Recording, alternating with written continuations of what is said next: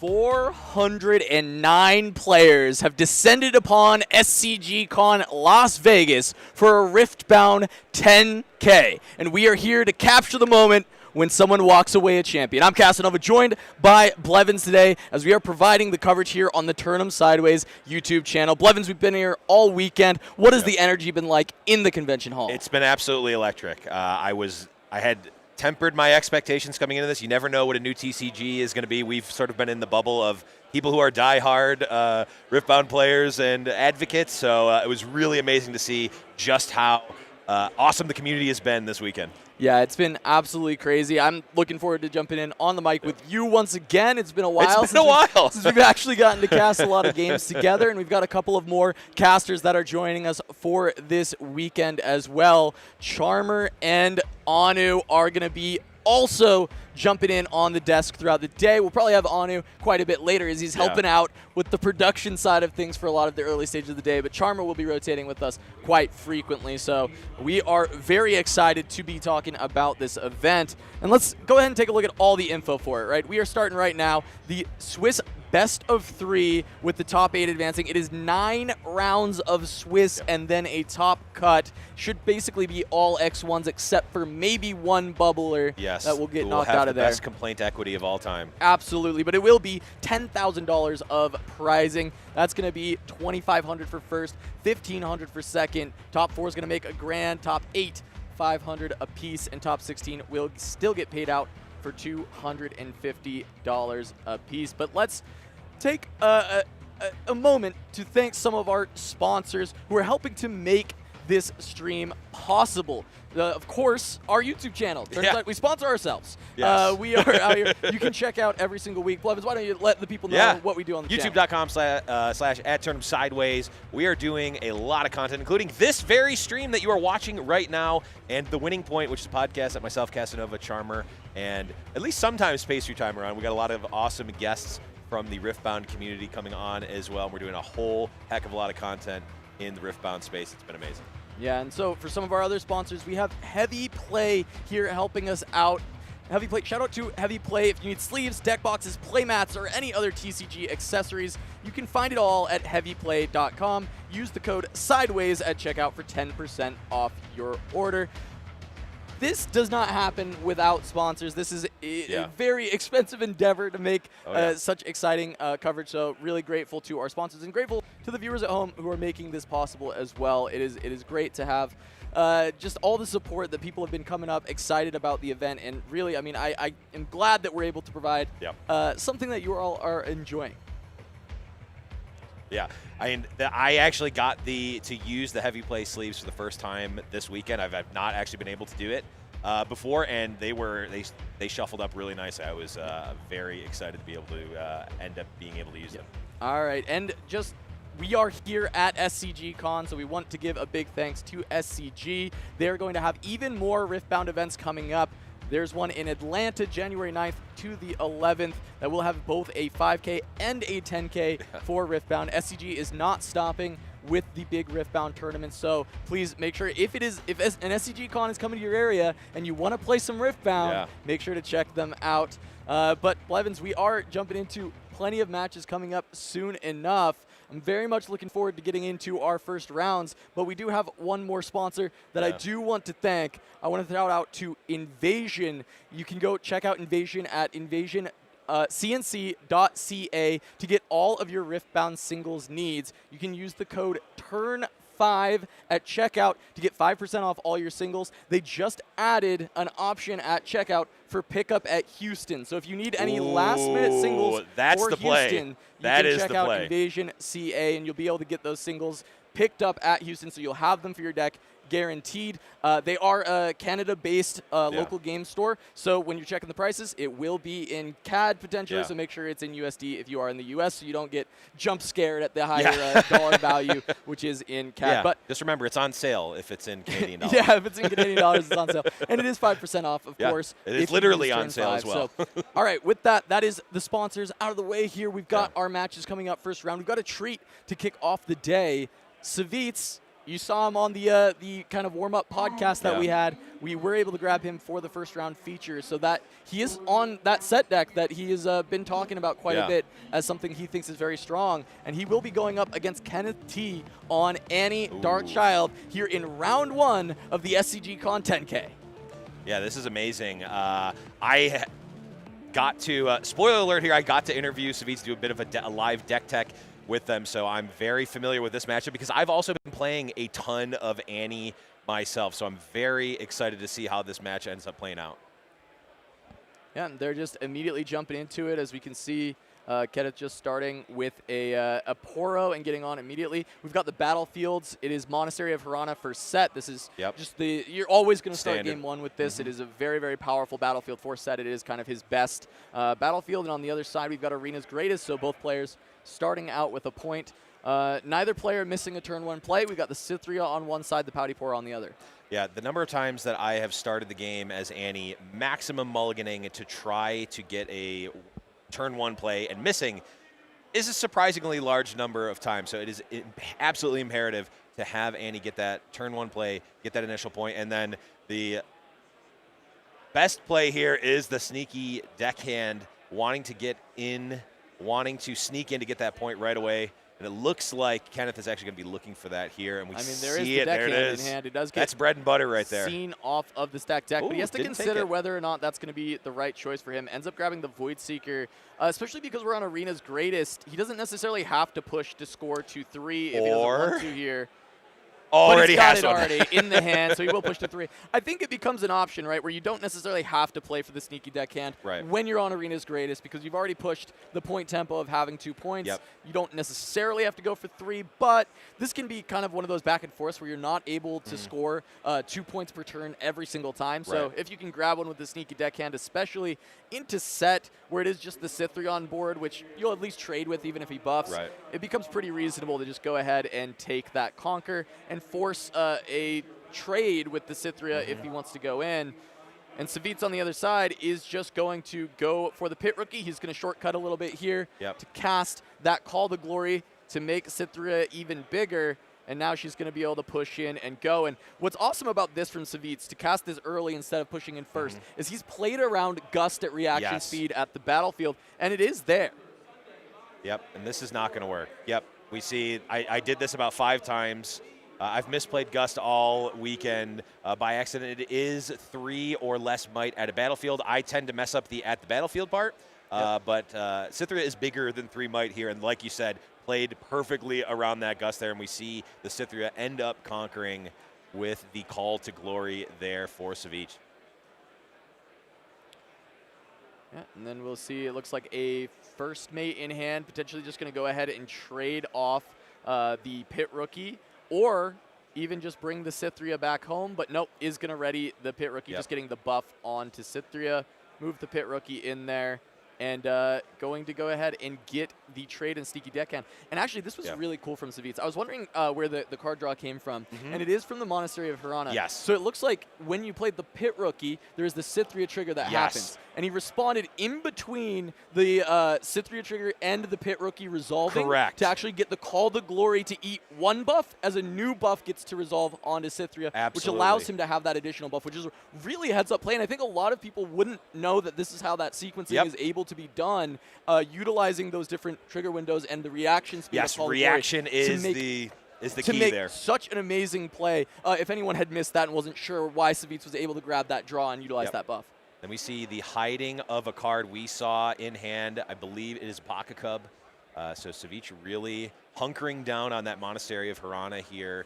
And if you're Annie, you do want to clear out the board. That you cannot have your opponent having too much of a board presence. But when you have no board presence, it's much less good if your opponent has anything. Yeah, and I mean this is Big Darius coming down for Kenneth on the other side, going to be just tapping out everything, and then maybe just looking for this tempo gust now onto the Cythria to activate Darius. And this also will potentially deal with the hidden card. And I'm not sure what was hidden here. I think it is a hidden blade. Okay. So Savit's going to look to try and refill the hand, and I think set. Generally, card draw is one of the harder things that you have to deal with this set. Monastery with Cythria helps that a lot. You tend to get a lot of value. But this is another way that you can kind of find additional card draw. And I think Savitz is now deciding, am I saving the Cythria as well? Do I care about the runes, or do I care about having the material on board, the Cythria on board to kind of deal with this? Right, yeah, that is a consideration here. So you can use the set ability on the Hidden Blade kill trigger. Hidden Blade does not say if it dies, draw 2 cards. It just says draw 2 cards.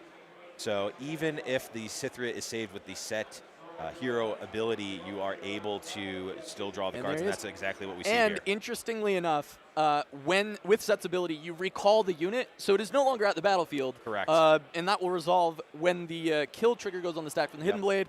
So this Gust is not actually going to push the Cythria back. Correct. She will come back to base for Savitz. But notably does still trigger the Darius. Yes, it does readying and giving the +2 might. So Kenneth here is going to be able to take their choice of battlefield and see where they're going to want to set up. I'm curious here. They are going to go for the Monastery of Harana, essentially saying, hey, Savitz, I do not want you to be here. You're going to have to get through a Darius if you want to actually conquer this, get that buff trigger, and draw more cards. Yeah, and so just going to get that score. And, we talked about that third point maybe not mattering so much, but saying, hey, sometimes you can't conquer both sides. Kenneth is now at 4, so he's back on that point tempo, even though, he was only just scoring to 3 earlier. So it does end up kind of coming in clutch for Kenneth as we take a look at Savitz's hand. He was telling me all weekend about these Pocket Cubs and how much they've actually been MVPs in the set deck, how they've created so many good opportunities. But I will say right now they feel like they're kind of clogging the hand a bit because he doesn't have control just yet. They may help out with holding on to Arena's Greatest, though, after this turn, because he can develop Set Brawler, just conquer in and still be able to hide while looking for the next turn and seeing what he's going to do from there. Absolutely. And we could potentially see, make the Cythria 2 with the buff by playing a unit, offer the trade to Darius, but it is so scary against Annie. Gust, fight or flight, all that completely blows that play out of the water, and we're going to not even see Savitz consider it. We're just going to develop that Set Brawler, get the big boy in the house, and start, hey, we're going to let Annie get up to 5 points here, potentially threatening to get a 6th. But, hey, we need to develop, and we need to get on the board so that we can stop the winning point from actually coming. Yeah, no, I mean, it is just kind of where you're at with Set. This matchup can be difficult because of the tricks that Annie's got to jump things away when you're trying to push in a bunch of might, to be able to ride the wind and get stuff from your big units, like your Brawler running in to go try and conquer on one of your smaller units, and even just having some burn spells because, you're in red, you're in Fury, so you're able to kind of find those. So it is just what will Savitz be able to piece together because, this, as you said, he's going to go to 3. Kenneth is going to be able to get to 5 and fully untap. So as of right now, I do think that Savitz on set here is a bit behind Kenneth. We haven't seen the Annie hand. I don't think he has that many cards. So the question is, does he actually have enough gas in the tank to keep pushing things away, or is Brawler going to take over the game? Yeah, we do. We just saw a Void Seeker drawn. We knew about the other one from the pick a card before. It looks like we've got Noxus hopeful here and Vi. So that late impactful game, now all of a sudden ride the wind, especially if Kenneth is able to get that 6th point here. All of a sudden, ride the wind is kind of a game over a lot of the times against Set. And the Noxus hopeful is massive, right? Darius, you get to move him off the base. You're going to be able to re-ready him when you play 2 cards. Correct. And Noxus hopeful means you're always playing 2 cards this turn. You're getting that cheap 4 might unit on the back row after this play. So it's just a decision of, do you just want a Void Seeker to cycle since you've got 2 of them, or are you going to also develop Vi? Right, you could do that. The other beauty of the Annie deck is that you always have, if you've played a cheap spell earlier on in the game, you have your Annie chosen champion to buy that back and essentially get your Legion trigger for free. Yep, and so we are going to see the Vi into the Noxus Hopeful and just hold up 3 for the Void Seeker on the subsequent turn. So this is just going to be Darius pushing in to Cythria. And the nice thing about the Void Seeker is if Brawler just tries to go into Darius as 8 into potentially 7, Void Seeker will just still allow a baseline 5 might Darius to trade with Brawler, which is, I think, generally going to be good enough. Right. Yep, that 6th point absolutely crucial here for Kenneth. Like we see the Vi in play. The one potential soft spot with playing the Vi back there is the backline challenge. If you're able to get that kill spell to snipe the Vi from the backline, that can be quite powerful and stop that ride the win play from ending the game outright. Yeah, but it looks like just a lot of units stacked up in Savits's hand, not finding the spells. You kind of want that good mix of both with this set deck, and just kind of finding only one half of the deck. And yeah, a little wrong too half much of deck syndrome, yep. So it is just going to be that 8, and that is going to be an easy Void Seeker to try and go for the trade.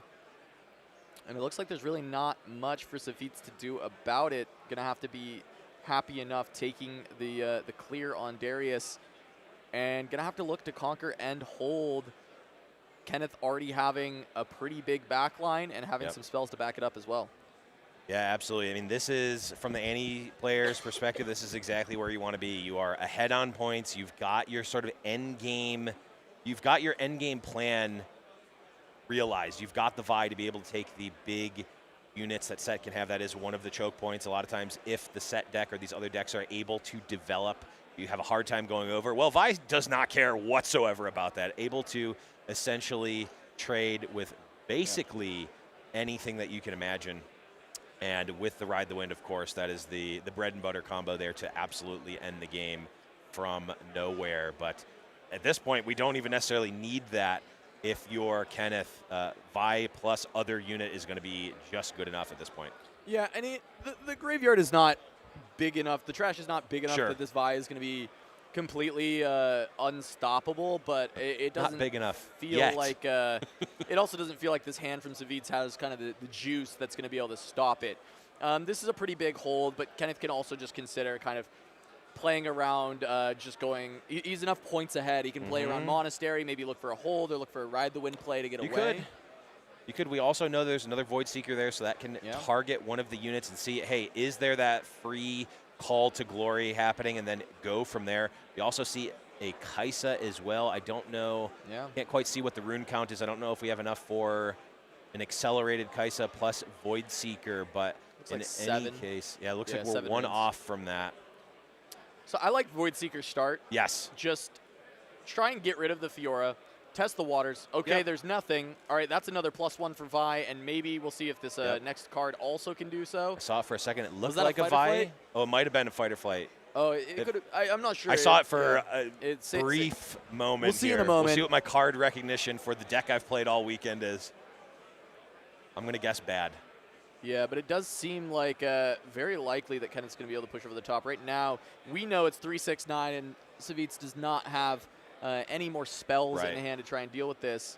So if there is enough juice in that trash to try and make Vi big enough, you will be able to just kind of look for the finish. Yeah, well, the thing is, though, there's a hidden card.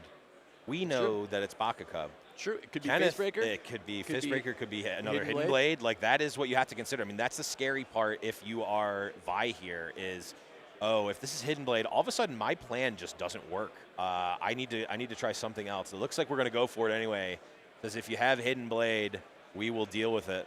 Yeah, going to pump up to 10. Yeah, there we go. So this is a if you have it, you have it moment.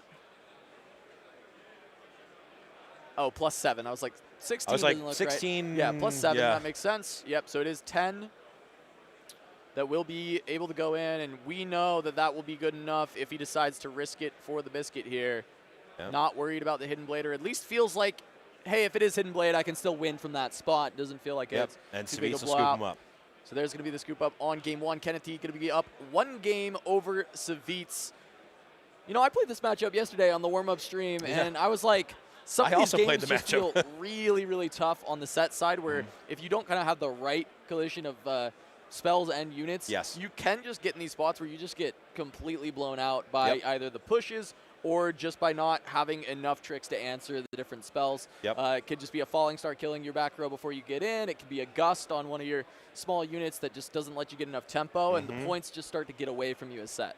Yeah, absolutely. I played the match from the Annie side, and I ended up losing the match mostly from a misplay on my side, but it was the games that the set player had that perfect combination of I've got bodies, I've also got spells. That's really hard to deal with from Annie. All right, and for our before we jump into our second game, while they get the sideboards, just a reminder to subscribe to the channel if you enjoy the content going on. Check us out over on Turn 'em Sideways, where we'll do a podcast every single week, and you can look for more competitive content just like this. When we've got the sideboards coming in from the other players, I'm curious exactly what they're going to be going for. One other thing that you may have noticed is there are these mats that are for sale. We've got a very limited run of Turn 'em Sideways mats that you can pick up. They should be just below the YouTube video or on the screen. You can click on the screen. We tested it out on mobile. There are only 30 available, so if you're lucky enough to be here right now, you can jump on in and grab one. Let's jump on in to Game 2. It's going to be Windswept Hillock for Savitz going up against Reaver's Row from Kenneth T. And they are looking at these mulligans here. We see the first draw, and it is just going to be a 2-drop found for Savitz going first. Does find the pit rookie. And I will say, Annie likes both of these battlefields. Like Windswept Hillock may benefit Savitz slightly more, but not too shabby for Annie to be able to essentially be even faster by having ganking. Yeah, I mean, if Savitz misses the 2-drop there, that sneaky deckhand just gets to go to Windswept Hillock and gets to score 3 points almost immediately. So very good to at least have an answer, and it is just going to be pit rookie going to Hillock. Why is Sneaky Deckhand randomly the best card in the deck? I don't understand. It is surprisingly but I do love very impactful, and it makes it so Annie doesn't lose too much by having to go second. You often just have a very strong early play that you can make. Yeah, the bread and butter play of, if you're on the play, playing a 2-drop on turn 1, playing the Sneaky Deckhand on turn 2, and even having an extra resource to play like a stack deck or something, or leave it and have 3 on your opponent's turn for a Void Seeker. It's really hard for a lot of the decks in the game to deal with that. All right, so it is going to be just the first mate to potentially send the pit rookie over to trade, or at least to push the deckhand back. And he will have the choice. This is Reaver's Row, so we will have the Reaver's trigger. But there is going to be maybe Kenneth reaching for some runes, considering maybe he's got a spell, maybe a Hextech Ray, try and hold on to this. Yeah, my version didn't run Hextech Rays, so lets the trade go through. So not even going to retreat off of the Reavers. Doesn't want to let Savitz get the early points, and instead is going to be down to trade the units, as he is going to awaken everything and go up to 5 runes. See what he can get done with that, as Savitz does hide a card. We know there is at least Pocket Cubs and Hidden Blades in this list. Not sure if he's got any Face Breakers, but there are options to what you have to play around when you are going blind into a set. Yeah, the more hidden cards that are playable, really, the wider the range of cards that it could possibly be. And something like Hidden Blade versus Pocket Cub, you kind of have to play around those cards a bit differently. So it makes both of them much better. This is crazy. Oh, yeah. 5 runes, stack deck, double hopeful. What do you mean? That's insane. I mean, that's just 8 might out of the 5 runes, and you drew a card. And let's also clarify, it's effectively only 3 runes. Yep. This is cool from Savitz. He is going to respond to the one of the triggers from, I think it was from the stack deck to reveal. Oh, no, the end of turn.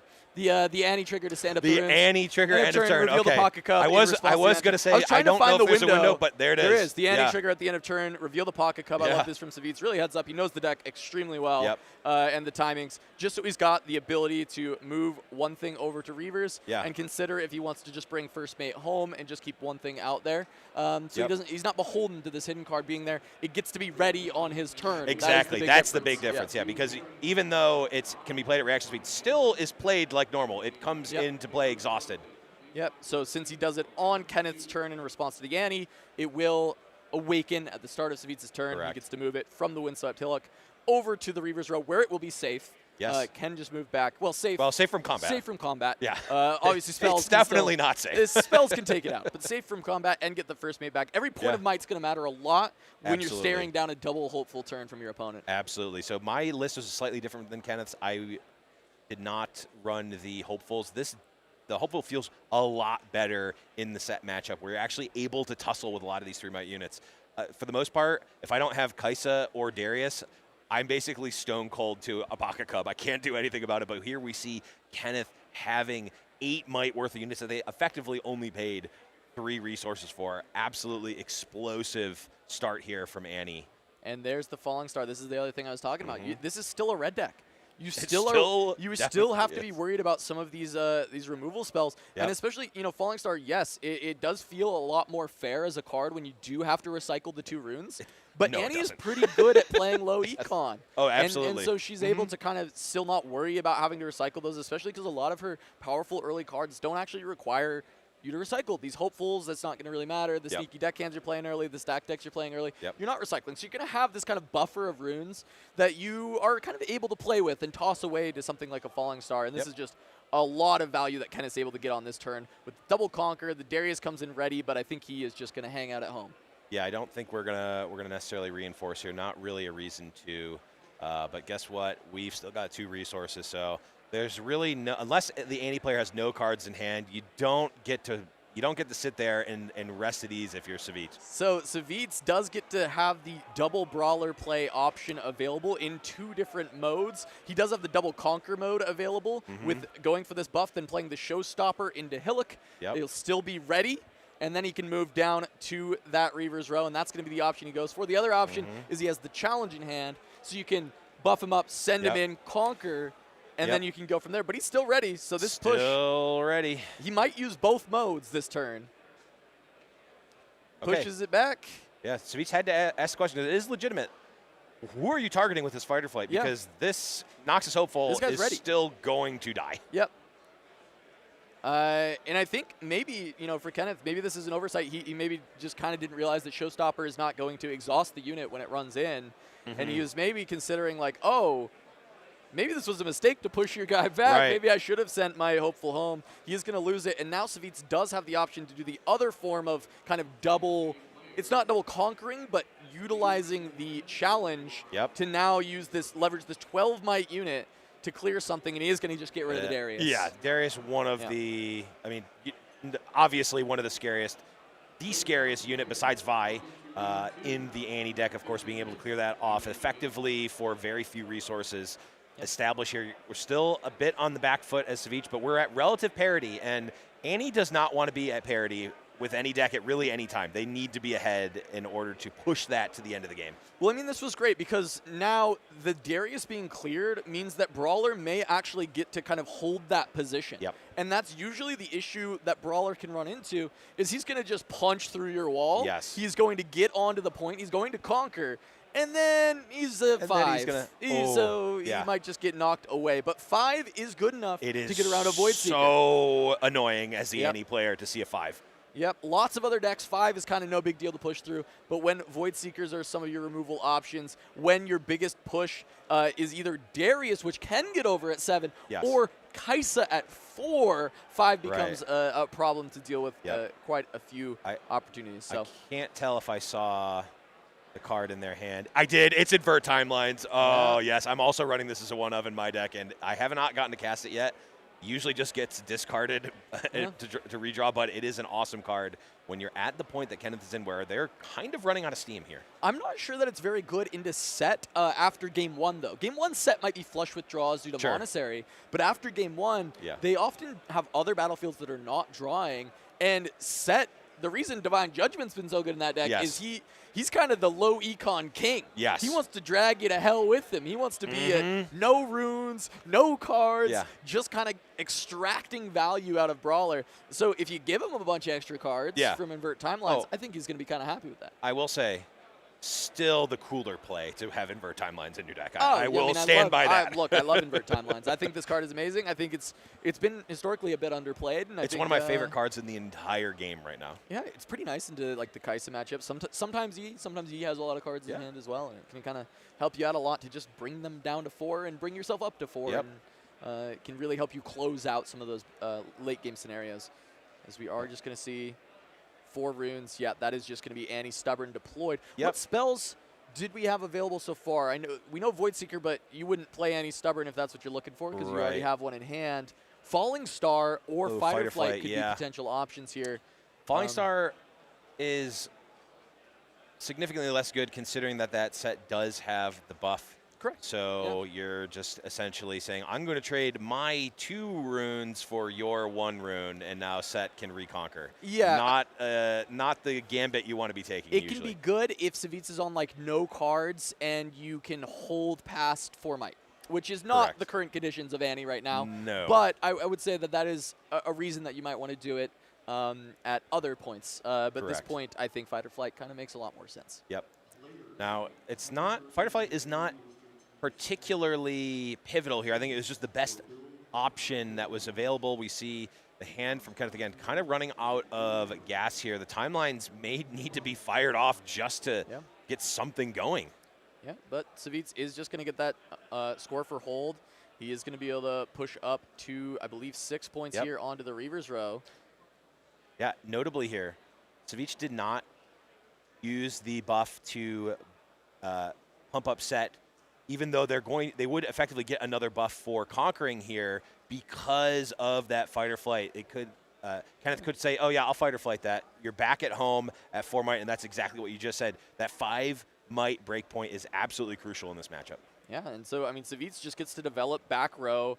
Now, Set Brawler being in Reaver's Row is even better because he can just retreat that Set if anything runs in for unit combat, and it's going to be a buffed Set ready to punch back through to try and score the winning point here on these last 2 bits, right? Being at 6 points, just needing to double conquer, having a Fiora and a Cithria at home, 6 might at home, Set Brawler likely coming home as well and giving you an additional 8. 14 points of might is a bit tough for Annie to kind of hold against.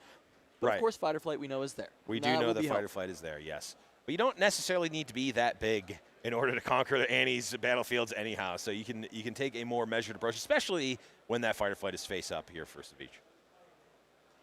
Yeah, so he knows exactly how to play around it, or at least he knows that he needs to play around it, right? He knows that it is going to happen. Whether or not he's able to play around it is the other side of the coin here. But Set, it's interesting. Set into Fight or Flight, it's really good against Set, but Set also has a plethora of tools to then kind of play around the Fight or Flight. It's just a matter of does he have it in hand. Right. Showstopper, phenomenal at playing around Fight or Flight because you don't have to exhaust your unit to push it in. You can just play the Showstopper.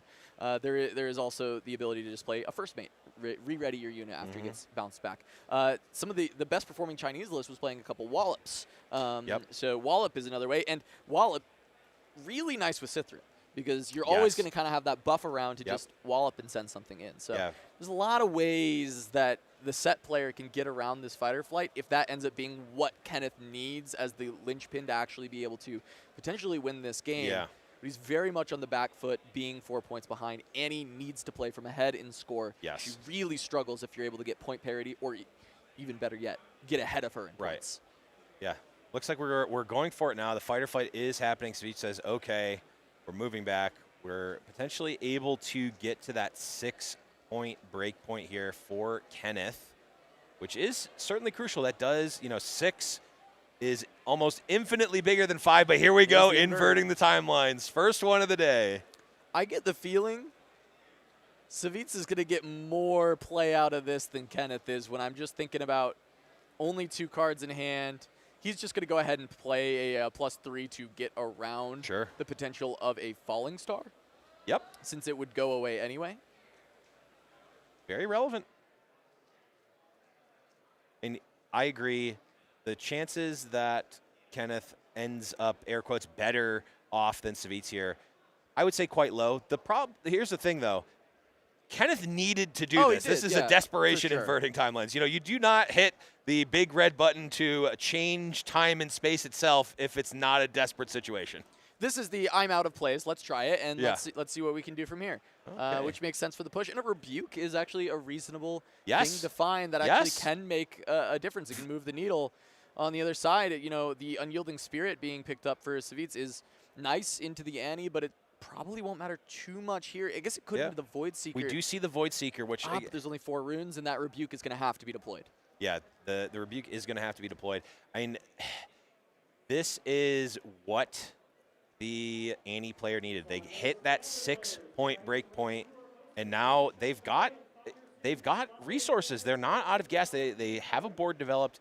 Savitz obviously has to answer this here. It has to answer both, at least one of these battlefields. Ideally, going to be both here. if possible, to win the game. But Annie does have the rebuke here, so it's going to see, is Savitz going to be able to thread the needle here and end the game and put us into a game 3? Yeah, this one is certainly going to be tough, right? Because we are well aware that this set brawler is probably getting shipped back to hand. And what that leaves is a 2-might Cythria with no way to really increase that in hand currently, and a 4-might Fiora that can be buffed up. We do have a Pit Rookie in hand as well that can be deployed to give that Mighty over to Fiora, give her that ganking, give her deflect, give her shield. None of those keywords going to really matter in this exact instance. No. However, the 5-might breakpoint does matter significantly with the hopeful on board. Absolutely. Absolutely. Now, Savitz does have to see, I mean, it looks like we see and not really a lot of other interaction here from Savitz. Again, kind of drawing the wrong half of their deck here in terms of wanting pump spells and other might adjusting cards here to hit those breakpoints. Annie being a 3-might unit, excessively relevant in this spot. In this exact spot. Yeah. I mean, usually it wouldn't. Usually it would not matter. Actually, that Call to Glory would have been really nice. The Hidden Blade, those were actually ready to lock out the game. And so we mentioned that, hey, maybe Set will come out ahead of this. Really turns out, no. No, it did not. The Rebuke being a massive pull for Kenneth. Yeah, huge. And Set ends up finding kind of a bunch of units, not the right spells for the circumstance. And so the Hail Mary play might be able to pay off for Kenneth. That inverted timelines, changing the future from what was looking very grim and unwinnable to maybe a light at the end of the tunnel with this Rebuke to potentially turn things around. But let's see what Savitz can string together, because he only needs to conquer one side if he can then hold. Right, yeah, absolutely here. Savitz, now it's a matter of what gives you the best shot. And here's the problem. We see Vi back home. I don't know how many cards are in Kenneth's trash, but it feels like it could be a lot. Well, an Invert Timelines was played, and that was already, it was only, I believe, 1 or 2 cards in hand at that stage. Annie has pulled one back, so there's like 1 less than we would normally expect, even though if it has been re-put back into the grave. But it is just a lone Vi, and there is a Karma in hand, which is a pretty big unit that can go in as well. So if you do stack up Fiora, Cythria, that's 8 already. Karma, that's going to bring you up to 15. Yeah. And you've got the Unyielding to stop anything to go alongside the Vi and spell damage. And that might change the calculus a little bit. 1, 2, 3, 4, 5, 6, 7. So we are going to have the ability to play the Karma and hold up the Unyielding, which could actually be the break point here, because it may be relying on, hey, this 4 damage is at least going to go onto a unit here. I'll draw an extra card, see if I can cycle and get another card in the yard here for this Vi, but we're going to have to wait and see if that is going to end up being relevant. But yes, like we said, Savitz saying, hey, we're holding here. Yeah. Show me what you got. Forgot his buff for the Karma. We'll see if he ends up putting it on there if they notice, or if that can come into matter. Yep, there we go. He's got it. Easy enough for them to just correct that game state, go from there. We are going to see what is in the hand and how many cards are in this trash. That looks like a pretty big stack of cards, but if it does go alongside that Void Seeker and Savitz is able to blank that, it comes down to, is it a big enough stack for the Vi? Yeah, we see the 1 resource here, so there's really not a lot. There's not a ton that Savitz can have here. Now, of course, the Call to Glories are effectively free by casting a buff, so that's just a free +3 on the battlefield. At this point, though, it's not a matter of you can't bluff anything here to Kenneth, because Kenneth has to go for this play. This is make it or break it. This is win or lose here. So you can't bluff and hope that Kenneth doesn't play the cards to try to win here. They have to. So Kenneth's other option is to accelerate Kaisa. Right, he has 2 choices. He can cast the Void Seeker, or he can accelerate Kaisa.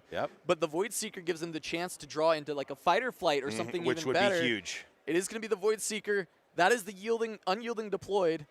Which will deny this, but the draw still comes through, and it's just a unit. It's just Traveling Merchant. That's not relevant. The question is, How many cards are in Kenneth's trash, and is it? It looks enough? like he knows, and it's not enough. It looks like, oh no, maybe not. I thought 3, he was scooping, 4, but no, 5, he's counting 6, it now. 7, 8, 9, 10, 11, 12. That's 15. That's I think 15 versus 15 then. 6 plus 7 plus 2. 15's exact. This game might still be on. We're getting a treat here for the first match. If we counted that right. Which? Plus 12, that is 15. Yeah. But Savitz does get to set and save one of these big units. That might just allow him to double conquer and close things out anyway. True. In fact, we know the hand for Kenneth. Yeah. It's a bunch of small units. It's not going to help. Oh, here we go. Trade offered. Okay, here we go. Get the close-up view here. Vi rumbling in. Beach gets to decide who are we going to save. Karma. Have to imagine it's going to be Karma. It's going to be Karma, of course.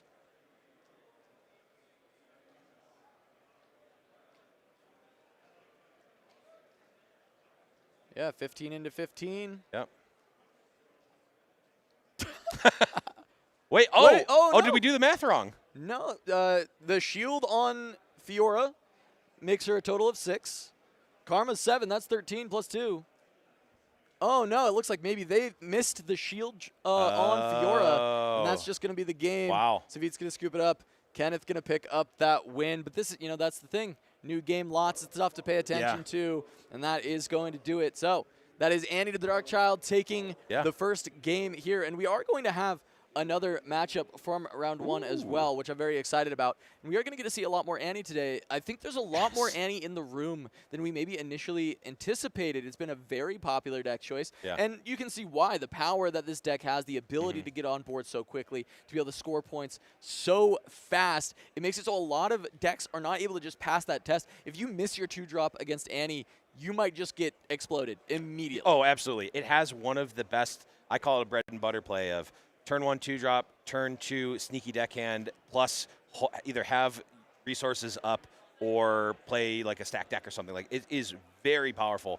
And like a lot of decks, decks can keep up with that. It's not a game over if that happens, but if you trip up, if you take a beat off, if you're not able to keep up, you just lose. Yeah, and it feels like the way that Annie decks have been able to be constructed at this point is they're very consistent because they're mostly just low to the ground. They're not playing a ton of fluff, a little bit, maybe the Rebuke in the sideboard, maybe one main board, that kind of thing. But the Darius tends to be the highest cost card that you've got, and even that one is not too finicky to play with the Annie deck. Right. It can only matter when you get to those late game scenarios if the game's grinded out a bit and you end up with only a single card in hand. But oftentimes, that's just not the case with Annie. You're able to keep things going because of Kai'Sa Survivor drawing you a lot of cards. Yeah, you're able to, and a lot. My list was playing Dreaming Tree, so all of a sudden your flashes and your fight-of-flights can save your units and also replace themselves, draw a card. I played a match where I drew like 6 cards off of Dreaming Tree. Look, it's insane, and when you're playing so many low-to-the-ground cards, especially the ones that don't have the big power cost, you'll get to those endgame states where you're able to fire off multiple cards in that same turn, and especially because you score so much early, even if you do have the high power cost cards later, you'll be able to rip them all at the same time and burn through all those rooms that you've saved. I see Annie! But we are going to be jumping into our second match of round 1. That is going to be Dana Fisher in the Annie cosplay, playing Annie Dark Child, going up against Cody on Jinx, and you love to see it. Yeah, this was almost really awkward, Cass, because I almost wore the same thing today. Right. It would have been so awkward. Look, I mean, you were in the Annie outfit. I was in the Tibbers one. We showed up, and Dana was here, and we were like, oh, like we should scrap this. Yeah, we're gonna. Ours doesn't look nearly as good. No, we're gonna get blown out of the water, so we just decided to wear our jackets instead. Yeah, but Dana is going to be starting the game off with the Arena's Greatest. We saw this previously as well from our Annie player in round 1, and Cody on the other side with Candlelit. So this may be similar to that Jinx variation that was playing the Nocturnes in the main that won a city challenge in China not long ago. One of the better placing Jinx lists that we've seen overall. Yep. And it's going to be a stacked deck out the gates, not going to find a Nocturne to kick things off.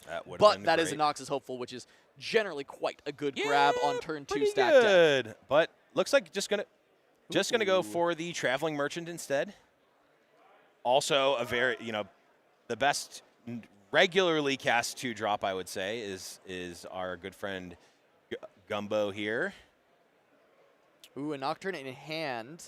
That's not where you want to see Nocturne. You will want to potentially Gumbo away, but this is quite the might hit going instead 2 instead of the 4 that you would have had. But I do think a lot of these decks end up liking stuff like Rasa as well. So getting a discard outlet to try and start churning through the deck, especially with a Nocturne in hand, I can understand maybe going for Gumbo, even if you, especially if you're thinking maybe you don't need as high of might values into Annie versus just kind of getting a unit down anyways. Well, and also, you know, the Jinx deck is going to be functioning very differently than the Annie. I think Annie unquestionably is going to would take the Noxus Hopeful there, whereas this Jinx deck, like you said, is using the trash as a resource here.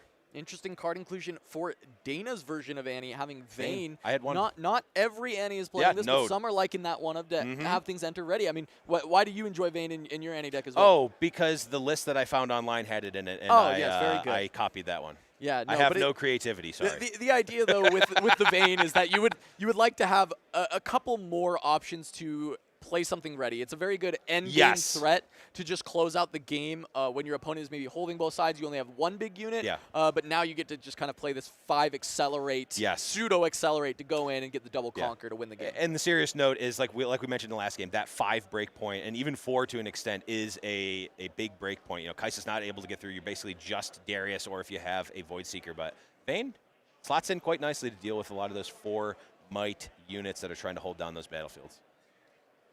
We're going to go back over to Cody. A lot of Chaos Runes out of the gates. There's going to be the stack deck once again. How about a third one? And again, no Nocturne. But since this is a Nocturne variation, I would not be surprised to see the third stack deck taken. But it does get passed in favor of a Flame Chompers. And maybe that means this is a Demolitionist turn coming from Cody, looking for some discard fodder. But there's only 1 red rune. So actually, Demolitionist is kind of off the table. Yeah, well, not accelerated at least, but oh no, would not be able to play the Flame Chompers. But Merchant can grab this Flame Chompers and use that single Fury rune available to get that down. Again, pointing the needle towards taking that Traveling Merchant there instead of the Noxus Hopeful. I mean, the game is completely different, and you can play it completely differently. I'm not saying better or worse here, but Cody obviously knows this deck, knows what they want to do, knows what their game plan is, and is executing it right now.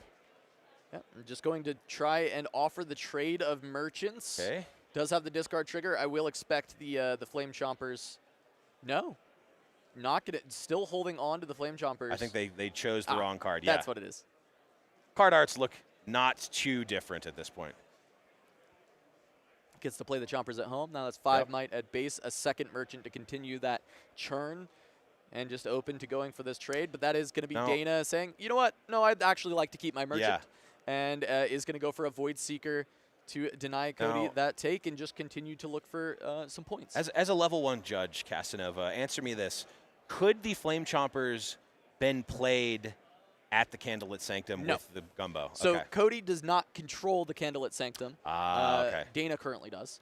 Right. So you would not be able to play that Flame Chompers there, as we are going to see a Nocturne discarded to that Chemtech Enforcer. This is a 2 for 2 might.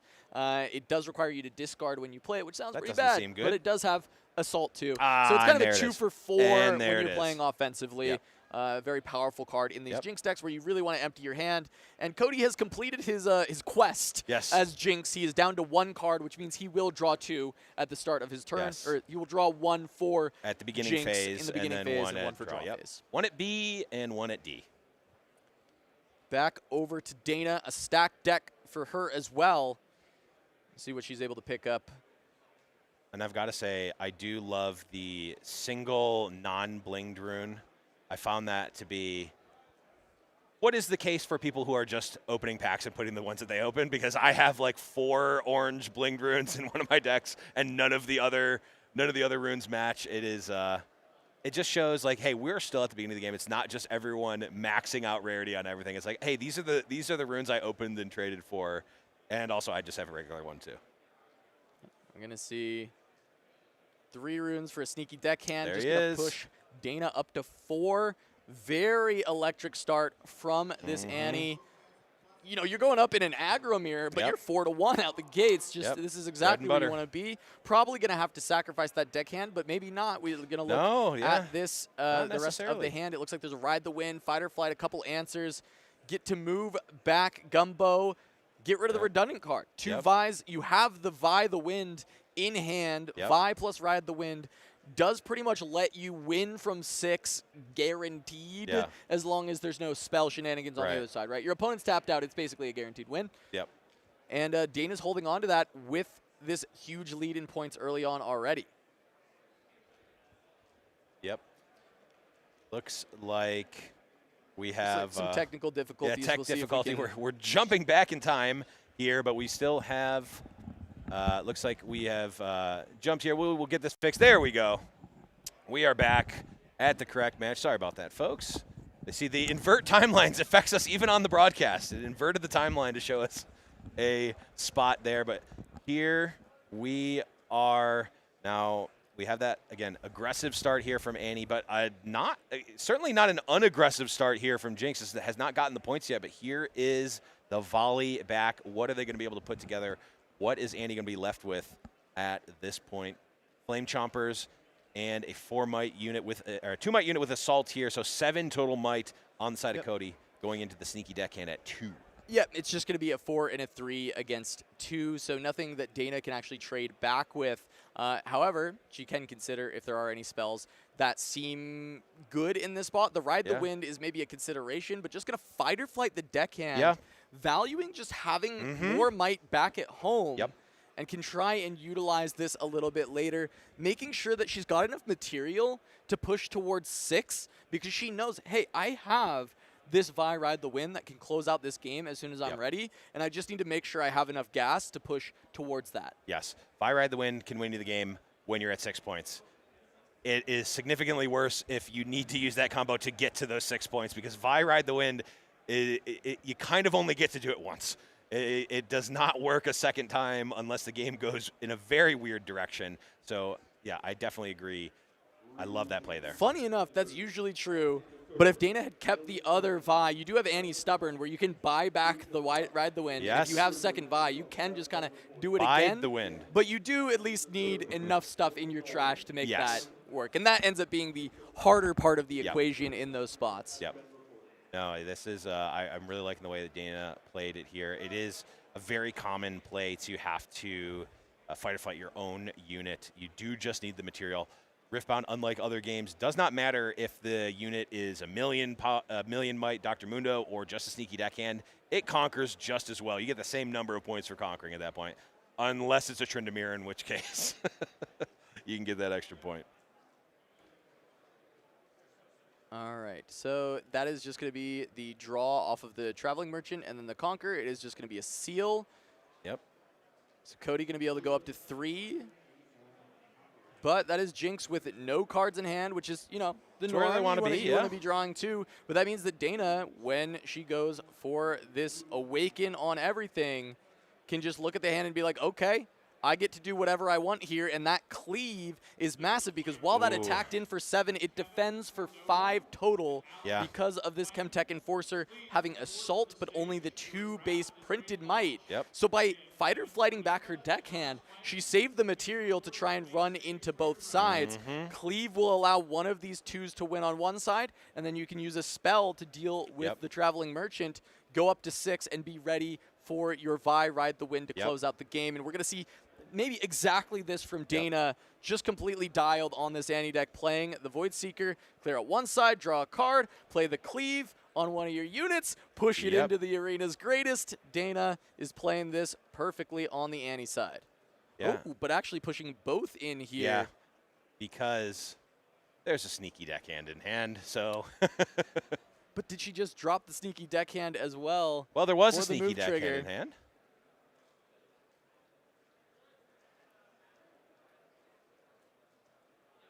As the +3 from the Cleave.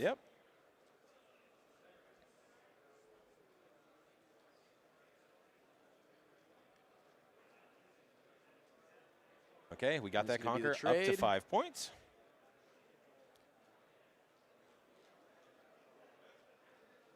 Okay, and we have. There it is. That makes perfect sense. And there it is. You love to see it.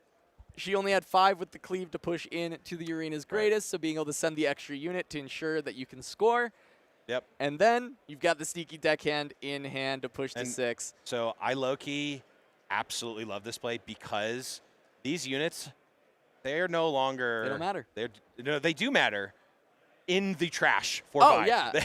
Yeah. You want them to be in the trash at this point. They're better off in the trash. So you might as well get them out and ready to play here. We see the all-powerful falling star here for Cody. And if Cody were at 6 points right now, that would be quite the play here, but they are unfortunately not. They've been on the back foot this whole time. They can double conquer here. Dana will gladly allow that to happen, and I think we're going to see Vide the Wind.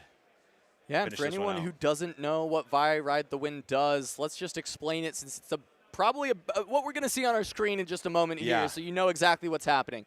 Dana is going to play Vi Destructive, as you can see, has ganking and has the ability recycle 1 from your trash, give me +1 might this turn. Yes. That is not a once per turn effect. You can repeat that as many times as possible. It is slow speed, though. It is slow speed. You can only do it on your own turn. Right. Right, you cannot do it in response to anything. You can't do it on your opponent's turn. But you can do it as many times as possible. So as many cards in the trash as you have, you can give +might to your Vi. Yep. And then Ride the Wind is a spell that allows you to move a friendly unit and ready it, which would let you play the Vi, move it into a battlefield with Ride the Wind, and ready her. So when she conquers there, she can use her ganking to then move to the other battlefield. So it all comes from hand. It is not something you have to establish previously. You just have to have the 2 cards. Oh, we see the Nocturne come out. Finding a Nocturne on the Candlelit is going to be nice, but really the reason I'm talking about it is Jinx as a deck does not really have answers to stop this unless he's able to find a fight or flight that he's able to hide, which we see that is going to not be a fight or flight. In fact, it will be a Sun Disc, which I think is really cool. Jinx tech, I really enjoy it. Really cool card. Not great against Vide the Wind. Yep. So here we go. Dana just going to Awaken, Channel, Draw, and I think she is going to recognize there is only a single rune available, so not going to be good enough. Can't be fight or flight. Just going to start going through the motions of playing Vi. Counting the entire stack because there's 6, no 7, reason to do 8, anything 9, less. 10, 11, I think. Looks like 11. Turn them upside down. You technically don't have to shuffle them because it's done 1 at a time, but hey, why not? Yeah, that is true. Just notably, if you recycle more than a single card, you do have to randomize them, but because Vi's ability is one at a time. It has to be 1 at a time. In fact, yes, it has to be. You just choose where you want to stack things through. But there's the Ride the Wind. Yep. Going to get that first conquer. Candlelit trigger going to come through. And then it will just be shipping the Vi over to the arena's greatest. That's ganking. And Dana is going to finish up game 1, and he's going to be able to take that down. Just has ganking, Yeah, it works the way that you want it to, unless you're playing against it, in and which then case it works you the go, way you really don't why want it in to. the world did they print the cards why like this? Why is this a common? Why is this a common, and why does Vi have ganking? Really, really well done from Dana in game 1. And Cody just not being able to get out the gates right away with the Jinx deck. As we take a quick moment to thank our sponsors over at Heavy Play. You can use code Sideways at checkout over on heavyplay.com. Get 10% off. The pieces to that anti-deck really came together. Like the pieces of the Heavy Play products can come together. A lot of them snap together magnetically. They all work together, synergize very well, like Vi and Ride the Wind. All right, but we will be jumping into game 2 shortly. They're just doing their sideboarding, and there we go. Dana versus Cody. Battlefields this time around, Annie with the Dreaming Tree, which is where you will draw 1 the first time you target your own unit with a spell each turn at that battlefield, of course. And on the other side, Zon Warrens, which is when you conquer, discard 1, then draw 1. So it is Gumbo, the Traveling Merchant's text. On a battlefield. So you've been playing a lot of Annie. Tell me about Dreaming Tree, why you like this battlefield in Annie. Absolutely. I alluded to it earlier, and we saw it would have potentially worked out last. Fight or Flight now allows you to save your unit and draw a card there. Imagine if Dana made the play that they did, and they also get to draw a card. The card Flash is secretly one of the best cards in the entire deck, able to essentially do double Fight or Flight on your own units, which a lot of times when I first saw this deck, I'm like, what in the world is Flash in here for? You can't push your opponent's units back. I want to be aggressive. No, you just need to have that material on the board, so Flash ends up being a way to aggressively push in with a Darius or a Kaisa, get those Conquerors and say, hey, yep, don't care, not going to get killed by combat here. Not really going to get killed by a lot. Even the Void Seekers, you get to dodge spells. There. You dodge a lot of the spells here. Not Falling Star, because nothing dodges Falling Star. No. But Falling Star is inevitable. Yeah, all of those cards are already good, and the fact that you can just draw a card onto the end of those effects that you already want to be playing is absolutely fantastic. And in fact, both of these battlefields are in my Annie list. So I think Dana certainly happy to see this spread of battlefields for this game number 2 where they're already up in the game. And let's talk a little bit about the start for our Jinx player Cody here. Able to find that Fury Seal out the gates. Yep. You know, the best time to find the seal is on turn 1 generally. It looks like he didn't have a play to actually utilize the power there and was just trying to dump the hand to get closer to the Jinx triggers. So we do see him playing the seal out, even though usually you would want to be able to utilize the power the same turn so that you're not actually kind of like wasting that rune and deramping yourself. But we do see Super Mega Death Rocket also in the list. My favorite version of Jinx is the Death Rocket Phoenix combination, even if it may not be necessarily the best version. But we may end up seeing this here. It's possible, as we do have the Rocket in the list. It can potentially lead towards that with the seals. But it is just going to be Demolitionist just to dump the hand and push to that break point of being able to draw 2 cards each turn. Yeah, absolutely. Effectively, mitigating at least the downside of Jinx Demolitionist. You're emptying your hand to play her, but guess what? You get to rebuy here. And yes, quest completed. Cody shows the hands. I got nothing in here, but that's not going to be the case for long. Yeah, and this is pretty cool as well. Purple Teemo Scout. Not a card I necessarily expect to see so much in Jinx, but it Not super common. It does kind of gives you this ability to hold a little bit better, where usually the deck unheard of in Jinx. Very bad at holding. So being able to maybe surprise your opponent or create these breakpoints that they're maybe thinking, oh, it's just a fight or flight. Exactly. And then they send it in and they get blown out by the Teemo, the +4, or the total of 4 might that is going to be added to that battlefield. That can make a huge difference. And if you're already including a lot of seals, oftentimes you won't actually have to be able to pay the hidden costs as much, right? So we'll see this time around. Of course, he does pay it, but that's just because he'd already used that power for Demolitionist. Yep. As we are going to have the Void Seeker come crashing down, and if it was a fight or flight, you'd be able to deny it. But a Teemo is still going to be able to hold the battlefield against the Traveling Merchant.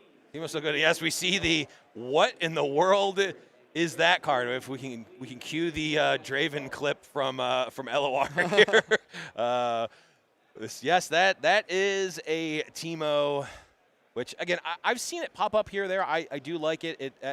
It's break glass in case of emergency. It is a turn 1 unit, which is perfectly fine. It's not great as a 1-drop there. Sorry, as a 1 might unit on turn 1, but it conquers just like any other unit. If there's an open battlefield, you'll take it. And here we see, clearly, I think Dana was thinking that might be a fight or flight here, and we're actually seeing the Gumbo go into the Teemo here, and I'm wondering what the plan is here, because Teemo is still a 4 might unit here. Yeah, Teemo is a 4. Looks like we do have another response here. Cleave, that will do it. 5. That will do it. Dreaming Tree, Cleave gets to draw an additional card. That's another one.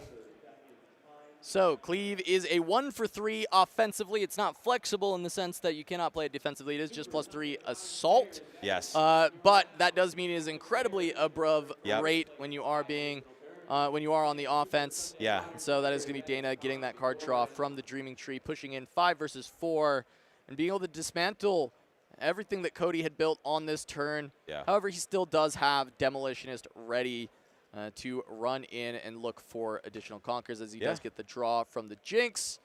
Going to get his runes and then draw for turn. 4 runes to work with. What is in the hand? Well, Virad the Wind. If you would like to use it, because you Jinx, you might just play it. You might just kind of go for it, but there's really not much use for it. You can hold on to the Ride the Wind at least and save it for a future turn.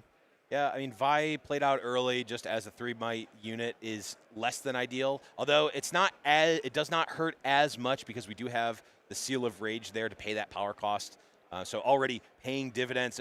That seal has already generated, I think, 2 or even potentially 3 power here. So really getting value out of that Seal of Rage. I think, of course, with a lot of the cards we've seen in Spirit Forge, these seals are looking very strong in how the World of Riftbound is going here.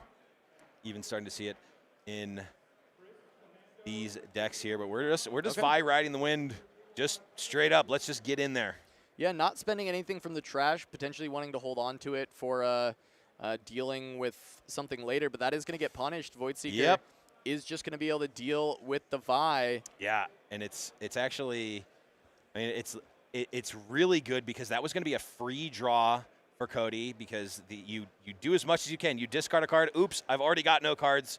And then it says draw card. It does not say draw card if you discarded one. You just get that free card for the Conquer there. Same with our good friend Gumbo, the Traveling Merchant as well. If you have no cards in hand, you activate that ability. You just get to draw a card, which is insane. Well, and it is a hidden card that he ends up finding. I do actually like this from Cody, though, to spend the hand due to the fact that we're on Ton Warrens. Kind of go for that extra card. You want a lot of that deck velocity. I do think he could have stood to maybe gone up to 5 because he's seen a lot of Void Seekers in this match so far. Right. So maybe go for the Recycle 2 on Vi. Yeah. Buff it up to a 5 when you send it in. Obviously, we have the benefit of hindsight, and we got to see what happened. But I do think trying to look to play around it when you have the luxury to do so might have been nice from Cody there, and he would have been able to kind of do the full Vi, ride the win, conquer both, see what he draws, and kind of play around that from there. And maybe he'd be able to keep Demolitionist at home, which is a really powerful thing to be able to do. Yeah, we see the Annie here has an absolute bevy of options for the Annie player. We can Falling Star, which it looks like we may be doing here. Line it up.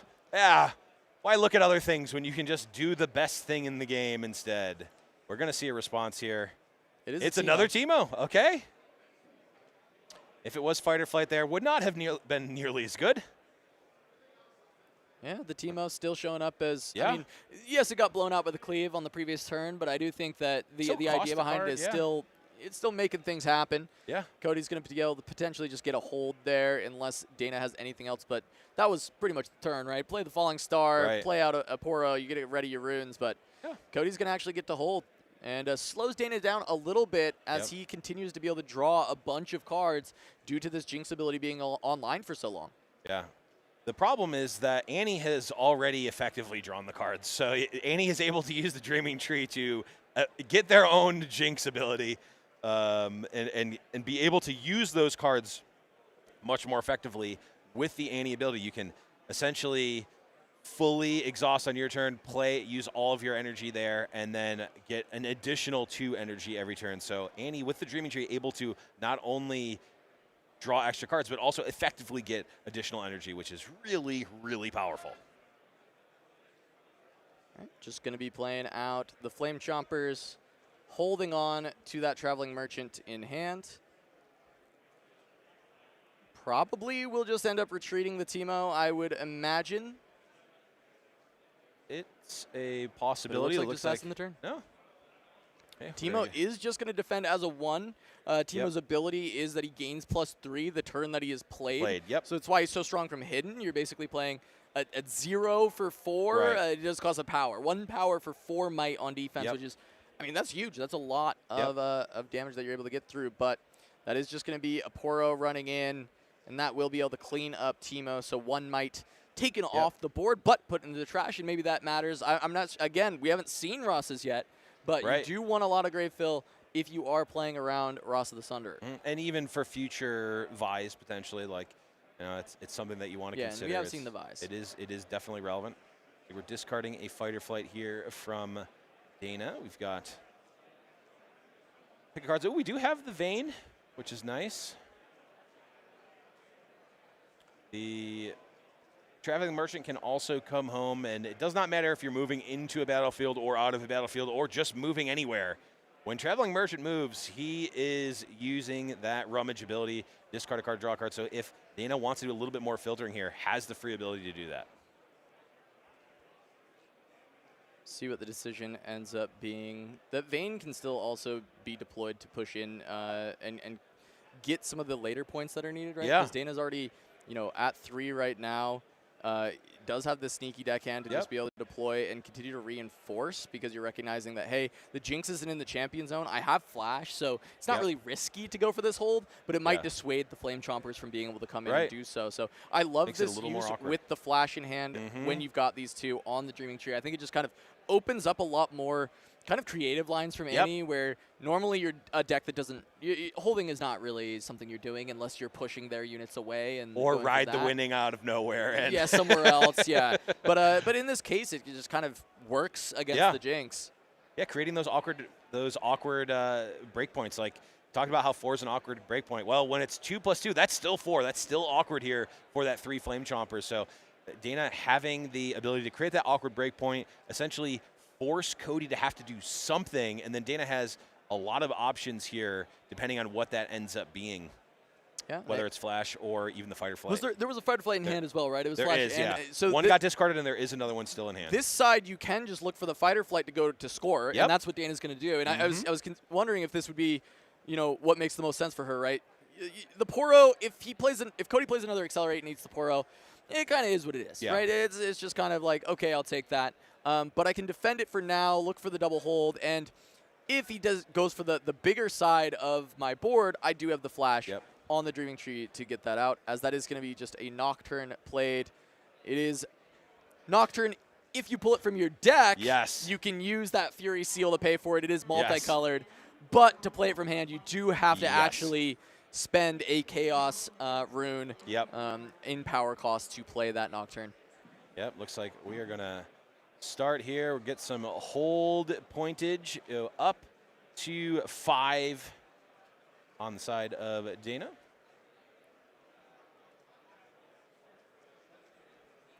Yeah, and I mean, once again, the same questions are there to be asked, right? You've got the Flash. Now at this point, maybe the Poro gets moved back because there's maybe less reason to deal with the Poro, as it looks like we do have a judge call from our players here just to double check something. So we will see that resolution of these two as the judges come over. We do fortunately have a table judge. Well, not a table judge. We have a judge in the area of feature that we have closer access to help resolve issues quickly for us. We ourselves on the broadcast are not involved in any of the judging decisions. If Blevins and I see something, it doesn't matter. Sorry, everybody in chat. We can't actually. We're not going to be able to. We're not influencing the game. And also, at all. I'm probably wrong about it anyway. So So it is up to the players and the judging staff here that has been amazing here at SCG Con. Trying to work things all together with a brand new game. Make sure that we're doing everything to the best of our ability. Absolutely. So here, pivotal turn here. Dana, still at that magically bad 5 points, unfortunately. Look at this. Same questions, I think, going to be asked again. Not quite. Ride the Wind. I was wondering if it was just Fight or Flight. Ask the exact same questions of the previous turn. Right.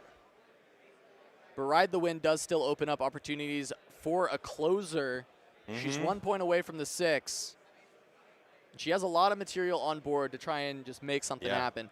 She can full retreat with the point lead she has, or she can still look for this Flash play if she wants. Yeah, and again, the Flash also going to be drawing you a card if you're targeting a unit at the Dreaming Tree. Fortunately, you don't draw 2 cards if you target both of the units at the Dreaming Tree. That would be cool, but no. It'd also be broken. Yeah. Even leaving the Poro this time around, just saying, hey, if you disrespect this, I can Ride the Wind the Annie in, make this very awkward for you. And depending on what goes in and takes the Poro, you can still Ride the Wind the Annie if you wanted to. If there's a, I'm not sure if there's another Fight or Flight or not, but you could really set up we're at that 5, which is a bad break point normally, but you can change. Ride the Wind can change that. Since you can only, the rules say you can only score 1 point per battlefield per turn, not per turn cycle. You can score the point on your opponent's turn, and that does not count against the points that can be scored in that one turn. All right, so Cody going to completely play around getting Ride the Winded by putting 7 towards the Zon Warrants. Oh, it's It's 9, isn't it? Oh, you're right. Full Sorry. 9. 9. 7 will remain 7 extra, there. yes. Yeah. Yep, So for I was ahead of myself. Yeah, I do that all the time. I'm thinking about, Dana looking to reconquer this on the same turn. Yep. Would need to deal with that, but that is just going to be 7. I love this flash. Just going to be able to get the draw. Pull things back. Yep. And this is fine. I think you probably, if Dana wants to cast the flash anyway, that's perfectly fine. Might as well get your card, and you can save your unit. This is not a board unlike when Jinx attacks or another assault unit attacks. This board is just as good on defense as it is on offense, so that Poro is still effectively going to do the same amount of damage. But now it can be on Dana's terms. Dana can reallocate that Poro somewhere else if they want to. They can make a different line of play if they want to. It doesn't not really change anything. The Conquer trigger is going to happen. The additional 7 might's going to be there. Or if Dana gets essentially to choose whether they want that 2 to remain on their side as well as Cody's. Yeah, and, Dana's still having the option on this turn with that Ride the Wind if Cody doesn't play around it properly. Right. And still has a Vi in hand. So if that 6 point is found, which it looks like the 6 point will be found, Dana can just wait. Dana can just kind of hold on, wait, and then play down the Vi on the subsequent turn and look to win from there. Yep, and here we have Falling our Star. good friend Falling Star. That Seal of Rage doing an absolute ton of work here. Another Nocturne having to be deployed manually. Yeah. Full price Nocturne, not ideally what the deck wants to do. And I think if you're Dana, this is really happy. The Dreaming Tree is uncontested.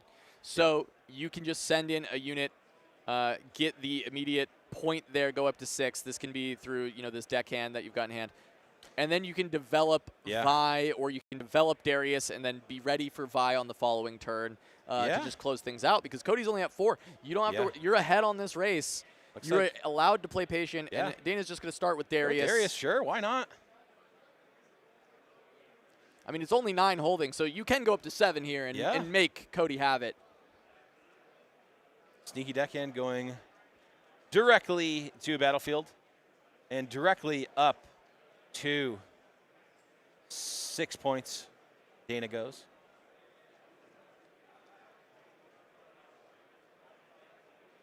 Okay. And I mean that, 11 greater than 9. 11 is greater than 9. 1 resource. I mean, there could theoretically be a Hex Tech Ray. Yeah. But even then, that's still. Yeah, it would just be a trade. It'd be a trade. And Dana only needs to get to 6, and she's already done that. Yeah. Because we know that Vi Ride the Wind is lurking in the wings. This will push to 7. Cody going to have trouble trying to break through this anyways with just the single Nocturne at home. If he finds his own Ride the Wind, you can kind of get up to 6. You can deal with the board after the fact. Yeah. But we are aware, very aware of Dana's Vi Ride the Wind sitting in hand once again. And it's just been that bread and butter combo that has allowed this Annie deck to kind of rise up in the meta quite a bit, where it gives you that answer to busting through the hold from Yi after your early game, right? It gives you that answer to close things out if a Kaisa opponent ever taps out when you've made it to 6. And even then, sometimes they don't have to tap out. Right. You just get the Vi is way too big, and you can win from 6 against a deck that usually would have a lot of action against you. And it comes down to finding those early points. So the hard part of the Annie game is getting to the 6 points. And honestly, the deck is built to do it very efficiently. Yes. From there, the hard part becomes draw 2 cards that you've put in your deck when you have a lot of you're running max copies of and stack decks. And stack deck. You've just got ways to kind of dig there and find it. Yeah. And so you're kind of more likely to find it than not at some point in the game. I would like to submit this. I like to call the bread and butter combo 2-drop into Sneaky Deckhand. That's the bread and butter, because that's the beginning. That's you're opening up your bread and butter. You want that every game. You're eating that at the beginning of the meal. Meat and potatoes there. You're ending the game there. Why with are you Vi putting Ride meat the and Wind. potatoes on your sandwich? What kind of a question is that? I think the answer to that is self-evident. Okay. It makes sense. The Nocturne is going to push in. This is 4 against 2, but Dana, this is all fuel for Vi. She's got spells, but realistically, she doesn't have to do anything here. We'll see what she's got. A flash. You might as well draw the card. Still There's not really a huge reason not to. Yep. No, it's still a, hey, we have caster vision. We saw the hand of Cody. Not going to be able to really do anything here to stop this Vi ride the wind, unless. No, I mean, I like this from Cody. No. This is how you stop the hold, right? Yes, no, yeah. You're creating. This is your win con is that Dana doesn't have a way to score over the Nocturne on the next turn. You rocket away the Traveling Merchant. The hold doesn't win from Dana. I mean, look, Cody's doing everything that he can with the deck remaining at this point. Yes. You get the Conquer. You grab the Rocket. You're able to take out this Merchant. You don't lose immediately. But, Dana on the next turn can basically flash the Vi ride the win and say, hey, look, I've got it. To try and lock things up. Exactly. And Dana doesn't know the cards in Cody's hand. Like, you still need to be playing correctly here. So I really enjoy, even though, again, we're jumping the gun, and by we, I mean me, jumping the gun here, knowing that the game is essentially locked up here for Dana with only one rune available, knows there's no fight or flight, and I think we should be good to go here. Basically, Dana doesn't know it's locked up until this last 2-drop hits the board, and Cody taps below 2 runes available. Correct. That could be a fight or flight that could actually stop it from happening. And funny enough, count them up. In this spot, fight or flight actually doesn't save you because the deckhand can go to one side. Bingo. Ride the wind on the Vi, sends her in. Even if she gets pushed back, she'll be readied. There it is. Okay. So there's the scoop up from Cody. Dana's got it twice in a row. The Vi, the wind combo going to make it happen. And just showing why this is the dominant aggro deck of the format, why people are enjoying Annie over the Jinx for the Purple Fury decks so far. And Dana in the Annie cosplay, piloting Annie. Yes. Going to grab her first win of the Riftbound 10K here at SCG Con. Yeah. Amazing first 2 rounds of gameplay, Blev, but we have so much more coming at you. 9 rounds of Swiss today and a top 8, all happening in this single day. We're going to have round 2 coming up in just a moment. Don't go anywhere. We'll be right back after this short break.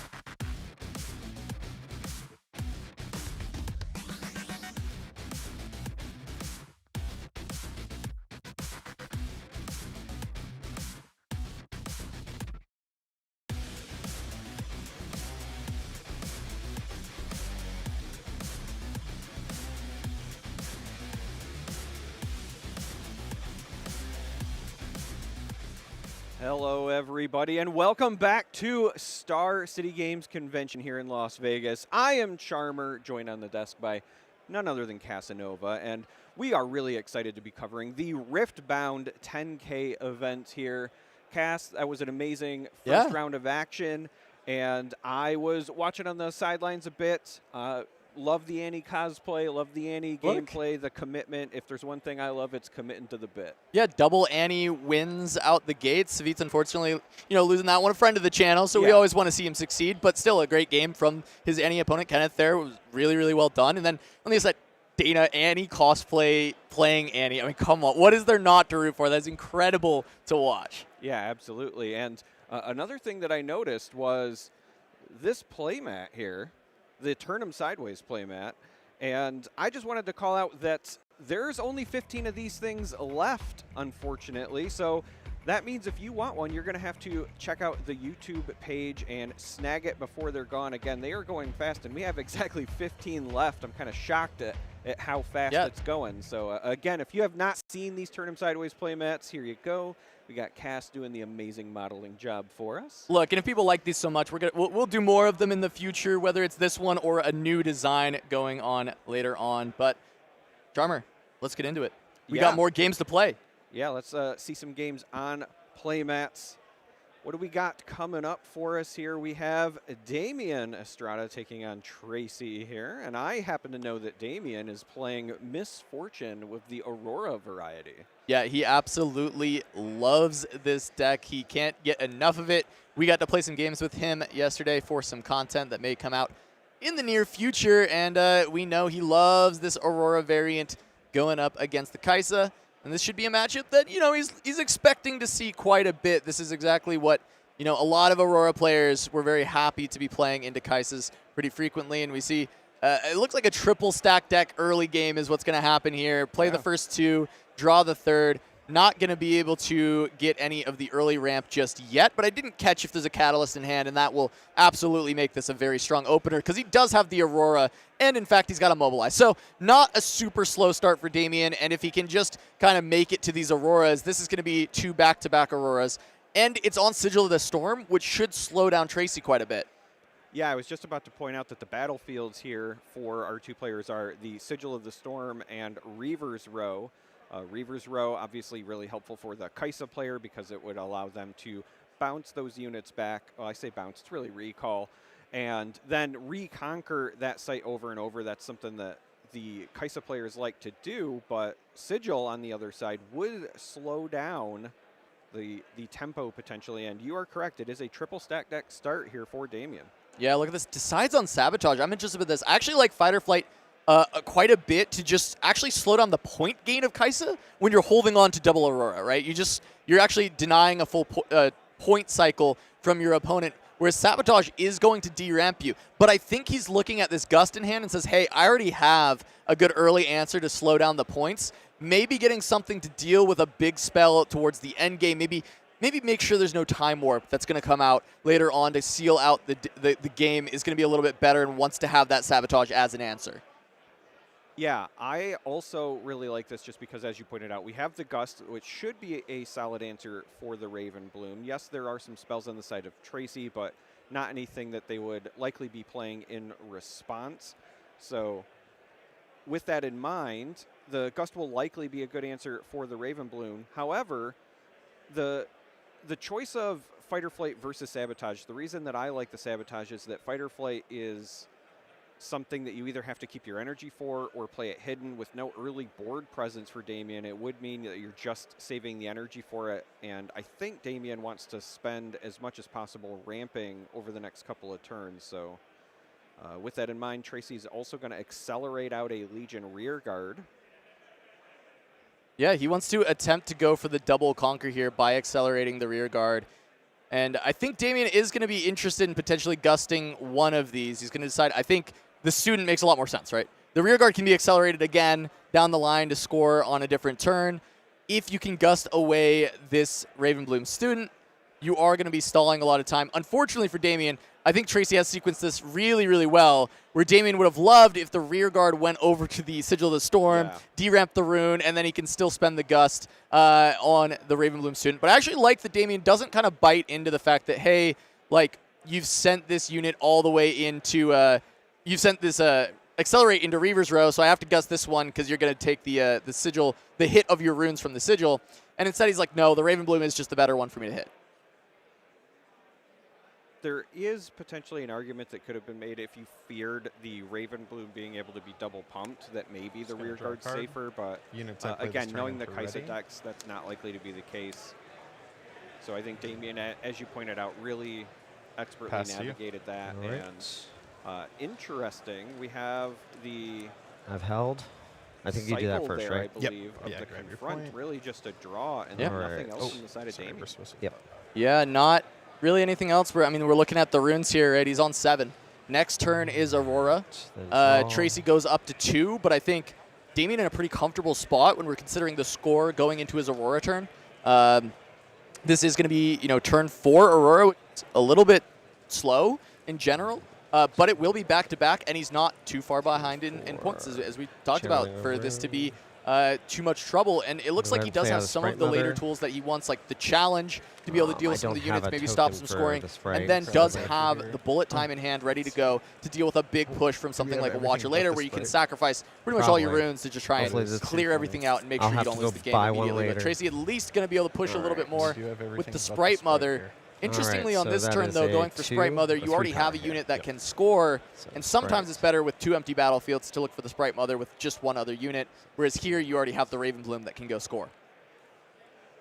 Yeah, this is interesting as well, just because if the Sprite goes to the Sigil like I would expect. I guess I can choose to put it interesting. There, it's I already have perhaps correct. Going to go to the other side. I was expecting maybe you're going to try to conquer the Sigil with the Sprite just so you get the double score opportunity there, but I was going to point out that the Sprite obviously has temporary. It would go away, and then you have to reconquer Sigil. I think Sigil, not that Kaisa wants to hold, but if you were going to hold either of these locations, that's the one I think you would want to stack up. Right, if you're going to hold anywhere, it's Sigil, but Tracy actually stays away from the Sigil here in general, deciding to stay on 2 points. I mean, we've talked about it a lot. You just want to go from 2 to 4 to 6 to 8, valuing not losing the runes out from Sigil, but I will say sometimes you can get into these spots against Aurora where you do need these incidental points. You can't always double score every single turn, and I think not being able to get that for Tracy may end up being a bit of a struggle, as Anivia is going to come off the top here from Damien on his very first Aurora trigger of the game. So Anivia does not have any relevant comes into play abilities, something like a Dead Bloom would have, but is a big body, and because of the attack trigger on the following turn, will likely be able to clear out one of the locations pretty handily. All right, yeah, we'll go ahead then. I do wonder, as you were pointing out, whether or not Tracy opting to stay away from Sigil will be a bit of an opportunity cost, right? Because, yes, you don't want to recycle that rune. That's a kind of a feels bad. But against Aurora, you know that their endgame, you know that their big units are just going to overpower you. So you kind of need to go underneath them. You need that early point tempo. And Tracy opting to stay away from that battlefield could be, in many ways, kind of painting themselves into a corner. Look, and when we look at Tracy's hand, he actually has some decent answers to the removal game plan that you can go for Kaisa into Aurora decks, where you try and churn through all of their units. He's got an Acathian Rain and a Thousand-Tailed Watcher in hand, which can help you kind of make that work, right? You can deal with some of these big threats. The problem is usually that's a single Aurora kind of churning through all of the units in a manner where you have enough time to draw new cards, deal with each threat individually. We are aware that Damien is gearing up to just jam a second Aurora down, and Tracy is going to play a bit around a Dead Bloom, but Anivia actually gets to kind of run this over with this double stack here on the Sigil. That is going to be 10 total might there. However, Anivia does 3 to everything. The Sprite Mother is going to go away, and then Anivia is an 8 versus the Thousand-Tailed Watcher's 7. So I think Tracy maybe not knowing what Anivia does, not realizing other than the printed might total, that 8. It is not a card you see in every Aurora deck. And in fact, I think it is a rather rare addition, but I do think she's a powerful unit, especially if you just want to chuck a one-of unit into an Aurora deck. I think Anivia is a really good option for that. Yeah, and it does also make me wonder if perhaps in Damien's testing group he had to play against a number of either Victors or the Hook Darius builds, because an Anivia is great into those go-wide strategies, and having one in the main deck could certainly be very beneficial. But here, as you pointed out, because of that damage being done on the attack before the actual combat portion of the showdown, it would clean up that Sprite Mother and allow Anivia to kind of solo take that. And Tracy would have no response because, as we can see, all of the runes are exhausted on that side. And I think Damien's looking over there, kind of doing the math and figuring that out himself. We also might see the Sabotage here, which would potentially take away the Icathian Rain that we know is in the hand as well, and then Tracy would really be lacking options. We'll go ahead and activate Kaisa. Yeah, I think there's a misunderstanding here. I think that the Kaisa being tapped indicates that Tracy wants to play this Hex Tech, but it is not energy, it is power. So I will say this, this is something that's come up a lot at my locals recently, and I find it happens the most with Magic players converting to Riftbound, where you see the symbol and you assume that that is just any energy of that color, but there are two different resources in Riftbound. There is energy, and then there is power, which you pay through recycling or power effects, and they are not the same. This isn't paying the channel. Yep. So, not going to be able to play that spell, and that is just going to push Damien ahead. He is going to be able to take Sigil of the Storm. He did float that rune ahead of time to make sure that he has the energy to play out his Dazzling Aurora. He will need to recycle for this. We'll see. I'm sure he will remember this one, as it does look like he is just going for reaching for that Aurora. Sounds good. So, beautiful. Second Aurora comes down. This will allow Damien to, in future turns, just use all of those runes for essentially responses, because the board will get units naturally from the presence of the double Aurora. Okay, so I in turn. There We're you going to go. see trigger number one. There was a it was third. on top. The third one's on top, but Is that what you did? All right. still, this is Mind Splitter going to start coming down. That might be able to deal with the Icathian Rain, not allow any of the big removal spells to be available for Tracy. And that's where things start to get really difficult against the Misfortune, because she starts to take away all of your best answers, right? So immediately he's looking at this hand. He's like, okay, my big units are just going to get through all of this except for the Rain. We'll take that away. We'll go for the next trigger. It is going to be a Dead Bloom, so that's going to be able to go over and try and conquer in the Reaver's Row. Tracy does have the option to just run away, and I think that would be the general response, but decides to just let the trade happen, missing the defend trigger there on his battlefield, and Damien is just going to grab that one. I was just going to say, based on the facial expressions of Tracy, I think he might be a little bit tilted, because there was a lot of pain, maybe perhaps a little confusion, and forgot the Reaver's Row trigger as a result. You cannot feel good about your board position at this point if you are Tracy. Yes, you're up on points. You got those early 4, but you're running out of answers, and Damien's board presence is massive, and it's only going to continue to get bigger. Well, let's see what you can put together here. The Raven Bloom with the Stupefy onto Anivia would drop her down to a 7. If you then cleave the Raven Bloom, it would be 3 from the Stupefy, 4 from casting the cleave up to a 7 itself. So you could trade, get rid of the Anivia from there, and you'd be drawing a card and replacing something. So there's some options. It would actually survive, because the cleave is another spell, so the Raven Bloom would get that. So it Right, actually, that's what gets it up to 7. well, so Stupefy plus cleave is +2. Yeah, And then the cleave it's +3. is +3. And Which is then 7. whatever he top decks from the Oh, Stupefy. yeah, okay. Yeah, I see it. Pissing me off.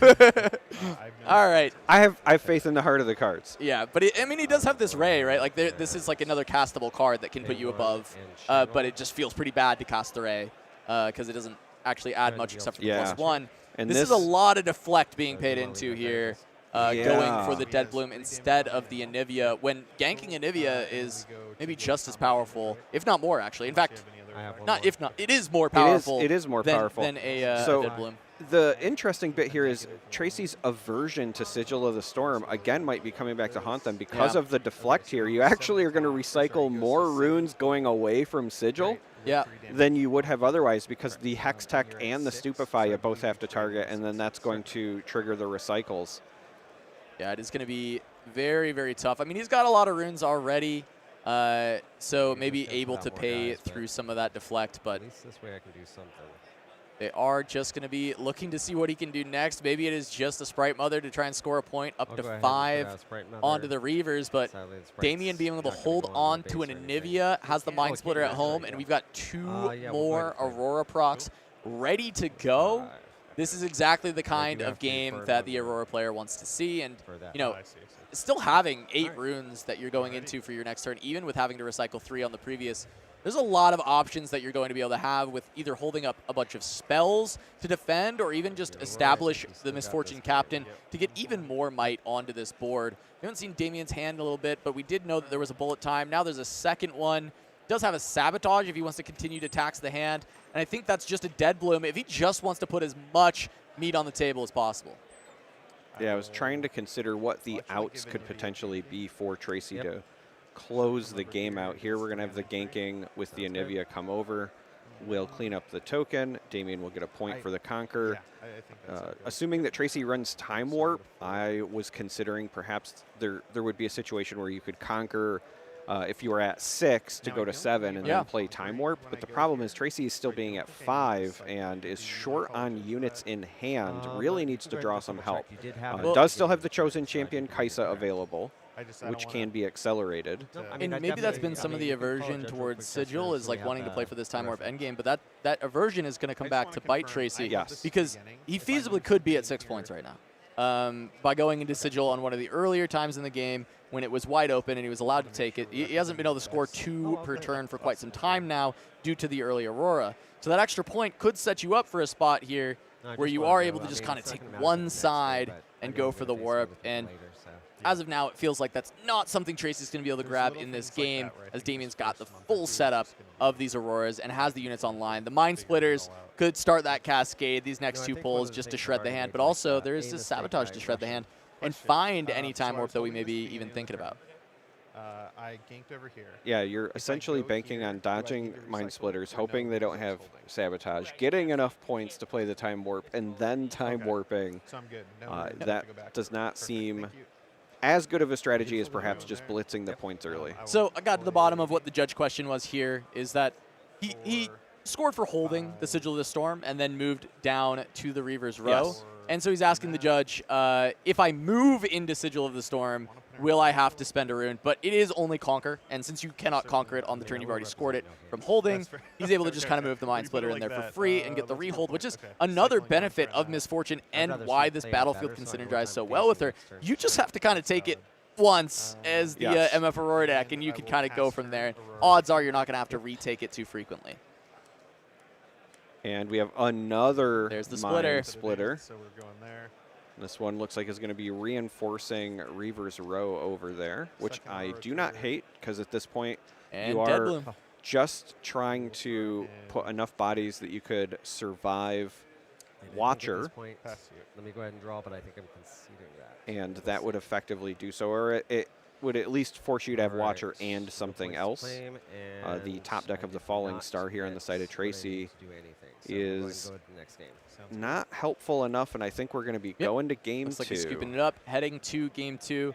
I'm curious the adjustments that maybe Tracy has in this Kaisa deck, right? So the main thing we're seeing a lot of right now is the beam coming back in, right? A lot of players deciding that, hey, the real way in my Kaisa list I'm actually losing to Aurora decks is not they play one Aurora and I can't get there, or I'm not fast enough.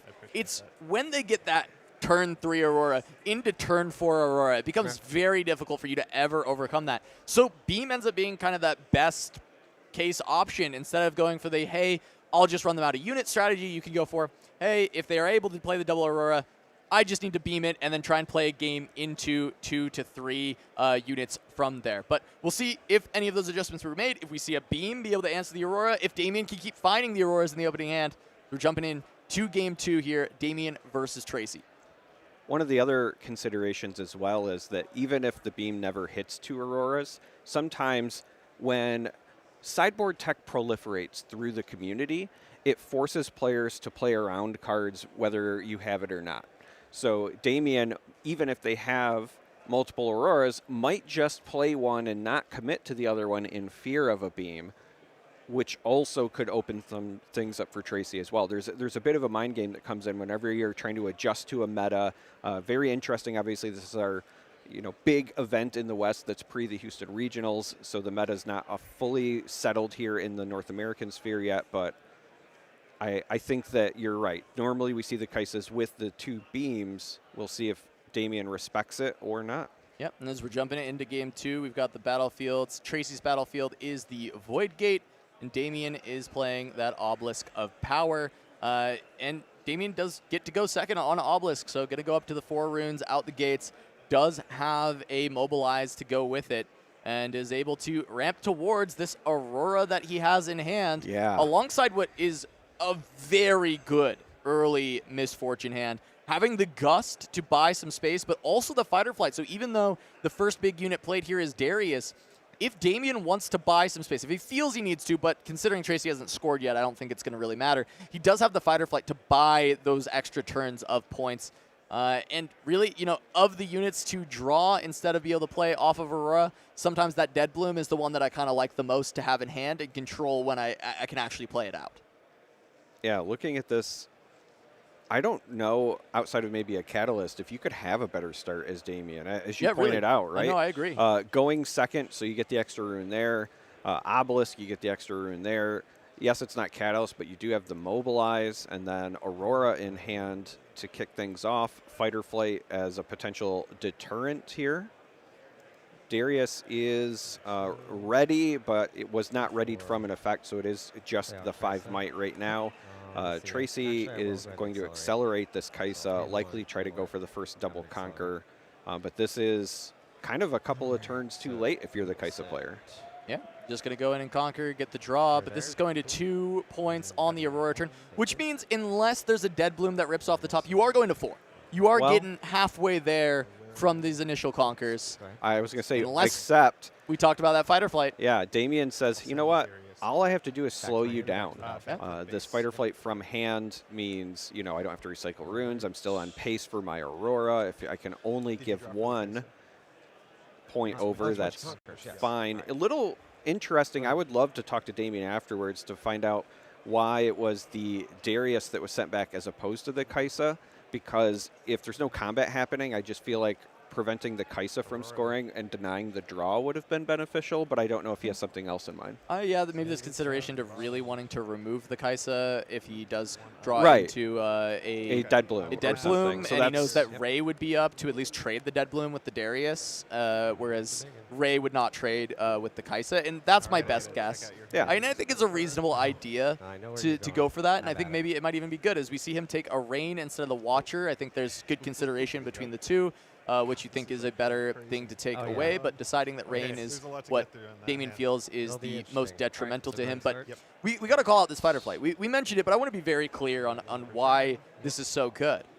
The way Riftbound works is you can feasibly score, 2 points per turn, unless you have an effect that tells you to score an extra point, right? So you can score on your opponent's turn, you can score on yours, but you can only score 2 points per turn. So being on a break point of 2, 4, 6, 8 is going to allow you to win faster. That Fight or Flight means that Tracy only scored 1 point on that turn. This turn he can only get to 3. He's a full cycle behind. He needs a full additional turn to win the game, which means that Damien has a full additional turn to pull big threats out of his deck with Aurora. Yeah, it's kind of a weird premise, but in Riftbound, not all points are created equally. And when you're scoring for a turn, the difference between 1 point and 2 points is pretty big. Similarly, as you get later into the game, especially against decks like Kaisa that might have Time Warp, those 6th, 7th, and 8th, obviously the 8th point, are all far more important as well when it comes to playing around. One reason that I think the Mind Splitter might have taken that Acathian Rain is I can't help but notice the Void Gate being the other battlefield there, and that obviously juices the Rain. So Yeah, it makes it basically, if there's a rain in hand, Damien just cannot hold Void Gate. It is just far too much damage. Getting +1 to each of the 6 activations, right? This becomes an 18 damage spell, which, you know, as big as your guys are, they do fall pretty hard to an Acathian Rain that each ping is for 3. And Damien now trying to decide, I think, which location to attack to try to conquer here. Tracy does have some runes available. Looks like 4 or 5 total energy. So this Mind Splitter is not safe really going into either location. It's only 7 might.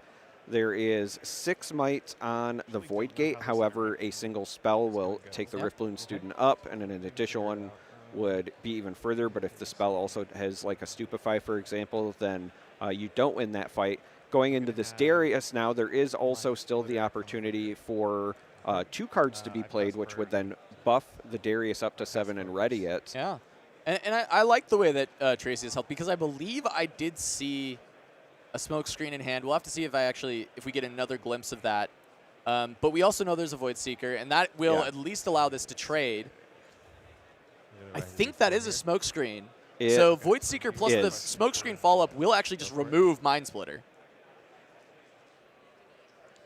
All right, so Void Seeker is played on this battlefield. What happens if So the unit is no longer kind of interesting, because if it was a smokescreen, you also didn't need to play the Void Seeker. Smokescreen would have been enough as well. Okay, That's true. In here. It'd be enough. Perhaps just wants to draw the card here. Is that also a Hextech Ray, though? Yeah. Yes. Okay, so this is way better than Smokescreen in this spot. You save the Ray to actually, or not the Ray, the Smokescreen can deal with maybe a Dead Bloom later, which is one of those big threats you have to deal with. Okay. Oh. Do 2. Oh. Ride the Wind needs to happen after Void Seeker resolves. Last part. So does that mean that the Void Seeker would have to deal the damage to Darius? Yes, you are correct. It is an action speed. They're both actions, but they have the judge there helping them sort it out. So Void Seeker would resolve. What's actually interesting here is a combat has started. So this is another question I think the judges are going to maybe help them sort out. If he decides to ride the wind home, and then the combat finishes with him the loser, units will heal. So he'll heal, and he can come back in. Correct. So that may require the smoke screen to be played in response to this Ride the Wind to stop this from happening. I believe that is how that works. From what we currently know, based on the conversations about Draven and Fight or Flight, this is a combat. This is a combat that is happening. So afterwards, there should be a heal from the Mind Splitter if it leaves. That guy's still there. Yeah, just in case. But, so here's the interesting bit. If the Void Seeker has resolved, and there is the damage on it, and then the Ride the Wind comes down, you could smoke screen at reaction speed, which would lower the might, and then the damage on the unit would be greater than the might, which would be a way to still deal with the Mind Splitter, but it does not look like that's going to be the play from Tracy. Very interesting exchange. There was a lot of potential outcomes there. So he should be healed back up to 7 because of the Ride the Wind and readied. So it readies it. Oh, sick. Now, notably, you did mention, hey, Smokescreen actually does still just win this. Correct. So there is the potential for this to come back in, Smokescreen to just kind of clear things up again. But it is going to be an attempt to go ahead and gust away the Raven Bloom. So you're moving Raven Bloom's currently at 3, so another spell being played at reaction speed here would pump it up, but you don't want to reveal your hand too much at this point. You need to save up for the Smokescreen. So now Damien saying, all right, I would like to go at this Kaisa, knowing one more card would make that Darius bigger, but again, we know Smokescreen ready to go, and there it is. Damien nods saying, yeah, you had it. Not what I was looking for. Yeah, but now focus over to Damien. There is the potential to go for challenge, but that would not help because you cannot play it in response, right? This is an action versus reaction. So many but he would have focus, so he could go for a bullet time and just pick bullet time for 3 because he's on the Void Gate and actually deal with the Kaisa to be able to go for this conquer. I think I know the answer to this, but Smokescreen. Yeah, I think right now he's asking about the timing because we see that challenge on top. As you pointed out, action speed cannot do it in response to the reaction, but he's going to let it go. I die. So with the rest of these runes, I wonder what else he's got. I think maybe it's just Misfortune accelerated, though, now that Tracy is tapped out. I actually think that this is a very smart play. You're going to get some material on the board either way, but this time you actually get to maintain your rune advantage versus a bullet time spending for 3. Chose not to accelerator, though. I'm curious on this choice, not wanting to get rid of the Kaisa, but does end up getting the Mind Splitter, which will allow him to deal with that, I mean, I'm going to assume the Thousand-Tailed Watcher at this point. And did he see, I think he saw the smoke screen the first time around, so he should have known that that was there from the Mind Splitter, because that's when I saw it. Yeah. But it's hard to remember. There's a big stack of cards. To remember every single card when you are Mind Splittering. It is also one of those things where when your opponent hands you a fistful of cards, remembering all of them is hard, and there were 2 that jumped out, right? There was the Watcher and the Acathian Rain, so I would not fault Damien if that was the only pieces that were remembered. But yes, I think you were correct. Just like this time around, he should be well aware of the double ray. Double ray, something he'll have to watch out for Misfortune Captain, right? She will be the one that is at threat of that. Mind Splitter being at 7. Doesn't necessarily have to worry about it too heavily. So this is a situation, I got to be honest, I was not expecting Damien to find himself in. We have a Kaisa player that is out holding, not even out conquering, out holding currently against an active Aurora. Well, but we do know that there are those multiple bullet times lurking in the wings, and so going for the hold strategy is going to be tough. And in fact, it doesn't matter whether you're trying to hold or conquer into the bullet times. They are action speed, so it is Damien just having a lot of control here to be able to try and blow up both of these sides and regain control of the game. It'll come at a cost of a lot of runes, having to spend the power cost to make sure everything gets removed, but realistically, you'll spend a lot of runes if you just get to reset this board state with Tracy playing out a lot of these cards from hand. You know it was a couple units and then just raise. So just leaving Tracy with just a couple of raise, a couple spells around and no units could be a massive swing for Damien. Well, we do also know Damien has in hand just drew a bullet time, so apparently was not a bullet time in there before. Last game? It was last game. The hand was Challenge, Anivia, and Dead Bloom. Dead Bloom was what I was about to highlight, but now the bullet time is active. Thanks to the top deck. Well, good thing I saw the future and knew that there would be bullet time. But event's not rigged. It was, it was last game that he had the bullet times. Yeah, when I play my second. And now he's got one anyway. I'm curious if it's 2 or 3 copies in the deck to make sure he finds those. I've seen people talk about both sides of it, whether they like more. But it is just going to be starting with a challenge. I think this can be a really good thing to do. You can start with the challenge and then create a combat with Misfortune in order to heal up your Mind Splitter and then allow it to go in afterwards. So we may see this sequencing from Damon because everything, not just the things involved in the combat, will heal after combat and at end of turn. Those are the 2 times that units will heal in Riftbound. So if you do go for this challenge, you get a bunch of damage counters onto your Mind Splitter, but then you send MF in, start a combat. After the combat is done, your Mind Splitter will be back up to 7 and ready to get back in the action. Oh, and now we're going to see another... Ray his own... That is an action, so that cannot be played here. Yeah, because it's not a showdown. It is just the resolution of the spell. Yeah. So then I'm going to... Not channel over and underneath. Oh, wait, no, I paid for it, so we're good. Sure, whether or not they're going to catch this here, or if he's just going to show him that he has, the double ray, the Hex Tech Ray. Yeah, so double ray at his own Raven Blooms.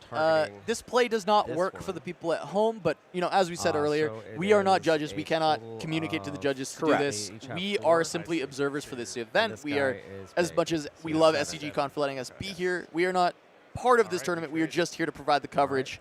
And so when this stuff happens, it is a brand new game. People are learning the rules of the game. I'll put it on him. And Tracy sees what feels like a really clever play in order to stack these up to deal 3 damage to each of these Raven Blooms when they're 4s. This is definitely the Magic the Gathering stuff we've seen from players who are jumping over from Magic. Yes. This feels like exactly something you would do in Magic the Gathering to deal with this, but it is not something you can do in Riftbound with action speed spells. You need those to be reactions in order to do stuff like this. Yep, and that's, again, something I was kind of alluding to earlier when Tracy had that kind of misstep with the distinction between energy and power, right? Again, it's just it's a pretty common thing if you're coming from other games, but so I could pay here now, Damien says, I will play a bullet time and just try to clean up this entire battlefield. No priority. Cool. So this is at 4, so it has 1 health. This also has 1 health. All right, And it he's will going to be be able to successful. deal with the Sentry and with the Alright, Ravenbloom. So this one's going to die, and I'm going to have a draw trigger. This And one's then on gonna the other die. side, I mean, he could look to just trade those Misfortune there at this point. represent. I mean, realistically, that is 5 life The over draw. on the other side for Tracy. Go for it. If Damien just wants a blank board to go forward from here, I kind of like he's going to ready the this. rune. I'm gonna go I was for just about to say, because passing this of, rune. oh no, because he also had to Yeah. do the recycle. I was going to say, because of the readied rune, I I thought will we were at play enough for Anivia Dead Bloom, back. but there's not enough runes there. 7. So Dead Bloom would have been able to go in 7, and too bad. get the other side instead. We have a Anivia development. However, 2 Dead Blooms still in the deck. Haven't hit them Oh, off pass of my Aurora turn. yet, so Aurora, please. perhaps Damien's might be the doing the hit. math, saying, you know what, Quite a few. I'm due. Mind Hits Splitter. Hits the Mind Splitter. But able to take another card out of Tracy's hand, still going to be gaining this lead. However, importantly, Tracy is going to get the 6 points off of this. So that does create the opportunity to look for a double conquer win at some point in this game if Damien cannot establish enough control to close things out. Your turn. If Tracy Right. had significantly up. more runes, you would also be This in one danger survives. of, you know, some sort of time warp play, etc. Sounds But right. still, Oh, yeah. a couple of That is turns out from where correct. that would be viable. And channel 2. 1, 2. Tracy should just have the Trifarian in hand plus whatever this draw is. We will wait for the draw from the 2, turn. 2, 1. All right. Then I'm going to draw for turn. And we get a cleave, which unfortunately does not really help Tracy in this situation. Okay. There is an argument to be made here about just retreating. I'm curious to see if Tracy decides to reinforce to try to hold or pulling back to base. And the reason that I suspect we Interesting. might see a pull back to base would be because of the Dead Blooms, right? So I You're can playing pull against for Aurora. You haven't seen turn. them come down yet. There is also the Anivia there, which when that attacks in I will just is very pay devastating. Tracy's been on the receiving end of that as 2, well. 2. So whether this reinforces or not will tell us Paying Tracy's for- path. Looks Yeah, I like mean, I'm at gonna this be pulling point, out, so He's seen the Anivia ability once now, so he should remember that gotta that's be going to able to happen. conquer This is that. Void Gate Anivia ability. If you put 4 might units there, they are going to get swept off of the map. all right, go ahead. It is not going to happen, but it looks like he decides to just play the Hopeful at home and keeps his units at the Void Gate. So Damien is going to be able to just wipe those away with the glacial winds of Anivia in just a moment if he'd like to. Yeah, perhaps Tracy was just going for a bluff here. Does still have 1 card in hand What the hell because is the Damien word played bounce on? I Mind don't Splitter think off there's of the one. Aurora. If you don't get it, He the saw deck the kind of dies. unit. The card is unknown to Damien. Okay. So perhaps gonna go Tracy's saying, if I ahead just sit and back here with a float. bunch of runes, maybe Yep. I can keep Damien from swinging in come with back the here. Anivia. But like gonna at the end of the ready. day, Damien's going to go in no matter what. Yep, Is he's that going what to her trigger is? do a Is that rune she trick ready? with something. Misfortune Captain, get an additional rune here So by 4, readying 5, 6, or 7, exhausting 1 to gain an four energy, rune. and then moving Talk about the cool Misfortune plays. because she says when she moves, what's that she move will do? ready a So I can card. play him at an occupied That card can battlefield, be a rune, and so so able we're to get just gonna that show to them now. go ahead and Gotcha. play that Dead Bloom, even though starting the turn with Alright. only 7 runes available. Able to get a little bit That only extra pays for there. the Plays channel. the Dead Bloom down. Cleave Oh, is only going to give a +1 Cleave. Okay, to cool. to the I'm Raven Bloom doing student. here. Yeah, but which correct. unit? So while Cleave grants which one, Assault please? 3, Assault is only as go an ahead and do it here. attacker. So this should Okay, be cool. a So total she's of 2, 7 4, might, 5 which total. would not be enough. Mm, But yep. So she is Should be 5 7 plus total. 8, or 7 versus 8. Oh yeah. Right. Assault 3 only while it's attacker, so no. Oh, okay. Yeah. I'm just giving it a little There, There we we go. Okay, cool. So you They've have got it. +1 Look, then. first big event Reading in the cards is good. I West, should learn how to do that. outside of course, the other event happening kind I of mean, we're simultaneously still over 7 here, right? at Yeah. CCS. I misplayed, so I'm just going to And a lot of players are going to have their Oh, yeah. first Okay. big I tournament I don't think we're experience allowed to here, do take-backs. still learning the rules of Riftbound. All right. Well. Yep. I And conquered if there's that. one thing as a card game player I can tell you, it's that trading card games are just notoriously easy to learn. you make no mistakes out of the gate. In here to reinforce. Everybody's perfect I at will playing pass my turn, right out of the box. triggering Aurora. Another dead bloom from Damien, and with 0 cards in hand, And pass Tracy's think got that quite the gets uphill you battle because here. I I'm don't not think there's a way sure for me that to there recover with is a constantly dumping sequence of 70. draws But for we'll see. Kaisa Just lost a rune. that is actually getting you through this much stuff. Well, perhaps All right. Tracy runs 3 Icathian Reigns. 1 was already 3 taken and away 3 from a here. splitter, but Draw and a pray. top deck of 1 here would still be enough to clear both Dead Blooms on the Void Gate. That's true. Well, you've got 2 That's something. there. It is something. It still doesn't actually really Away progress from you the that wall. much. It You do doesn't. get to 7, but then you would lose the unit. you get to 7, but also you're denying Damien the double hold pass. in that Right. case. Again, doesn't matter. It didn't yeah, top deck it. this is the misfortune But- version. You know, we do just gank our unit from one side to the other. If I hadn't have misplayed that cleave. And a fight or flight picked up on the draw That's all from right. Damien, who It's has learning closed how it the goes, gap, yeah. is now at 5 total points with a lot of board presence at both locations. And this might, I was going to say, just simply be a pass. We'll I get just the passed Aurora, Aurora another Aurora trigger. Turns out that's hard to say. I guess there's one. And downside. Volibear. Yeah, that's the big boy. Imposing No. lands at the All right, I think obelisk. it's sealed. I'm going to put him in his Big boy natural going to come in habitat. and make Yeah, it yeah. even more impossible than it was already looking for Tracy to be able to push in. There wasn't And any get this. You interplay, see him was there, laughing, on the- right?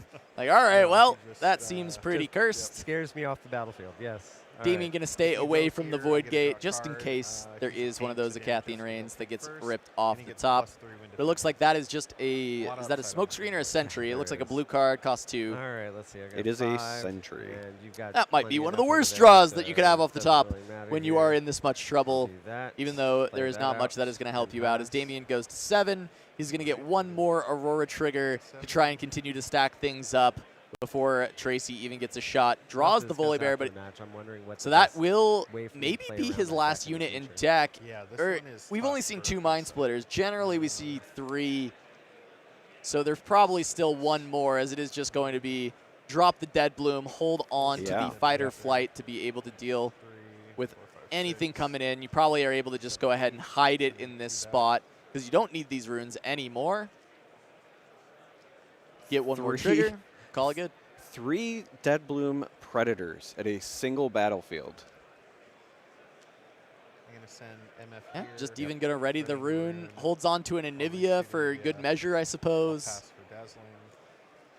There's the Aurora trigger. I think we might be out. Is there anything Possible. left? Feel like it would be Don't a really Mind doubt Splitter, if that, anything. no, Like but one I've left. seen there might be But it one might more just be thing. nothing. It might be nothing, but you do still have to go through the sequence. Yep, you got to show your whole deck to the opponent. And There it is, nothing left. there it Alright. is.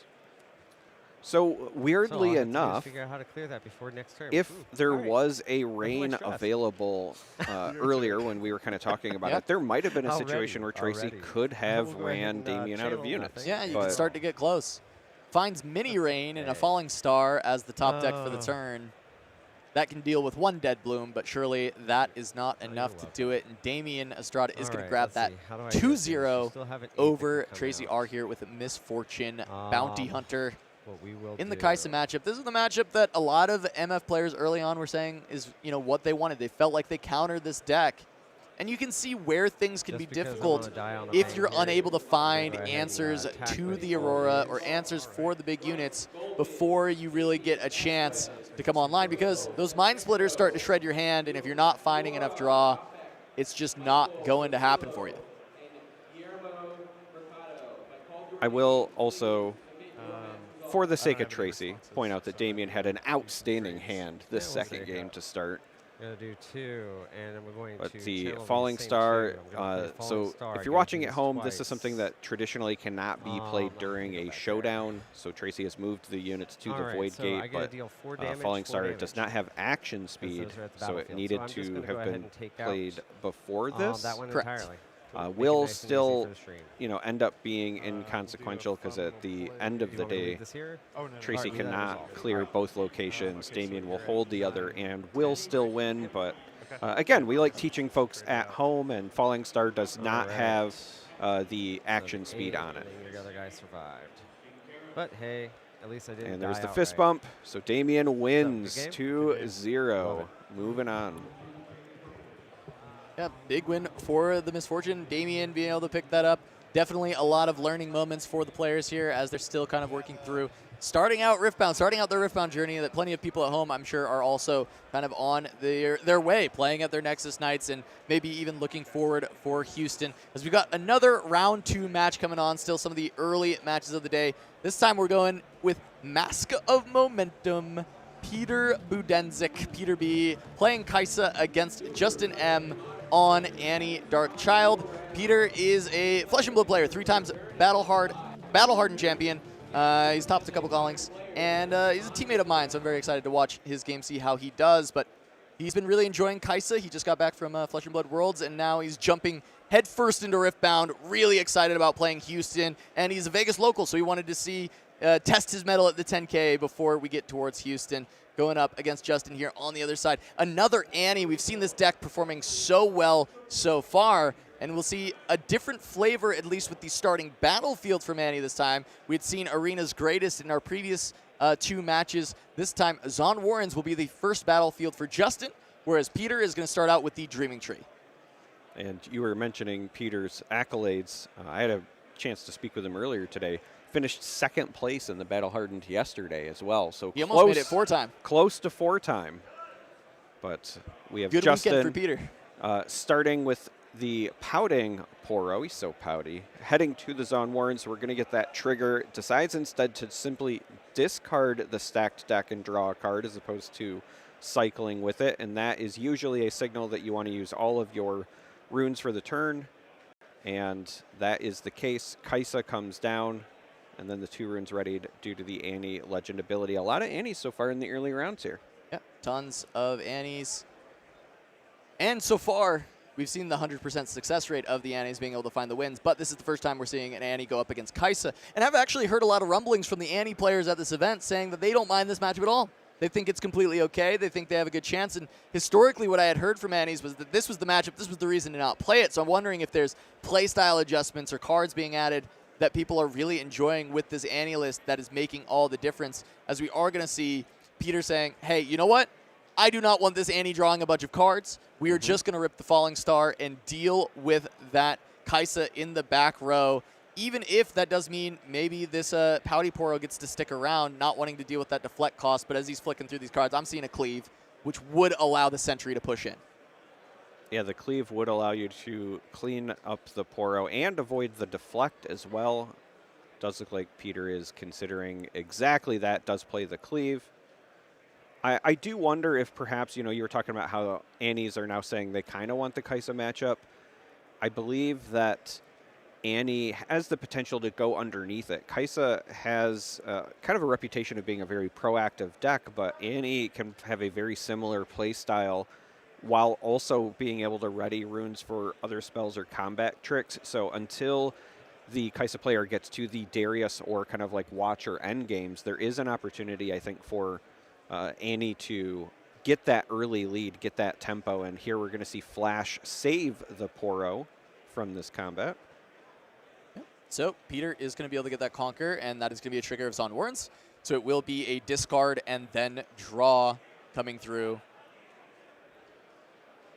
Deciding what he wants to drop, and it will be a Watcher. I actually like this a lot. I think you don't need Watcher against Annie realistically. No. Having some access to his Accelerate is very good, but the rest of Peter's hand is Darius, and he still has his Kaisa Survivor ready. So he's got some Accelerate answers to whatever Justin would put out, whereas Watcher is going to take a while to get there, and maybe you just don't ever get to that point of that amount of runes that you want to spend on a Watcher, and it's not helping you right now, and then also that you just don't need that -3 to happen. Yeah, I was just about to point out that the Watcher at the soonest, if you're accelerating it, would be 2 turns from now. And as you pointed out, the -3 is not as relevant. These Annie lists tend to be low on printed might, and then they are, again, relying on either cheap units to get those early starts, and then you back it up with spells, or as we see from Justin here, cards like Vayne, where the printed might is low, but because of the high assault value can conquer very effectively. Justin moves to that Dreaming Tree. It is uncontested, so it does get a point, goes up to 2. And now we're going to see a Ride the Wind on this Vayne, and I love this play. Yeah. So gets the Conquer, gets the draw from the Dreaming Tree, from the Ride the Wind, moves Vayne over, readied, will be able to take this. Peter's tapped out, so that's just going to be an easy Conquer 5 into 1. We'll get the draw from the Sentry, but that will be another trigger on the Zon Warrens, and a Vayne trigger, but she's, of course, not going to be able to be paid for. There's not a rune. When she conquers, you can actually pick up the Vayne and put her back in your hand for 1 energy. However, he is just going to move her home after she's readied from the Ride the Wind. Yeah. So they're just talking that through because Peter's like, wait, you just came over, but Ride the Wind moves and readies. What do you mean 3 moves this turn from this unit? Well, that is, entering ready from seeing the Watcher, or the Watchful Sentry on the battlefield. Then the Ride the Wind doing a move from the spell, and then being readied from that, you get to move again. So now Peter's going to have to worry about this 5 might accelerate unit at Justin's base. It is really scary if Peter finds a Falling Star, which I see him flicking cards again. I might have seen him top deck that Falling Star, which is going to be really good at dealing with the Vayne because her printed might is just 2. She gets all her power from that assault. Yeah. If the Falling Star was going to be targeting both units, this would still require 2. It is a Falling Star, so it should still be 2 runes ultimately recycled due to the deflect. Yep. When he selects it, and there's the second. Deflect. But still probably worth it. Very efficient here. And notably, because he ran back with the Vayne, he's not able to gust it out of this Falling Star because of the fact that Gust requires the unit to be at a battlefield. So he's not able to save it with the Gust. Now, granted, you can't really leave Vayne at a battlefield. She's just going to get run over by any unit, so it doesn't really matter. But you do have to remember this with Gust, right? Oftentimes players forget that, hey, Gust does require the unit to not only be 3 might or less, but also be at a battlefield for it to work. And here, Justin may consider trying to go for a Gust on this Raven Bloom.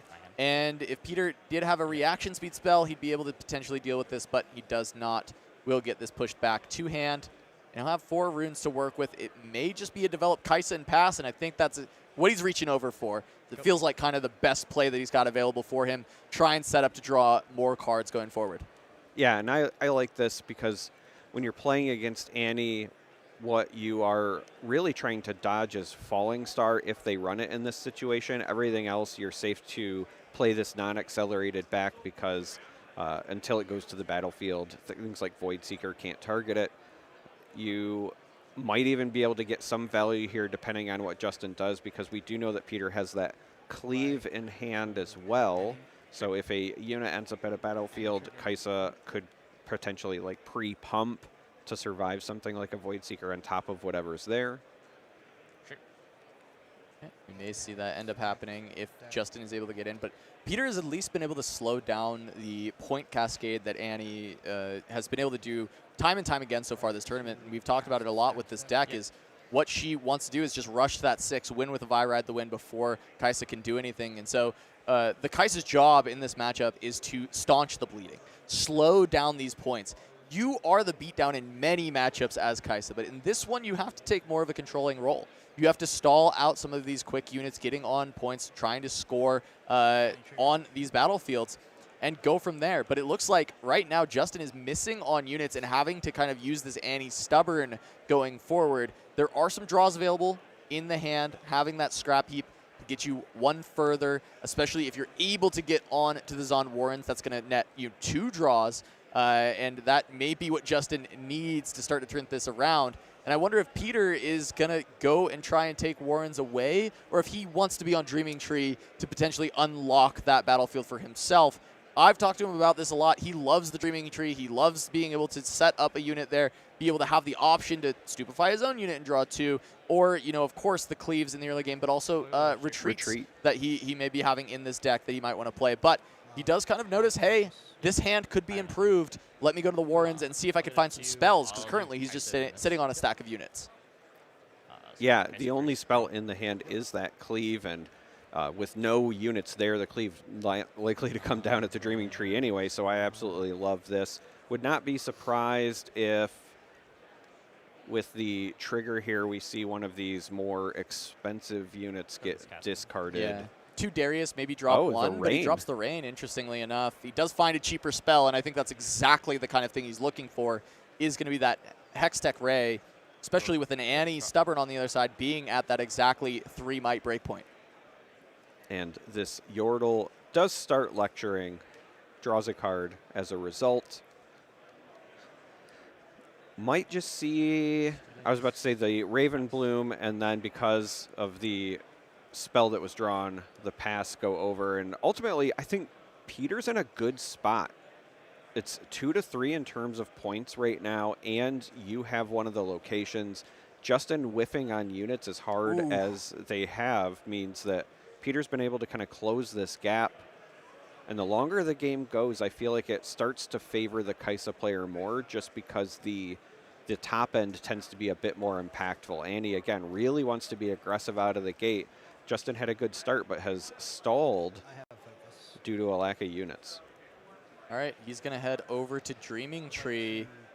That is going to open up the door for Peter to be able to Hextech Ray, but because Justin goes for the cleave, he has focus first as the person starting this showdown.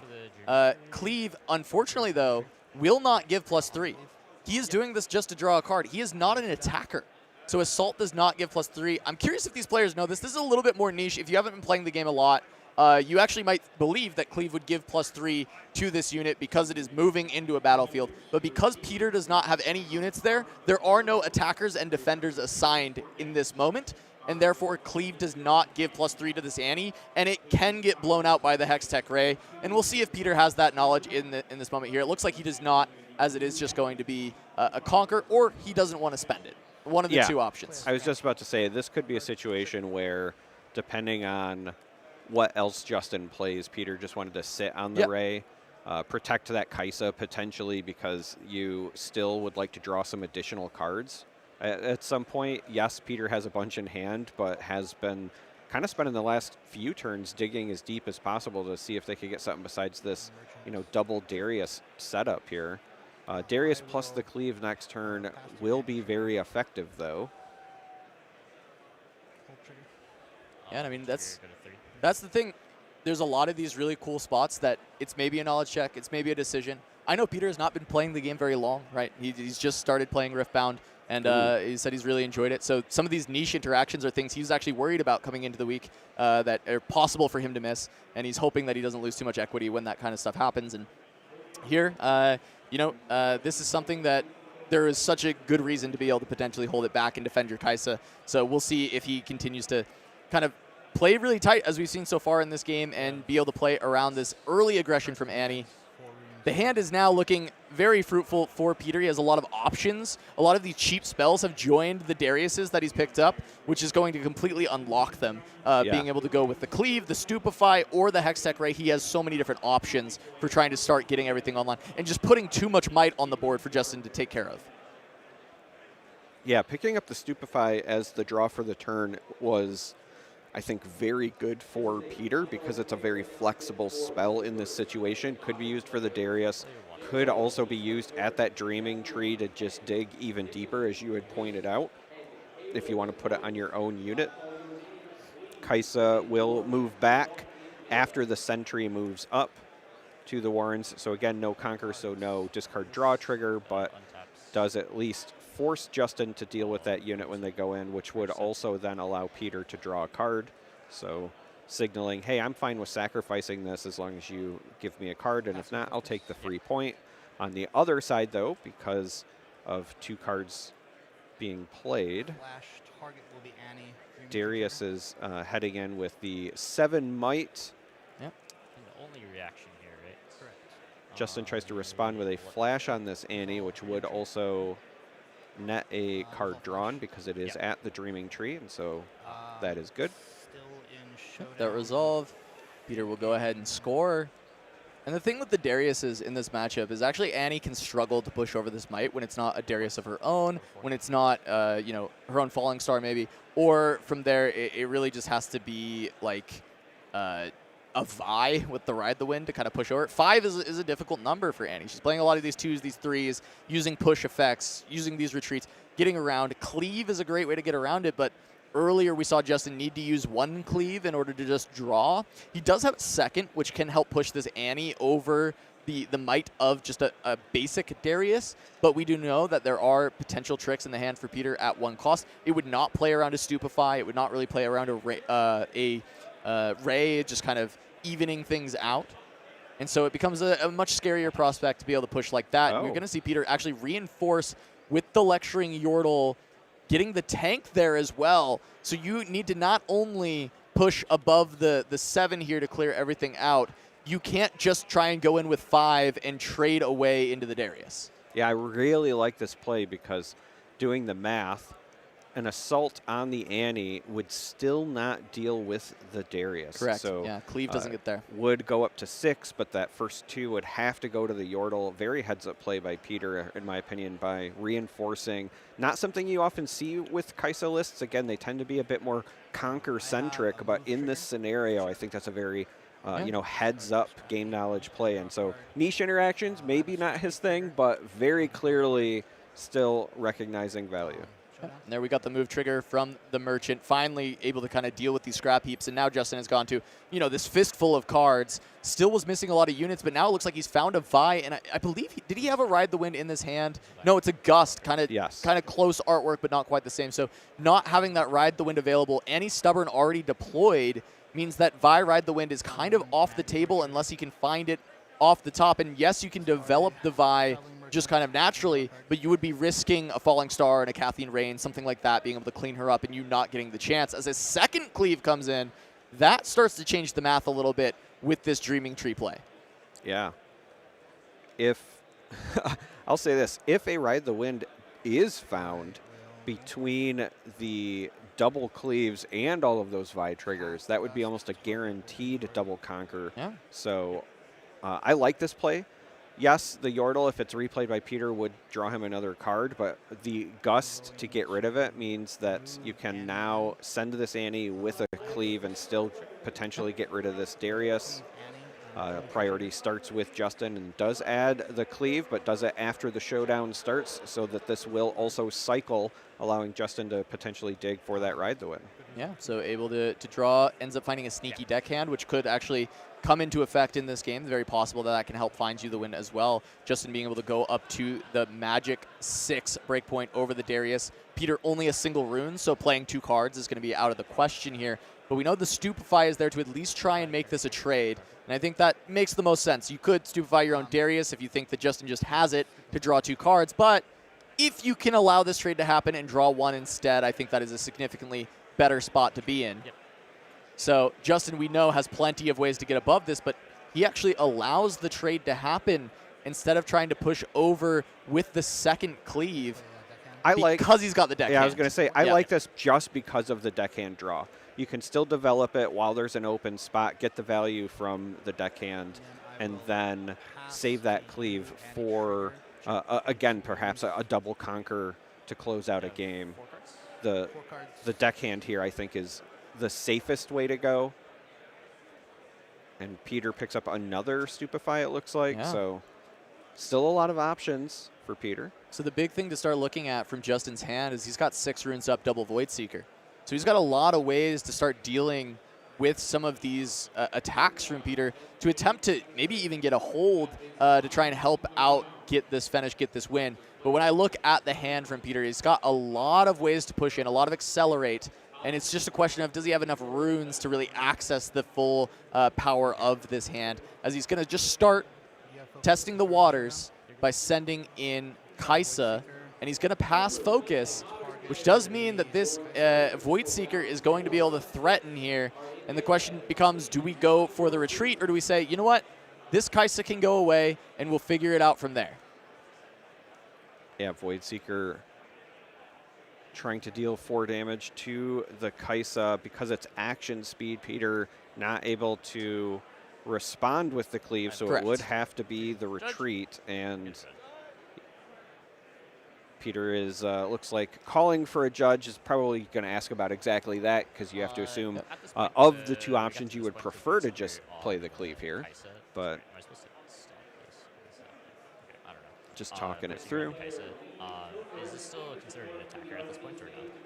Now, it is worth noting that even if Is the this considered retreat attacker? goes off, you do try to do as So much of the card I as go to this possible. battlefield, So I believe fast Justin would still get focus to draw the void one. seekers Here. Is this considered an attacker still or no? Yes. And production is telling me that they But are just the heads asking up, you can't if cleave it. Kaisa is what you're attacking asking. here, which definitely would be the case. Okay, thank you. And then just trying to figure out the speeds of things, I think, from there. Okay. Correct, because again, if you're asking that question, it's got to be because curious about the cleave, because assault would then trigger, but again, due to timing, has to be a reaction. So You will retreat. rebuy. You do complete as much of the Void Seeker as possible. Draw the card. It looks like that was grabbed off the top there. It might have just been. It looks like there's a Kaisa Survivor in hand now for Justin, which I don't think was there previously. So that must have been the draw. He still has one more Void Seeker, but he is just going to be able to play Darius ready. He's played the retreat, satisfy the condition. So now that is a Darius for 7 hitting the board. Yeah, now if you're, again, coming from other games and you're watching at home, Darius says that it readies and gets +2 might when you play the second card, but Darius sees himself because in Riftbound, cards are not considered played until they resolve. And since it has resolved, he's now in play to see the resolution. It's a little bit weird, but it does work, I promise. Yeah. And Peter's actually going to throw away that cleave onto the Zon Warrens and be able to pick up an additional card after that. You're satisfying the trigger because he does have this Ray that I think he's considering just using. He hasn't used Kaisa so far this turn. It's easy enough to just go ahead and Ray the deckhand, try and deal with it. Yes, Flash, there's certain things that can get you away from this, but he also could just consider sending the Ravenbloom in first. It is at 3 currently. Well, I think there is the consideration of trying to bait out. Yeah, I was going to say, you see those other runes up, trying to bait out some other sort of removal and then responding from there because the Hex Tech not great there. So we're going to, I think, cycle this Stupefy. Yeah. He's looking to see if he can get enough, but I think this does just put the student at 4, which is not quite enough to push over in this spot. Yeah, because you would need another reaction. Again, because of the speeds, you cannot play that Hex Tech. So unfortunately, had the sequencing went the other way, the student would have been able to get up to 5. Yep, because you could have stupefied your Darius in response to the Void Seeker when you push in the student for 4, and you'd actually be able to get around the potential of those 3 runes available of that Void Seeker. And, you know, you already got Void Seekered once this turn, so maybe playing around second Void Seeker had fallen maybe further out of the range for Peter in this turn. He was like, I don't think I'm going to play around the second one here. But he does end up getting punished, loses the Ravenbloom. He still ends up casting the Ray, cashing that in and making sure Justin doesn't get the hold point. Says, hey, if you want to work towards 7, towards 8 points here, you need to have the ability to ready. And it looks like Justin has missed on finding the Ride the Wind to go alongside this Vi. So that might give a window for Peter to still hang on here. Well, we know that there are, you know, Kaisa options, and I see 5 runes being exhausted, so I think that's going to say an accelerated Kaisa should be coming down. With only 1 rune up on the side of Peter, Justin has to feel pretty confident that this will go through.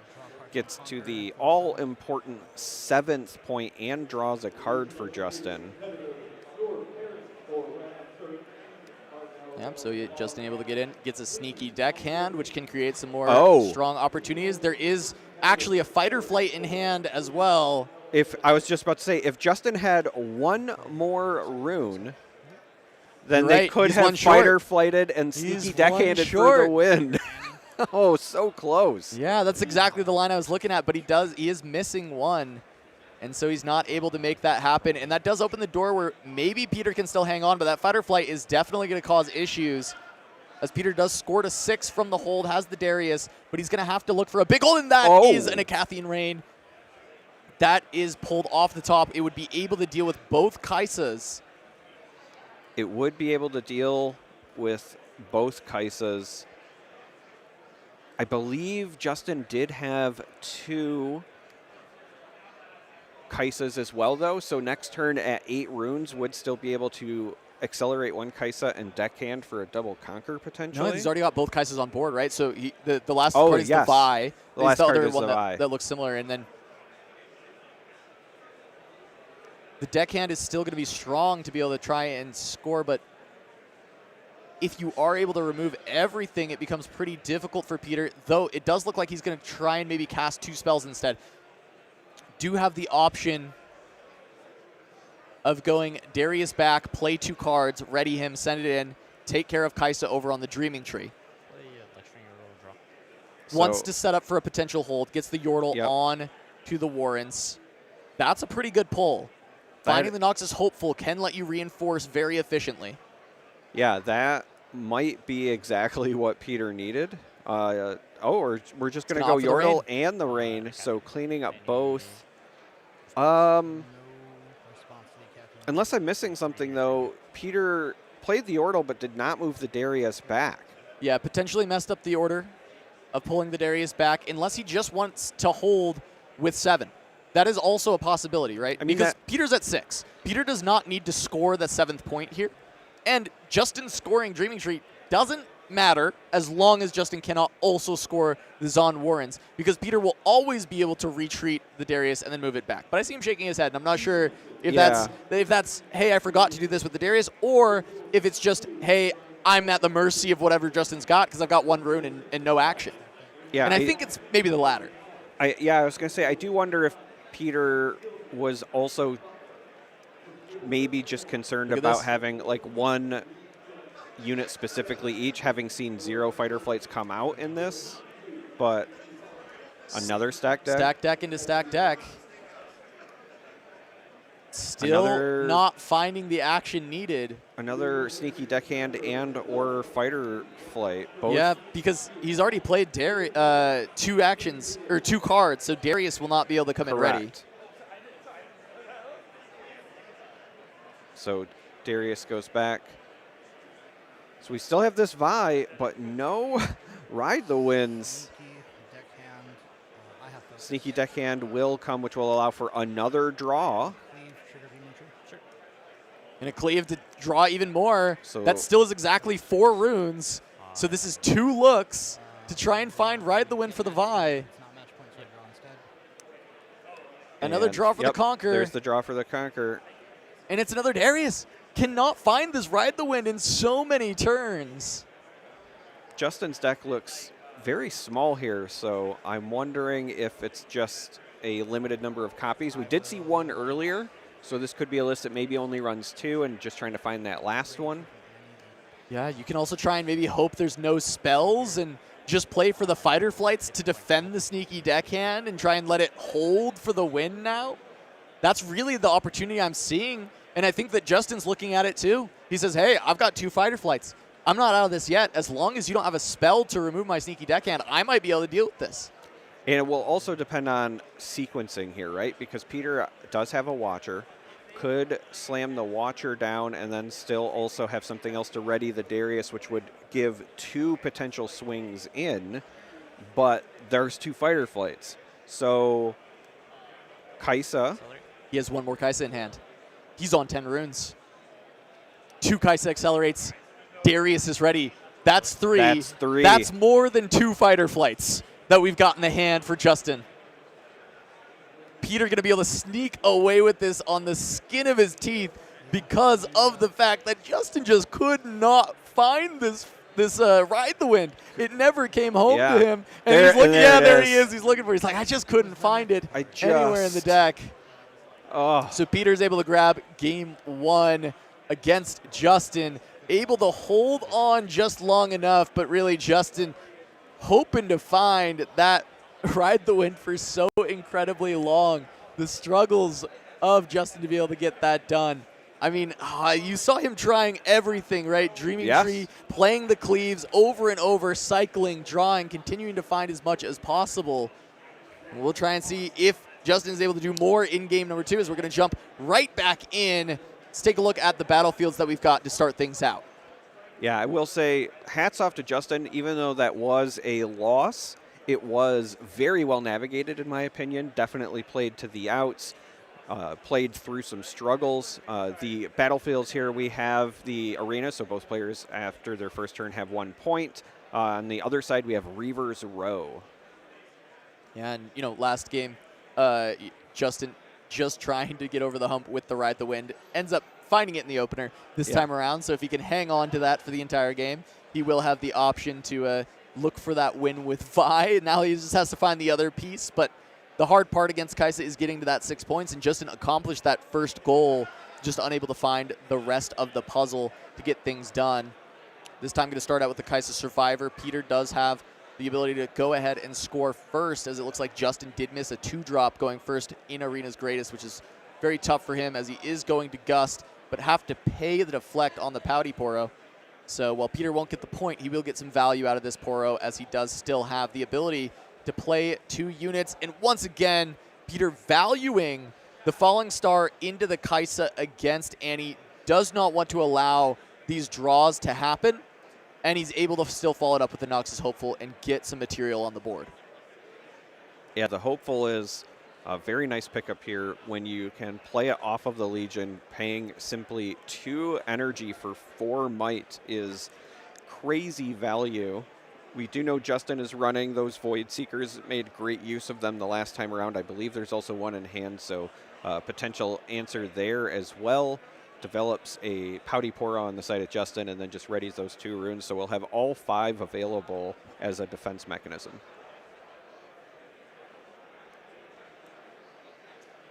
All right, back over to Peter's side. Going to move in with the Noxus Hopeful onto Reaver's Row.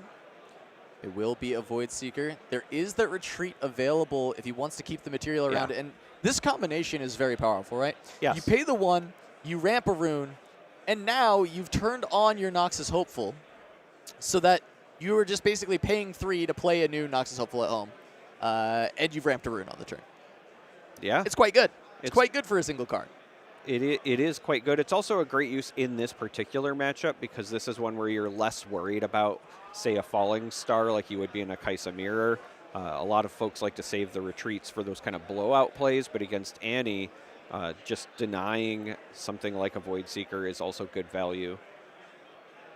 And Justin, first one on the board, not counting, of course, the points that both players gained from the battlefield. We'll see if Justin can navigate the mid-game a little bit better this time around. Again, in Game 1, got a good start, and then we saw a lack of units in the middle, kind of slowed things down, and then, of course, couldn't find that Ride the Wind to close things out. But I was saying, Justin, I think, played very well, navigated it nicely. Here we have the Darius, and again, sees itself as the second card, so we'll be able to send that over with 1 rune available on the side of Peter. This is likely a successful conquer, taking Justin to 3. Yeah, able to get there. Annie trigger, ready those 2 runes at the start.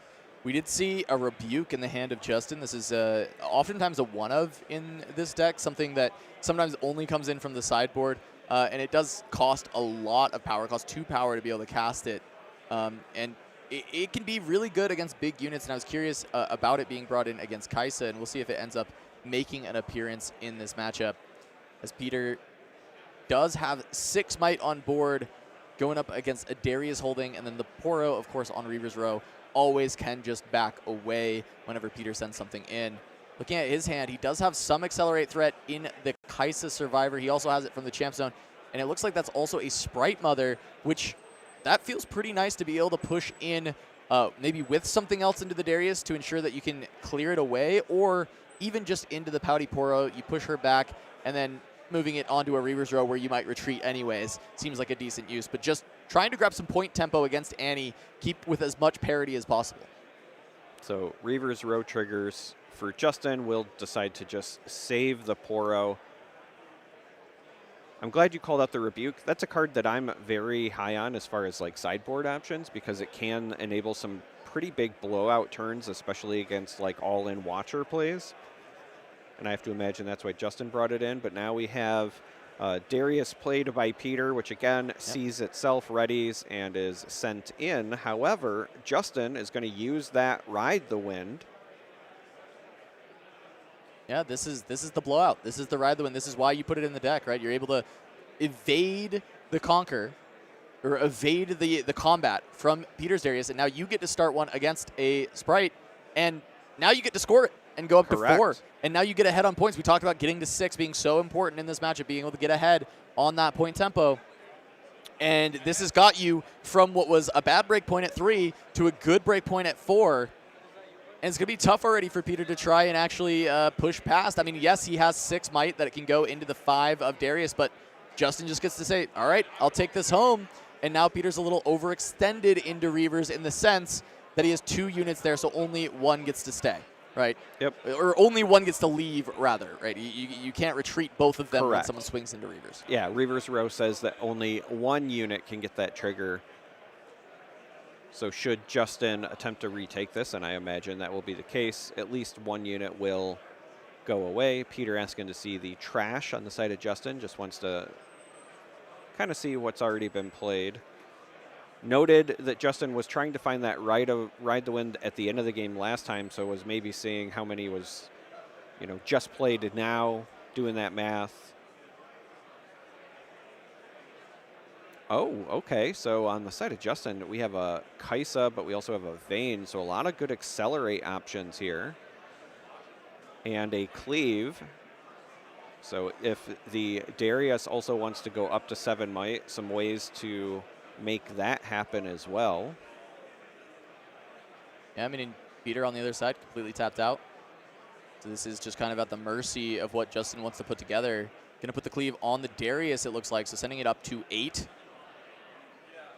We'll be able to push it over the top. He wants to be able to retreat this. So play the Cleave now, send it up to 8, push it above the Darius, and now the next card you play will ready Darius, and you can bring him home ready for the next turn, as you are just looking to go up to 6 here, and then you want to have as much material back ready to go to push in to try and score the winning point from there.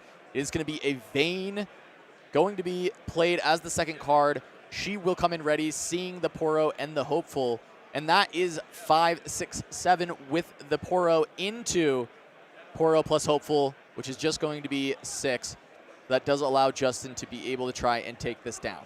And there's 1 rune up for Justin, so I believe that means the Vane has the possibility to be bounced back as well. Yeah. You don't want to leave that. I mean, yes, you do have the Reavers Row, so you could just take that as the trigger, but you kind of don't want to leave it out in the open, perhaps for spell removal, right? Yeah. It is vulnerable to Hex Tech if you leave it there, so we'll wait and see if that is the choice. I like Justin bouncing makes. her here, for what it's worth. Yeah, I was going to say, I'm a big fan.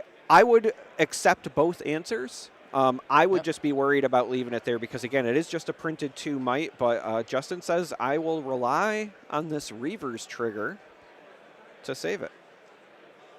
I mean, it looks tough over on the side of Peter. That looks like just 3 cards. Hopeful, the Stupefy. Kaisa's going to be able to, or the Vane is just going to be able to run away. Justin at 6. We'll be able to push back in, find those last 2 points. Yeah, Justin looks like will not be punished with no Hex Techs, no Void Seekers, none of that on the side of Peter. Does have, accelerate options. Yep, 4 to 2.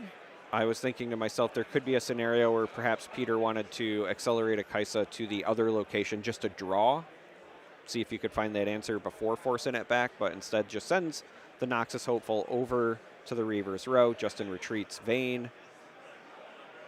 It does feel like the Kaisa option is really the only thing Yeah. available. You got to dig. You got to find something to make this work.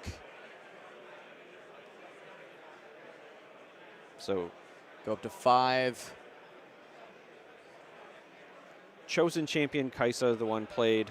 Just noting that because Peter does also have a Kaisa in hand as well. Draw from the Conquer. Yeah, it's I just believe Yordle. was a Yordle, a Lecturing Yordle. Might still also get played here. This is kind of a tough call. You could leave the runes up just to, again, perhaps try to fake your opponent, bluff a little bit. Hey, I've got some answers. But the reality is you don't. So we could see a situation where perhaps it's reinforce with the Sprite Mother, and then it could be a Yordle to draw a card and leave the 1 up for the Stupefy. No, I mean, I think you just have to go highest might value, so hopeful, and then hold up Stupefy. And then hold if up, you get okay. really lucky, you actually can rip a 1 cost off the top, which can make a really big difference. And here you can rip a Ray, you can rip a Stupefy, like a second Stupefy, which could matter. And it looks like you just try and hold in this spot. I think Justin is pretty much always getting over here. Sprite Mother going to stay home as well, which I think she had to get into the action. Well, perhaps Peter's fear is Tibbers. No. I'm just saying. No. There could Nobody's afraid of Tibbers. There could be a 1 Tibbers in there. Nobody's afraid of Tibbers. You're playing against an A. I will let me get like destroyed by Tibbers. If Tibbers wants to get played and I lose the game because I overstacked a battlefield into Tibbers, I will lose that game 10 times out of 10. I'm Okay, happy. that's I'm happy fair. to lose to it. That's fine. If you put Tibbers in your deck, you can beat me with it. I'm That's just okay. saying I don't fault Peter for not jamming it, but I do agree. I think that Sprite Mother probably did also need to go in. I like leaving the 1 hopeful at Reaver's Row just because you get that trigger back, and Look, you really just have This to could happen. keep Justin from This 2 could happen. points. He's got the Stupefy. This is just 5 into 4. He can try and make Justin flinch. Try something. Spell check him here. Say, hey, do you have something to make this go above the 4?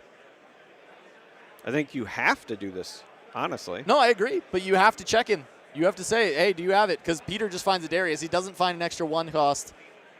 But if you can stop Justin from double conquering, then he still has a shout in this game. And not only could you stop Justin from double conquering, but now if Justin doesn't have a way to go over top of the other units, you'll get a hold point and close the gap a little bit more as well. Yeah, it looks like there's a Kaisa Survivor in hand, so Justin at least has another Accelerate option. And he could look to draw more and maybe find, if he has another Cleave, another copy of Cleave in the deck, that could be a draw off the top to find. There's also the ability to Annie Stubborn and try and grab any spell you want, but I'm not sure that there's any spell that There is a Ride the Win in there. Amazing here. There's a Ride the Win, but it doesn't really get you over because you have to get over 8 right now. Annie Stubborn for Void Seeker. And then that allows Darius to push over, but you're not winning, you're just kind of clearing everything out. And that is going to be the option. Does look like that's going to be the case. It's a nice clean answer to one of the 4s, and then Darius gets to push in. Deal with the other.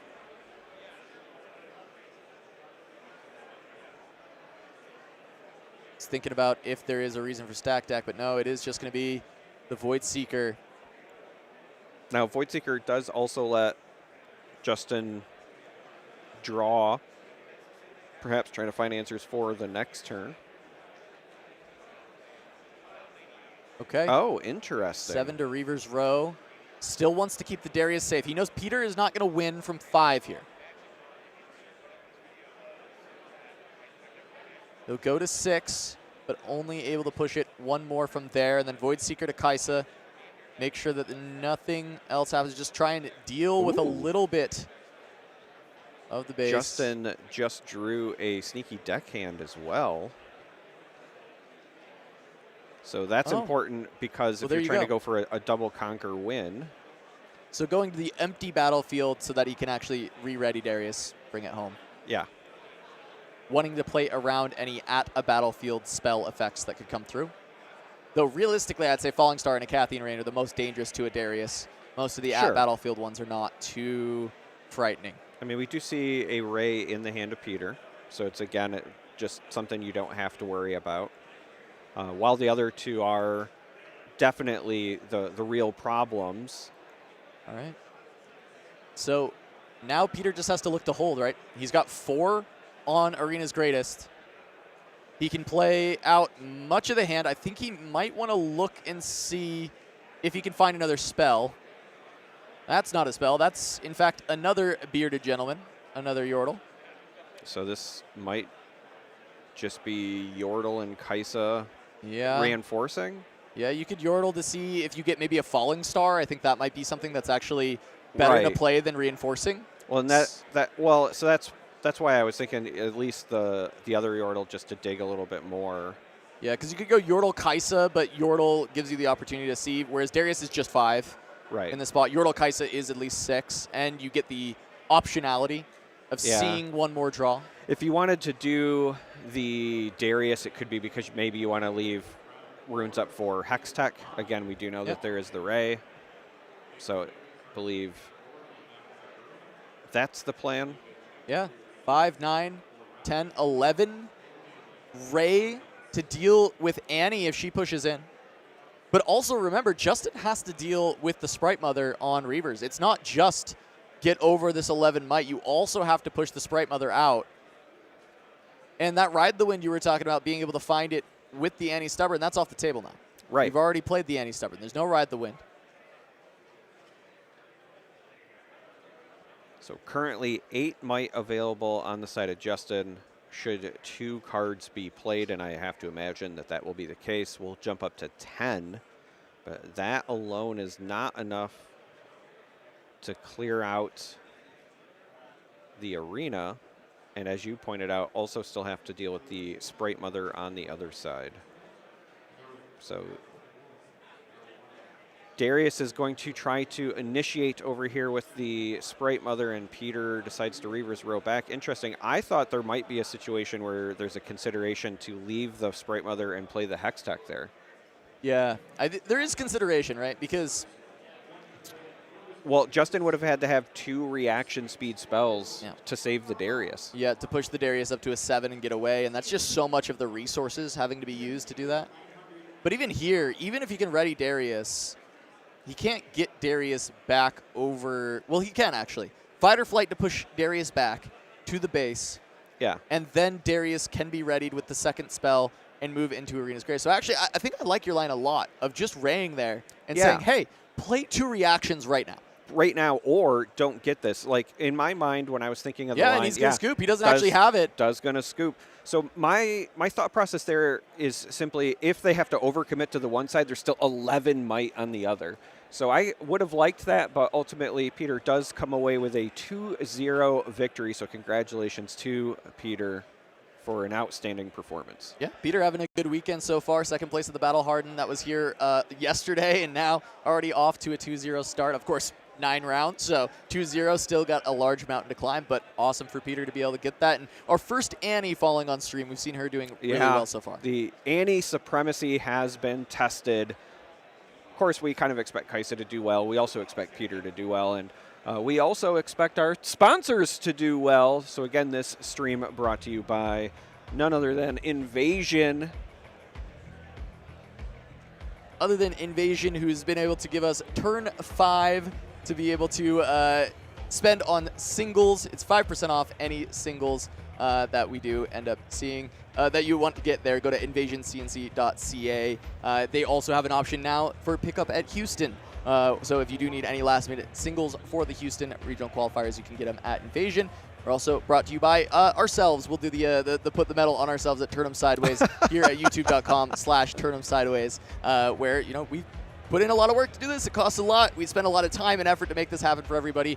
So if you can just give us the subscribe, just click the subscribe button. We'd appreciate it so much. It helps us out a ton with trying to do this kind of stuff in the future. You can also, if they're still available, try and buy one of the mats. The shop is below. There were only a total of 30, but we'll look to try and do more in the future. If you did not get on this run, there will be more runs of other mats to come from Turn 'em Sideways. Also, check out Heavy Play, one of our other sponsors for this. Thank you to Heavy Play. You can use code SIDEWAYS at checkout for 10% off all of the beautiful Heavy Play products on heavyplay.com. That's sleeves, deck boxes, play mats. They've got it all for TCG products, so go ahead and check out Heavy Play. Charmer, that's round 2.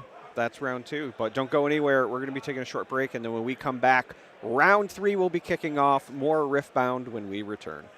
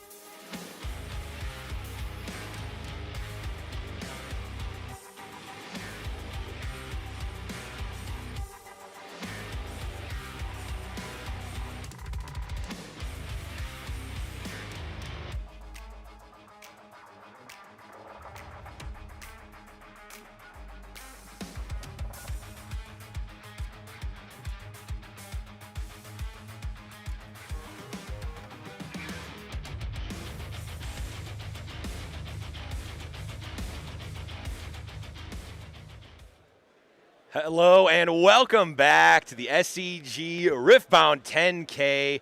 I am here. I'm Blevins. This is Charmer, and we're here for round number 3, Charmer.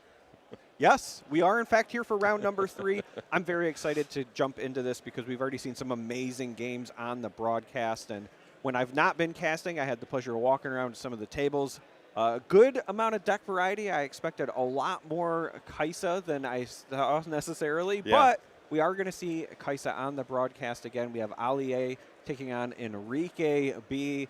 Ali on Kaisa, of course, and now we're jumping right into it. Yeah, we have our first Master Yi of the broadcast as well. Okay, yeah, and for those who don't know, Ali A, Ali Eldrazi on Twitter, old school MTG SCG grinder.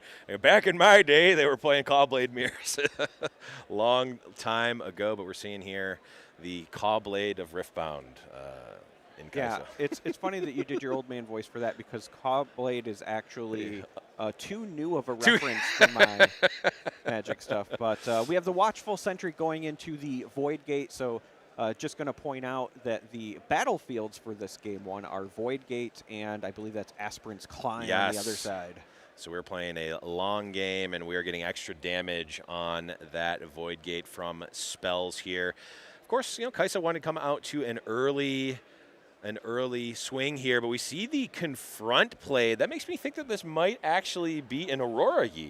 It tends to be a piece of tech in the Aurora. There it is. In hand. Yes, I love it. Absolutely love it.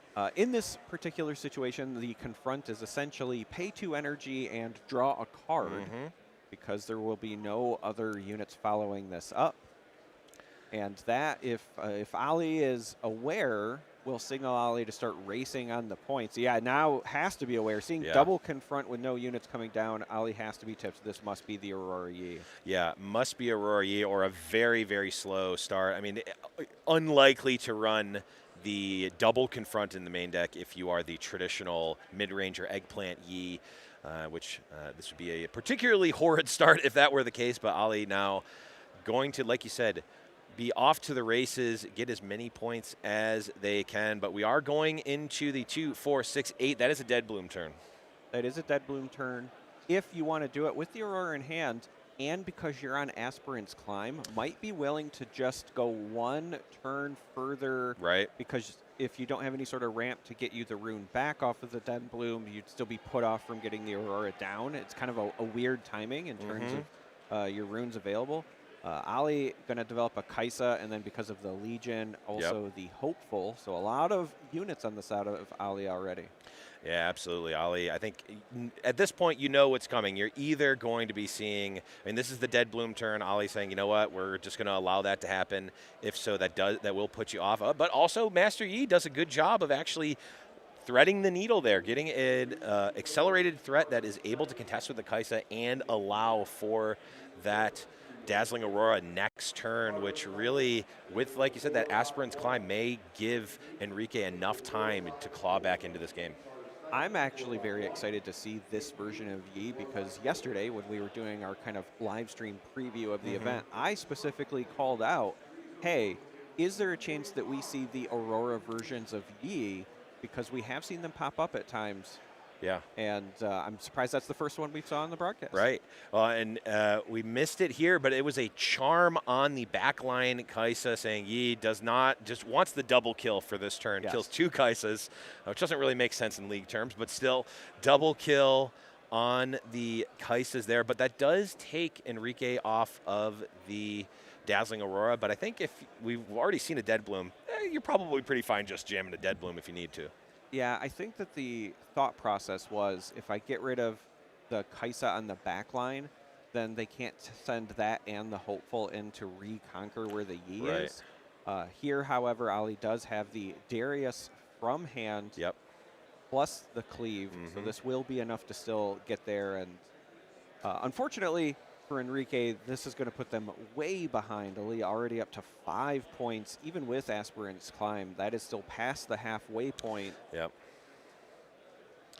Yeah, this is also an awkward break point for the Dead Bloom. 5 from the Darius, 4 from the Noxus Hopeful. Dead Bloom, of course, only 8.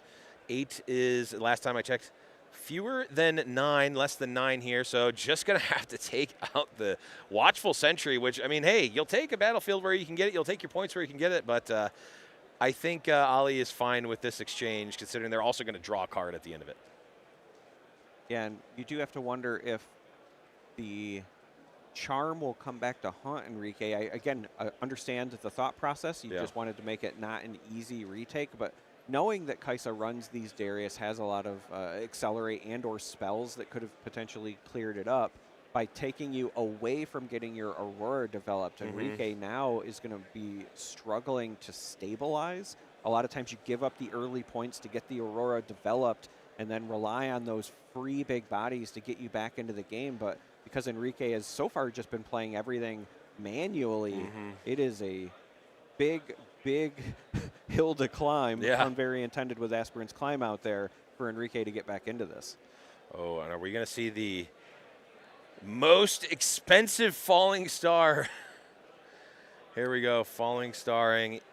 Onto the Dead Bloom, and this is actually massive, because that's a Void Gate. This Falling Star actually cleans the Dead Bloom up.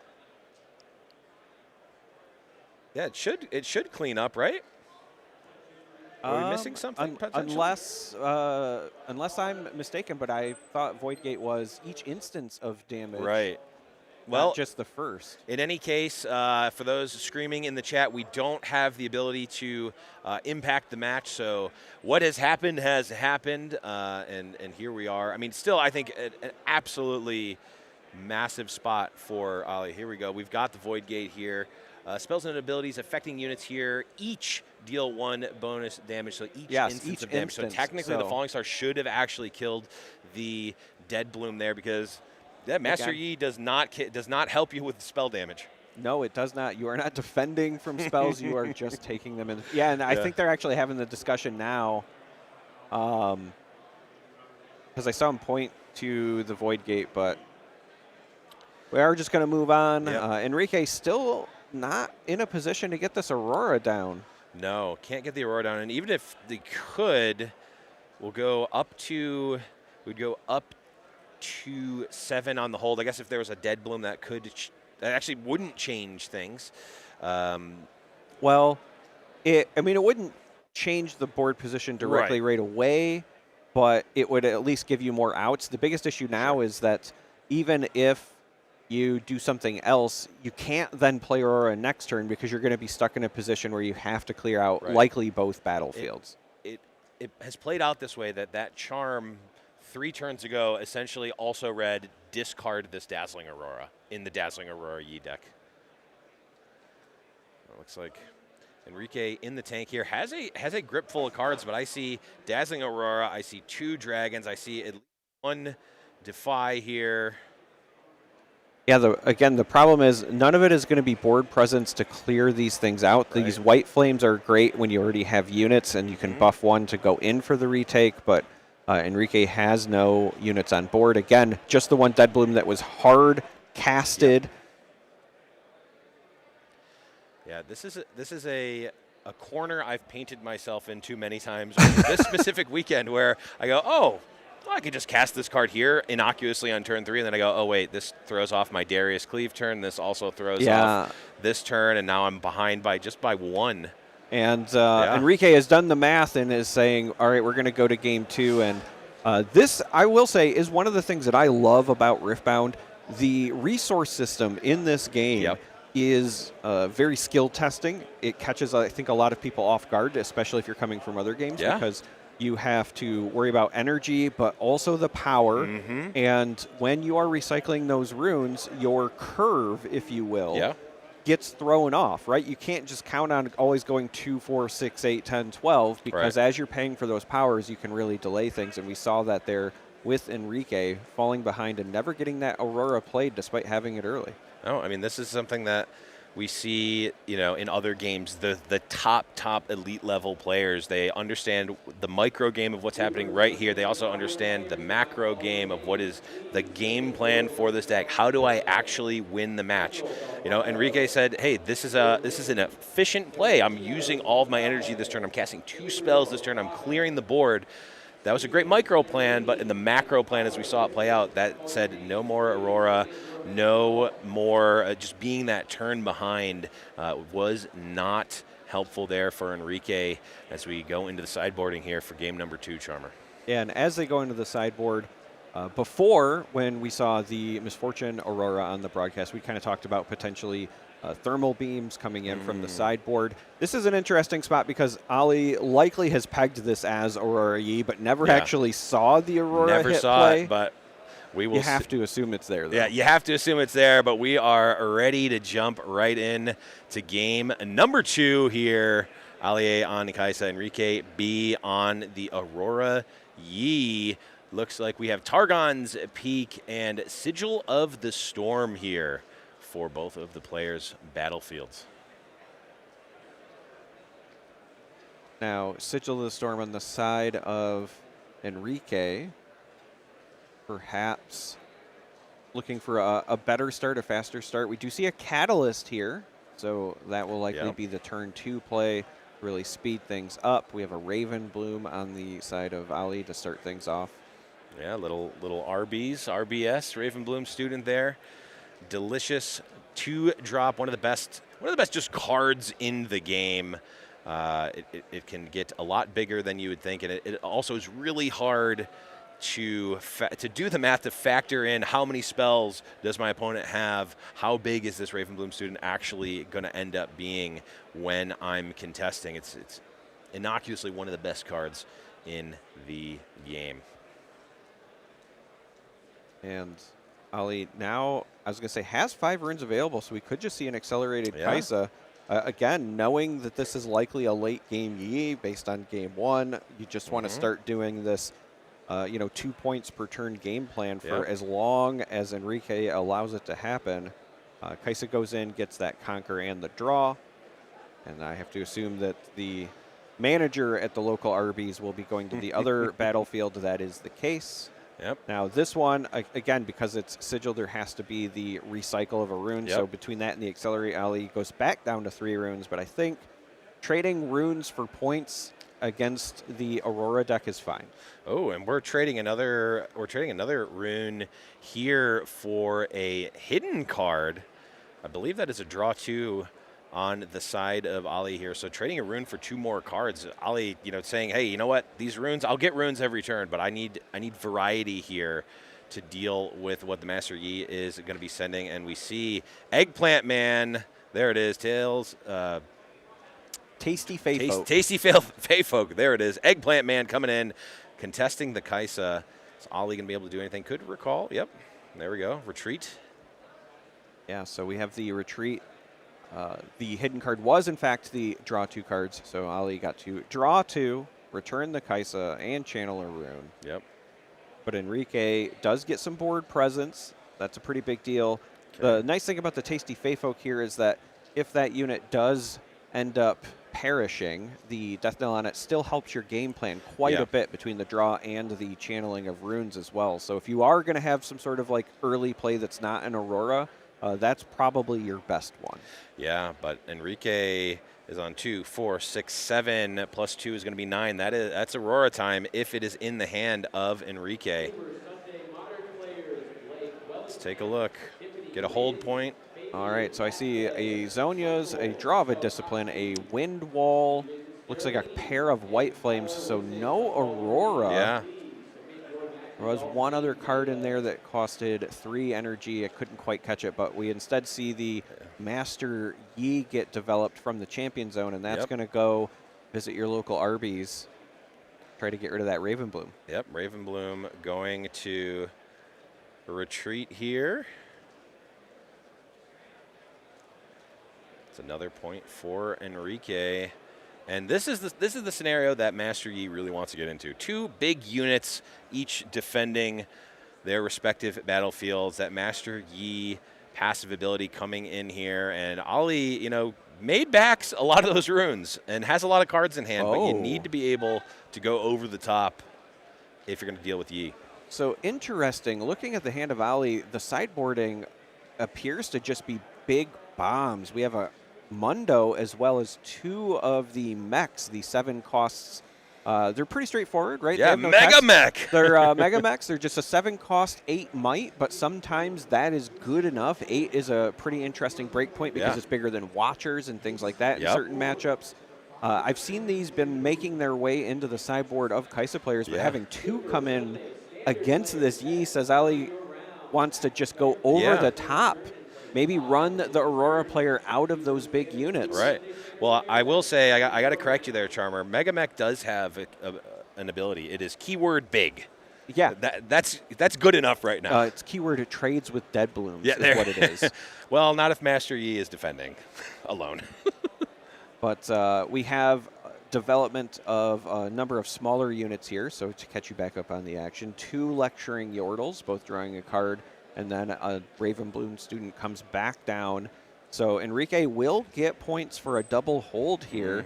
And that is not what you want to see if you're Ali. Yes, you have a number of smaller units on the board, but you really wanted to be in the lead in terms of points. You kind of wanted that early game tempo. The fact that Enrique has so many points already without an Aurora has to be pretty alarming. Yeah, very alarming. We see the Zonias develop. So now, the normal course of play here would be something like a Watcher from Ali, clear the board, get a couple of points to get somewhat back in the game, and hope that Enrique's left with nothing. Well, at the very least, they're going to be left with either an Eggplant Man or Master Yi, depending on what they choose there with that Zonias. Well, I think that the Zonias wants to always be for the Yi because the Death Knell on the Tasty Fey Folk is very tasty. Also, it's Ali that ends up getting to choose because they choose which order attacks, and you don't get to choose the Zonias. It just pops. It does, in fact, just pop. So I would expect this to be into the Tasty here first if I was Ali. We have a Watcher coming down. So the mites are reduced for the other two. We see the die is a 5. Now, if you're wondering why that's the case, it's because they're probably counting the bonus for defending from Master Yi It actually already. ends up only being -1, but that's still pretty good. Still pretty good. Now, also, if you're at home and you're wondering why Enrique played that Zonia's face up, because very often you see players play it hidden, it's likely because they did not want to, again, pay the power cost, right? You want the most runes you can get when you're playing these big, expensive cards and looking for your Aurora, so I actually really liked that play. Yeah, absolutely. I mean, we saw last game was a textbook reason of the one power absolutely can and will matter. Oh, okay. So Watcher goes in alone here. Okay. And this discipline from Enrique. Oh. Yeah, Followed forces up by the cleave. Yeah. Which, you know, is still okay for Ollie, but that could throw off the calculations. It's another card being spent.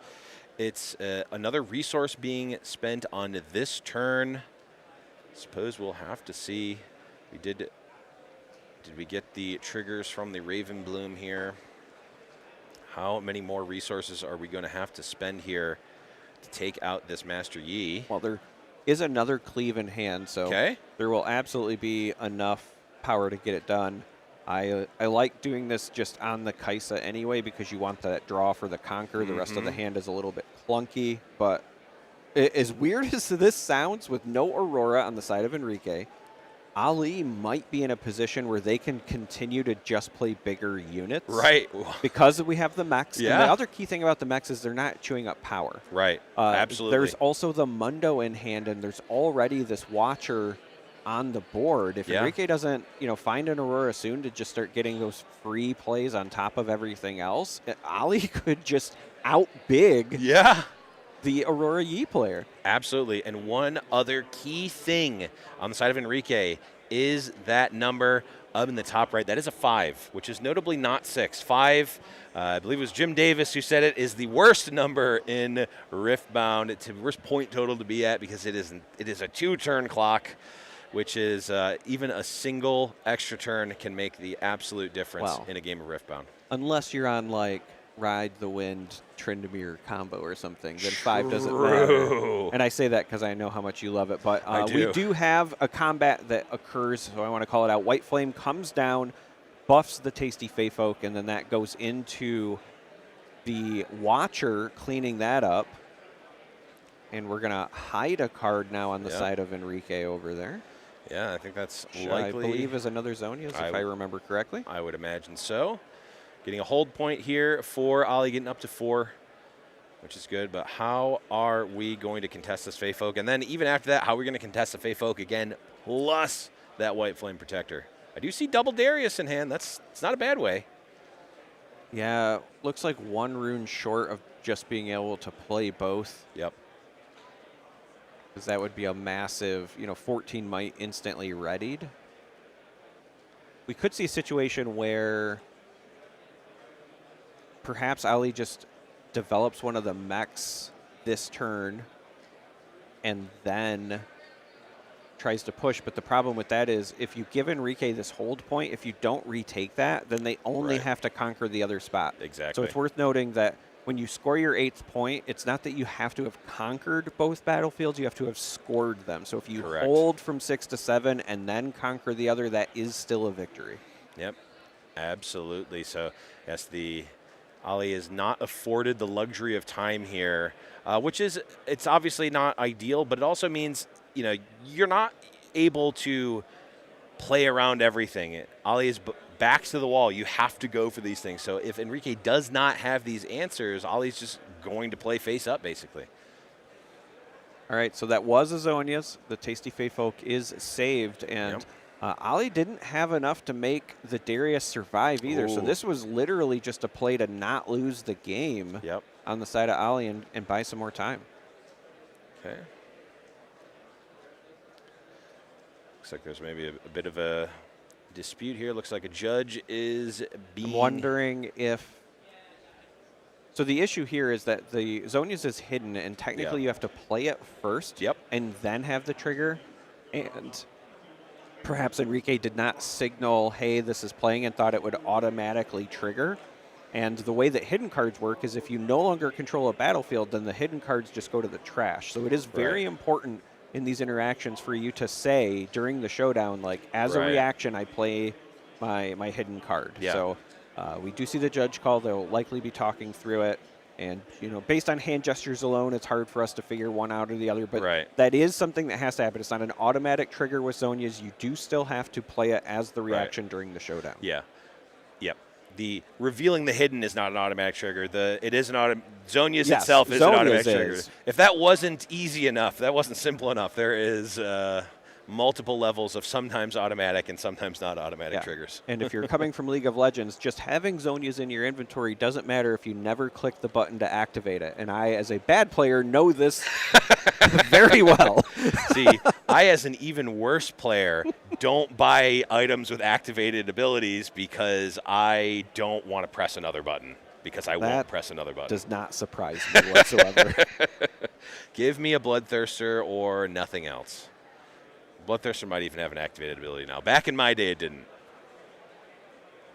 Back in your day during Cawblade mirrors that are still too new for me? It was right around the same time as Cawblade mirrors, actually, that I played League of Legends. That does also not surprise me. So again, still talking through this here, and I believe... All right, so I think that the ruling ultimately ends up being that because, again, it was not... played. So again, the hidden card has to be played during the showdown, and then the Zonias would trigger. Does not look like that happened. So I think it's just going to be a trade with the Zonias going away. But what that also would then mean for Enrique, this is not necessarily all things bad. There should now be a trigger of a death knell. Right, there should be. And I'm not seeing that. So maybe it is all bad, Well, look. Interesting. Yes. Look, at the end of the day, this is a high-level event. This is the biggest Riftbound event we've had in North America so far. So this is at competitive rules enforcement level. So the long and short of it is be very precise with your plays. Yes. And I know, obviously, new game, there's growing pains with all of that. That's to be expected. But at the end of the day, we're playing at the highest level right now. So gotta maintain that to some extent. The interesting bit there is that it would have also, like, the rune really doesn't matter because he's already at max, but would have also got the draw. Yeah. So could theoretically be one card deeper, but uses the White Flame Protector to go up to 7 if Enrique can find a way to score the sigil. Yeah, or we can just hold, we can do keyword big ourselves. Yeah. Technically, at one point in time, 24 might on that battlefield. Now back down to a measly 16.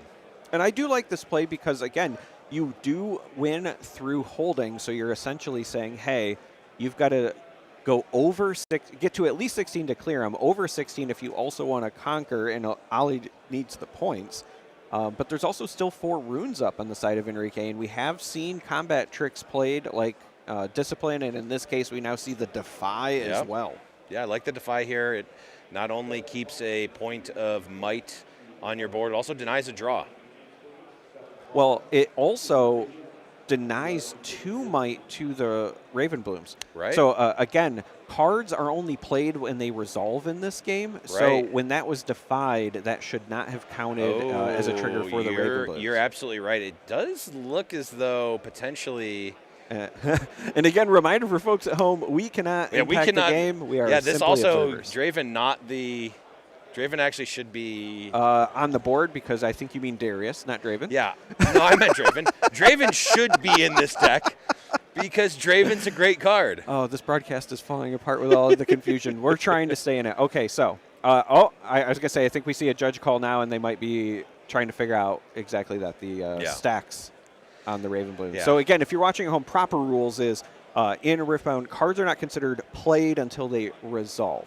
Right. So if you attempt to cast a spell and it is defied or windwalled, then that would not count for a Raven Bloom trigger, for example. Yep, that makes sense. And also, but I believe it would count as the second card. Well, maybe no, because you still have to have played 2 cards. Okay, so Darius is properly readied with +2 might here.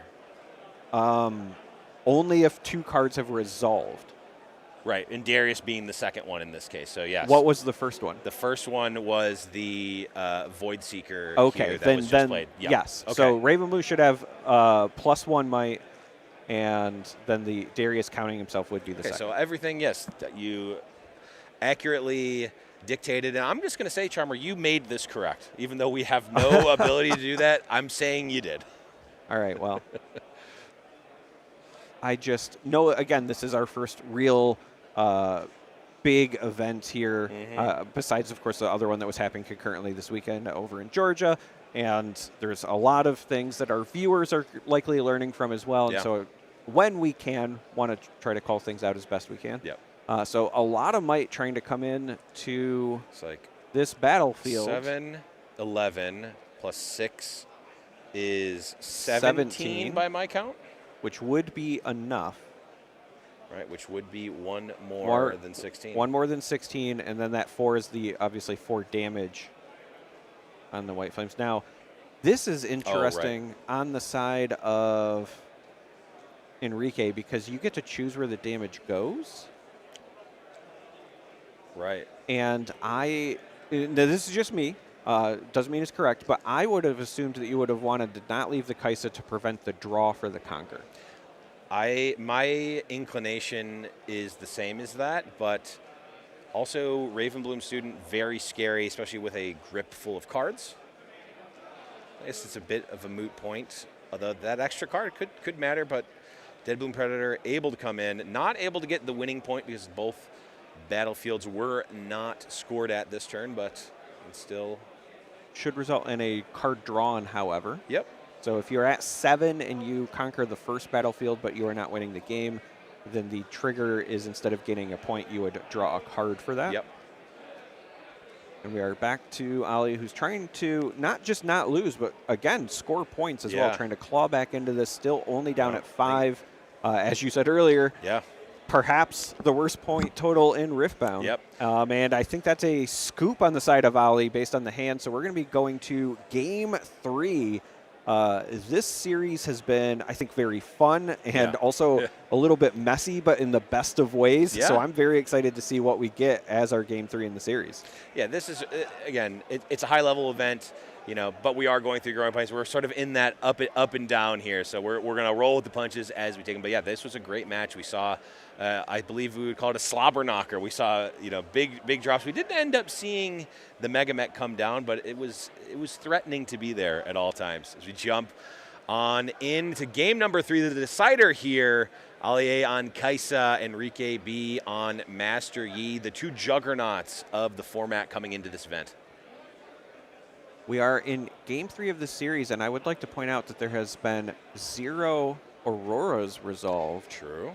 Again, if you're just tuning in, this is a dazzling Aurora version of Yi, though Enrique has not been able to get one on the board successfully. No, not yet. And our battlefields as we go into this deciding game of the series are Obelisk of Power and Reaver's Row. I would argue 2 premier battlefields for each deck. Obelisk allowing for runes to be faster gained by Enrique, and then on Ali's side, with all these great conquer effects, Reaver's Row can be very effective as well. Yeah, Reaver's Row allows you to essentially be more aggressive with your Kaisas to draw cards, also more aggressive with just any of your units to get a point, because, if they're threatening that Deadbloom turn, you go, okay, I will bravely run away from the Reaver's Row and not give up that material to be able to set up for a bigger swing on a following turn here. So definitely premier, like you said, battlefields for both players. So the Sentry will head on over to Reaver's Row. Now, if I'm on the side of Enrique and I see that, that tells me that the unit quality might not be the best on Ali's side, because a lot of times when you see the Sentry, they are sacrificial. You kind of want them to cycle. So if somebody is going to conquer that spot, you might not want to save it, right? You could just want to draw the card instead, but because it's on the Reaver's Row, that tells me, all right, I might not have as many good bodies as I want. Right. So I would like to preserve my might in these early stages. And we have a tasty Feyfolk coming down, but this is not accelerated as it's just 7 runes on the side of Enrique. Yeah, Eggplant Man coming down, going to be threatening here, but threatening at the cost of Ali effectively getting 2 more points. We're going to get 1 from the hold. I would imagine 1 from a Conquer here. We shall see, though. Now, the, again, plus side potentially for Enrique is that the Tasty Feyfolk has that Death Knell, which could provide runes, could allow a dig. 7 does mean we're going to 9 next turn, so Enrique, depending on the hand, could be developing a Dazzling Aurora for the first time in this series. Yeah. Here we see another judge call. Just from hand gesturing, it looks like they're maybe wondering if there has a card, if a card has been drawn from the Yordle or not. Yeah, because they keep gesturing toward that. So yeah, that's what it looks I like. think that what the reason that you see the counting, if I had to guess, is they're saying how many cards would you have at this point in the game. They're early enough that they could say, you know, 4 for the starting, your draws for the turn. Do I have the one for the Yordle, et cetera? So they are going to talk that through. And at some point, it's not just the Yordle that will be lecturing, but it'll probably be the judge as well, saying, hey, remember your triggers. Yeah. Again, I mean, this is again, the first event, first big event in North America, the biggest event so far in North America here at SCG Con. But yeah, it's growing pains, and we'll get to that point at some point. But we are playing at a high level. Looks like there was a resolution here, and we are going into Ollie's next turn. And in the hand, we see a Kaisa, a Watcher, and a Stupefy. So Ollie has access to a fair amount of Accelerate. Just drew some more cards there, so we got picked up the Falling Star and a Watchful Sentry. Yeah.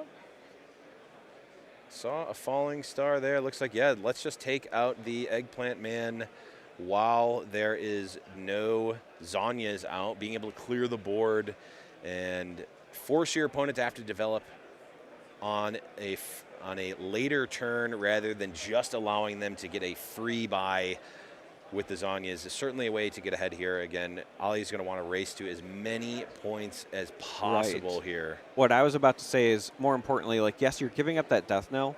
However, because Enrique never got to use that Feyfolk to retake a battlefield, now Ollie has 3 points to Enrique's 0. And even if Enrique has an Aurora or something like a Dead Bloom here, you still can't deal with both battlefields, right? Ollie's trying to ride as many points as possible for as long as possible, because the moment that Enrique gets to a point where an Aurora is active, it becomes a much bigger uphill climb. Now, the good news for Ollie is there's a lot of tools in Kaisa decks to combat Auroras, even after they've come down. We've seen one of them in the hand in the form of the Watcher, but I think right now Ollie is fine with using these spells to just continue to create this points gap. Yeah.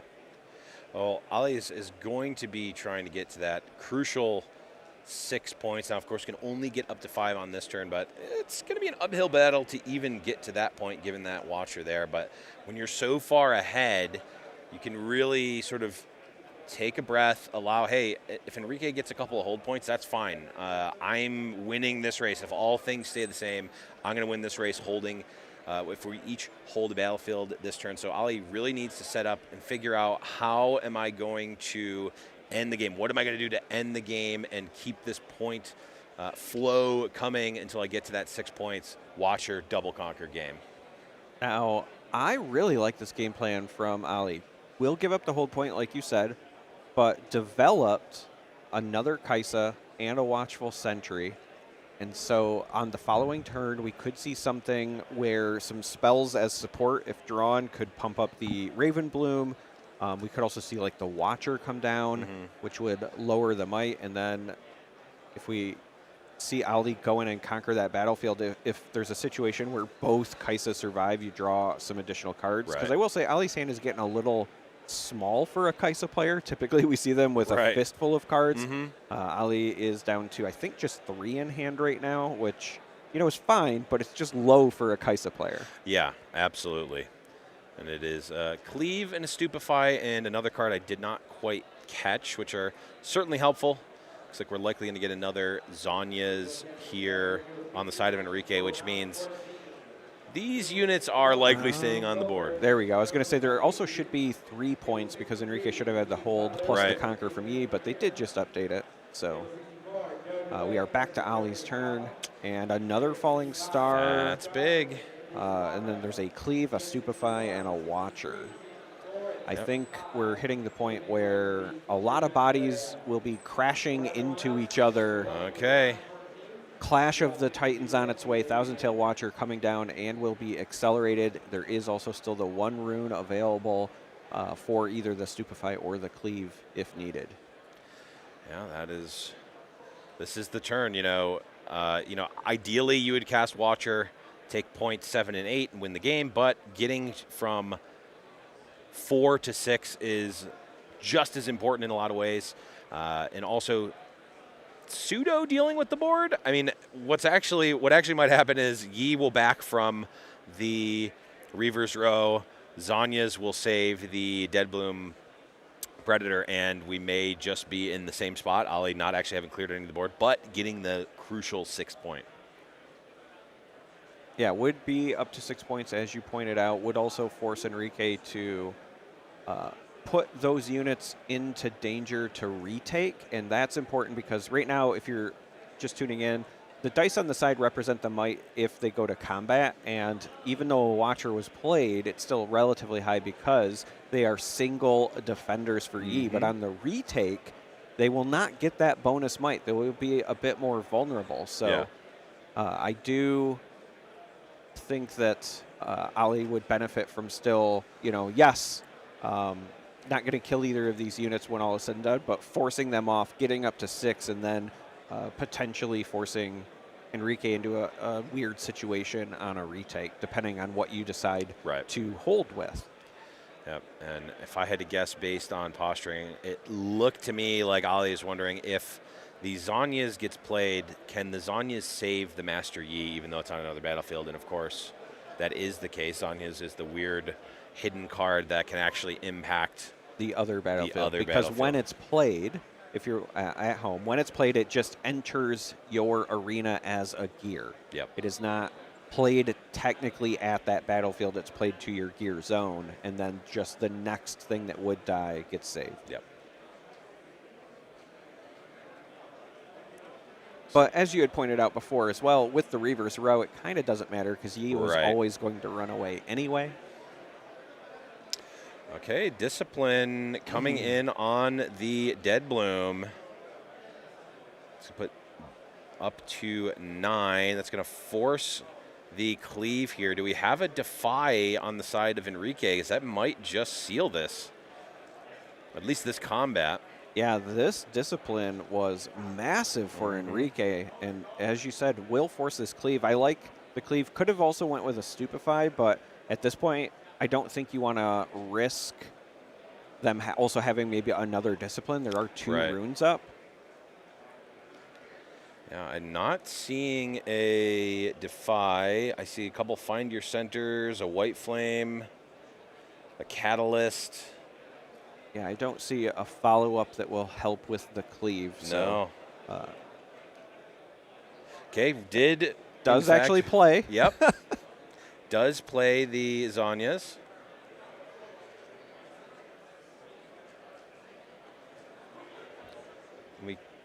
So the Deadbloom is killing the Watchful because the Cleave was played on on the Watcher. Yes. So there would not have been enough might to get there. Right. So the Cleave, even better. Yeah, even better because you save your big unit and then you get the draw card off the Death Knell from your Sentry as well. Ali would like to dig for some more answers. And assuming all of this goes in, could even draw 2 cards from the Kaisas here. This is kind of a tough spot because you don't want to overcommit and then get blown out by something like another Deadbloom from hand. Right. But you also still need to ensure that you can get the job done. Enrique does still have runes up. Okay, Ollie just going through the cards that could possibly be there. Okay, and All right. Enrique allows the trade to happen, does not do the Reaver's Row. Yeah, does not save the Yi from the Reaver's Row. So that tells me that Enrique just wanted to deny one of the draws from the Kaisa more than they wanted to save the Yi. And again, could very well be the right play. Yeah. Just one that we want to highlight because I think you and I both thought saving the body was like a no-brainer. But as I think about it, if you're more worried about Ollie finding more answers than denying a draw could be the way to get there. Well, and the other thing, too, is that, Yi's not going to be better on offense like we've mentioned before, so the Yi probably going to need to crash in again. You might as well just take the trade when you can, when the getting's good, when you actually have that Yi buff. I guess technically it'd be one bigger with the lack of Watcher debuff, but for the most part, I think that trade's going to happen anyhow. So just denying the draw and going from there. Now with Ali at 6 points, we saw the 1 energy cost find your center. So Enrique channeled a rune and drew a card. Was, I think, just trying to find,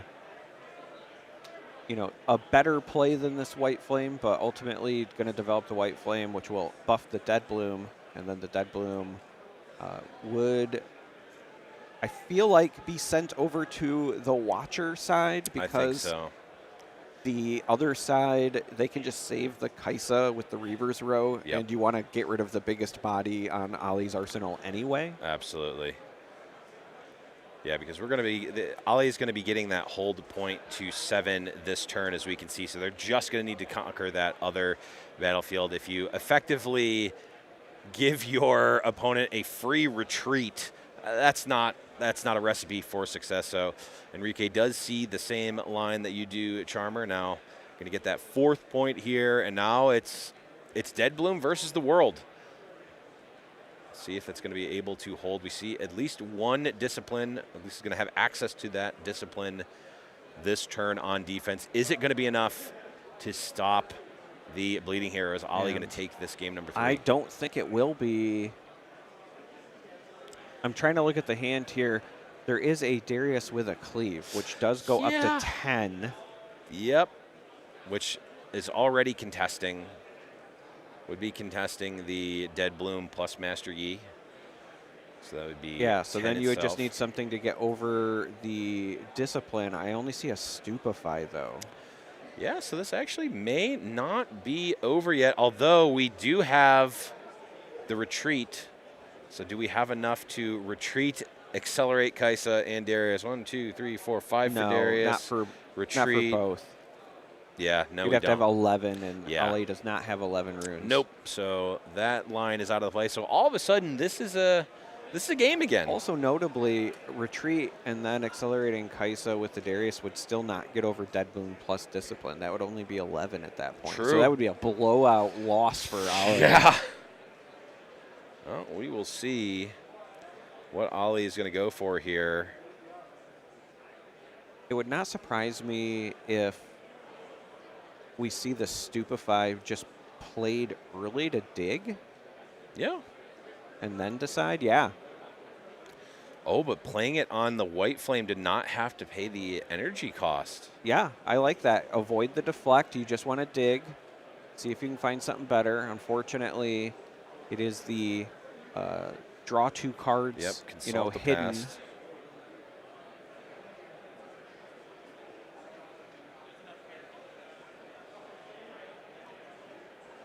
Okay. Different game plan changed. We're playing defense. So this is interesting. There's also the Void Seeker and 3 runes up for Ollie. We'll be fortifying everything possible on this Is there a Void Reaver's Seeker? Row. I think that's a Falling Star. No, it's I'm 99% certain it's a Void Seeker. I'm sure. I'm sure we will find out soon. We will find out soon. But it's worth noting that Enrique now, so it was Dead Bloom against World. Now Enrique just has to take the other location. Yeah. I was about to say, we know there's a second White Flame, so this is going to go up to 16. Yeah, that's and then pretty be big. Shipped. And then if there's runes left up, and there is. Yep. Potentially a Discipline as well. So the draw 2 cards hidden is defied, so Raven Bloom also Yeah. does not get buffed. And that's really important because if that would have went off and you had the Void Seeker, Darius would have got +2 might as well. True. So that defy was massive. Yes. That is also definitely a falling star.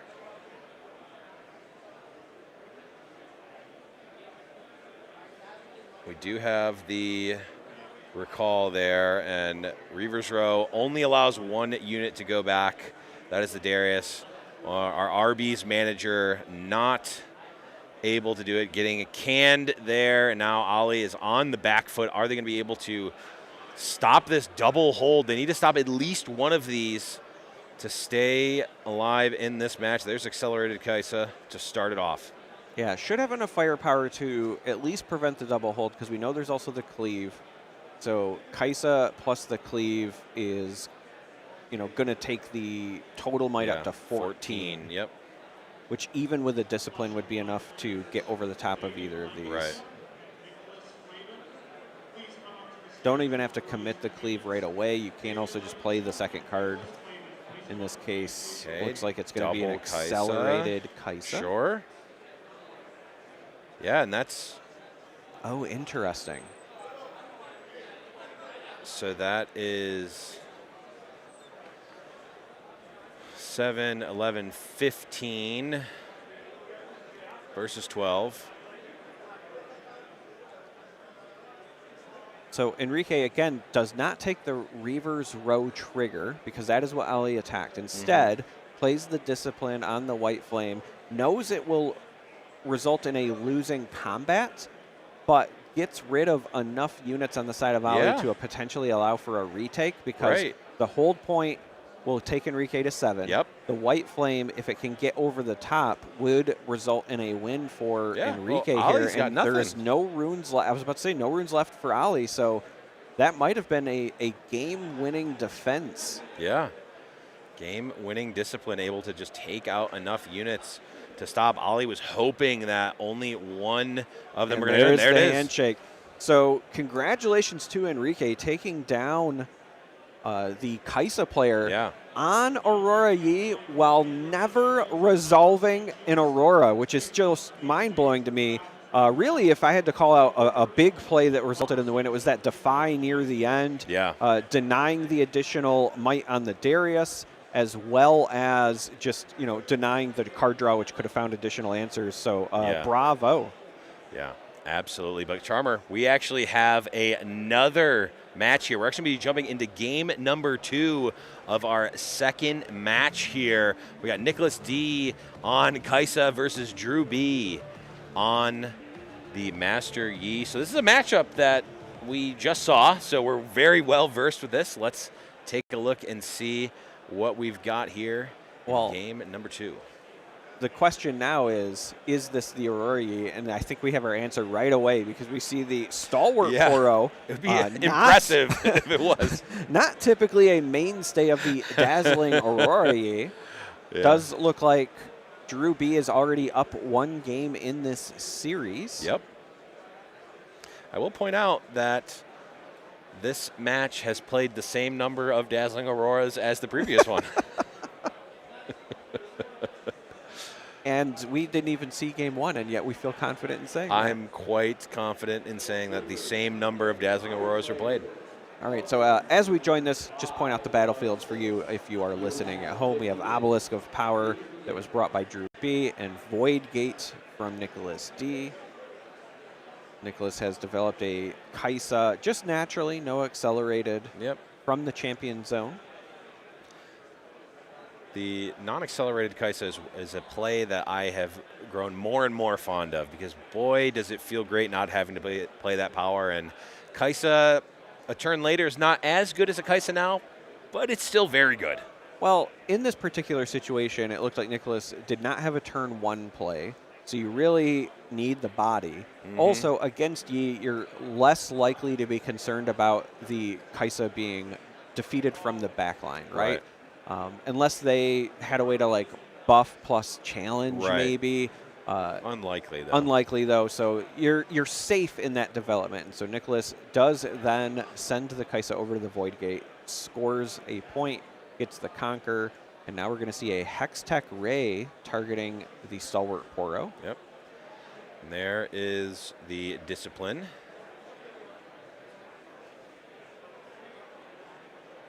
And it looks like that Discipline will save the Poro. Yep. I was about to say, worth noting that there is still technically 3 damage on the Poro, and it has 4 might till the end of the turn, but with no other damaging spells or abilities on the side of Nicholas. Will just survive through the turn. Yep. Drew gets the point for holding with the Stalwart Poro.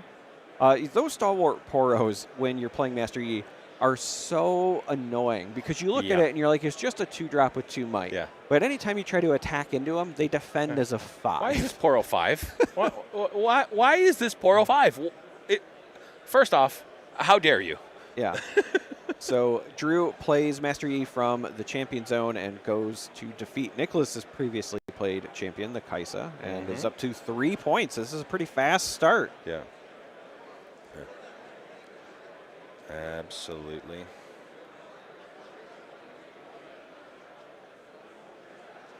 All right, we have Nicholas now trying to figure out, how do I attack into these locations? Because again, we were just saying that Poro by itself, without any cards played, and Drew B has no runes available, is still defending as a 5. So you would have to send both the Hopeful and the Lecturing Yordle just to get over the Poro. And there is no hope of going over Master Yi without also having some spells to deal with it. Now, we do have the pickup of a Hextech Ray in hand.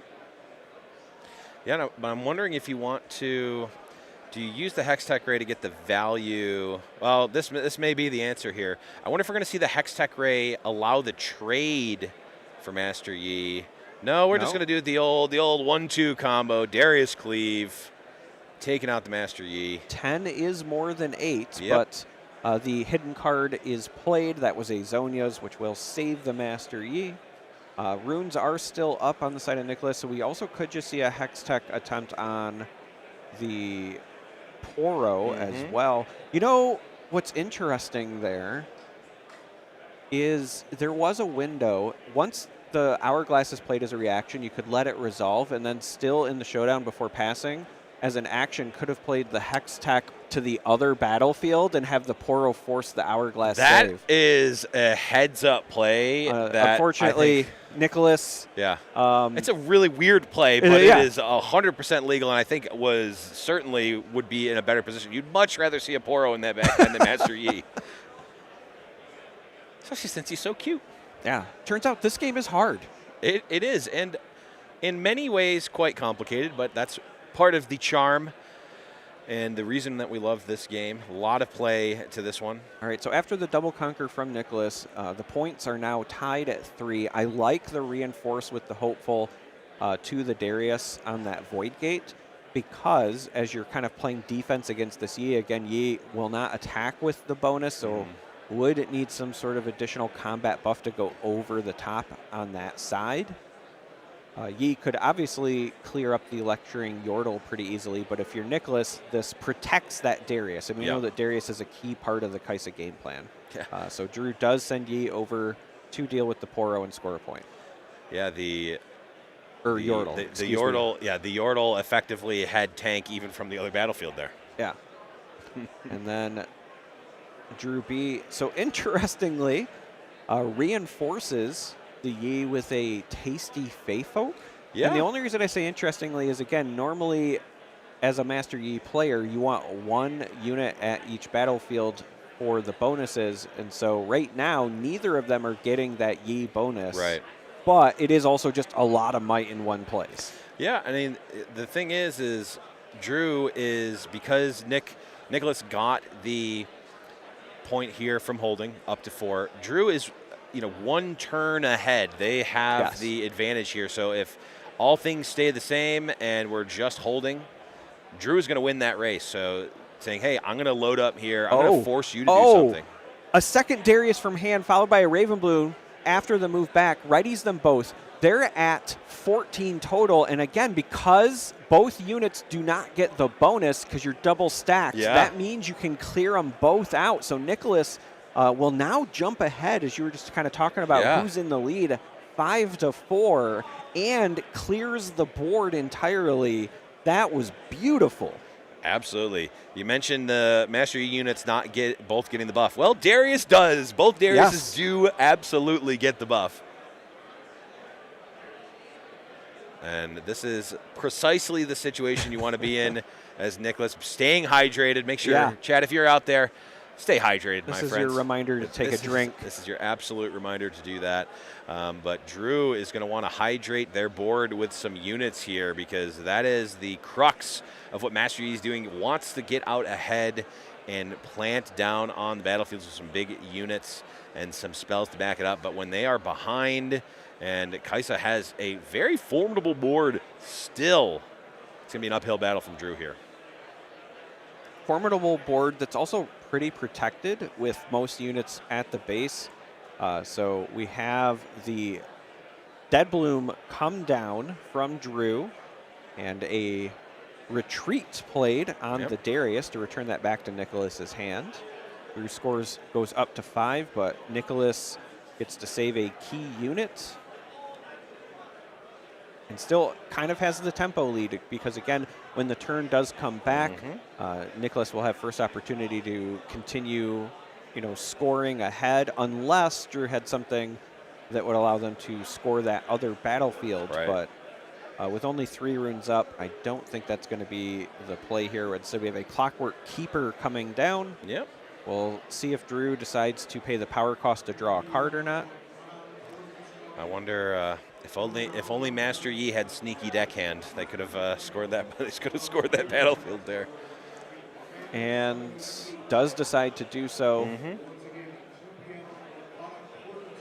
And I think that's probably the right call. It's very clear with the Dead Bloom play that Drew didn't necessarily have many other good unit options there.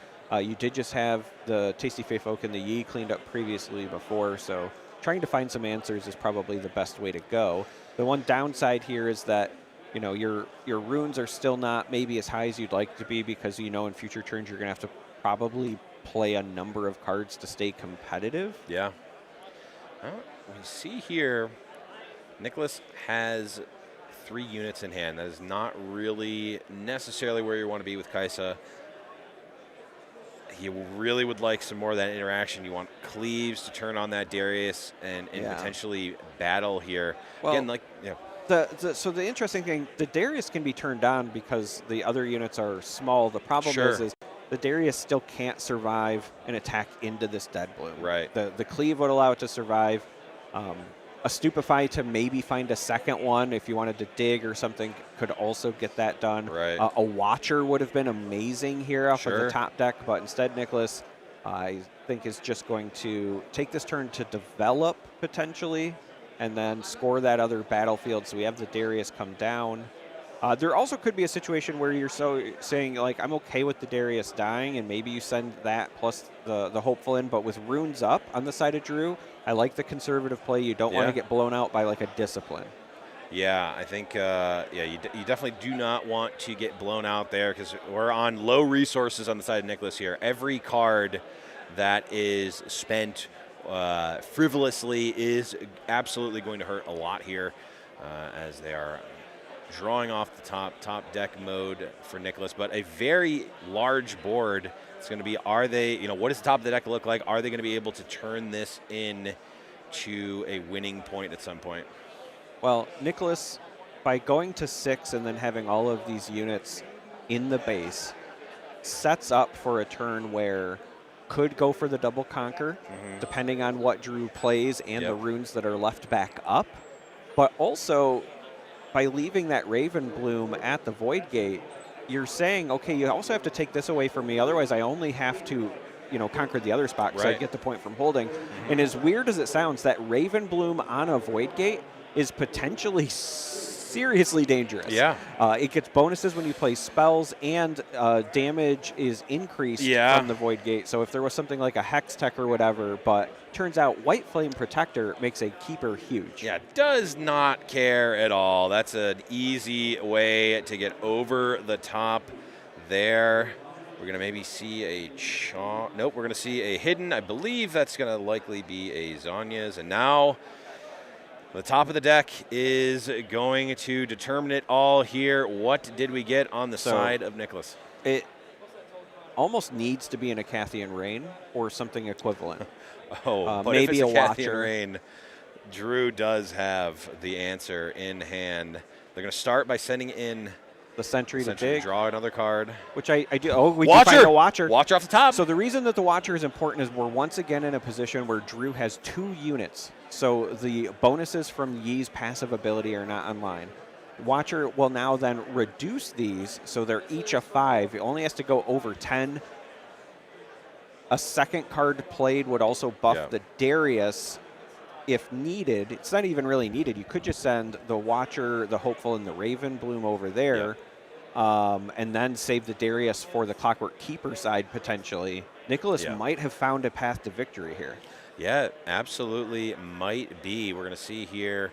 I'll let the players do the math here. I don't know what else we have on the side of Drew to interact with this. I'm not sure what it is. It's only 2 runes up. Yeah. So if you're on the side of Nicholas, the only things you're really worried about are cards like Discipline, maybe On Guard if they run that. But that's for only a +1 the at keeper this side. point. Oh, sure.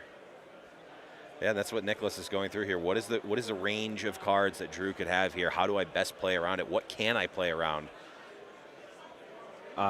Obviously, Defy if you were to try to play spells. Yep. So again, 10 total might currently on the double unit side because of the Watcher. So even if it was something like a Discipline over there, you only have to go over 12. Watcher by itself is 7. So again, you could send Watcher, Hopeful, and the Raven Bloom pretty safely over there, and then that still leaves the Darius to try to get over the Clockwork. And if you have a second card, the Darius would also get a buff and might before going in.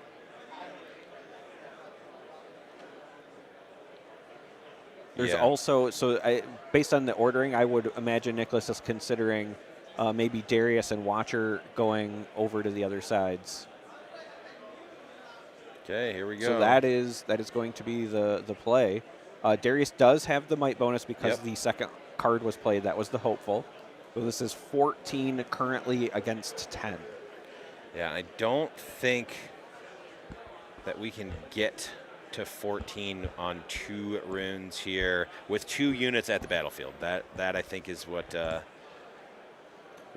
breaker here is. Master Yi only wants a single unit at the battlefield, and well, I mean, yes, you have more might overall, but you're not able to get that bonus, utilize that bonus that Master Yi is providing. And I'm wondering what Drew is considering here. There's not really any. There's no more decisions to be made from Nicholas. The distribution of attackers has been decided. There's really no reason to hold back if there's anything. Unless he has a spell in hand that he can also use like reactively, I still think I would have preferred the Raven Bloom and Hopeful, and then Darius going to the other side because 13 still protected you from a Discipline, and you would have 7 might instead of 6 on the other side. Right. And the reason that that's important is because that Keeper is currently a 1, but the moment it becomes a solo defender, it will get the Yi buff, jump to 3, and with those 2 runes up, if they did have something like a double On Guard, then you would not have a victory. Right. A single Discipline will likely not be enough because that would only take them to 5, so this is still 6. But again, if you're just worried about, so there's the Discipline, so that's 5 to 6, and it looks like Nicholas gets the double conquer, and we're going to go into game 3. Ooh, that was tough. I think once Nicholas sort of mathed it out, parsed out what they were going to do, what was the most optimal line. I mean, I think I liked your line a little bit better, but again, like ended up working out. I think the range was pretty wide there, but there was only a certain power that we could get, a certain might threshold that we could get to, and Nicholas ends up taking it down there. Watcher, surprisingly enough, winning games. And such a heads-up play to send the Sentry in. Yes. and just dig for the answer, because that was ultimately a game-winning decision, very heads up, and again, forcing a game 3. We love game 3s in our card games. Absolutely. You love to see it happen. You love to get there. And speaking of which, we are jumping right in to game number 3 here. Looks like Drew is on the play, starting with that stalwart Poro. Why in the world is this Poro 5? Well, the other thing that I'm seeing here is now that we're going to game 3, they're both on their last battlefield, and it just happens to be double Grove of the God Willow. And I think this has to favor the Yi player. I would think so. It's very weird to see Grove in the Kaisa list, just because it's not a deck that traditionally holds a lot. It's very conquer-centric. So, you know, seeing 1 is bad enough, but now anytime Drew holds or sits on something, like with this this early Poro play, they're going to be cards drawn. Yeah. And then we do see an on guard in the deck, so I was not hallucinating when I thought about that as a potential out. Oh yeah, certainly a card that gets played quite a bit. Yeah, I think it would need to be double on guard had to be there. double, yeah, but to be still, fair. I mean, still possible for sure. Still. Oh, double Poro start. Absolutely brutal for Nicholas, unless a Falling Star comes off the top. Falling Star would be beautiful here. We see a couple of Stupefies and a Hex Tech. Hex Tech Ray? Yeah. So going to send that, but an on guard will currently save the Poro. Yeah, could Stupefy. Just going to let that happen and then Stupefy. Yep. Draw on a card. There's a Watcher. Not oh, that's double Watcher. Don't Yeah. necessarily want those this early, but we will take it. I think most importantly here, you're just denying the draw off the hold as well. You could have seen Nicholas just go to the other location, but the issue is knowing there's already another Poro there. Your Sentry's not going to defend against that, and the last thing you want is double Star Wars Poro on 2 Grove of the God Willows. Yep. We see the other Stupefy here, threatening to kill the Poro. And the discipline to save it. Yep. A lot of cards being drawn by both players because of many of these spells cycling things, as well as the Death Knell from the Sentry. Yep. Nicholas ending up flush on cards here. And even though it didn't end up working out, Drew had the answer in both occasions here. Just forcing more cards out of the hand of Drew here. Now tabbing out for that Catalyst of Aeons, even though we're quite confident that this is not a Dazzling Aurora list, it is still very nice. The mid-range Ys do go over the top. They do go over the top. It would be kind of funny if it was something where they felt confident enough in their early game that they just bring it in from the board when people think that they're off of it. That would be hilarious, although I think you probably want to board out the Poros if that's the case. I mean, maybe or maybe not. Maybe you're saying, like, I only play this if I'm ahead anyway, and then it just puts the game out of reach, right? Like, it could just be maybe a 1 or a 2 of as a closer. I don't think that's the case, but seeing the Catalyst does kind of make me chuckle. Mad scientist brewing that I'm absolutely here for. I do love myself a transformational sideboard here. Well, Nicholas deciding what to do with their resources. Where is this Ravenbloom student going? Are we contesting? We have a little bit of an opening here in terms of Drew being exhausted entirely. Yeah. And so that's the real thing, right? With all of the runes for Drew being exhausted, there is an opening if you can go over the top of the Poro to do so, but how many resources are you going to expend to do that? If you have to start a combat, for example, it goes all the way up to a 5. The Ravenbloom by itself will go over to the other Grove. So now we're going to see a Darius. Yep. Into, what a beautiful play. So the Hopeful being cheap, also a lot of might. Darius 7, definitely bigger than 5. Yeah. Double conquer, so Nicholas goes to 3 points. Yeah, and you may be thinking, that seemed like a very obvious play. Like, that was very strong. Nicholas in a very big, very good board position here. But, play clean. Take the time. Take the beat. Take a breath. Decide, is this actually the line of play that I want to make? Because we've seen in previous matches, like, even just spending an additional power on a turn can bite you in the butt multiple turns later and end up, throwing your game off. Also, Darius may be a key card. So the other reason that so I was just about to say the other reason that I think was so long is you're trying to figure out how you position yourself. We knew it was a double watcher hand even before that sabotage.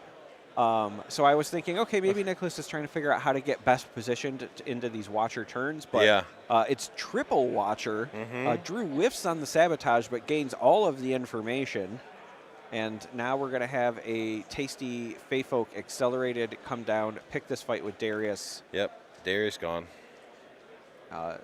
Off the conquer, Drew ties it up at 3, but Nicholas will get the hold point, go back up to 4. And I wonder what Nicholas is going to do for this turn. Well, what they do have think 2 fresh cards. Could be. Yeah, you are correct. 2 fresh cards because they actually were able to hold on the Grove of the Godwillow. So we know that Nicholas's hand is currently 3 watchers plus 2 mystery cards. But if you've got watchers to spare, they are pretty attractive to continue jamming. Yeah. So we do see one come down. You have to recycle 2 runes when you're accelerating, but because you get 2 back every turn, as long as you keep hitting your blues, you can just run Watcher for 3 straight turns. And if your opponent can't keep up with that, that might be good enough. Yeah. And all the while, you can try to contest that Watcher side, but also our Arby's manager is sitting over in the branch just collecting the checks every turn. That's a point for holding every turn. Yeah, go fight over at this Grove of the Godwillow. I'm over here raking in the points all the while. Well, and again, it's also worth noting that if Drew is just clearing one of these off and Nicholas is holding one, Nicholas is also drawing cards every time. This is so... This is not the way that I anticipated this match going. I will say this. It's kind of mind-boggling because normally these Groves would heavily favor the Yi player. And yet Nicholas has found a way to make the double Grove of the Godwillow work in his favor by just keeping the board clear. Oh, I thought you were going to say by just drawing 3 Thousand-Tailed Watchers.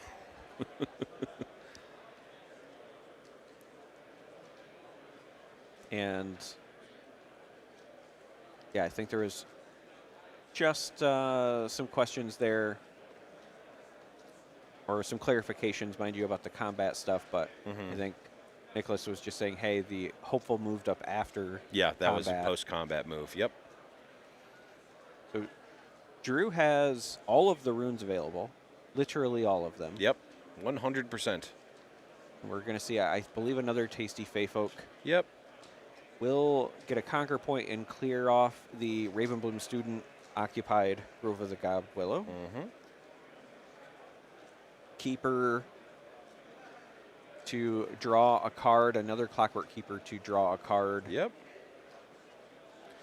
We are seeing a bit. And I don't think it's been updated yet, but there should have been there we go, conquer point. Yep. So very important because we are hitting the phase of the game where with Nicholas being at 6, could close out a game with a double score on the following turn. Can't do it this turn, obviously, just going to 6, but we are hitting the end game. We're hitting the danger zone. Right. I wonder, do you just develop as much as possible and say, I have the Watcher, what are you going to do about it? Possibly. I mean, that is an option, but knowing that there's like 2 watchers, another watcher just cleaning up the Feyfolk, and then still saying like, hey, you have to take both of these away from me because a single hold will not be enough, I think is still fine. Like, I don't think Nicholas has to do anything flashy here. The amount of resources that Drew would need to clear off both would be pretty high. Now, the one downside is because that's a tasty Feyfolk there, Drew would go into the next turn with, again, full runes. Get the extra card. But the face-up cards, the Master Yi in Chosen Champion Zone does not help with that. If it's something like a White Flame Protector, not going to be enough. It's going to be too many resources to just take one battlefield. So there is one consideration for not potentially doing Watcher. Okay. Depending on what the rune split is, a lot of Kaisas run 7 and 5, more red than blue. Sure. If that's the case, there could be a situation here where Nicholas would know that the next 2 runes would not be 2 more blue. He only has 2 available, and those would both have to be recycled to accelerate a Watcher. So that's actually important. The rune split could dictate Nicholas's choices here. Yeah, you're absolutely right there. Though they do get a potential rebuy of a rune if absolutely needed with the recall there. Don't know. Well, but if you, my point is, if you accelerate a Watcher, that's all your runes. So you wouldn't get a rebuy. Oh, like it would be your okay. full 8. You would recycle the 2 blue. Yes, you'd get 2 more next turn, but if it's not guaranteed to be 2 blue, if you're not a 6-6 split and it's just 4 blue left, because again, some Kaisas I've seen go 7-5 one way or the other. If it's 7-5 in favor of Fury, you actually can't Watcher accelerate. And Okay, I see what you're saying. Yes, because we know. Right. I see what you're saying. No, you're absolutely right. That could potentially be the case, and we know that there's at least 2 blue on the bottom, so that may be the consideration. And we see a smoke screen there, which also does not consume a blue because we're playing Kaisa. Yeah, I was about to say, normally would consume, but the Kaisa Legend ability would allow you to pay for that. Yep. I also have a pair of Noxus. You know, I was just going to say, you were talking about, do I just develop a bunch? That's a lot. It's a lot of might. That's a lot of might that could go down pretty cheaply. And so, Nicholas, just trying to think through what else could be available, asked to see what's in the trash of Drew. 2, 4, 6, 8. Yeah, I wonder, do you have something medium and then follow it up with 2 Noxus Hopefuls? That is what my gut says. Ideally what you'd want is like a 2-drop, double Noxus Hopeful, and then sit on the smoke screen. But or, why not? Let's just go with the Watcher. After all of that, it's just going to be Watcher of the Faithful. And again, I don't hate this play, right? No, I in fact quite like it. It very likely could just be an even 6-6 split, and so you're guaranteed to have the 3rd one as an option. But yeah, if there was, say, like a 2-drop, you could have went 2 and then hopeful, have a smoke screen up. That also would have been, I think, a fantastic defensive posture. Yep. But even this way, though, you do deny a draw from the Grove of the Godwillow, but it's negated by the fact that the Death Knell of the Fae Folk just draws them a card anyway. True. Yeah, I think it's there's no wrong way to eat this Reese's is how I feel about about this. There's an old man reference for you. That was my reminder to take some ibuprofen. I think it was a very favorable situation for Nicholas. But again, I do not hold it against anyone for taking their time, think through the plays, think what are the possibilities, what is the range that my opponent can have. You want to, again, this is a high-level tournament. This is what we are playing for. Okay. You want to make sure that you're making the best play possible. So there is a Dead Bloom in Drew's hand. 2 Dead Blooms. But I was going to say, unfortunately, that would only get rid of one side. So with the need to clear both, Drew just does not have enough to get it done. Looks like, I was trying to do the math, right? A Dead Bloom could clear up the Watcher, and then you have the 2 Clockwork Keepers, but even with some sort of buffs, it's not going to be enough to take that 4 above the 11 that was sitting on the other side. Yeah, there were 2 Dead Blooms in hand, but a hand extended over as Nicholas was able to take it down there as the Kaisa Charmer. What a match we saw there. Yeah, that was, I think, a phenomenal comeback, because when we came into that, Drew was actually ahead in the series. It was very well navigated by Nicholas to get back into that other game from behind and then pull away. So, again, congratulations to Nicholas, and there you are, 3-0. 3-0 going into the round. But before we take a break from this round, let's take a look at some of our sponsors for the event here. Of course, none of this is possible at all without the Turn 'em Sideways YouTube channel, the very one that you are watching right now and that you are, for some reason, not subscribed to yet. Hit that subscribe button. It really does help us out. Not only are we doing awesome productions like this, we're doing The Winning Point, which is a podcast which features myself and you, Charmer, as well as Casanova, and at least sometimes Pastry Time. we're doing a ton of different content there here on the Turn'em Sideways YouTube channel. So make sure, if you haven't already, subscribe here, and also, again, support the sponsor here, Heavy Play. You can absolutely use the code Sideways to check out for 10% off. I was able to actually use these products for the first time personally this week, shuffled them up. They felt great. And as you can see on the screen right here, a lot of the different pieces are modular and they fit together. They've got some magnetic technology. I really enjoy these products. I was actually very surprised by the deck boxes. Yeah. I like them a lot. I really do like that. And there we go. We've got our other sponsor here, Invasion. You can use the code TURN5 to get 5% off your entire singles order. I know a lot of folks are looking for singles at Houston, and I love going to the event and getting singles, but sometimes it hurts to get singles at the event itself. You can actually get a Houston pickup option with Invasion. So you can go to invasioncnc.ca to get your singles there for Houston if you need them. But that is going to be the end of round number 3. Charmer, we'll see you in a couple rounds. We're going to get Casanova back here, but we're going to take a quick break. We'll be back for round number 4, the SCG Riftbound 10K here.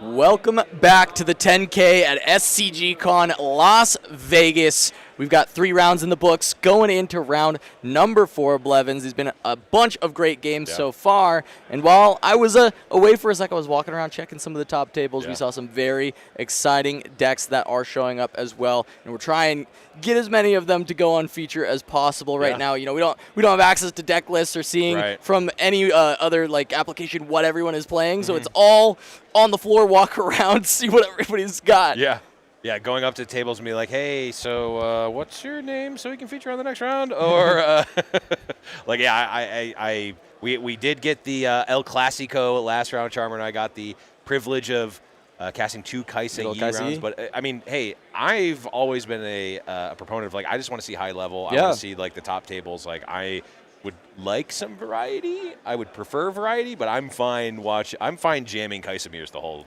day. We do have variety coming up that we'd definitely be looking for. You know, even in this round, we've got some Ari as one of our features, but it won't be the first game that we watch. It will be Kaisa versus Victor. Ooh, I'll take this time around. I will Mark take it. versus Declan. I'm very much looking forward to seeing what happens here in this matchup. Oftentimes, Kaisa has been a gatekeeper for Victor, especially in the Chinese scene where Victor had struggled quite a bit. One of the worst conversion rates, if not the worst conversion rate. The actual worst conversion The worst rate. of any of the decks that had, you know, meaningful representation at the tournament at a 4% conversion rate across all of those Chinese tournaments. But still, it has been a popular pick overall for a lot of players. Part of it, the accessibility. You can get a pretty strong Victor deck for probably about $80 compared to some of the other top decks. But also, a lot of players still just believe in it. Good colors. You know, blue has been just incredibly strong. And that legend ability, so you're never missing your turn 1 drop. You've always got units on the board that you can play around with. And you see going second, Victor always being able to set up double unit is so sweet, as we've got a little... What is it, a jelly froggy that he's got as his recruit token? I love to see it as Mark ends up having to miss that first turn, and this hand is looking pretty tough as he is just staring down 2 1s and going to have to deploy the falling star to just stop the train of points from coming through. As we do have our first battlefields going to be Vilemaw's Lair for Victor alongside Reaver's Row. So one battlefield that says, hey, we would like to go to the base as much as possible, and one that says, hey, you cannot leave. So Vilemaw's Lair says units can't move from here to base, and Reaver's Row says, when I defend, you may move 1 unit from here to your base. So one lets you retreat, the other does not. One lets you have the ability to not retreat, even if you want to. Now, interesting here, and we're going to see it already. Blue Victor is one that I have not seen a ton of since the revealing of Falling Star. Yeah, this is one I've been seeing a little bit more creep up. And the reason is it says when you play a card on opponent's turn, play a 1 might recruit unit token to your base. Play a card, not a spell. And they like to play hidden cards to go alongside with it, including sometimes like a 1-of copy of something like a Blastcone Fae. Which is not a spell, but it is in fact a unit, and it is really tricky to play around when you expect, oh, I just have this little token recruit there. Clearly, this is just going to be a Call of the Week, or not a Call of the Week, that is going to be a Hidden Blade hidden there that I'm just going to draw 2. Oh, wait, you've come in with something weak, Blastcone Fae, and I'm going to blow you out, which has been very cool. I'm not sure if it's in this list, but I've seen that with the Victor Inquisitive recently, as we are going to get a nice little attempt at a blowout here from the Call of the Week, but the retreat is going to be deployed to protect the Kaisa for Mark's side. And he will still need to get rid of one of his own units for Call of the Week, and going to decide whether it is going to be the Soaring Scout or a recruit. Oh, bye, Froggy. Oh, bye, Froggy. I liked the Froggy. Oh, bye, Froggy. But we are going to get that Soaring Scout. We are going to get that effective ramp there. I guess the rebuy, the Call of the Week, of course, does cost an order power there. And I mean, if it weren't for that that recall there, that retreat, it would be a very sad day for the Kaisa right now. I also wanted to call out in Declan's hand, we saw a seal, which leads me to believe that this may be, looking for those hidden cards, because one of the reasons you would play the seal is so you don't have to pay that power cost constantly if you've got a lot of hidden cards in your deck. So curious if we'll end up getting to see that, as Mark does end up just accelerating the Kaisa Survivor into the Reaver's Row. And Declan going to have to consider if he wants to run that recruit away, but instead... It looks like there's some discussion here. All right, going to decide to stupefy the Kaisa. Okay. Of course, reaction speed. And guess what? That is a card played on an opponent's turn. That's a recruit for Blue Victor. Yep. There you go. All right. Going to let that resolve, responding to the attack and defend triggers there with the stupefy, and then resolving the recruit running away. But yeah, as you said, I mean, that's just a recruit. Your stupefy now became draw a card, make a recruit on this turn, because the -1 was irrelevant. I'd play that card. Seems kind of fine. Yeah. Yeah, one energy, draw a card, make a recruit. Yeah, I'd play that card. Fair enough. I will note here, now Declan did leave up energy there for some interaction. We do see the recall there. It was at the cost of Victor's hero ability, so we did not use Victor's ability there. We did, of course, re-buy the recruit there with the Blue Victor, but we opted to leave up spells rather than actually using the Victor hero ability. Yeah, I'm going to try and run into Valmal's lair, but Mark is going to say no thank you with just a Hextech Ray, dealing with this little recruit. Now, both blue and yellow seals for Declan. I'm wondering how many copies of seals are actually in this deck. Right now, kind of clogging up the hand, but we'll see if those continue to come into fruition later. Yeah. As Declan is going to start with just a seal after getting all of this stuff being paid. And then he's going, I believe this is just a singularity being cast so that he can pay for the deflect costs here. Is still going to have to pay 1 on that singularity. Yep. Target 2 will have to pay deflect. Yep, and you can just pay for that with a seal. So, fully cooked little singularity there.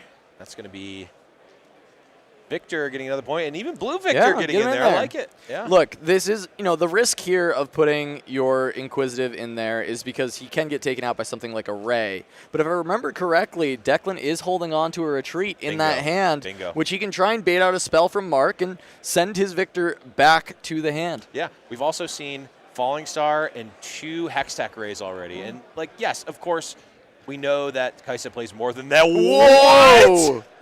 Excuse me? Unchecked power just to try and kill a recruit and a Blue Victor. Yeah, excuse me? And Declan says, hey, guess what? I don't want just one recruit. I'm going to go ahead and cast a Stupefy on my own Victor. Yeah. Make a recruit. And now I'm going to send him home, which I believe triggers the Victor before it resolves and he makes a recruit. It would be my understanding. Yeah, it should. It looks like they're talking about it right now. Maybe we'll see a judge call to confirm. I actually don't know. I believe it does, though. I believe that it would go on top with the trigger when you cast. But actually, no, it's when you play. When you play, it has to resolve, right? It has to resolve for when you play. No, it actually shouldn't. It shouldn't, because he won't see it. Right. That's right. I always, this is the constant, difference. Forget it every time, where it's like, when you play means that the card must resolve to actually get the when you play effect. And notably, this is different than how it would work in Magic.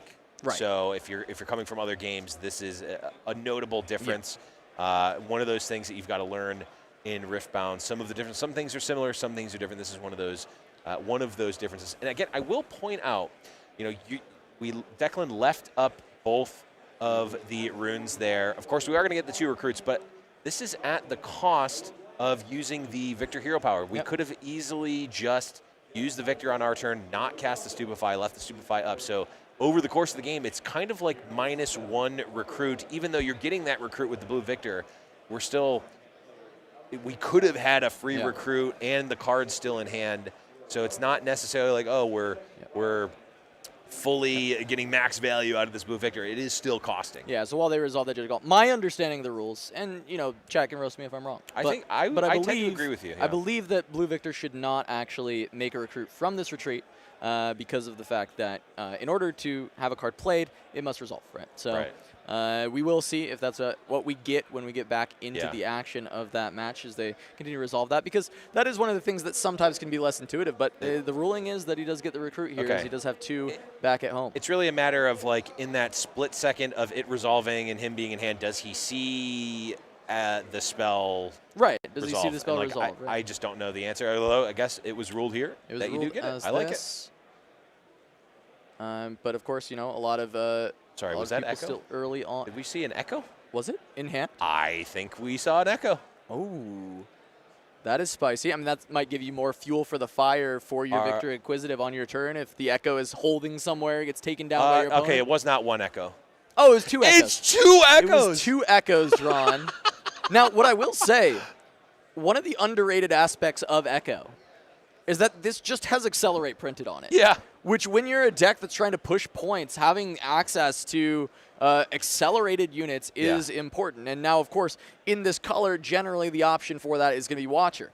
I'm not surprised if there's also Watchers in this deck, but Echo is a cheaper alternative. Now, not nearly as powerful, but you can get that Accelerate going a little bit quicker. And I'm curious, especially with the additional synergy that he's going to have when he attempts to hold and your opponent does, kill him on their turn, you'll get those runes back, and maybe you can crank out some extra recruits with your Victor Inquisitive that you've been playing around. Oh, I'm wondering. We see Echo, we see the seals here. Are we also running Time Warp? Probably. Oh, yeah. Surely. This is what we in the business like to call a brew, and I'm absolutely here for it. Yeah, very cool Victor list from Declan. I'm currently writing down all of the cards for this deck so that I can try to pick them up at the vendor booth on my break. Yeah. Certainly trying to redeem the poor performances out of Victor that we had seen so far in tournament play. And it's definitely not a variation that we've really seen much of. So it's really hard to judge this as what we had previously seen with Victor. Right. It's certainly different. It's certainly unique. It has some ideas that we've seen before, but, not all of these together in one build of Victor. And just going to go ahead and trade away with the Noxus Hopeful. We'll get another rune out from these Soaring Scouts. And currently not having an immediate answer to the Thousand-Tailed Watcher, but, you did mention there was a second Echo, and 10 is bigger than 7. Plus, you'll get a chance to reset all the runes that you spend accelerating and potentially go even further. Yeah, I do like this attack here because we saw the send in 2 units, 1 apiece to try to fight the 2 Might unit. Now, Mark could very easily have had a Hextech Ray or, I guess basically Hextech Ray is probably the biggest thing, and gotten a, quote-unquote 2-for-1. But if that's the case, Declan now knows, oh, okay, you've used that last Hextech Ray. I no longer have to worry about it. And try to get a little bit of extra information. Now, of course, we did not see it. Mark either doesn't have it or chose not to play it. Echo. And now both Echoes deployed to push in to try and score the 7th point of the game. Mark could just retreat the Thousand-Tailed Watcher, but decides that he may actually just pass against stepping away in order to retreat the Watcher so that he can actually play it again to try and deal with these Echoes. Makes sense, but that is going to be point number 7 for Declan. There's Victor getting activated. And we pass the turn. Now what I'm seeing, though, is if you go for the Watcher, that can deal with one side. Currently, Declan at 7 points, holding both battlefields. You're going to have to find an additional spell, maybe, to try and push over the top. And even then, it's going to be a little difficult. Looking at that hand, it doesn't look like there's quite enough. Darius cannot be played with an accelerated Watcher. That's 13 runes, not 12. Look at And it looks like that was a scoop because he picked up the deck. Sorry, I thought he was looking through his trash. I thought he was also looking through his trash. There we go. That is the scoop for Mark. That makes sense. He didn't have a way to get on both. So Declan takes game one with this very unique Victor Brew going over Kaisa, where that matchup can be a struggle for Victor because Kaisa does just have a lot of removal. The efficient units are able to get a lot of the jobs done. But this was a very dominant game one out of Declan. I was going to say, on paper, Kaisa has dominated Victor, but that did not look like it was very close, and it was in favor of the victor. Yeah, very, very cool plays coming out of Declan on Victor here. And I want to keep seeing that Inquisitive, right? I think there was something very nice about this early game setup for Victor. Being ahead where Kaisa doesn't have a 2-drop gives you a big lead. And because he's able to go second, threaten 2 units to be able to send in and score 2 points, the Kaisa player ends up, Mark ends up getting threatened enough to use a Falling Star, and Declan's willing to bet that he doesn't have a second and plays out that Inquisitive immediately. Says, you know what, coast clear, let's go. I absolutely loved the timing from Declan saying, hey, you've played a Hextech Ray and you've played a Falling Star. Yeah, you might have another one. That's fine. Like, at some point you have to say, you're not going to hold that Victor there until all 6 copies of Falling Star and Hextech Ray are played. This is not going to happen. You go, all right, you played that Falling Star, you probably don't have another one, like you said. The timing there is all too critical, and we saw Declan play it, thread the needle there quite well. So for game 2, it is going to be War Camp from Declan. This is +1 to all units here. And on the other side, Candlelit Sanctum, not one I see from Kaisa too often, but this is going to be Reveal 2. When you conquer here, Reveal 2 from the top of the deck. You may put them on top or bottom in any order. And so that is a very unique battlefield for Mark to try and help out with maybe some bricks, try and find the right stuff that he needs to deal with any matchup. But once again, we actually did see Mark miss on a turn 1 play, is now found a 2-drop later with the rear guard, but not able to play something right away. Declan does not get to play 2 things going second once again, this time only playing around the Victor, but it is the nice part of Victor in that you always are going to be able to play a unit out, as we do see double seal already deployed, and there's a 3rd seal in hand. That is going to be tough if he cannot find card draw, but there is a Consult the Past already. Consult the Past is obviously going to be very helpful, and you've got Army in a Box, a.k.a. the unit there, absolutely able to get so much might across 3 bodies, which is great, because unlike other games, it does not matter how big the unit is that conquers. If it conquers, you're getting the same number of points, which is great. Unless it's Tryndamere, Unless it's baby. Tryndamere. Yeah, but of course, that is, can't wait for as you Tryndamere. said, really just any unit is still going to get you that point. It is going to be Kaisa going in. You can order the triggers here to look first with Candlelit Sanctum and then get the draw with Kaisa. So you could put it both at the bottom if you don't like either. Try and dig for something else, as we're going to see Mark do here. And he's rewarded with a Pouty Poro, which I don't think is the biggest reward of all time. I think there are both the Poro and the player are Pouty in this case. I would agree. I would agree. And missing on order runes, Don't but need 'em. does not matter. Don't need them. 2 seals, I'm sure you can pay for well, I mean, if he's got Stratagem in the deck, he's got to worry about that. But we're not even close to that being part of the game plan. Nope. As now the recruit has been able to go in, just going to be able to activate Victor, continue to build up this army of recruits. That seems like an Inquisitive to me, or maybe an Echo. Could be getting played down. No, it will be Inquisitive after all. I like it. Oh, I thought there was 5 exhausted here, but no, just the 4. Yep.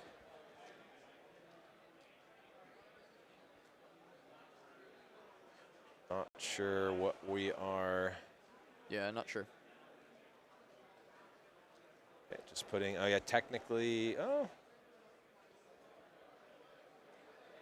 Yep, this is fine. Yep, and he's got the seals to start hiding things. So this is what I was talking about with these Victor builds. Now, again, this one is a little bit different than what I've seen in the past. A lot more seals even than I had previously seen. Also, the Echoes are kind of new to me. But the idea with Victor Inquisitive and finding these hidden cards, you get to play them in response to things as reactions. You're always going to be able to get that extra value out of the Inquisitive. And the fact that it's a Consult the Past to try and make up for the amount of seals that are in this deck and were found might make these seals really just pop off, because seals are best when you draw them early. Yeah. And while Declan maybe doesn't want to draw 3 seals per game, he certainly wants some amount to be found. Yeah, well, speaking of popping off, how about an Acathian Rain? Take your pick. That's exactly what Declan doesn't want to see, and is one of the big reasons that people do not like this matchup is Victor into Kaisa. They feel really bad about having to play into it. Yep. So he's waiting for the reflexive triggers so that he can reveal to get the recruit. He wants to wait until everything's coming through, respond at the proper time. So he's waiting for Mark to delineate exactly where each of these are going.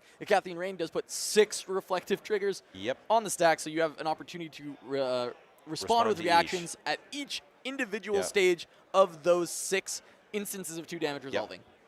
Makes sense.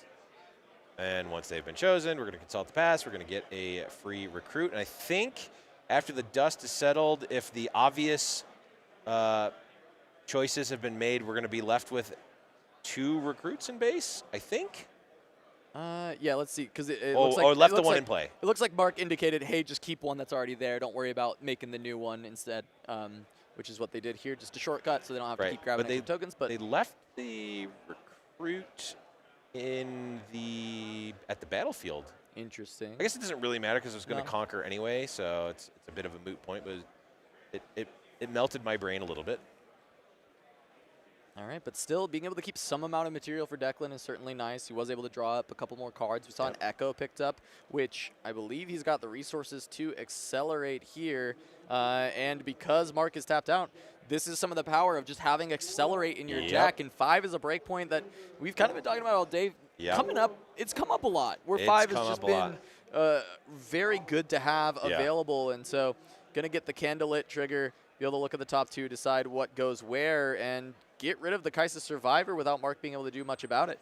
Yeah, that is very powerful. I think Echo is the type of card that, even though, just played the match or just played the last game and saw Echoes, it's not a card that is it's not on the top of everyone's mind when you're doing your calculations. I don't think that most players played against an Echo a lot in their testing for this event because it's not a particularly commonly played card. Yeah, now it's going to be a Falling Star. I assume it's going to be, just double tap onto Echo, but no, actually going to decide the 2 recruits, which Declan's just going to go ahead and respond to that, get rid of his own recruit to draw 2, which we see this play a lot with Victor, trying to use the Hidden Blades.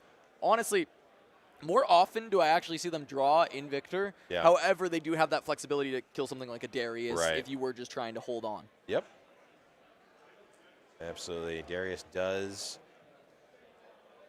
do that, and Echo triggers. He is recycled to the bottom of the deck and awakens all of your runes. If there was something like a Consult the Past, you would, I guess, technically be able to respond to the Candlelit trigger there and cast it, but didn't see it. Yeah. And, Call of the Week, so good. And we knew that top deck was coming because of the Candlelit. Able to order it up there, make sure that he can deal with the Darius, and just has a couple of little guys to start spamming out. Yeah. Going to be able to make the recruit. With nothing else on board, doesn't matter if they are a recruit or a Mundo with full trash, they still will score you a point at that open battlefield, and that's just going to be good enough. Yeah, I mean, and Watchful Sentry is nice. That's going to get a rebuy, as Mark will have to deal with it to prevent Declan from continuing to just score over and over again. Like Falling Star to hit recruits, to hit trash from the garbage. Yeah, the recruit is the best choice by a wide margin here. Yeah, and it looks like recruit plus the Soaring Scout were picked because you just really don't want to let that card draw come through until you have to. Yeah. Mark's got his own set of 2 drops to play, but once again going to be tapped out, and Declan, going to be trying to go in and move for some more points. He's going to be able to get this Watchful Sentry in and score easily. Yeah, Watchful's going to get that point, and notably, Candlelit Sanctum trigger is really going to be helpful here. Declan, I believe a little bit low on the resources here. I think 2 or 3 cards in hand. Yeah, he is quite low on it, but being able to tailor these draws with Candlelit is actually helping him out quite a bit. Oh, yeah. Being able to continue to reconquer it.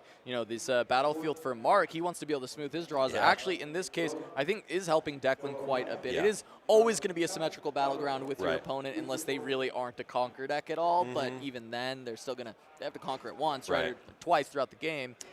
And he is going to find a Singularity to just deal. We're seeing a lot of spells that are probably bigger than the targets they're hitting, the Falling Stars on the recruits, the Singularity on a pair of 2 drops, but at this point, the value, the tempo that you gain from just getting rid of everything Mark played is so good, that Singularity popping off for Declan. Absolutely here.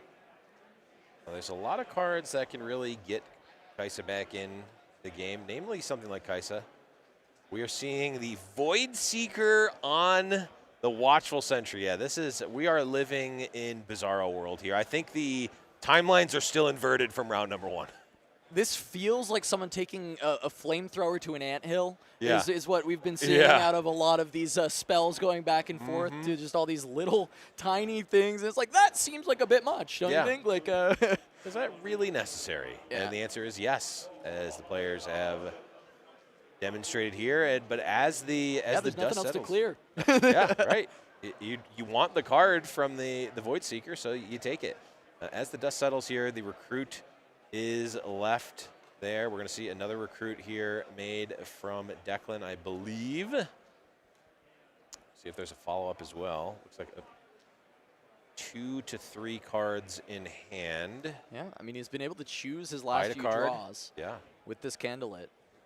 Oh, so far the hidden cards have both ended up in draws. Is that a? Oh, is that a warp? Is that a I didn't warp? count it. Oh, it Warp. is. Warp up to 6. Yeah. Does not have the runes to double warp here, or does he? 3, No, 4, that's 5, 8. 6, 7, That's 8. 8. If he finds a blue, 9. he could double warp. Yeah. So if he saw a warp on top, Right. this could just be a double warp win from Declan. Which would be insane. He's going through the motions pretty This quickly. looks Here. like I it's feel bad. like he's got it. That I looks feel like it's speed. And I feel like he's got the double warp here. Let's see. He draws the card. draws the card that he knew was there, that he put there. Oh, well, I think. He Unless moves he's in. moved to Bill. He has to. That has to be allowed. There's still runes for Yeah. Mark. Just True. a double warp. Now a double warp would end the game. Yeah. But he had to make sure he could get in. It's not. Okay, Consult the it's not past. double warp. Okay. Okay. The speed at which he was playing, I was like, does he Right. have it? Is there a double warp there? Right. The seals allow it. The seals really Right. enable your ability to play warp in back-to-back turns.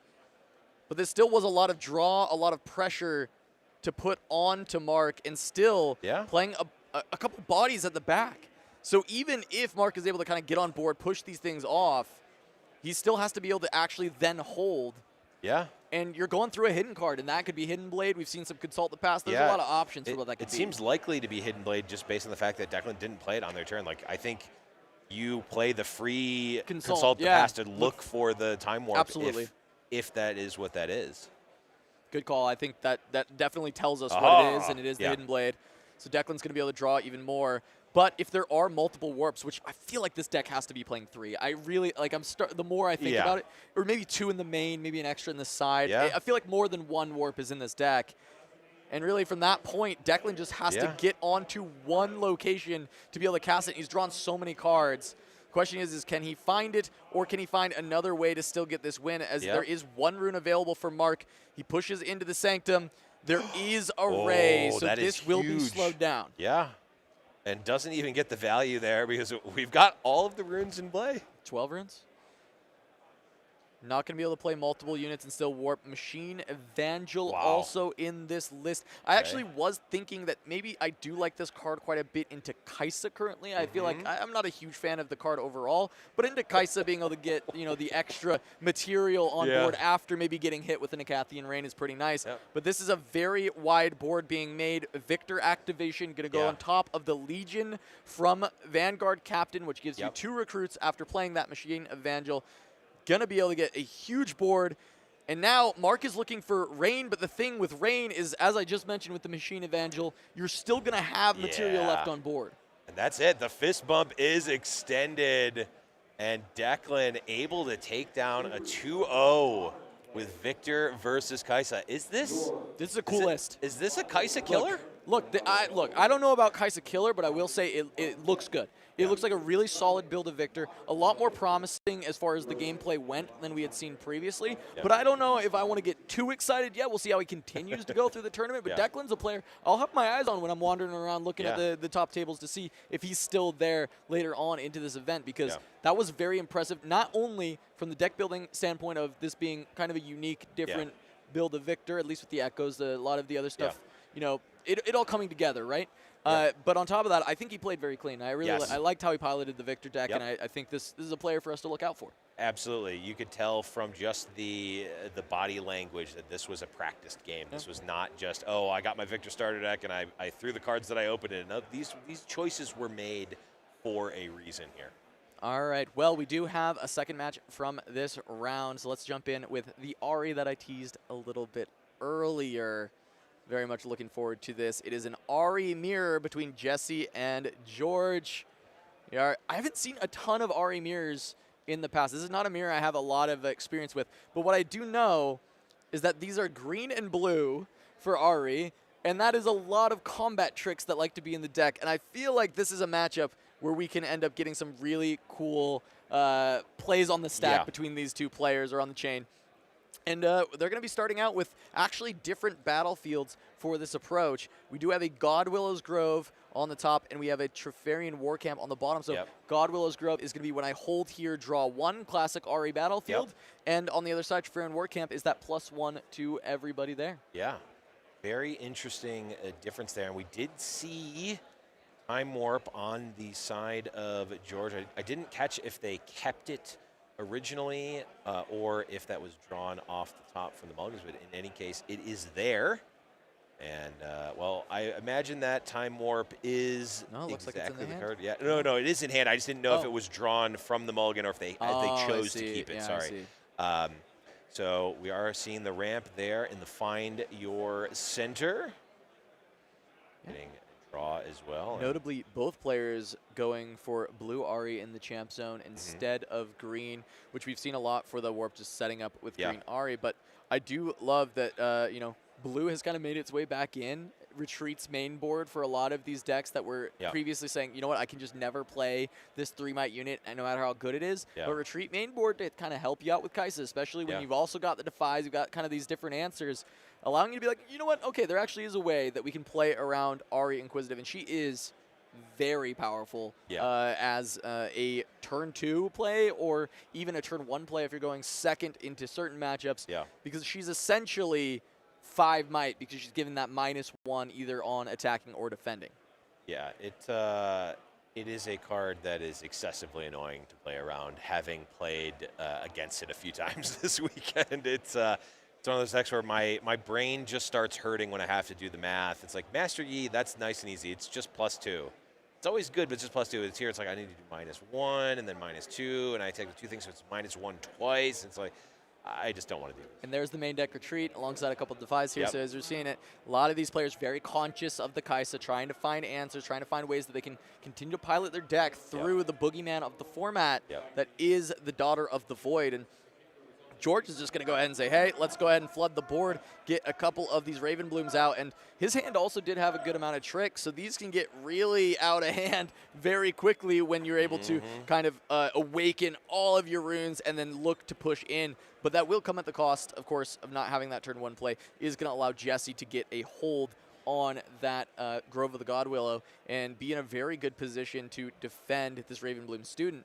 Both of these decks struggle with conquering, very good at holding. Yeah, absolutely. And we see our good friend RBS, the RB's there, the RB's manager. We've got the manager and the assistant manager on the side of George here coming in, going up against just the one. But like you said, the tricks, it's already hard enough when you're playing against green to try to play around the range of possible interaction that your opponent can have.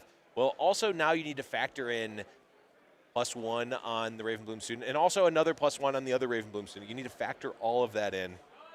And the math is doable, obviously, and we see top players able to do that and predict the ranges here. But it is really hard to do on the fly and also to predict correctly, because if you overcompensate, you can end up spending more resources than you needed to.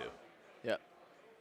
And it is going to be, I think he accidentally recycle this rune to the bottom of his trash. He'll probably figure that out. I've done that. He'll probably figure it out. I've done that. Yeah. As we do have an Ari, blue Ari being just played in base, not going to look immediately to try and hold because he knows, hey, look, you've got 2 Raven Blooms and all of those runes where I've actually developed this turn, I'm not going to mess with that smoke. I'm not going to try and fight you on the stack there. He may put up a little bit of a fight with his Raven Bloom to try and at least trade something back, but make George really have it, but certainly going to be afraid to go into a full fight from there, and he always has this backup of retreat if he just wants to kind of grab that Raven Bloom back.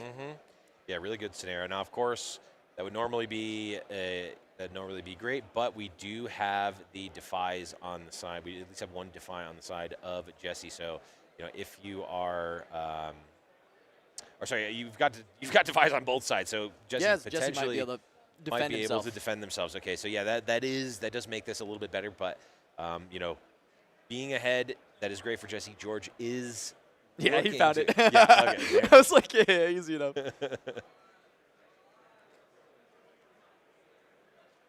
Yeah, that was the point of, yep, I've done that. There's less shuffling in this game than other games, just given how the game is designed. None. Well, at the beginning of the game, there is. Yes, you do have shuffled your and deck at the also, start of every single time you recycle more than one card, you also you technically do shuffle those cards. Yes, which is there's a lot of fiddling. Fine. You're technically correct. Blevin. Yes. That's all you. That's what you wanted. That's Yes, what you that wanted. is out exactly of what I wanted. Just my minor grievances need to be aired on camera. Yeah, Thank you. of course. Dave, fix it, please. Thank you. Anyway. I am charging Blevins for this therapy session, by the Yes. way. Yeah, he's got to pay my hourly. Yes, I will decline. Anyway, here we are. We're seeing the old Ravenbloom student say, "Yeah, we are not messing around with this. Even with just 2 runes up, we're not going. We're at least going to take the other battlefield first." Now, George going to decide what they're going to do from there. Looks like perhaps their own blue Ari. Yep, putting it on the bottom of their rune deck. Not their trash, as is tradition. Wow. Not messing with it. That's a lot of runes up. I mean, Jesse has the point lead. Yeah. If I'm Jesse, I'm pretty tempted to never give a window to let George play anything on this turn. Yeah. Like, if I've got units in hand, I'm just developing, and I'm saying, cool, go. Or Yeah. I'll even reinforce the Grove maybe at this point and hold up a bunch of spells. Yeah. Huge sign of weakness on the side of George, saying, I have all of my runes up, and I am not going to contest you when you have 2 runes with the same exact unit that will benefit from all of the spells. Like, oh, okay, so George just doesn't have spells. Yeah, Got I mean, it. you start 1 down, right? But, like, you would think with that many runes, you can climb your You'd way think, back and up. that many cards in hand as well, you'd think. Yeah. There you're going to have Ari trigger from both sides. Yeah. But one is from the champion and one is from the legend. So there's And going to be a -2 onto the Ravenbloom. Right, but and then actually -1 on the other side. but actually only -1 from the -2 because Ravenbloom doesn't. It goes to a minimum of 1. Right, but Ravenbloom is currently a 3 because of War Amp. Bingo. So it will go down to 1 Okay. this time around. But In yes, you would generally, under normal be, circumstances, under normal yes. circumstances, We'd only get the been -1. we'd been losing value there. Yeah, it looks like a Right. Defy on the on guard. That's a very efficient spell from George, not wanting to allow that to come through. Yep.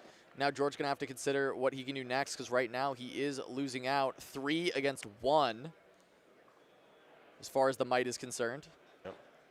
The good news for George is because that this is an RE battling in and not another Ravenbloom student, every spell that is played on the side of George that resolves is going to benefit the Ravenbloom student. All right, he's responding to that Defy with a Defy of his own to keep that on guard going. Very impactful here because these cards do need to resolve to give the Ravenbloom student its trigger. And it looks like is that yet another Defy from Jesse being sent forward, or is that just the one that he'd already sent? Now it's the second one. Okay, yeah now it's okay. That's what That's what I was checking in because we knew he had 2. The question is, does George have an additional one to try and deal with this, or is he going to have to let? That's the hand down. I feel like you're not debating whether you play another one at this point. You are. We're in Vegas. You are pot committed at this point. Yeah, I mean, because currently neither of these spells will resolve for George. Right, which is I think what we say in the business, back-breaking. Both of them resolve. The Defies get to cancel out those spells, give the +2s over to the Ravenbloom students. Now George has to decide what else he's got here. Just going to, it looks like he's reaching for 1 rune. Maybe he's got a retreat. Ravenbloom is pretty powerful in this matchup. Guard, you are fighting on the stack just a lot. Yeah. On guard would be best case scenario. That would push you back to 4, Stupefy. which would put you above the Ari. Yep. Stupefy gets you back to even. Right, and it says not going to chance it. As the dust settles, Blue Ari able to take the Trevarian War Camp, and now Jesse has control of both battlefields, and notably a lot of resources used on the side of George, and also on the side of Jesse, but Jesse is holding Grove the God Willow, which is going to give him an additional card as he's. Yeah, and I mean, Jesse still has a bunch of runes up. George tried to defend, not able to find it. Feels like maybe casting the Stupefy is just not worth it at that point. He's already down a bunch of runes. Yeah. Jesse still has a bunch up, a ton of cards from the Grove. I mean, this is what happens when you lose out on Grove. Jesse was able to get onto Grove first. George did not contest or was not able to contest. And Jesse is now up 2 cards already. Right. He's about to be up 3 cards. He's up 2 cards already from the Grove. Unless George can get in there and take it back, he's going to be up 3. And Jesse's still able to pass with a full grip of cards for that Raven Bloom. Yeah. I don't know how many cards George has, but again, we know that at least one of them is a Time Warp, which at this board state is going to be a very expensive draw 1 card.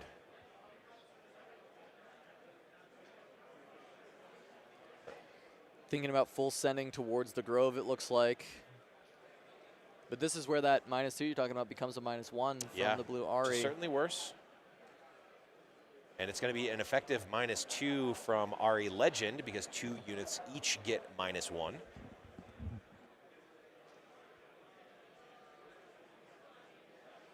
Long story short, not looking great for George here, but I think this is a pivotal turn. Again, if nothing happens here, Jesse goes to that all-important 6 and is controlling both, I believe, 2, 4, 6. So would not have enough to time warp 2 turns to end to the warp. game. He might just win before he even gets to you 10 might rings. you might just win anyway, but you know, this is a very pivotal turn, and George is just deciding, is this the turn that I can go in, that I can use the rest of my resources to try to make something happen, or are we going to wait a turn and try to make that last stand on the next turn cycle?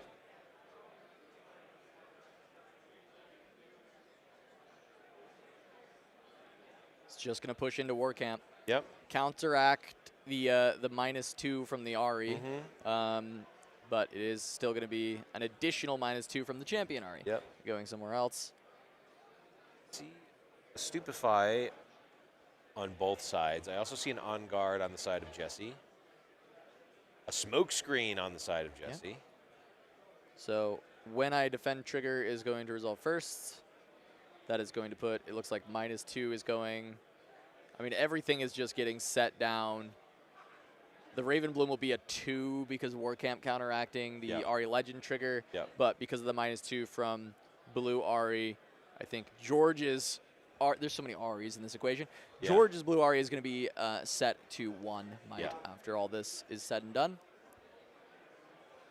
Makes sense. Whereas on the other side, Jesse's will be currently at 2.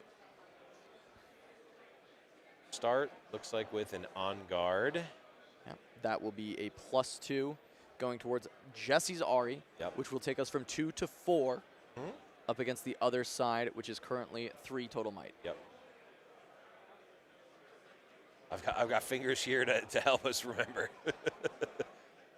Now a Stupefy is going to not just create parity, but give a buff to the Raven Bloom student. Yep. So -1 from the 4 on blue Ari down to 3. That will give a +1 to the Raven Bloom, making the total might on George's side up to 4. Yep.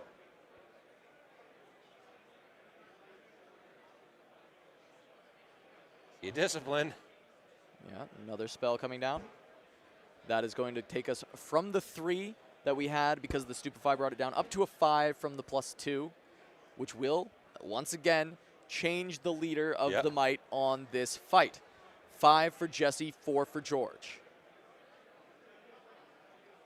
See another discipline in the hand of George this time. I'm running out of fingers. And he will be going for it. We're going to go not just to 6, but to 7 because of the fact that the Raven Bloom will also get the trigger from this discipline. So 7 up against 5 for now. Yep.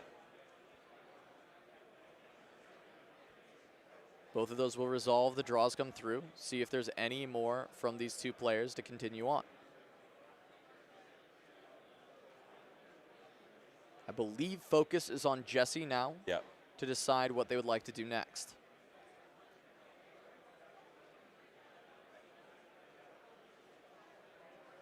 Looks like they're discussing the total might. What we have right now is 7 to 5. I think they are trying to decide exactly how much each of these units currently has, because Jesse is sitting on a smoke screen in hand. Yep. So they want to determine where he can get the full value of that -4. Right. Yep. We're able to get the full -4 on the Ravenbloom student, which it looks like that may be what is coming here. So there's that. -4 on the Ravenbloom. It's going to take us from 7 to 3. After that, there will still be just the 5 on the Ari for the side of Jesse. 5 to 3. Focus back to George. I feel like this has been one of the craziest series of turns we've had, and it's just one interaction here. Now, what other buffs are in the hand? I see a Watcher, I see a Find Your Center, and I Find Your Center can find more action. Oh, Wind Wall on the smoke screen. So we're back to 7 versus 5, but Wind Wall having to be committed to a smoke screen is massive for and Jesse. Actually, it'll be 8 because 8 because of the Ravenbloom, you're right. And it's all going to get answered by a retreat at the end. All of that action in this mirror between George and Jesse. Let's just scoop that Ari back up and put it in a hand. Yep, and as the dust settles there, 1 point scored on the side of George, up to 2. Welcome to Riftbound, everybody.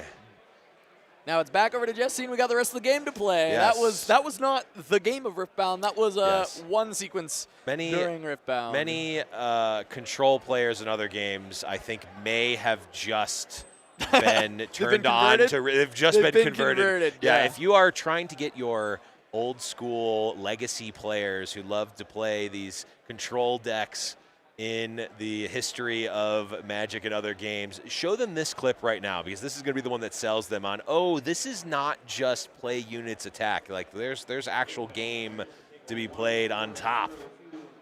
We just saw it.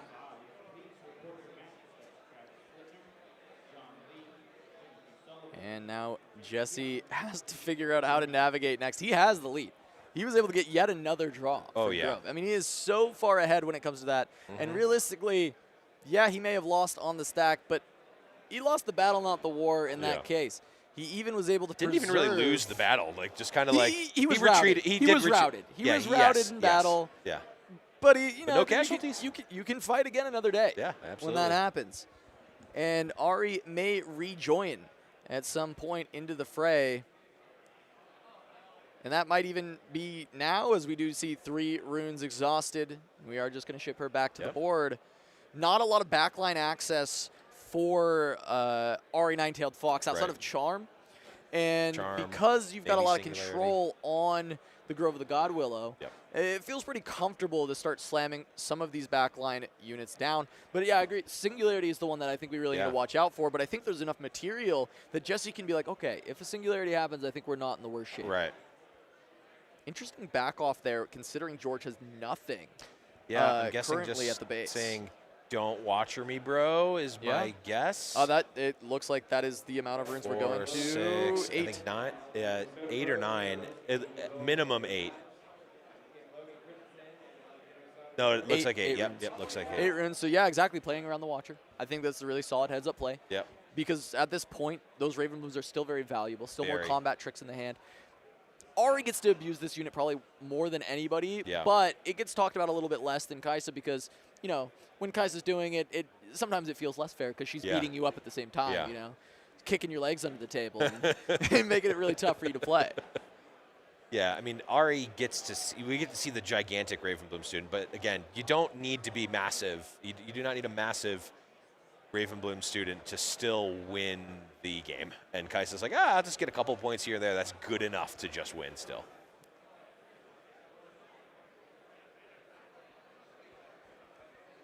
All right, still a lot of thought going into this turn, whether or not George wants to push in. No, actually, this is back over to George, right? This is the retreat, the pushback from the Ari. Still keeping the Ravenbloom there for now. Yep. Yeah, because, I mean, George can fortify the Trevarian War Camp. That's fine, but they also need to do something else about the other battlefield because they are so far behind. They are a full turn's worth of points behind. Jesse, they're full turns worth of points behind, and the turn, so a turn and a half behind, really, from Jesse. Jesse, luckily for George, is at that critical 5 points and not 6, so we're not threatening to win next turn as Jesse, but that's if they're only taking one turn. Exactly. Still a bit cooked to Time Warp. However, I didn't actually count the runes very recently. That looks like that may be 7. So we may actually, you may be right. There's just no way to actually get that win going into the next turn. Yeah, it does look like 7.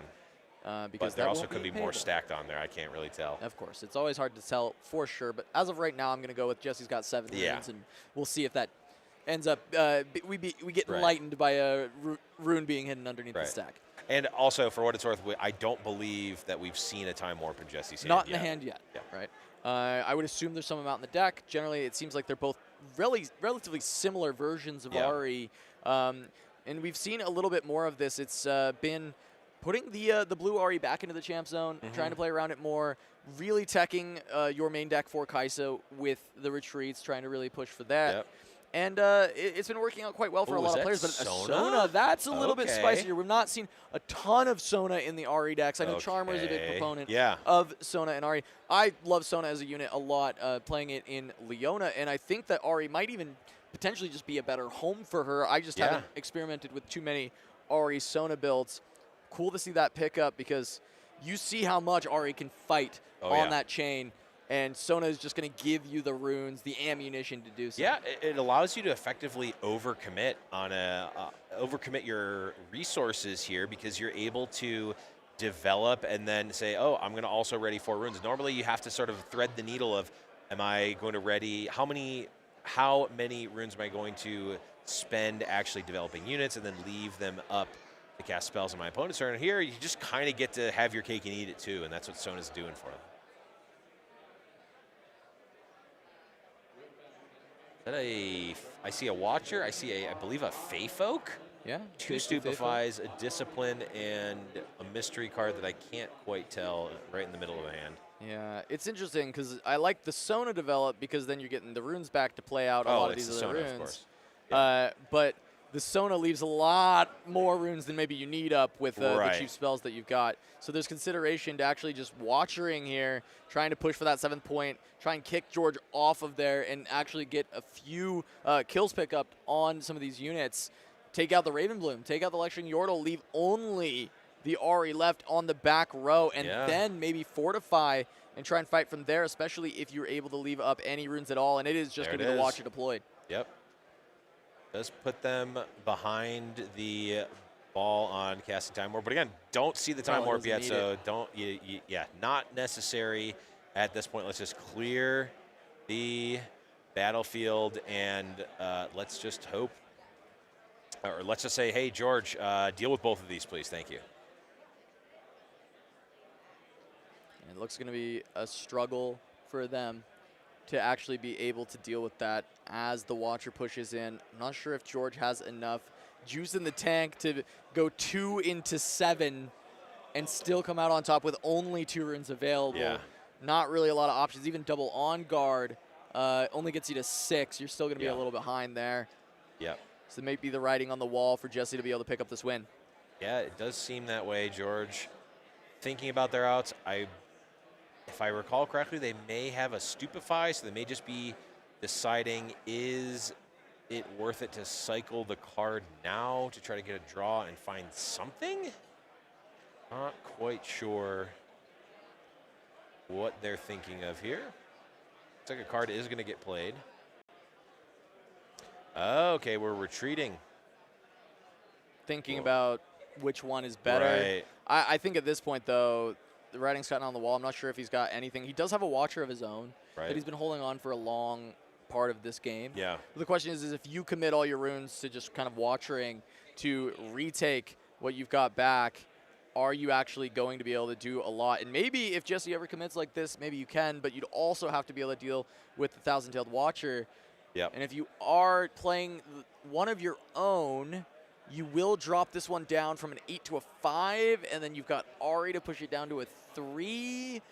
But that still doesn't quite get there and still conquer the other side. So I think there's going to need to be more than just a Thousand-Tailed Watcher, and it is 12 runes, so 4 more runes. Ari can make a lot happen with 4 runes. Yeah, absolutely. Just wondering And all this to be said, that can all happen if somehow the stars align, George is able to stop that. They are still 4 points behind.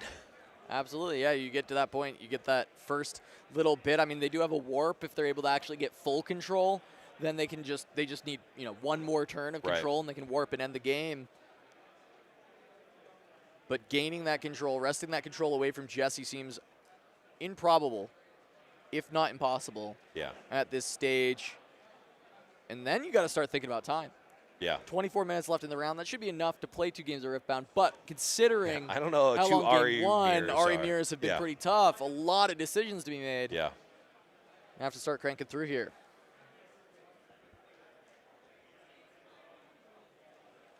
Absolutely, George in the tank here, just deciding what are the outs, what is the line that even puts me in a possibility to think about winning this game. And it starts with Watcher. I mean, any of these comebacks always start with Watcher.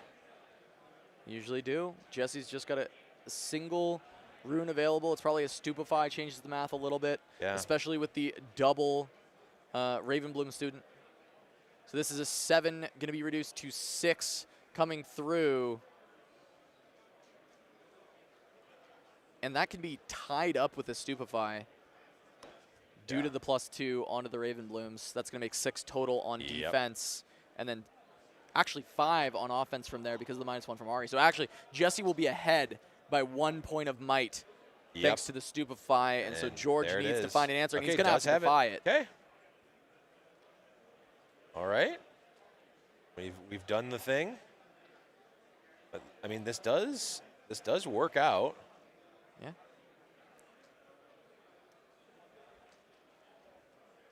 That shouldn't trade.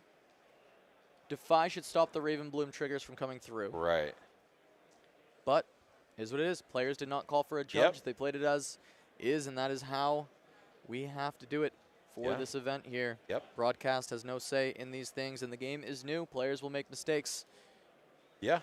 It's I mean, we've seen this throughout the day. It's growing pains in general, but it's a common mistake to be made as well. Absolutely. This is the one that I think most people works are like differently than in a lot of other games. And when people hear it the first time, when I've told them in the past, they say, "Really?"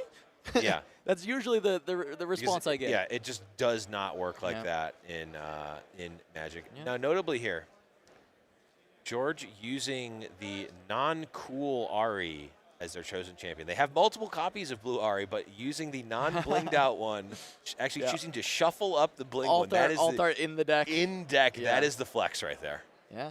I do like it. But George able to push over the top of the Watcher that was sitting on War Camp for Jesse. Able to get that Conquer. It is just going to be a Tasty coming in. That is currently going to be favored for George at 4 into 7, -1 down to 6, down to 4. So actually tied up. Okay. So looks like I believe there's a Stupefy. Yep. That works. And there's no runes available for George. Yep. Jesse able to push past, get the Conquer. Draws another card. Oh, another Fey Folk. Of course, does not have the resources. That double charm might also be able to help close things out. Yeah, because that can be a glorified fight or flight, right? You can just move. You do not it's need cheaper than fight or flight. It just is well, worse because it costs the power. Yeah. You cheaper when you're going for the win. Sure. Yeah. Also, I'll pay whatever needs to be paid to get the win.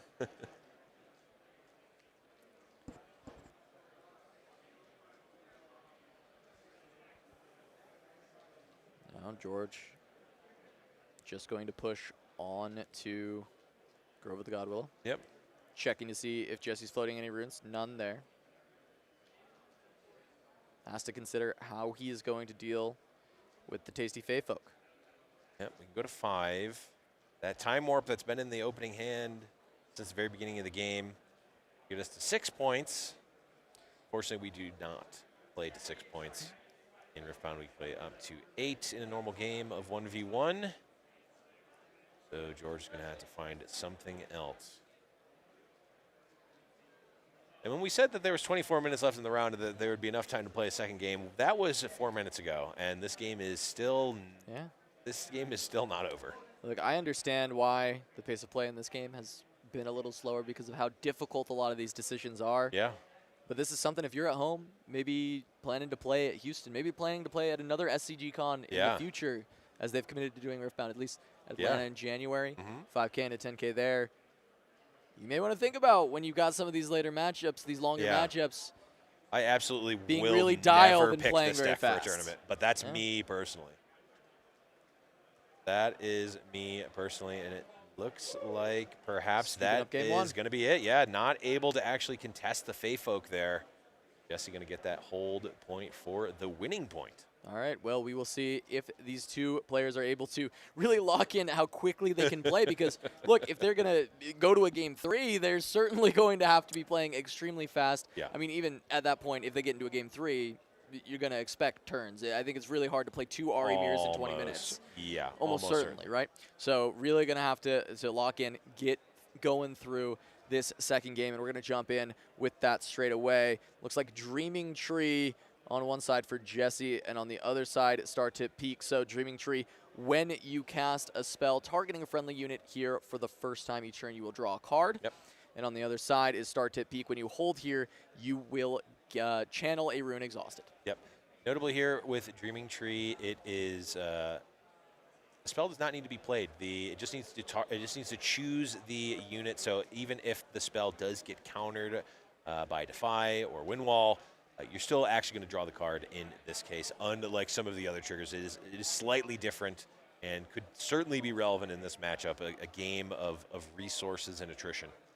That is an interesting card that Jesse has fanning on the left side there. Yeah, that is blue Kaisa. Kaisa Altar. Evolutionary. Yeah. This card allows you, on a Conquer, you can play a spell from your trash for free, and then I believe it's recycle it afterwards is what happens.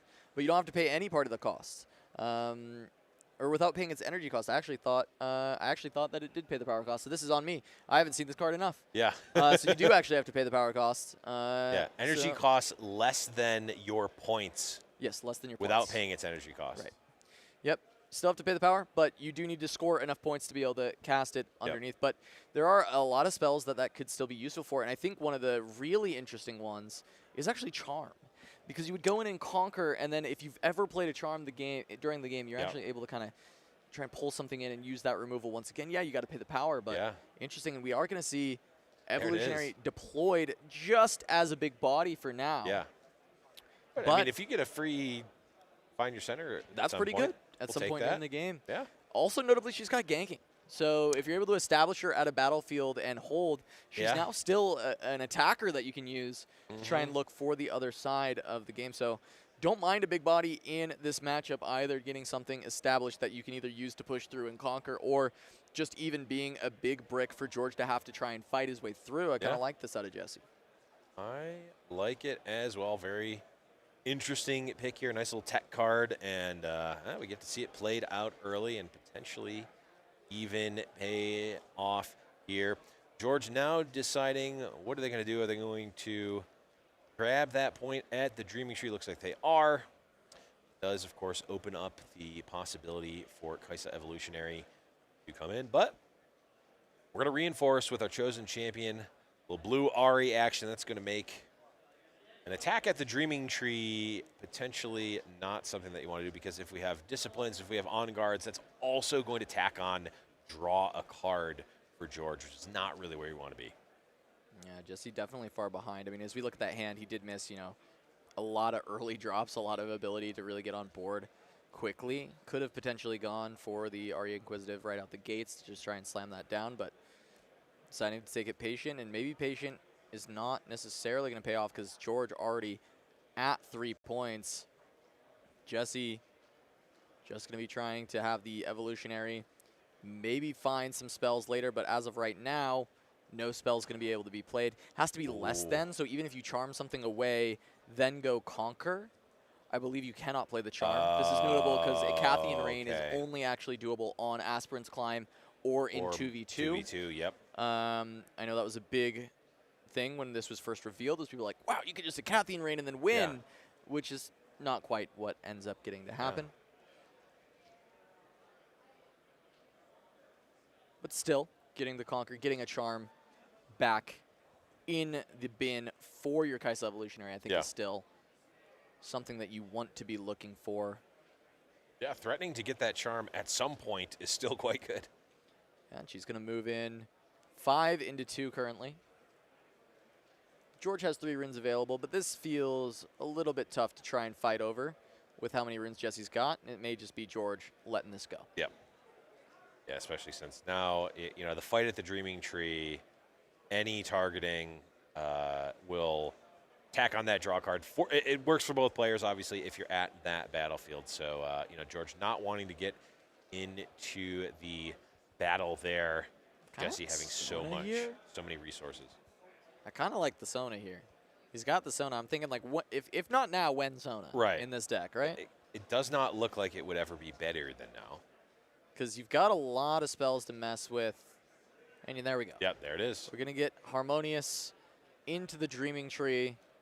That's going to go ahead and awaken those 4 runes at the end of the turn. Yep.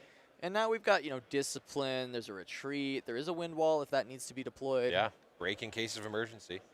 A lot of ways to try and hold on to this Dreaming Tree. That is certainly one. That is certainly one to plant your flag in, and especially like you mentioned, Kai'Sa Evolutionary has ganking, so even though she's currently sitting on defense, she can just jump right over to the other battlefield if Jesse wants to, and then potentially can start doing some shenanigans because now that a Conquer there would put Jesse up to 2. That's going to unlock the Charm at the very least. And, you know, conquering a battlefield, charming over another unit, just slowly but surely, well, maybe not surely, but slowly chipping away at George's resources while you are at control of the Dreaming Tree certainly seems like a way to overwhelm your opponent here.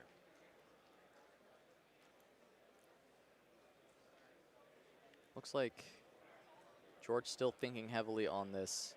Only 10 minutes left in this round. Jesse does currently have the lead, 1-0, and George in this game has the 3 points, trying to tie it up. Ties tend to be better than losses, at least in Riftbound, but I'm not sure if a tie is getting you there unless there's a lot of ties going around, which changes all the math. We're not even going to think about Swiss math because ties obviously change so much. Absolutely not, yeah. And that's bait. But that is absolutely bait, for sure. It is just going to be Ari pushed in for George, maybe just trying to take out the Sona, go for a trade. Yeah. As this is currently 2-2 when we don't take into account Evolutionary. Right. Yep. Right? So as of now, if Jesse wants to try and save Sona, would have to go for a spell, but I actually think Retreat is a pretty reasonable option. Yeah. Where you just kind of leave Evolutionary versus the 2 might of the Ari. Yeah, I don't mind it. I'm also not entirely against just saying, okay, allow this to happen. I mean, Sona is great, but so is Blue Ari. Yeah. Almost, and just the number of, I guess we only really have one more piece of interaction in the form of Discipline, and then we have the break in case of emergency wind wall that we don't necessarily want to use. You can't play all of it. Oh, okay. Pick 2. We get to pick 2, so, yeah. This is a critical point into the game here. No, it is just going to be that Retreat, get the draw from the Dreaming Tree unless a Defy comes down, and it is in the hand of George, considering letting it resolve, and he does. Okay. Now he's got some buffs of his own, an on guard at least, but does he have enough to push over 6? He's 2 against 6. Yep. A Defy, 1 on guard. Those are getting cycled through.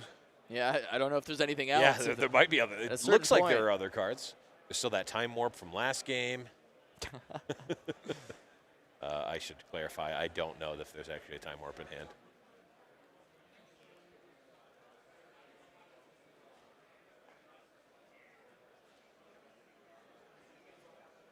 Yeah, still tanking on this. The on guard at least can find an additional draw. Yep. Going to be 2 runes set aside there. Is that maybe a smoke screen considered? Smokescreen certainly opens this up. Just going to let it go. Okay. Just going to let it go. Can't imagine that that is how George wanted that to play out. Trading the RE for a retreat there. Yeah, just going to jam the Raven Bloom back over to Jesse. We'll get the point for hold and can look to threaten with Evolutionary, but George did hold up a lot of runes. Yeah. To fight in the Arby's parking lot. Yeah. That's really how it is. The tale is old as time. Gonna open up with a discipline. Just to get the draw before potentially sending her in. Sure. Should get the draw from the Dreaming Tree here. Exactly. 2 draw. Yep. Looks like that is now going to be 1 draw. All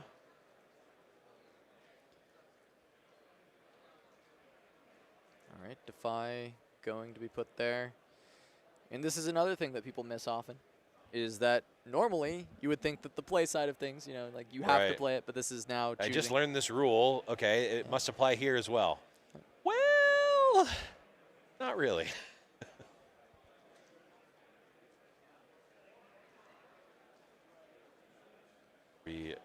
Are we wind walling on the here? Defy? It's a very expensive answer Yep. to the Defy, but it is just going to happen. So now that discipline is still there. Could just be another Defy on this discipline if George has the second. Right. And it is. Oh, absolutely is. Just clarifying that he's defying Defy can't. the discipline. Yeah.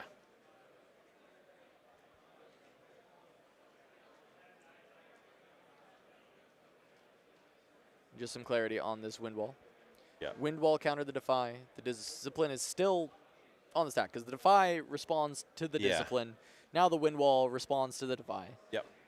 Now we go to resolve the discipline, but there is still a window here Yep. for George to go ahead and still defy it. Yep.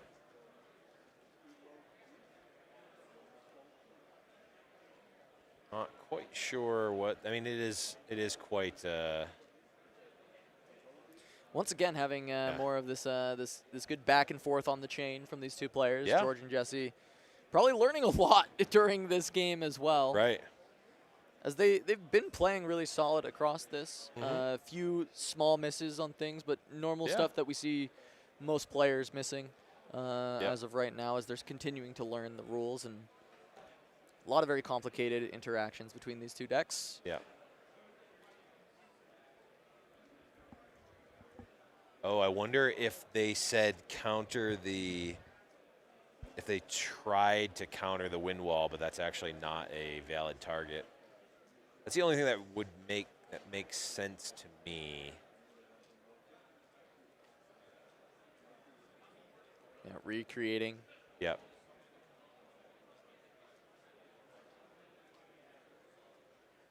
Just making sure that he can still target it. It looks like that might be the question. I wonder if this is also asking, like, what happens with the Ravenbloom students? Like, how much might are they actually getting at the end of this exchange? Yeah, it should be 1. Right. Should be the answer. Is 1 might to each of these Ravenblooms.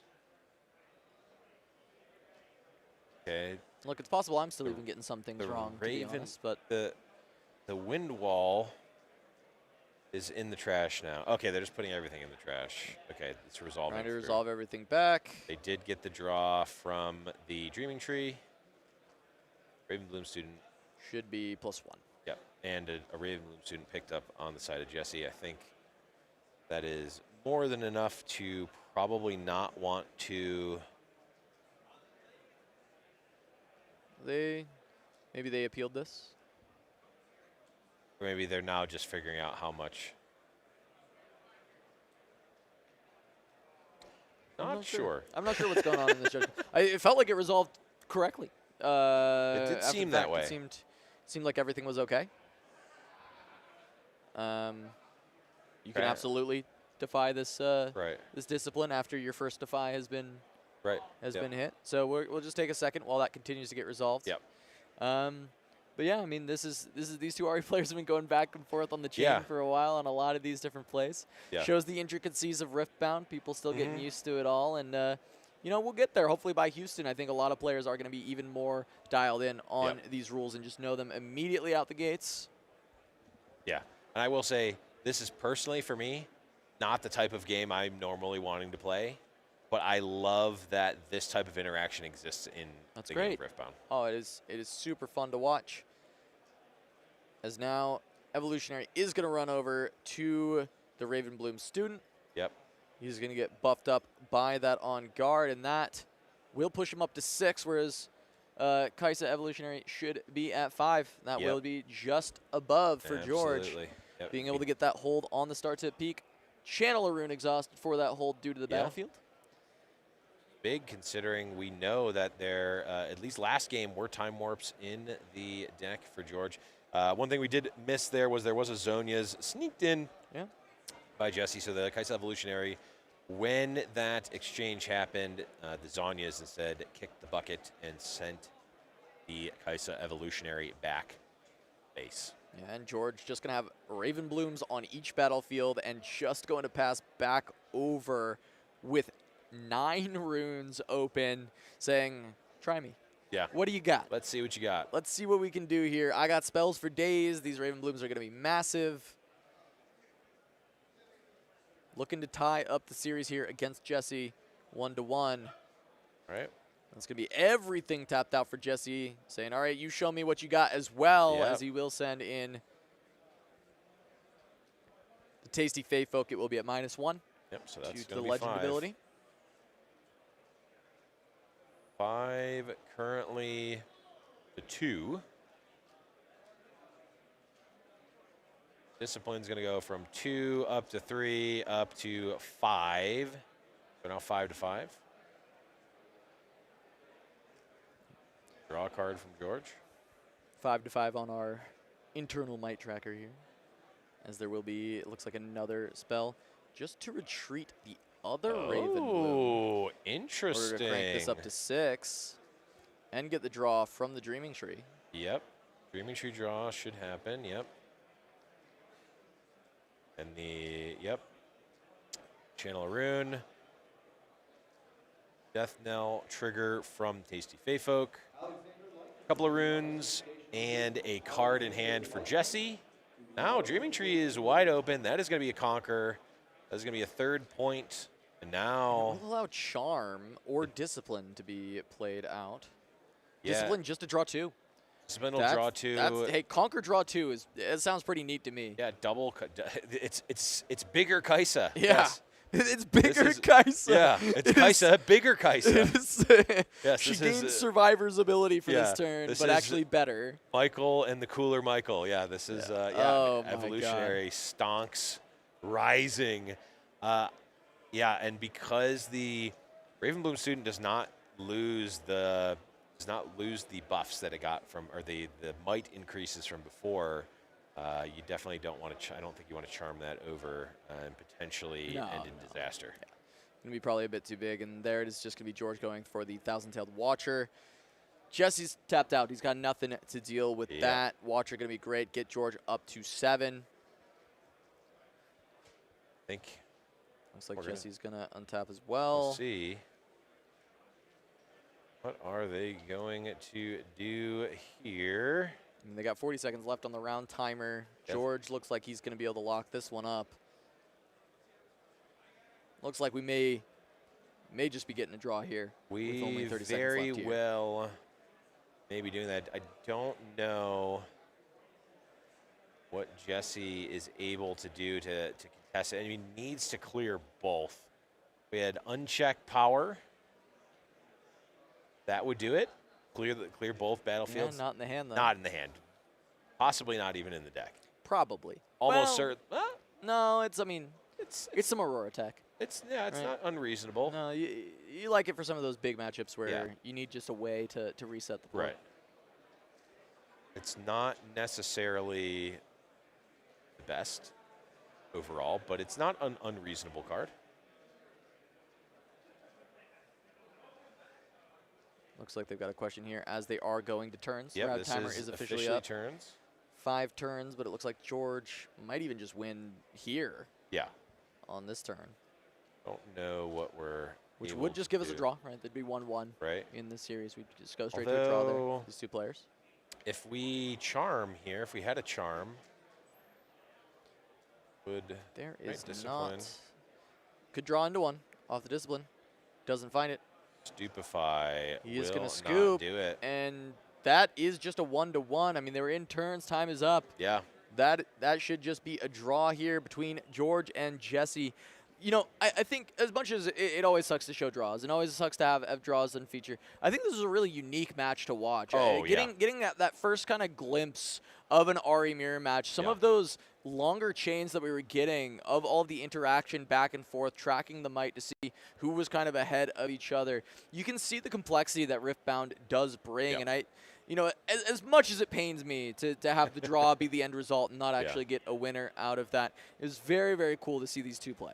Yeah, absolutely. I mean, we saw, again, I was saying it jokingly, but honestly, if you've got players from other card games that like control matchups, that like that interactivity, that like a really juicy counter war, interaction war, show them this game, show them that clip, because this will, I think, sell a lot of people on the possibilities that are available in Riftbound. All right, and if you're liking the stream so far, if you're liking the content, you're liking this, please, please, please drop a sub for Turn 'em Sideways. We've been making a podcast every single week called The Winning Point. We are trying to do more competitive coverage, the co-streams for all of the Chinese tournaments that happen, and now, if we can, trying to provide coverage at events if possible, but it does cost a lot, so being able to have the support of you guys to try and push us further so that we can actually keep coming out and providing this level of content. We would love to do it, so please give us your support in the chat and share with your friends, subscribe to the channel. Thank you all so much for the support, but also thanks to the support of Heavy Play,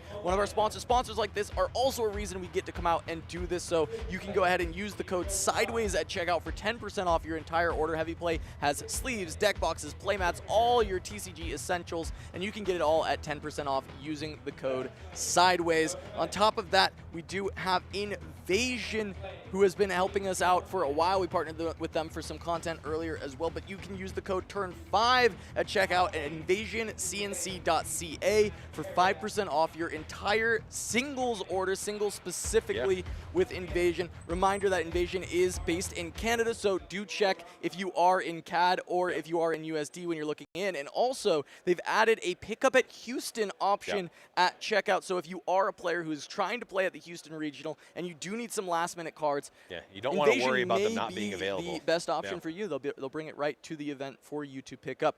But with that, we are going to go to a quick break before we've got round 5 coming up for you, so don't go anywhere. This is the RFG deck box. The top has a translucent shell with a polished showcase window. This allows you to display your favorite card, like your commander, and makes it easy to always find the right deck.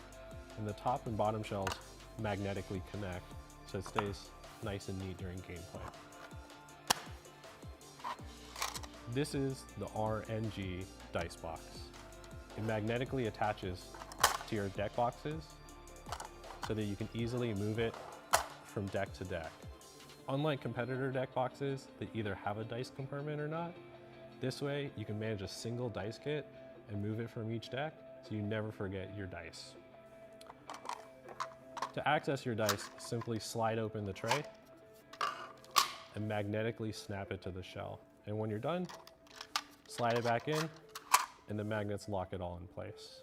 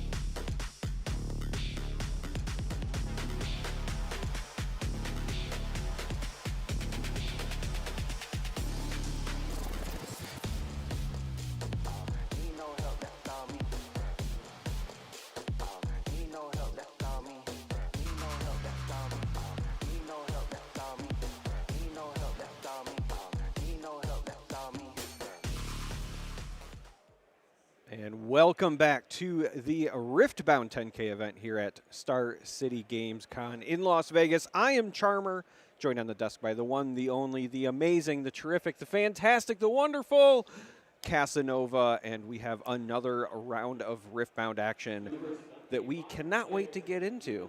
This one I'm like cheesing about because this is we'd been scouting some of the top tables and we found a very, very interesting deck that was still doing quite well, right? It was still surviving, and that was Yasuo with Gabriel piloting that. He is going up against Thomas on Kaisa for this one. But he had been able to pick up a win earlier with a Mystic Reversal, being able to, I believe it was either steal a Time Warp or an Acathian Rain is what I was being told, that he's been able to pop off with quite a bit. So I'm curious if we'll see some of that once again with the Kaisa matchup being what comes around. And to start things off, it's going to be Candlelit Sanctum for Yasuo, being able to, when you conquer, look at the top 2 cards of your deck. You may put them on top or bottom in any order. And then on the other side, Reaver's Row from Thomas. That is going to allow you, when you defend, you may move 1 unit from here to your base. And that is big for this, as it is going to be a Nocturne variant of Yasuo. This is something that we had seen previously, Candlelit Sanctum Yasuo, with these in the deck. Only synergy being Nocturne synergizing with Candlelit Sanctum and the stacked decks. Usually not playing any additional synergy with it. There is reinforced variants that have run around, but that's not the most common way that people are playing this right now. I was going to say, I did run into a reinforced variant at one of my locals, and I was very impressed with it. It's always a good sign when you play a card against somebody and they have to read your card, because then that means, hey, they might not be prepared for this matchup. So Gabriel did get the benefit of that with Thomas taking a look at Nocturne, saying, okay, what's going on here? I love this version of Yasuo. I think that Yasuo might be one of those legends that is a bit slept on, because we've seen with the Kaisa players how powerful Accelerate is, and Yasuo's legend text essentially gives anything Accelerate for 2 energy as opposed to the normal Accelerate costs. All right, yeah, just being able to move it from a base to a battlefield or back if you are able to find that early conquer and you just kind of want to get out of there. And that is definitely a good way to kind of abuse that Candlelit Sanctum, right? As you kind of get it and you get the conquer, then you move away and you look to conquer it again later. As we take a look at the hand from Gabriel, and it's just a lot of spells to try and support this Nocturne. Looks like it does want to be pretty all in on the Yasuos. Maybe there's Kayn in this deck to go alongside the Nocturne and utilize a lot of spells to get value, as we are seeing the charms even included to just try and pick off maybe some backline units. Big decisions to be made, as Nocturne is staring down a lot of might on the back row from Thomas with the Noxus Hopeful and the Lecturing Yordle, which does make for really unfavorable trades when they run into a Nocturne with the Yordle having the tank keyword. But it is going to be that Candlelit Sanctum and deciding what's going to go on top. Defy to the bottom. Gabriel wants another unit, so puts the Traveling Merchant to the top. Yeah, I was just about to say, I think that this is just a search for units with a hand of only spells and then, of course, the Zonias. Gabriel was potentially just going to have to bank on this Nocturne surviving for as long as possible. We did see a pair of fighter flights there as well, so we'll leave it there. We'll not bring it back with the Yasuo ability, and might be trying to bait, as you were pointing out, this kind of like double move, because if the Hopeful and the Yordle come in, you could just send the Hopeful back with a fighter flight and then get the kind of combat victory in that regard. On the other side, though, some combat tricks for Thomas as well. I did see a couple of retreats as well as a Hex Tech, but I believe Gabriel also has a Defy potentially for one of those. And just a lot of value with being able to play into the Hopefuls, but we are just going to see, I like this a lot, just deploy the Thousand-Tailed Watcher for the -3, and then you can look to conquer into the Nocturne. And actually just going to play it onto Reaver's Row and just make it even more difficult for Gabriel to try and push in and look for a conquer there, trying to go for the hold from Thomas. And this will make things a lot easier for pushing Nocturne out of the Candlelit Sanctum. I really like this reinforced play with the Watcher, because if Gabriel had any sort of move actions plus pumps, you could have seen a situation where the Nocturne moved away from the Sanctum, maybe over to Reaver's Row to try to steal that away in response. But by reinforcing there, you're kind of saying to Gabriel, hey, you either have to have something to, stop this Conqueror, or you're just going to lose this unit. Yeah, this does open up a good line for Gabriel when both of these run in. He can just go ahead, fight or flight away. This knocks his hopeful. And I believe he had a Discipline, so if the Lecturing Yordle tries to clean this up, Discipline can get over that. Nocturne will keep the hold and take out the Yordle. And will also cycle a card for Gabriel, which, as we know, is very important right now. And we know it is Merchant on top, but it will get you one deeper as well. So you're going to get whatever that X card is. Bring back one Lecturing Yordle. Thomas deciding if he does want to run face first into an On Guard or a Discipline potentially at this Candlelit. I wouldn't fault Thomas for doing it if it was just an opportunity to get rid of a card. Sometimes you play into things knowing that it's there just so that you don't have to deal with it later when it might be more consequential. But I think Thomas, with so many units and Gabriel still essentially just with the Nocturne, playing this safe makes an awful lot of sense. Yeah. So now Merchant we know can be another unit to come down, or you can go ahead and jam Yasuo Remorseless, but or remorseful, but I don't know that that makes a lot of sense. Wanting to keep a lot of runes up to be able to continue to play around with this Nocturne. There is just so much on the side of Thomas with the Lecturing Yordles, with the Hopeful. It may be a setup turn. It may be that that is the case that Gabriel needs to make. He's at 2-2 right now. Falling behind 2-4 can be rough, but if you can get your Yasuo out in a very safe position, it can be a lot stronger. I think the downside here being if you play the Yasuo now, you do have to worry about him just dying to a Falling Star from Kai'Sa on the other side. And so developing the Zhonya's first and then looking to go from there with the Nocturne makes a lot of sense. And maybe even it's just fight or flight onto the Thousand Tail, go score with Nocturne and be ready to run away on the Reaver's Row. Yeah, I like this development of the Zhonya's here. I think that you're onto something where you want to protect that Yi. I would not be surprised if that is also just not deployed from the champion zone until the Yasuo Legend activation can be paired with it to get some immediate value to also try to dodge Falling Star. Obviously, Defy doesn't stop it, so you would also need to have something like a Discipline to get enough might up and then hope they don't have a second spell as well.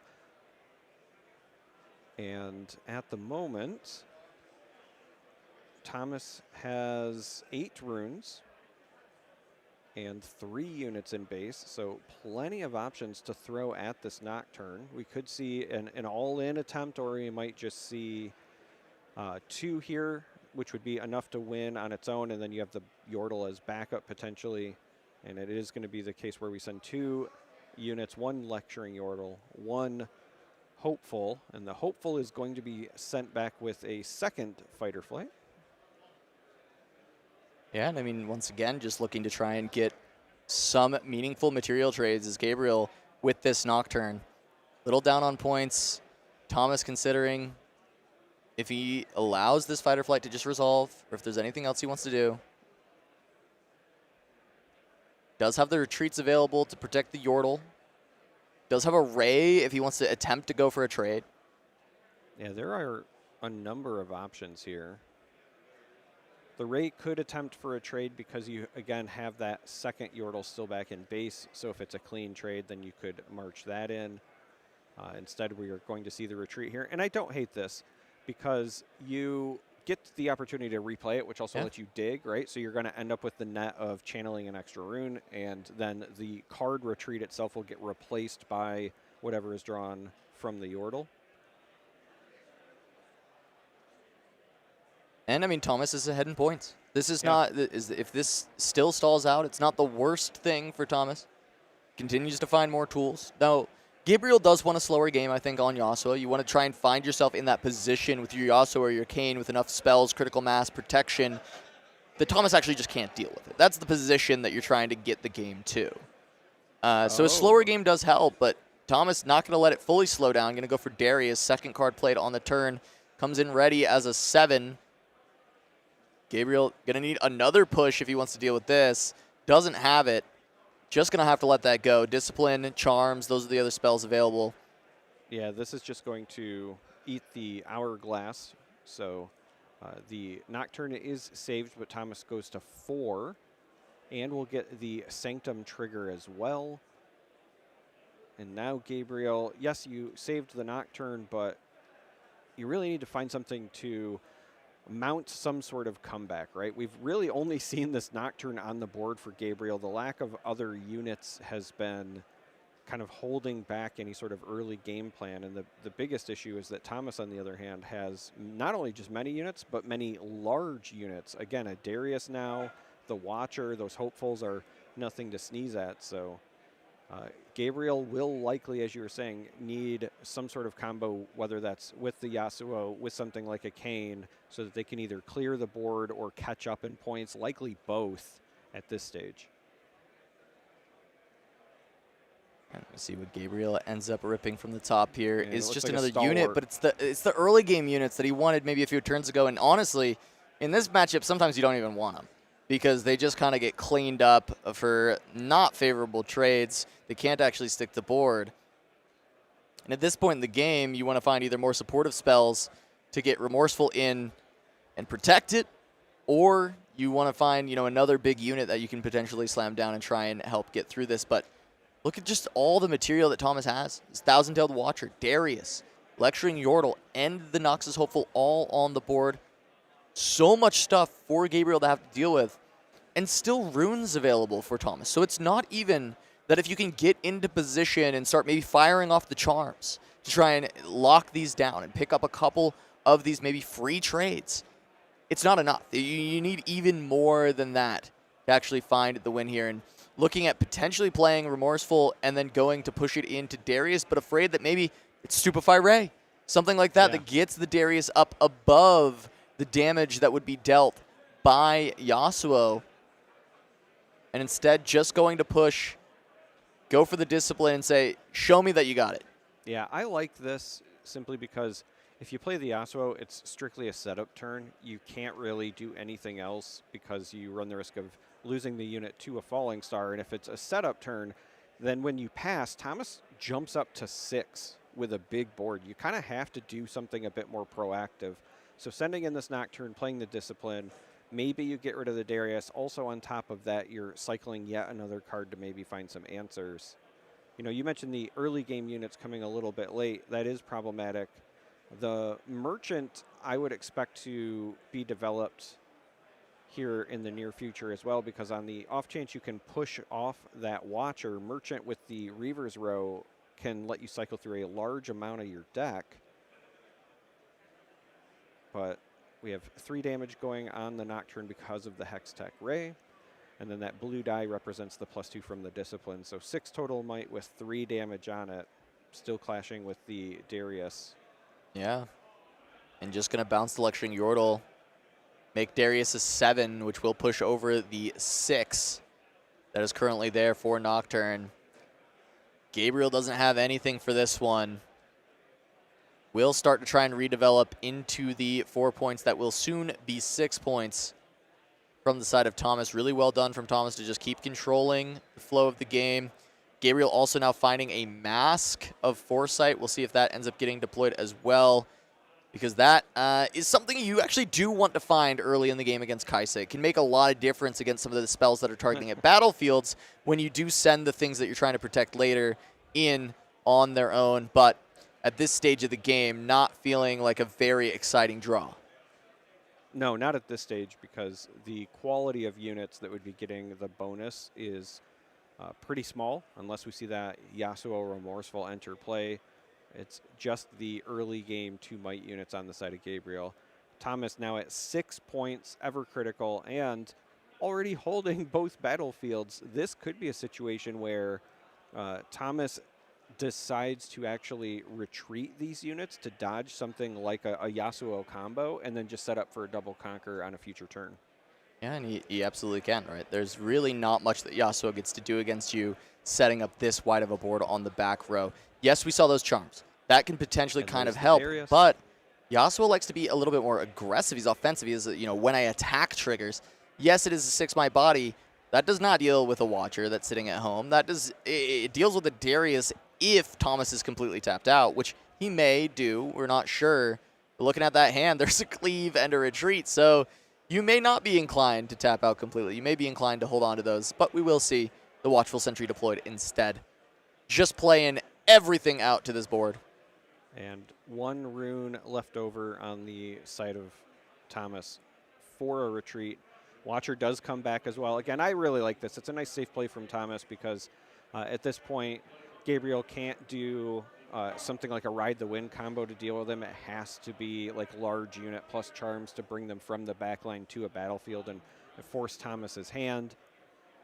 And we know that that's kind of what Gabriel is sitting on, but even then, the unit, unless there was one top decked here, would be remorseful, and that might not be good enough. So we are going to game 2. Makes a lot of sense from Gabriel at this point. Really not a lot you're going to be able to do about it in playing green-purple in general into that kind of a wide board at 6 points. It's just kind of how the nature of the game is. And Gabriel just going to scoop it up, try and go next, see what he can do in a game 2, being very likely on the play with a preferred on the play battlefield going up against Kaisa is very likely what we're going to see in this spot. And I'm wondering what adjustments might be in this deck. I know, I'd kind of been teased this Mystic Reversal that exists. No spot during this game would a counter spell have really been particularly useful, but there is a certain changes that can happen to the game where maybe, Thomas has the hand texture that's a lot more spell heavy and a little bit less unit focused as we saw in this game. And then some of these potential tech cards can come into play, or we can even see just a better start of early Masks, early Zanyas, and then getting a Remorseful or a Kane established, as we do see kind of a glimpse into that sideboard as Gabriel kind of flashed it towards the camera of a Reversal and a Windwall being available for that side to help deal with some of these Kaisa lists, but certainly not helping when it is just a flood of units. Yeah, and as somebody who is playing a lot of calm-oriented decks, green decks over the weekend, sometimes these decks do just fail to find units, and I think that's really what haunted Gabriel here. The first unit played on that side was a Nocturne, and not from the cool ability, mind you, just played to the board, and then eventually those early game units were found, but it was too little too late. So if anything, yes, sideboard comes into play, but what Gabriel really needs for game 2 is to just draw the deck in reverse. Yeah, and we'll see as we jump into this second game, get our battlefield selection from these two. Gabriel, I think, likely going to be on the play here, as it does look like it is going to be an Arena's Greatest grabbed by one of these players. And on the other side, the Dreaming Tree. A bit surprising for Yasuo to go for Arena's Greatest. I'm curious, but Dreaming Tree absolutely could be a Kaisa Battleground. So we are just going to see these two as what we've got, and it is going to be Ravenbloom into a Poro. So Gabriel on the play this time does actually have the Poro to get going, and it is on the play on Arena's Greatest, so going to be able to go up to that 2-point breakpoint straight away if he wants to go in and conquer with this Poro. It is going to head over to the Dreaming Tree, and looking at the hand, he's got a lot more units this time. Windwall plus the Fight or Flight going to help out quite a bit, as that is just going to be a Ray coming in to the Poro. Yeah, and I think there was just an ask about Dreaming Tree there, but it is friendly units, so no draw on that regard. And I don't think that Gabriel has any sort of buffs to survive this, but might see something like a Fight or Flight just to save the unit. No, but you can't, because this is an action speed unless played from hidden. So we've seen this issue happen a couple of times, players not understanding exactly the speeds of things. Yeah. So is going to push back the Poro here. Neither player catching it to draw, call a judge on this, so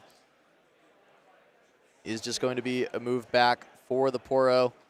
Gabriel can reestablish another unit, but will be playing into a Falling Star potential. Yeah, I was just going to say, even if you don't have any other plays, you still don't want to set yourself up for a blowout. So I think this is the right call to just pass the turn with a single Poro. Or and he's going to move it with Yasuo. Yasuo. Okay. I think this is also fine. Gabriel will still go up to 2 here. Thomas cannot respond because everything is exhausted. Pass it back to Thomas.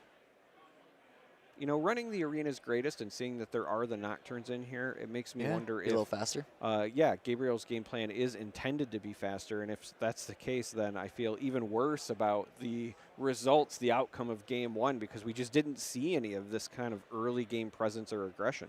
Yeah, more aggressive Yasuo, trying to play more around the Legend ability on the early drops to push in, move out, kind of is a little bit more similar to how Annie likes to approach the game, but this time with a bunch of buffs to kind of back up some of the units, as that is just going to be Kai'Sa Survivor. Easy enough. Hey, here's the thing. If you want to conquer with something that's less than 4 might, and you're going into Kai'Sa on the draw, they still have the ability to just go ahead and play Kai'Sa Survivor from that Champion Zone Accelerated, and they will just run you right over and get that extra card draw. Yeah, and though it's not updated on the scoreboard here, there should be 3 total points on the side of Thomas because Kai'Sa and the Raven Bloom got the conquer there. So Gabriel is actually behind a point at the moment. I'm sure they'll, yeah, there we go. I was about to say, I'm sure they'll catch it here in just a moment. Gabriel now has found himself in a position very similar to game 1. No units on the board, opponent double occupied, and you are behind on points. The question now is, will Gabriel be able to get back into this because of the early game units that we know Gabriel has access to? Is this going to be another Nocturne? It is. So, again, Nocturne, push it in. Not usually the way you want to see those Nocturnes, but with the Yasuo ability, does gain, you know, additional value there. Yeah. He is going to be able to conquer the Dreaming Tree. Of course, Yasuo able to kind of do that Kai'Sa cosplay with the Kai'Sa Survivor from the Champ Zone. This time you can kind of do it with any unit, as you just add 2, as you said, to kind of avoid the accelerate costs. You instead just get to do it for 2 energy from the Yasuo Unforgiven Legend ability. Gabriel's going to get up to 3 points from that one. Thomas goes to 4 from the hold. Thomas now with 6 runes. A lot of potentially dangerous plays once you get to 6 runes. Things like a Darius plus a Cleave or some other one-cost card. Yeah. Stupefy, etc. But looking at the hand, I'm not... Oh, I do see no, a Darius. That is a Darius. But it looks like only a Retreat as the one-cost option. Interestingly, if there's no better play, I don't mind Darius Retreat Kai'Sa Survivor just to clear out the old Dreaming Tree. I also don't hate that because you would remain ahead on points. Thomas would go up to 5 at that point, and after Gabriel struggled to establish units in game 1, if you can catch a situation like this where Gabriel has no runes available, then yeah, I think that's what we're going to see, and I love this actually. Yeah. Just going to be moving her back. Okay, yeah, moving her back for fun. and then casting the retreat to be able to push the Darius in. That is going to take out the Nocturne. Just as you said, denying the Yasuo material seems very good from the Kai'Sa side in this matchup so far. You know that Gabriel's going up to 7 runes, not 8, so it can't be remorseful plus push it in to just deal with the Darius anyway. And it comes down to, does Gabriel have units to mess with, to play with? We saw earlier that there should be an additional Poro in the hand. That can pay dividends here if he has enough buffs to get it over the top of this Darius at 5. He'd need 2 buffs. Discipline plus On Guard could do it, but would he have the runes? Yes, he'd have exactly enough runes to make that play. Yeah, with 7, it would be Poro, the Yasuo move, the On Guard, and a Discipline. And he's got all of it. Has all of it. And it's a lot of cards to invest in this, but again, Thomas is currently exhausted on the rune side. You know you have to get rid of this Darius. You know, Thomas still has that Kai'Sa back that can be accelerated, but even more so than all of that, if you let the Darius hold, the other consideration, if you just try to run away, essentially, and you just take the Arena's Greatest, next turn Thomas goes to 8 runes, and you have to start thinking about Watcher plays, right? So anything that's just left alone on the other side of the board is just as vulnerable anyway. I really like the idea of just cleaning up this Darius. I was going to say, it might also be just a tasty Fey Folk, because we did see one of those. Yeah, having to take a slow turn, but Thomas is going to get super far ahead on points again, and Kai'Sa on 6. I mean, we talked about Annie on 6 a lot earlier because Annie having that Vi ride the wind axis, but Kai'Sa is also almost just as dangerous on 6, realistically. When you have things like Thousand-Tailed Watcher, you have all these Dariuses, you have the ability to accelerate so many different units in your deck, and you also just have all this disruption with the removal spells, being able to clear off battlefields and make way for even weak units to end up getting those 2 conquers at the end and score the winning point. And I think from here, Thomas has the luxury to just move this Darius back home, go for a big develop, and then look for a final push on the next turn. Yeah, I agree. I would love to know what the thought process is from Gabriel kind of taking that turn off, knowing that Thomas is going to go to 6. Also, again, knows that that Kaisa is there, so Thomas could also pretty safely here still accelerate the Kaisa, send it into the other spot. Not only does that get them to 7, and then Gabriel would have to clean up both locations, but also Thomas would get to draw the card free and clear because Gabriel has no way to interact with that play. We also see this falling star in hand, so that could just take out the Fey Folk and then have 0 presence. As someone who enjoys playing Leona, seeing this Fey Folk play, I'm like, yeah, I get it. Sometimes that's just all we got. So the move, sometimes that's the vibe. Yeah, so the move back with Darius could also signal that we might see lecturing Yordle into the Falling Star. Yeah. That second card played would not only get rid of the Fey Folk if it's Falling Star, but then ready the Darius, so you don't even have to play the accelerated Kaisa and put her in harm's way. You could just send the Darius over to the arena. Yeah, you could choose to go for the 7th point, or you also do just have the option to hold Darius back and just stay at 6. Because you can look for the double conquer on the falling turn, and right now, considering how many runes Gabriel has, and if you falling star the Fey Folk, he'll have enough runes to go for Yasuo, Remorseful, plus Unforgiven's ability to push it in and kill off the Darius. So might just be better to stay at 6 and put as much threat as you can at home, but Thomas is going to go ahead and go for the conquer with the Darius, go up to 7, open up hold as a win condition, and still just have a little bit of material at home ready to go and be sent in. Yeah, I think I like this just because if Gabriel does send in the Remorseful and deals with this Darius, you're going to have 2 units back. You also still have the Kaisa you can accelerate, as well as the Falling Star. Like, there's a lot of ways to navigate the following turn, even with kind of quote-unquote sacrificing this Darius. But what you're also doing is you're forcing Gabriel to commit runes and resources to getting rid of it, potentially. Absolutely. And we're seeing it here, right? You're going to push in the Fey Folk. Thomas has this smoke screen that he had ready to be deployed, putting this down to 2, whereas Darius is at a 5. And even if Gabriel looks to pump this up, now he has to consider, does Thomas have another 1 cost to make the Darius a 7 on defense? Yeah. Or does he let this go and then look for another play with Yasuo? But that will use pretty much all of his runes. And as you said, I mean, just getting resources out of Gabriel is probably enough with these 2 weak units at home to be able to conquer each as long as you've got some spells to back it up. Yeah, the real thing against these green decks, right, if they have Calm in them, is you want, if you can help it, to force them to use as many runes as possible. You don't want them to have, Defies, Disciplines, Wind Walls, Mystic Reversals, etc. at the ready. So if you can force them to essentially expend all of these resources on offense, and so here we see a Fight or Flight to just move back the Darius. But that is something that, Gabriel was likely relying on after establishing a presence to keep Thomas at bay. Having to use that on offense can't feel great.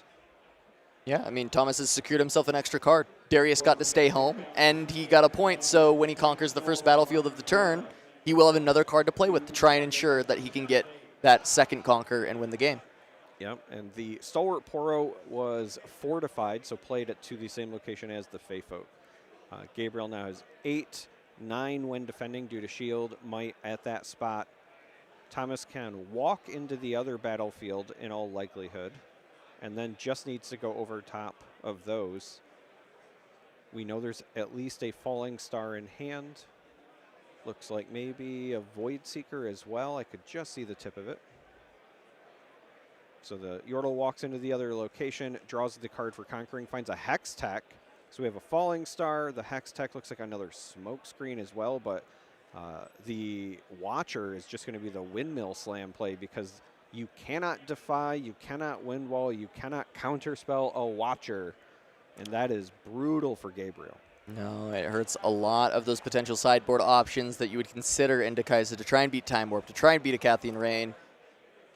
Not a lot of good sideboard options to beat Watcher. You could be playing something like Rune Prison for Master Yi, and that helps there, but then you run into the situation where the spells come out, and then you don't have a good answer either way. The writing is on the wall as Thomas has a massive board, 14, 15, 16 might before any spells come down, which will pump up the Raven Bloom even more. And in the Falling Star, trying to be the last nail in the coffin to remove all of the units from Gabriel's side. He does have the wind wall to deal with it, which will keep them around, but it will not allow him to continue to have enough might to defend. He's got enough for a discipline. Still a +2 available, +1 on this Poro. The Stalwart Poro does have shield. It'll go to 2. That's a total of 5. The Watcher alone should be able to push through. Yeah, and Darius is sitting at 7. Obviously, more than 2 cards have been played, so that trigger is also already active and online. Well, it was Watcher and Falling Star, but Falling Star was hit with the wind wall, so there should be no trigger. But it doesn't matter either way. Correct. That is still plenty of might to push through. Still plenty of might. Still plenty of might, and that's going to be Thomas picking that up on Kaisa. Yasuo is going to falter this time for Gabriel, and Thomas will continue to stay alive in the tournament. It looked like we did see those X1s there. X1s still have a really good shot at making top 8. All X1s except for maybe one, and it also depends on ties. We'll be able to make it. So that if you have only a single loss, you are alive in this tournament. You are fighting to still make it to that top 8. Fight for that top prize at the end of the day. Absolutely, and we are still going to have more games coming. Literally right now, the backup game is ready, and we're going to jump to our other table so that we can see more Riftbound Wait a action. minute. That is former professional League of Legends player Golden Glue, who is currently still, I think, an acting coach for a team. I'm not sure which team he's currently with. I'd have to get up to date. But that is Golden Glue here at our table in a Kaisamir. Currently up a game for our backup match. We're jumping into game 2, as it looks like Golden Glue was able to win that first one. And now he has selected Targon's Peak up against Chris A, playing Grove of the God Willow. Targon's Peak, when you conquer here, you may ready 2 runes at the end of the turn. Grove of the God Willow, when you hold here, draw a card. We'll see who can take down this Kaisamir. Will it be Golden Glue? Will it be Chris? You know, I will say this. I have been very surprised at the number of Kaisa players we've seen on this broadcast that have brought Grove of the God Willow to this event. The battlefield, I think, is outstanding. It's just one of those that I think is antithetical to what Kaisa traditionally wants to do. You want to conquer more often than you want to hold, but we've seen a lot of players bringing it, so maybe I need to, readjust my expectations. Yeah, I think it's generally been tech to play against the Aurora decks and Master Yi for when you're on the play. Getting to Grove, it's very hard for them to conquer, especially in the early game. So when you get to Grove early on, and then you get to kind of have all these extra cards, it becomes even harder for Master Yi to deal with. This was a big tech from Omega Zero when he won Shanghai. It was Grove and Start to Peak that we saw from some other players as well that were trying to continue to even maximize that further, as those were the matchups they identified as the ones they cared about the most. As we are going to see Golden Glue just go ahead and accelerate his Kaisa, try and get a draw and a score out the gates, and he will get to ready 2 runes at the end of this turn from conquering Targon's Peak, and he is going to be already pushing the pace of the game, 2 points out the gates, setting up for that point tempo to 4-6-8. And Chris temporarily dropped a Mind Rune, picked it back up, so at 6 runes does have a Hopeful on the board as well. We've talked about it a bit already on the broadcast, but 6 is where plays like Darius plus a Cleave come online. I see in the hand of Chris a Falling Star, 1 Cleave, a Hextech, a Retreat, but no Darius. So this will be an interesting one for Chris to navigate because there's presence on both locations. With the Hextech might be able to deal with one, and then with the Stupefy here could potentially try to conquer the other. The one downside, though, is that Pouty Poro has Deflect, so if Array is the desired answer there, you would still have to recycle a rune because the Kaisa power is likely going to be paid. Oh, actually, I really like this. So heads up, going to Stupefy the Kaisa to get it to 3 might, and then use the Ray over there to dodge the Deflect of the Poro. And the hopeful goes in to Target's Peak, likely wants to be able to ready runes at the end. Yeah, going to be able to have some runes available at the end of this turn. And I was wondering if Golden Glue would have a retreat or some other recourse to try and get that Kaisa Survivor out of there, but no, just going to have to eat it. Does end up getting to, ready 2 runes for Chris. He plays the Kaisa Survivor at base, ready to go, but Golden Glue will score up to 3 and be quite ahead on points right out the gates, as he is going to now draw up. Does draw for Grove of the Godwillow, as the Pouty Pourer was able to hold.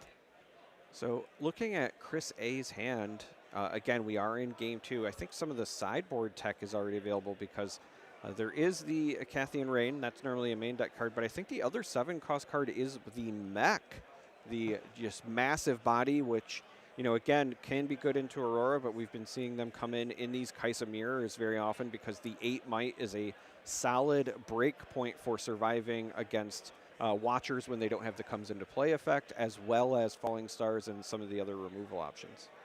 Yeah, it can be really nice to have one sitting on the back row, try and deal with things later on into the game if you have the time, as we are going to see a Falling Star. Looks like he pointed at Survivor, and Chris does have the retreat, and I think that is going to be very likely to just be deployed here. Try and stop this from happening. Going to get that back. Falling Star going to go away. There are still 4 runes available for Golden Glue. Can look to just develop.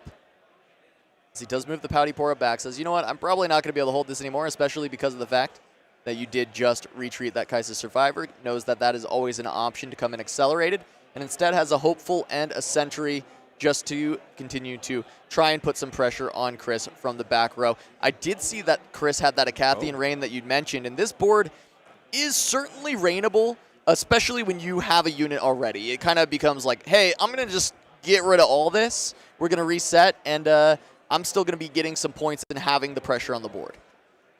Yeah, the Rain is an option. Of course, the massive Mech is an option. There was a Watcher that was just picked up as well. I don't like the Watcher here necessarily unless you just really want to try to catch up on points. Chris A is technically down 1, and an accelerated Watcher would allow him to conquer the Grove, but I think that comes into play effect is too powerful to not get some value from it. But I don't hate the idea of just playing this big Mech, knowing that we still have the Rain. You can play that maybe next turn if you need to catch up. Might even hit some more valuable targets potentially. And yeah, we're going to see that. So a Mega Mech. I think the big breaker on the decision here of Mech versus Rain as well is also this Pouty Pourer, right? Do you really want to play Rain and recycle 3 when you're not so far behind in points where Golden Glue is kind of knocking at the door of winning the game, and you could just keep all these runes for a future turn and develop a huge body that you're going to be able to kind of have safely at home. It's not going to go down to just a Falling Star. It'll be ready to pressure the game further as we go forward. And maybe Golden Glue will further overextend on this next turn into a Rain that gets even better. Well, it looks like the decision's going to be following this Mech up with a Falling Star anyway. Still could just do that onto the Hopeful so that it can't just trade kind of 1-to-1. I was just going to say, if you get rid of the Hopeful, it also means that the other 2 don't naturally get rid of it. So Chris A potentially trying to get that hold point as well. But I love the development of the Mech because, as you also pointed out, there is no power invested in it. That's one of the other reasons that it's been making its way into sideboards is not only is it massive, but when you play it, you don't have to recycle anything. But very quick decision for Golden Glue here. He looks up at Chris A's board. He's like, 4 plus 8. Huh. That's 12, I believe, which is the exact amount of damage that a Acathian Rain can do in instances of 2, and it was a 4 and an 8, which is just perfect. Rain going to get rid of everything, and Golden Glue going to be able to pick up 2 quick points with that Pouty Pourer and that Watchful Sentry. So while Chris decided, hey, the Rain isn't as good here, and I can avoid a Falling Star, I didn't realize Golden Glue was going to exactly 7 runes on that turn, and that is the perfect punish. Yeah, that is a great play from Golden Glue. Really trying to just extend this points lead up to 5 already. Chris has a lot of tools. We know that there's the Watcher. We know that there is still that Kaisa. Golden Glue knows it as well because it was retreated. So Chris isn't out of this game, but that was a pretty big setback in terms of the pacing because Golden Glue already up to 5. 5 is not 6, but it's pretty close. Yeah, I mean, it is nearly there, right? Of course, it does mean there is one extra turn that Chris has to try and stabilize this spot. And it's going to start with just sending Kaisa into the Pouty Poro on Grove, but Golden Glue did conquer into the Targon's Peak. He's got 2 runes available. There is potential that he's got game in this spot, and Chris has to be wary of that. Wow. And he is going to start it with a Cleave to try and avoid getting blown out by a Void Seeker. Yeah, the Cleave with the priority there is just the insurance against a Void Seeker, and I really like that, if anything, just because you get rid of the Pouty Poro. As you had pointed out before with the rain, the last thing you wanted to do was recycle even more runes. And though it might not seem like a big deal, that little 2/2 with the deflect is kind of a thorn in the side of any players that have a spell-based deck. And it turns out that's Kaisa. So I think Chris was kind of waiting for that Poro to become a bit vulnerable and then capitalize with this Kaisa. And Golden Glue looking. This is all the accelerate options, actually. Yes. You've got Kaisa Survivor, you've got Darius Cleave, and you've got Watcher. There's all of the main options you're looking for. And 2 1-cost combat tricks. Like this is everything Golden Glue really wants to see at this point. Because of the hold is at that magic number 6, so within striking distance with a double conquer in future turns. Not this turn because it was a hold to get there, but we're going to see Darius with the Stupefy to threaten the Kaisa. Yeah, it's 7 into 4 as of now. Chris says, hey, I got nothing for it. Golden Glue going to pick that up, go up to the 7 points. Now needs to look for either a hold or double conquer on the following turn. Now, I will say, at this point, he doesn't have good options to double accelerate in hand, right? He can do a single, because the Watchers are too expensive for him to double accelerate. So if Chris can clear the board, he may buy himself a little bit of space. He might buy himself some time to be able to actually set up to mount a comeback, because Golden Glue, as of now in the hand, we know is not going to end the game with a double conquer straight away. Yeah, and I was just about to say, we know Chris has the capacity because there is the wait, rain. that is perfect. Is that just enough runes? He does get to channel 1 more, gets the Darius back to hand. He's 1 short. 1 short. He's 1 short. He needs 10 to be able to play Darius and then accelerate Kaisa and push into both. And I believe we're both counting 7 here, right? And this is going to become 9. 7 is what I count will become 9 once Golden Glue does this. But we also still have a draw coming for the turn, so perhaps that is going to change the math here. Looks like a Falling Star was picked up. Another Cleave. Another Cleave as well. So close. Needed 10 to be able to double accelerate. Yeah, but instead he's just going to say, all right, some board management. Just deal with your Noxus Hopeful. And then I can look to maybe just draw another card, right? You could just play Darius again. Just look to draw a card. You could do that, or again, if you don't want to make them vulnerable and you know that you just need the double conquer, there could be an argument made for... All right. Kaisa instead, draw 2. Yeah, I was going to say, you could make an argument for you just hold and then go for it the next turn as well, but I really like this. Kaisa goes in because Golden Glue's at 7 points. The effect, the replacement effect, instead of gaining a point, is drawing a card, and then her conquer ability triggers. Golden Glue gets 2 more cards in hand. And Chris just squarely on the back foot, right? Just has the runes, has a lot of cards. The problem is just he has to deal with every single threat as Golden Glue plays it out right now. He doesn't have a leg to stand on, and it really just comes down to, can he keep these threats at bay before Golden Glue finds a double accelerate, or before he finds the ability to create enough of a board presence that Chris can't answer it. And then it becomes the end of the game. And you can see Chris has these Watchers. I mean, you can deploy a Watcher. You can get in there. You can be able to deal with this Kaisa. But will that actually be enough?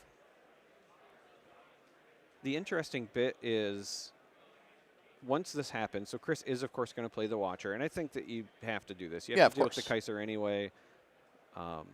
Getting in here, getting a big body on the board, I think is very relevant as well. We know Golden Glue has at least a Watcher on their end, so we could just see like Watcher for Watcher trades for a bit. But in buying time, every time Chris A does this, they get that conquer point to try to catch back up to 7, right? Yeah. No, it does help, especially when it is Watcher as the answer, right? You clear away the unit, you get the conquer. When it's the spells, it helps a little less. But this, as you said, this is getting you a little bit more mileage. This is slowly clawing the game back towards you. And though Golden Glue does have an answer to this immediately, I'm looking at Chris A's hand. There's another Watcher there. That's what I was trying to say. It's just Watcher for Watchers potentially. The real X factor is Golden Glue got to draw a number of cards. So what is possible with the leftover runes? I count 9. Once again, right, we were at 9 before, did the Watcher thing. So Watcher recycles 2, then you get 2 back. So still at 9. Not likely to have anything that you want to do with that rune this time around, but next turn, if there is, say, like a Hextech Ray or something like that, could slow Chris down, because this Watchful Sentry is actually relevant. If they go Watcher for Watcher for a couple of turns, but then the Sentry can get over there on Grove, Chris A might be sneaking back into things. Yeah, I think I might have caught a glimpse of an Acathian Rain in Chris's hand, and if Golden Glue decides, hey, you're at 4, let me try and set up, and go for that double conquer, that's where a real blowout could occur, where that Acathian Rain cleans up everything that Golden Glue does, and then Chris gets to go 6 to 8 from there. It looks like that might be the case, because we're going to start things off with a Lecturing Yordle on the side of Golden Glue. Could still just see like a Darius Cleave try and push over the top. I think there are 6 runes available still after that Yordle. Yep. Darius Stupefy, Darius Cleave, Darius both comes options. down. Darius sees himself as the second card, so should essentially have instantly ready. Yep. Oh, but he plays the Darius and passes. Oh no! And then I was gonna say, you see the hand over the face. I'm wondering if Golden Glue is realizing now, like, oh, I think he also realized he's dead to warp. I think that's the big thing he realizes. Yes, you would absolutely be correct, because Chris A here with the hold point would be able to move the Sentry into the Grove. That would be 6, and then with a warp would get 2 hold points. All right, so Golden Glue, I was going to say, I think realized that this Darius is supposed to be ready, and then they walked it back. So we are seeing the... I love the sportsmanship of both the players. Yeah, Just kind of recognize, like, hey, this is what I was supposed to do. Oops.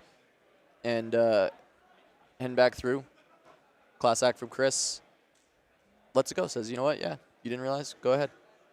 Brings it back. Probably just going to be a Watcher from Chris. As you said, Watcher for Watcher going to have to be played. Yeah, the issue for Chris, though, is that it wasn't Golden Glue's Watcher. It was a Darius this time. So now, you know, if this game ends up being decided by whoever has the last Watcher played, currently that's looking like Golden Glue. However, again, Chris does still have the benefit of being able to walk this Sentry into the Grove to further try to close that points gap. Yeah, could always just go for Rain instead of Watcher on this turn. Just clean up what Golden Glue's got. Looks like that might be the consideration, but no. Will just be the Watcher. Yeah, I see 2 Watchers on the side of Golden Glue. 3? What's the other? Yeah, that looks like 3. 2 Watchers. 2 Watchers, and then there's... What's the other 7? Oh, is that a 7? I thought it was a 2. No, it must be a 7. Yeah, 3 Watchers in hand for Golden Glue. I mean, it could be a 2. Maybe that's a smoke screen in from the If it was a sideboard. smoke screen, I think you'd probably play it here with the 2 runes up from the Targon's Peak. Yeah, you're right. So I think you were initially right with your take that this was all 3 Watchers available for Golden Glue to try and close out this game. As Chris has pushed those points up, trying to get closer. All right, so Watcher for Watcher continues. Lots of watching happening. If you are watching at home, we appreciate you. Thank you for joining the broadcast. So Watcher on Peak at 4 currently. Golden Glue does have 2 units to push in. Has the Cleave as well. Try and play around something like maybe a smoke screen to push the Watcher, his own Watcher, down to 3 up against Chris's 4. Gonna start with just the Lecturing Yordle. See if Chris has anything that he wants to deploy. Stupefy. slow this down? Well, it does more than slow it down. It actually makes it potentially an even trade, which would be huge, because that would potentially prevent Golden Glue from getting the double conquer this turn. Right.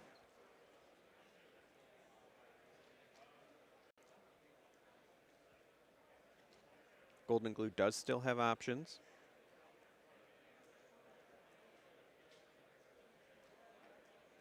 Yeah, can just play the cleave onto the lecturing Yordle, but then you would be out of spells trying to deal with the Watcher from Chris. Yeah. Just going to let the trade happen. And I really like this because this take on the Watcher is really important. If you're guaranteed the trade on the other side, you still also want to guarantee at a minimal that this is an even trade as well, because Chris, through scratching, clawing, biting their way through this, has went all the way up to 7 as well. So Chris is a single hold away from winning here. Golden Glue wanted to play it safe and say, hey, if there is some sort of shenanigans here, I do also have the cleave. Another sentry going to hit the table. So once again, we'll have multiple units on the next turn, even if this Watcher is answered, unless we see something like an Acathian Rain picked up, and it is in hand. It is in hand, along with a Hextech I see as well. Rain is going to be the only answer available for Chris. He's going to have to deploy it here. We'll give another draw to Golden Glue. Can continue to try and just chip away with this with the Watcher after Watcher after Watcher each and every turn. Well, so the problem here, though, is that Rain will clean up the board, but unless Chris A has a unit, they're still going to be on the back foot. Golden Glue. All right, we do see the unit as well, the sentry. And that's, again, really important, I think, for trying to take advantage of the tempo, because this is, I can feel it in my bones, a game that will be won through a double conquer at this point.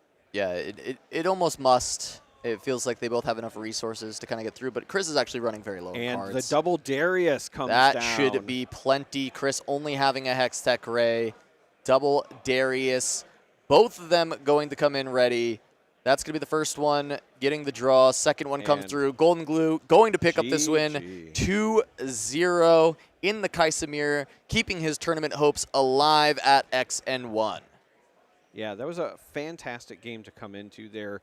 Very tight. I do want to say that while Golden Glue did come away with the victory, our other player played phenomenally from behind. That's a very hard thing to do, in my opinion, in those Kaisa mirrors. And again, congratulations to Golden Glue, still alive in the tournament. And you know what else is alive?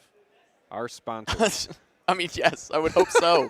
I would Considering we're one of them. I would hope we are alive. Turn them sideways.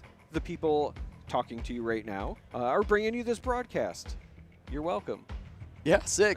Toss us a sub. That would be sick. Please, toss us a subscription. It costs nothing. You can just click the button. If you're already watching, it would really, really be beneficial to us, and we would appreciate it. But we do also have a wonderful sponsor from Heavy Play. They offer sleeves, deck boxes, play mats. I've had the pleasure, the opportunity of using some of these deck boxes here at the event. If you use code SIDEWAYS at checkout, you get 10% off. I've been very impressed with the kind of modular magnetic design as well. Yeah, I love the deck boxes. They're sweet. Yeah, they're great. And our other sponsor is, of course, Invasion. So if you are looking for Riftbound singles, if you're trying to prep for the Houston Regional, for example, you can use code TURN5 at checkout on the singles. You just have to go to invasioncnc.ca to pick those up. And again, if you're going to that Houston Regional, they do have the option for a Houston pickup. So if you don't want to show up at the event and scramble to find whatever you need for your deck, you can just make the order and be all ready to go. No stress, no mess, just show up and play. Absolutely. No, it's exciting. And remember, they are based in Canada. So if you are looking immediately, you may see CAD. Make sure if you are in the U.S., change it to the USD, or you will panic at prices. Yes. There is a difference. There is, yes. There is a difference. I've done that myself. Yeah. I've personally shopped with them, and I've went, wait. Oh, no, that's right. It's in Canadian. But what's not in Canadian is this broadcast. We're going to be taking a short break, but when we come back, more Riftbound action when we return.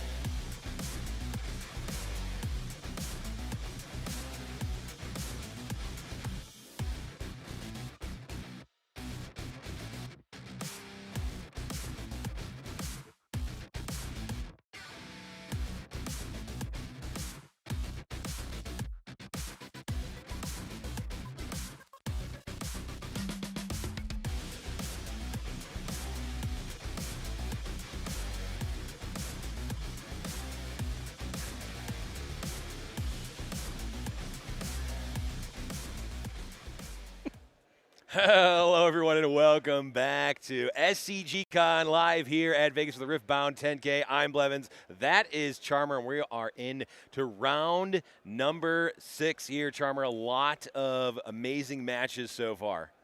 That's right, and we are kind of getting to the nitty-gritty parts of the event, right?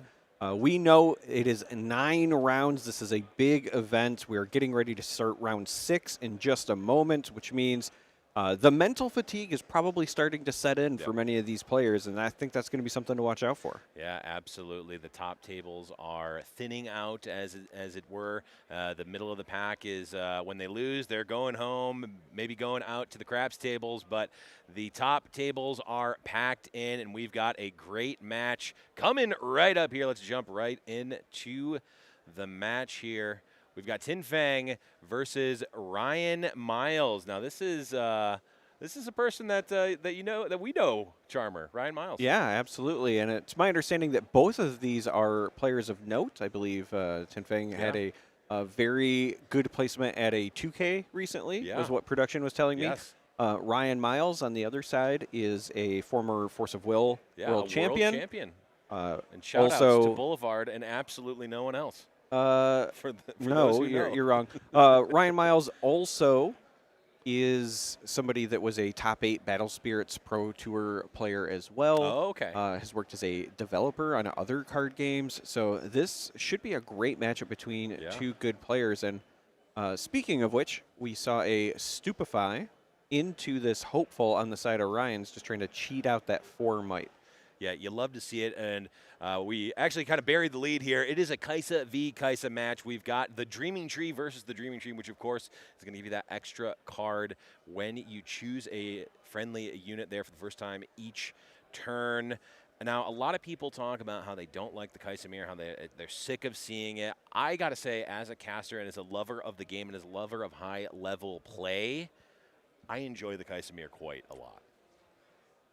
Yeah, I think that it is a very skill-testing matchup simply because you have to understand a lot of very critical moments in terms of breakpoints and gameplay, knowing when watchers are online, knowing when Darius plays are online.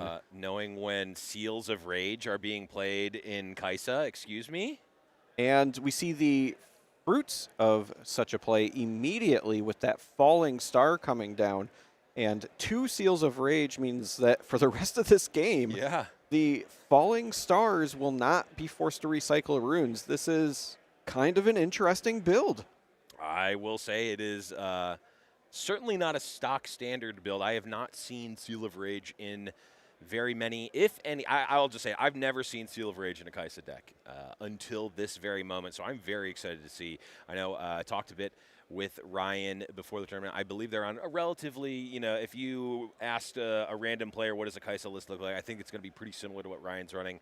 I think if you ask a player what a Kaisa list looks like, 1 out of whatever the field is would say that they're Seals of Rage, and we're watching that player right now. But that being said, this is a player that is currently 5-0 in the event. Absolutely.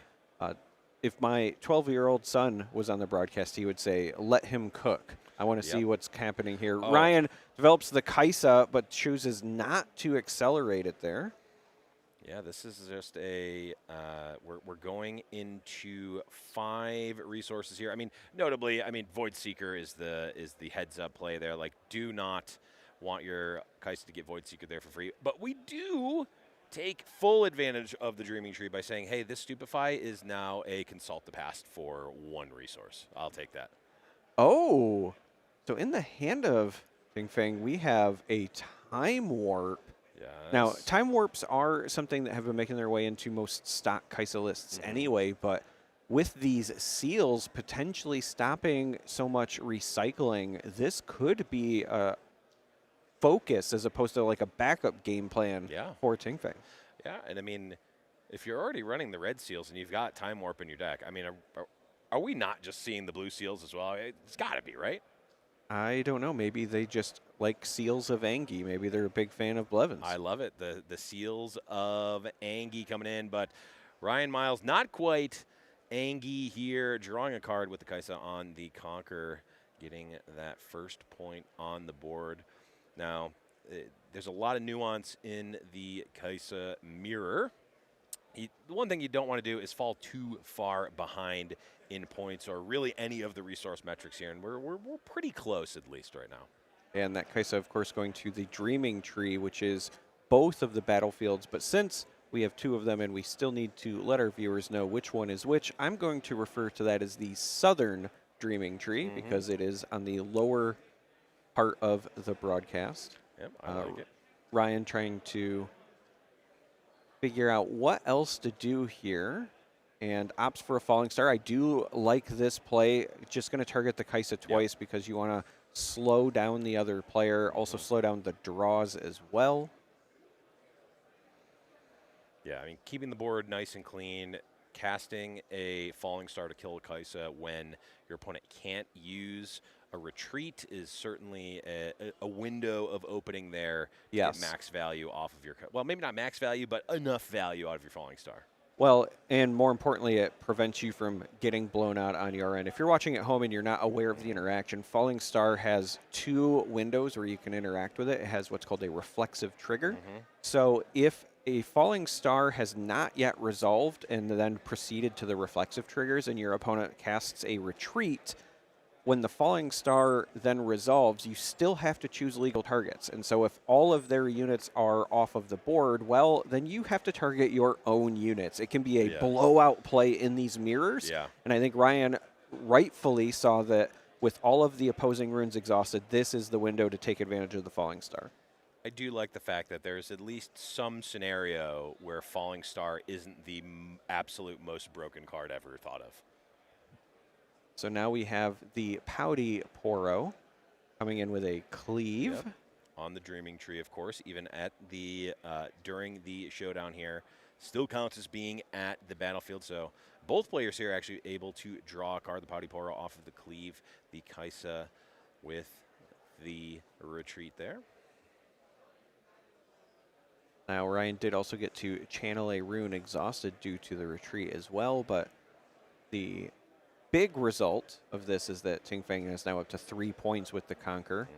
And despite these being 2 decks that are kind of Conquer-centric, if you will, for their game plan, we're seeing that the points are accumulating rather slowly. I think both of these players are being very methodical in their approach to this mirror. They don't want to overcommit. They're looking for windows of opportunity, and I commend these players. Oh, that's a Draven. I was going to say, remember when I said Draven earlier? And you actually did. I meant Darius. I mean Draven here. It's Draven time. I am in love with whatever this list is. We see Draven and Seals. Yeah, I'm all of a sudden a fan of Kaisa now. Ryan, if you ever watch this back, I love you, buddy, but Ting Feng is my new favorite. This is fantastic.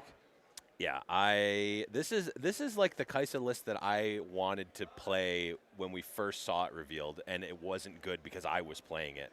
But this here is at the very minimum of an extremely interesting build of Kaisa, and I am, in fact, here for it. Well, so the beauty of the inclusion of Draven here is that Kaisa is already a deck that can rack up early points, early conquers very quickly. And a lot of times we talk about how important it is that Darius can come in and swing for 7. Yes, it's with a pseudo accelerate, and that's part of the appeal. But this Draven essentially just sits at a higher might anyway. Currently at 6, right? It's got a base of 3. And if you're not familiar, Draven also gets a bonus might for each of your victory points. So as this game progresses, what you're doing is you're kind of saying, okay, if I'm worried about other Dariuses, what if I just play something that's always bigger anyway? Right. I feel like Darius is almost filling the role that Mundo sees in a lot of these decks. It's almost like a baby Mundo. It's a relatively, I mean, comparatively much cheaper card. Right. So and important. Big enough. Board state update. Ryan got a double conquer here, one with the Kaisa and then another with the Ravenbloom Student. So the points have now tied up. Ryan has presence at both locations, but Ting Feng has not only the Draven, but a number of runes as well as the seals available. So a lot of options, fistful of cards as well. Both these players keeping their hands full due to the Dreaming Tree interactions. Yeah. Notably here, 9 runes for Ting Feng, not Time Warp. Not that they would want to necessarily cast Time Warp here anyhow, but we're in the range. I mean, depending on how much power is being used. I mean, if there are red cards coming, if there's Angie cards coming, Tin Fang's got themselves covered here with the 2 seals. You know, thinking about the potential of this time warp strategy as well, right? We're seeing the seals, we've seen the time warp. If you're playing more specifically to, you know, ramping into a time warp as a Kai'Sa player, the Draven inclusion makes sense. We always talk about how 6 is such an important break point when you're trying to drive home the victory for these decks. Well, when you get to the 6 victory points, that Draven is essentially a 9. Yeah. So not only is it, you know, bigger than a Watcher, even if you need to go in for a Conquer, it's even bigger than the mechs that people have been teching from the sideboard, right? So if you get to that magic 6 break point, suddenly Draven into a location, and then with the time warps, you can really close things out. But here we see a Falling Star trying to clean up some of the board. Yep. Well, Ryan does have a recall here. Would be able to use it on the Ravenbloom student. Chooses not to, just going to get the card off of the Sentry. Yeah, and the reason for this is that the retreat, you want to save it, I think, for if there's some sort of follow-up. In this case, it's just going to be the Draven, but if there was something else that would potentially get rid of that Kai'Sa, you still want the insurance.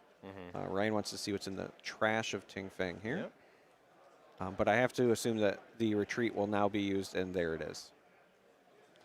Yep, retreat is happening now. Notably, a card like Void Seeker is action speed. Does not go on top of the reaction of retreat there, so not able to respond there and get completely blown out on the side of Ryan. But, you know, valuing the Kai'Sa over the Ravenbloom student in this case, and I think I tend to agree with that. But with that Conquer, Ting Fang is now at 4 points, which means that that Draven is just permanently at 7. Yep. Not currently a way in the game to make players lose points. Not currently. Yeah. You are correct. We could see points as a resource at some point in time. I don't know how you balance that, but that would be an interesting mechanic. But it is currently not in the game, and Draven would not like to see it, even if it was. So now it is Ryan's turn to navigate how to stay in this. Only down by 1 point, but the Draven is looming, as well as I'm counting, 5 runes up on the side of Ting Fang. So a lot of potential options. Again, both players have a lot of cards in hand just because of these Dreaming Tree interactions. So anything that Ryan wants to do here has to be kind of under the threat of whatever could be answered with those 5 runes. Things like a Void Seeker, like a Stupefy, Smokescreen, etc. Oh, but how about a Cathian Rain? That tends to clean things up nicely. That is one way to deal with an ever-growing Draven. Yeah. I was going to point out notably that 7 being a break point, so that now Darius just getting the trigger is not enough. Of course, Darius Cleave would be enough to actually win against the Draven. But here, Cathian Rain doesn't really care about that at all. So I think they're just trying to figure out how many instances. I would imagine it's got to be the vast majority at Draven and 1 at the Sentry. Yep. Ting Fang with the retreat saves the Draven, so it can continue to come back and be a menace, but also, because of the Dreaming Tree, draws a card, channels a rune from the retreat, draws a card from the Watchful Sentry. So again, both of these players just have all of the options, it feels like, in their hand at all times because of this double Dreaming Tree game 1. Yeah, and this is going to be, we're going up to full runes. Looks like a full stack of Nexus Knight runes here on the side of Tin Fang. Is 1, 2, 3, 4, 5, 6. It's 7-5. Red, Angie to Mind here for Tin Fang. So we get to see the full distribution here on stream and a grip full of cards. And this is the, I think, most common setup that I've been seeing. Obviously, on the other side, we see Ryan that has 6 blue runes, but most of the deck lists from China events, for example, they have had 5 blue runes, you kind of want to favor the red runes just because, again, Falling Star, that's one of the things that's going to force a recycle. Your Kaisas and your Dariuses, you can't use your Kaisa Legend ability, so the emphasis on the red. But interesting that Ting Feng is still on that 7-5 split while also running the seals. Yeah, I mean, when you've got the requirement, I mean, all of these cards, this every time that this Draven would get played, it would be taxing, but just exhaust this rune, pay for Draven. It's like he doesn't even have a power cost. So Ting Feng just kind of takes a setup turn, redevelops the Draven, plays a Pouty Poro as well, leaves up 5 runes for, reactive options. Yep. I'm now wondering how many copies of Time Warp Ting Feng runs. Yeah. I'm wondering. Well, I guess we don't necessarily know that they have Time Warp. I guess we're really just assuming here based on. No, we've seen it in the hand. Oh, okay, we've seen it in the hand. Okay, I missed that. I know. That's why I was saying, wondering how many copies. Oh, we see a Time Warp on the side of Ryan now as well. So both players actually have a Time Warp in hand. Yeah, and Ryan actually has the resources to cast it too. Well, they both do, but the really important thing to emphasize here, and we kind of talk a lot today about breakpoints. Ting Feng being at 4 is a lot more important than Ryan being at 3. Yep. Because at 4, if you get a double conquer to 6 and then play Warp, you just win the game on the spot. Absolutely. So I think that's also why Ting Feng took kind of that setup approach last turn. You still want to be able to react, but you play a Draven, which will be big enough to go over the Raven Bloom. Yep. And then if the Pouty can walk into the other spot, you just Time Warp. So Ryan's going to have to find a way to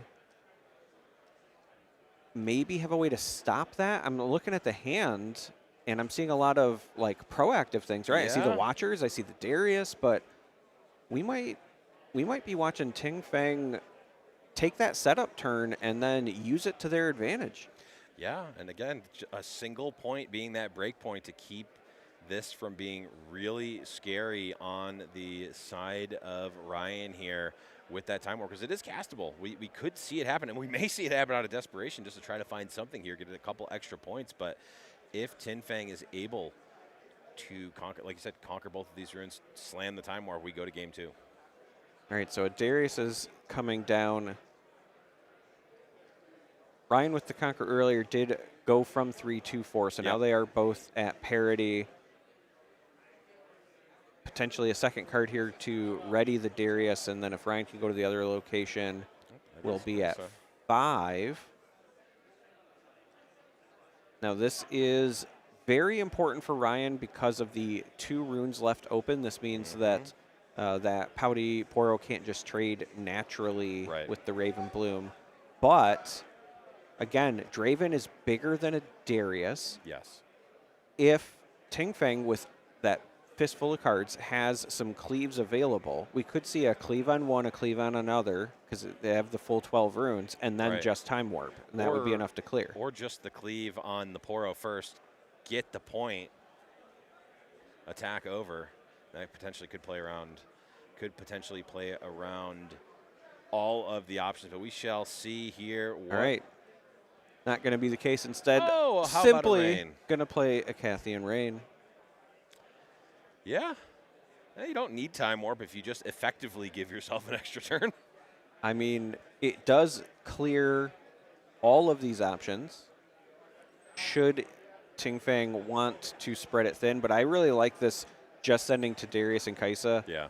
The Raven Bloom, you would have to commit more than one realistically, because if there was some sort of spell like a Stupefy, you could play in response.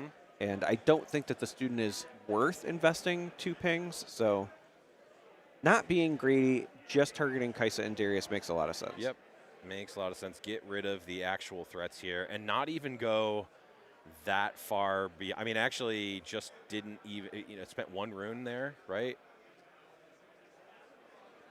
With the seals and the Kaisa ability, and still had enough for the Darius readied here. We're moving in. Ryan able to cast the Hex Tech Ray to offer a trade here. Yeah. The Hex Tech will buff the Rift. Oh, using it to draw a card. Yeah, I was going to say it would buff the Raven Balloon up to 3, and then the Hextech would be dealing 3, but that's not enough to hit 7 for Darius, right? You're absolutely right. This could just be a cycle here. Yeah, it is. It looks like it is. And Tigfang saying, yeah, if you want to do that, that's fine. Yep. So Ryan's going to have to come up with some answers. This will be a successful conquer. There's nothing Ryan has in hand that will stop a conquer on the other spot. So Tigfang is now going to go to the Magic 6. Now this is important because if a single battlefield is held, Time Warp just closes the game. That's true. Not to mention the Draven in the back, looming in the back line. Well, right, but if the Draven could be, stopped by some sort of effect or whatever, there's still outs there, but there is no out against the Time Warp, right? Ryan is not running Calm, so there's no Wind Wall, there's no Mystic Reversal. Right. Essentially, Tigfang knows that as long as one of these is held, then victory is at hand. So Ryan has to clear out both. Yeah. I guess. Oh, we're at max runes, but unfortunately, Watcher Accelerated is 8. Darius is 5. That's 13. That's more runes than you can possibly have. So can't line those two up. I see a pair of Time Warps. Yeah, Ryan with 2 Time Warps and no good use for them at the moment. Yeah. And I think we're kind of seeing the power of this Draven just being big enough to not be removed. It can sit on the back line until you need it the most. Okay, we did draw a Hextech Ray, which now we can play Darius, threaten, well, actually just kill the other Darius there, Hextech Ray the Poro, and, we're not dead on board at that point. We actually have found a way to deal with both. Well, if you suspect your opponent has Time Warp, though, you are dead on board. Well, yes. If they have Time Warp, we're dead. That is for sure. But Ryan doesn't know for a fact that they have. Well, you're correct. However, now that we've seen that Ryan is also running 2 copies, I think Ryan is a smart enough player to say this person is also 5-0 sitting across from me. They're on at least 2 copies, and both of these players have drawn an insane number of cards this game, right? Oh, absolutely. But it's not like Ryan is making this play and the Draven can just conquer and the game's over. You need to show me it. Show me the Time Warp here. Yeah, and that's what's going to happen. It's going to be the Draven, and then there is the Warp. There it is. So that will be game 1 going to Tigfang with an interesting version of Kaisa. Still a lot of staples there, so not completely out of left field, but with some tech choices. The Seals included to help pay for some of those power costs, as well as the Draven just for a large body. I'm kind of a fan of this. Would you say that you're Draven's biggest fan? No, that is clearly you, and I will never take that title from you. Excellent. Well, there it is, game number 1 with Tigfang there. And yeah, very interesting. Like you said, we're not deviating too far from the norm. We're still running all of the best cards. Your Kaisas, your Dariuses, Hextech Ray, all of that. Time Warps, of course, Acathian Rain. And all of those came in and were quite good. But those other few tech choices, I do like the Draven. The Seals felt good there. They certainly added a lot of power in a very power-hungry deck, and we saw it pay off for Tigfang. But we're going in to game number 2 here. Kaisa v. Kaisa. Looks like we've got on the one side, in the southern hemisphere here, we've got the Zon Warrens, which of course when you conquer, discard a card to draw 1. And on the northern side, we've got the Star-Tipped Peak, which remind me what that one does, Charmer. The peak should be when you hold it, you channel a rune. That's right. Exhausted. That's what I was testing you because I definitely remembered off the top of my head, and you passed the test there. I appreciate you testing my knowledge. You're keeping me sharp like a caster should. So I will say this about the Seals, kind of just thinking through the way these decks operate. One of the other things that it enables if Tigfang is running the Hopefuls is you could get a turn 1 Hopeful play because the Seal coming down is the first card and then the Legion, and that also in the mirror could be something that be good. that accelerates that tempo. And it was just coming to my mind because, of course, we see Ryan there with the Raven Bloom into a Hopeful. Yep. Absolutely. And there's a seal. Yeah, that's a play that's usually only for Annie or sometimes Darius. So now we see a falling star. I was going to say, and there's the Super 5. Oh, okay. Ryan's smart enough to say, hey, if you're targeting this, Yes. then you have something else, but was maybe preemptively grabbing that card. Yeah. I was like, is this the original version starter deck, Noxus Hopeful, which, if for those of the OGs will remember, when the cards were whiteboarded back in the day, Noxus Hopeful was actually only 3 might. Kind of crazy to think. Pouty Poro does go in to capture the first point of the game for Ting Feng on, of course, Star Tip Peak. 2 runes still up for Ting Feng for reactive stuff as well. And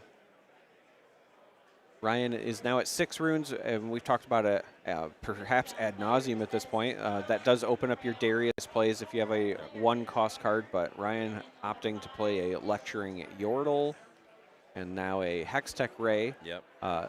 This will still require a rune to be recycled because of the deflect cost. Correct. Ryan really wishing that I had a seal in this case. Yeah.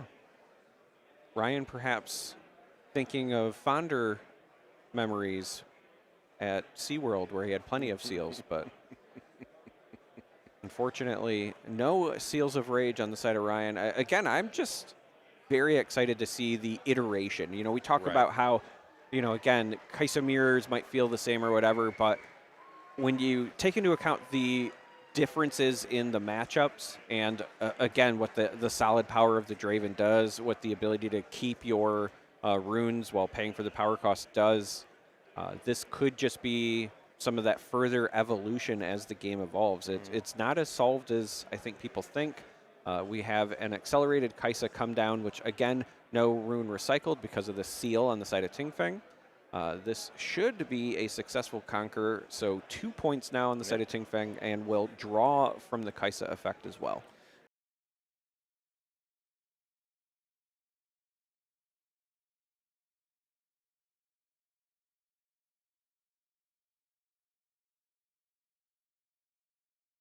Watchful Sentry at this point in the game makes a lot more sense than cycling a Thousand-Tailed Watcher, which maybe would have raised a few eyebrows on the side of Ryan. But now 1 energy available, 1 rune available on the side of Ting Feng. Of course, we've seen the retreat do a lot of work here. We could have, of course, Hextech Ray, Stupefy.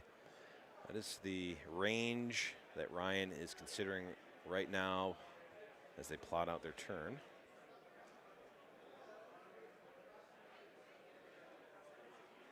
Looks like they've got a retreat of their own. Yeah, I think Ryan would still like to find a way to force a retreat if that is what Ting Feng is sitting on, because you don't want to leave that Kaisa around if you can help it. Not only would it deny the hold point, but just in general, if you have an opportunity to get rid of it, you could turn off some of that conquering card draw. This is would be that exact scenario you described, where if there was a falling star on the side of Ryan and they cast the retreat, it would be an absolutely back-breaking play. Yep, that would be a blowout.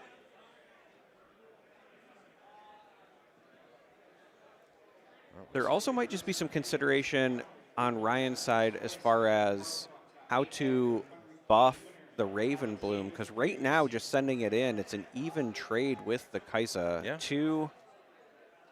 Two might units against a single 4 might unit. However, the moment Ryan plays a spell, that might actually be why the Ravenbloom student was developed before going in, because that could be the target of the retreat, thus buffing the one that's in the showdown. Very heads-up play by Ryan, but no, does opt instead to just trade even, just wants to get rid of that Kaisa.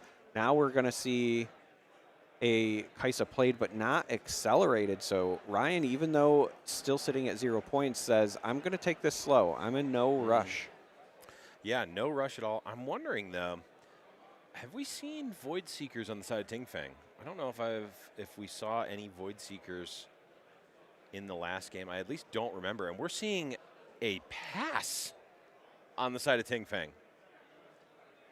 Yeah. I'm very interested with that many cards in hand and that many resources available. What is going on? Ting Feng is at 8 runes, all 5 of the mind runes in hand. And even if we had Dr. Mundo, we're able to cast it there. Right, or a Watcher or whatever. Right. So also interesting here, we're seeing Ryan send the Kaisa to the Zon Warrens, and that is a successful conquer. So now Ryan has to be wondering, okay, what is actually going on? Ravenbloom tries to conquer the Star-Tipped Peak. That is currently being answered by a Hextech Ray, but it will be retreated. Yep. And then we see the Ravenbloom redeployed along with a Hopeful. Yep. Following that up, Ting Feng now going up to 10 runes. Yep. Looks like Ting Feng just playing the defensive game, saying, hey, I'm up by a full turn cycle here. It was 2-0, saying, I'll just take my runes here. I'll make you do something, or commit more to the board. Perhaps Ting Feng just has only spells. Very, very possible. Because this Acathian Rain, yes, it's a lot, right? It's got a potential to do a ton of work, but we will see Ryan play another retreat, this time on the Kaisa. And I like that option. Yeah, that's 12 runes in play for Ryan. We're going to accelerate the Kaisa again. We're going to go again here. Now, it'll be very telling in my mind if this, I was going to say if it goes to the Warrens, because Ryan likely wants to filter the hand even further. Yep, evens it up at 2. They're going to stack the ability to draw the cards first, and now the trigger, there it goes, Falling Star gone. Draws. Yeah, I was trying to see what the second draw was there. I thought it might be a Acathian Rain, but it flashed by so quickly. It actually may have been Darius. So with only one card played, being the Kaisa, Darius now comes down, is readied, immediately conquers the other location. So Ryan, playing things slow, finds a window and takes the points lead. Is still on that awkward 3 break point, but you still are happy with presence at both locations and getting a bit of a bump. Yeah, and we'll see what Ting Feng has to respond here. Ryan does still have 2 resources available. We saw the retreat in hand, so going to be able to save one of these if they want. Looks like this might be another. Oh, it is a Watcher. Okay. So Ting Feng finally finding some board presence. This Watcher will go in to deal with the Darius. Darius currently at 2 might because of the -3. Yep. And with the dice being doled out, it makes me wonder if Ting Feng might also have something like a Hextech Ray. Again, what seemed like just a handful of spells. Right. Yeah, this is reading like a Hextech Ray to me. And there it is. And we see Ryan's 3rd retreat, so that should be all of them gone. But really prioritizing saving that Kaisa, likely because of the card draw. I believe the score should be 3-3 after that successful conquer from the Watcher on Ting Feng. So I would expect that they update that soon. We will see if that happens or not, but in any case, there it is. And there it is. So Ryan with a lot of tools in hand now, a Acathian Rain of his own. Could a Acathian Rain into Darius. Yeah, there's a Darius, again, that Kaisa that was retreated. That would feel and then another Falling Star, so that makes sense why the other Falling Star was dumped to the Zon Warrens earlier. Oh, yeah. I wonder if we just go Kaisa accelerated for 5, Darius for 5, Falling Star for 2. No, Falling Star doesn't deal with the Watcher. Well, we're going to start with the Kaisa. No, I think this is just start with the Kaisa because you'll get a look at a couple of different cards. Yep, makes sense. Probably trade that Falling Star out again.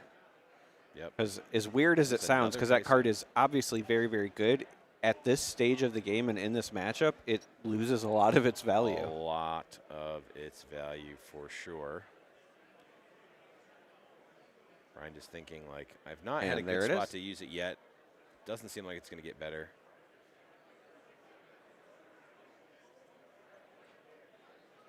All right, so Castian Rain goes out. I have to assume it's just going to be one target on the Poro, the rest on the Watcher, mostly Right. because you don't want to have to pay the deflect Right. more than once. I guess you could technically choose to not pay the deflect and have the ability not happen with the new errata. So even if you did accidentally put an extra one on there. Ssure, but You'd be why okay. not just overload the Watcher? no, no, You no, want no. it gone anyway. I agree. I agree. It's just that if you accidentally said, "Oh, I'll put four Yeah, here," but and then don't even accidentally. That's what my point is. Don't make that Fair. mistake. I agree. Sometimes it's about sending a message, and that Watcher deserves it. I like the message of I'm going to overpay to kill this Poro even though I have no need to. All right. Okay. So, Ting that's Fang- a desperation time warp. I was just going to say, is playing this warp really as a cycle? Yeah, very we know expensive cycle. Ting Fang has been struggling to find units this particular game, and this will essentially eat the entire turn. I can't imagine that there's anything else that would be developed here. So maybe if they had a. No, yeah, it looks like.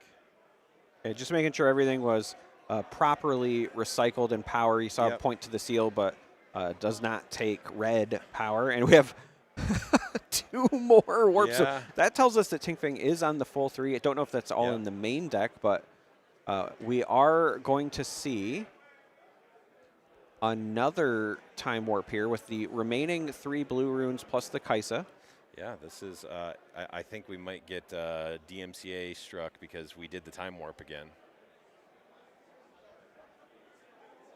Let's do. I'm not No, gonna do it. Okay, no. I gotta stop.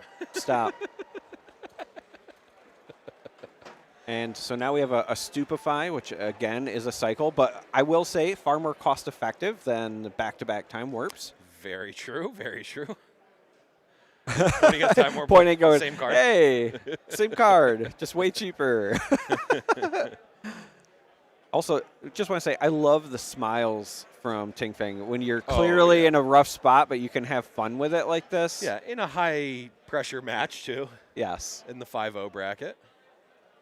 And found a unit finally, and it is, I think, appropriately so, a pouting Poro, because after time warp, Stupefy just to find a unit, I would be pouting as well. Yeah, not ideal for Ting Feng there, but that is, of course, how the breaks can be sometimes. So Ryan did get a hold point because the Kaisa remained at the Zon Warrens, and then here we see another Kaisa developed, this one not accelerated because it's not really needed. Darius, as the second card readies, goes to the star-tipped peak. Ryan jumps to 6 points, retreats the other Kaisa, so plenty of units to try to go for this double conquer on the following turn, while also threatening a hold point.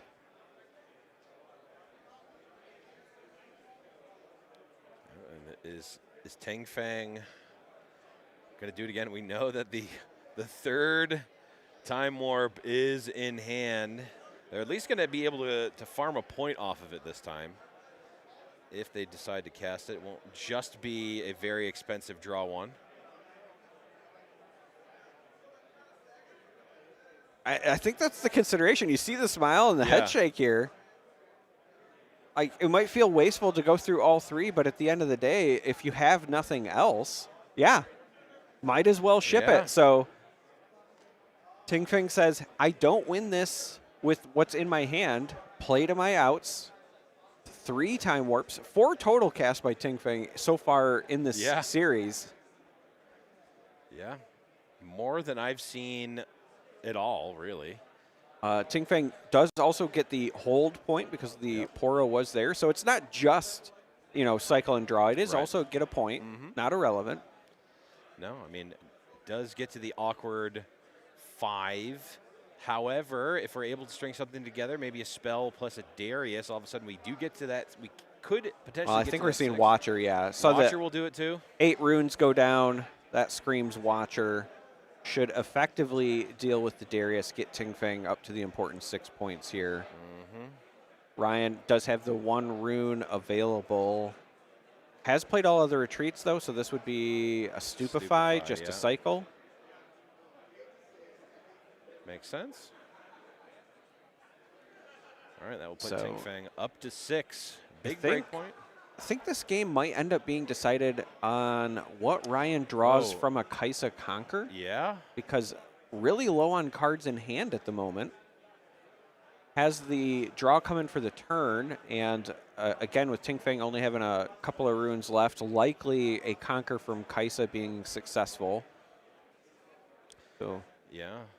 Ryan would need to find something to go over the top of that Watcher with the other Kaisa, though. Or we conquer, go to 7, draw Time Warp, hold for 8. Okay, so instead, Ting Feng plays the Raven Bloom, all the way exhausted, so Ryan doesn't have to worry about any additional plays, Right. just has to find a way to pass these might checks. Yeah. I mean, how many cards have we gone through? I think if the Time Warps are still in the deck, are we just going for it? I guess it depends on what else they drew. I thought a Watchful Sentry and a Cleave. Okay, Cleave is relevant. So this is also an interesting position because if Time Warp is your out, there's an argument to be made of sending both Kaisas into the other spot just to guarantee the draw. Right. You could send one with a Cleave, Right. right? But if you send both, you'll have 2 draws plus the Warrens, potentially, Right. to get those looks. Draws a Stupefy. Oh, Stupefy. Okay, Stupefy actually gets this done for Ryan. So Ryan's going to get this Conquer point, and the combination of the Cleave plus the Stupefy will be enough for this Kaisa to go over the Watcher. No, the Cleave was used on. Oh, on the first one, you are yeah, correct. the Cleave was used there, so it's not. There is a Hex Tech, so you can force a trade. Yeah, which honestly at this point may be necessary. I think you start There is, with the Stupefy, there right? is still the draw from the Stupefy as well. Draws another He draws another Wait, Stupefy. that puts to 5. So Watcher's at 5. Is there enough? Watcher off the top. We'll do it.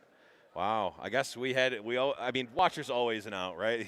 We've always got Watcher as an out. A Time Warp would have done it as well. But we have a series on our yeah, hands. tied it up. Very tight Kaisa play from both players there. A lot of back and forth.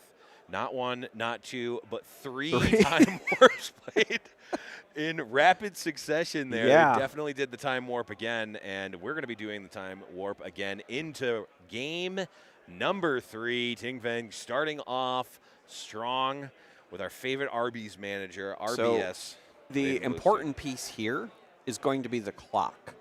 Both of those games were pretty lengthy. Yeah. Went deep into the late game, and we can see that they are tied in the series, but only a little bit over 2 minutes left. Yeah. Going to put a lot of emphasis on who can have a strong start. Yeah, and real quick, we have got Reaver's Row, of course, which allows you to bravely run away when you are attacked at that battlefield, and Vile Maw's Lair, which does the exact opposite and says you absolutely cannot leave if you are here. And Ryan here might have the advantage because of this draw. By going second, was able to develop a 2-drop, have the rune up for the Hex Tech. This will deny Ting Feng getting this capture, but also, importantly, the following turn, Ryan could go with this Poro and also still accelerate the Kaisa. Yep. Take an early 2-point lead here. Yep. And again, with the clock ticking down, that's very relevant. Extremely relevant, depending on whose turn it is, how many points they have, and at what point in time. You need to have enough points to actually finish the game in turns if we get to that point here, Ryan going to start off first blood achieved. And like you said, there is the Kaisa. Is it going to be accelerated? No, just in the back line. Okay. Accelerating just takes more time off the clock. Let's do the time warp again, please. If we even get there, we are at under a minute here for the players, which means we may be past the point of no return in terms of finishing this game. All right, Raven Bloom student sending in first here. So there is a Hex Tech available. Yep. Ryan does use it. Okay. Kaisa in the back line. For Ting Feng again. Looks like it is likely going to be Ryan here on turn 0. There'll be 5 additional turns unless they pass their turn right now. Ryan did get a hold point at the start of this because the Poro was around, so we are officially into turns, it would appear anyway. Yeah. Ryan has 2 points. So theoretically in striking distance. Yep, we can go on. Actually, no. Because one of those points was from a hold. So only one more point can be scored. So could go up to 3, then 5, then 7. Yep. And I don't know if you know this or not, but there is no Ride the Wind in Kaisa. Well, whose fault is that? It's not Darius's fault. Darius does come down, goes into the Vilemaw's lair, captures that as well. So Ryan does jump up to 3 points. Okay, so theoretically, given that the turns are right, this should be turn number 1 on Tin Fang, which means that the even turns are going to be on Ryan. He's going to get turn 2 and 4. Tin Fang will get 1 and 3, and also 5. Looks like maybe there's a debate as to whether time was called or how that goes. So I will say we are just going off of what was displayed to us. There is the possibility that they were not in turns yet. Perhaps they are just now being told to start turns, which would drastically change, you know, the complexities of this game. Yep. It would for certain.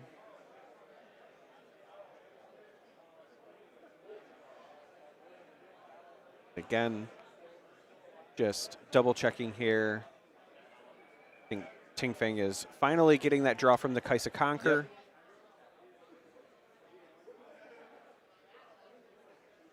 Ting Feng has a lot of runes available. Gonna start with a Stupefy, see if the hand can get any better. Now here's an interesting thing with extra turns. You can just steal a turn if you cast Time Warp. It does not I think add this is an going to be additional a turn to the turns rain. clock. Yes. Yep. So there goes an Acathian Rain. Should clean up. Cleans it all up. I think everything? 2, 3, 4, 5. Wait.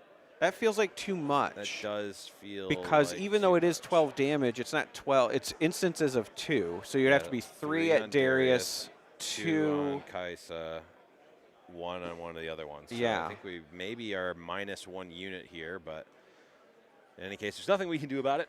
What has happened, and we go on from there.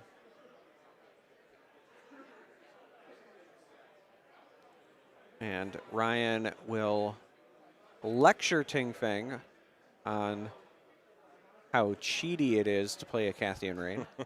Draw a card from the Lecturing Yordle.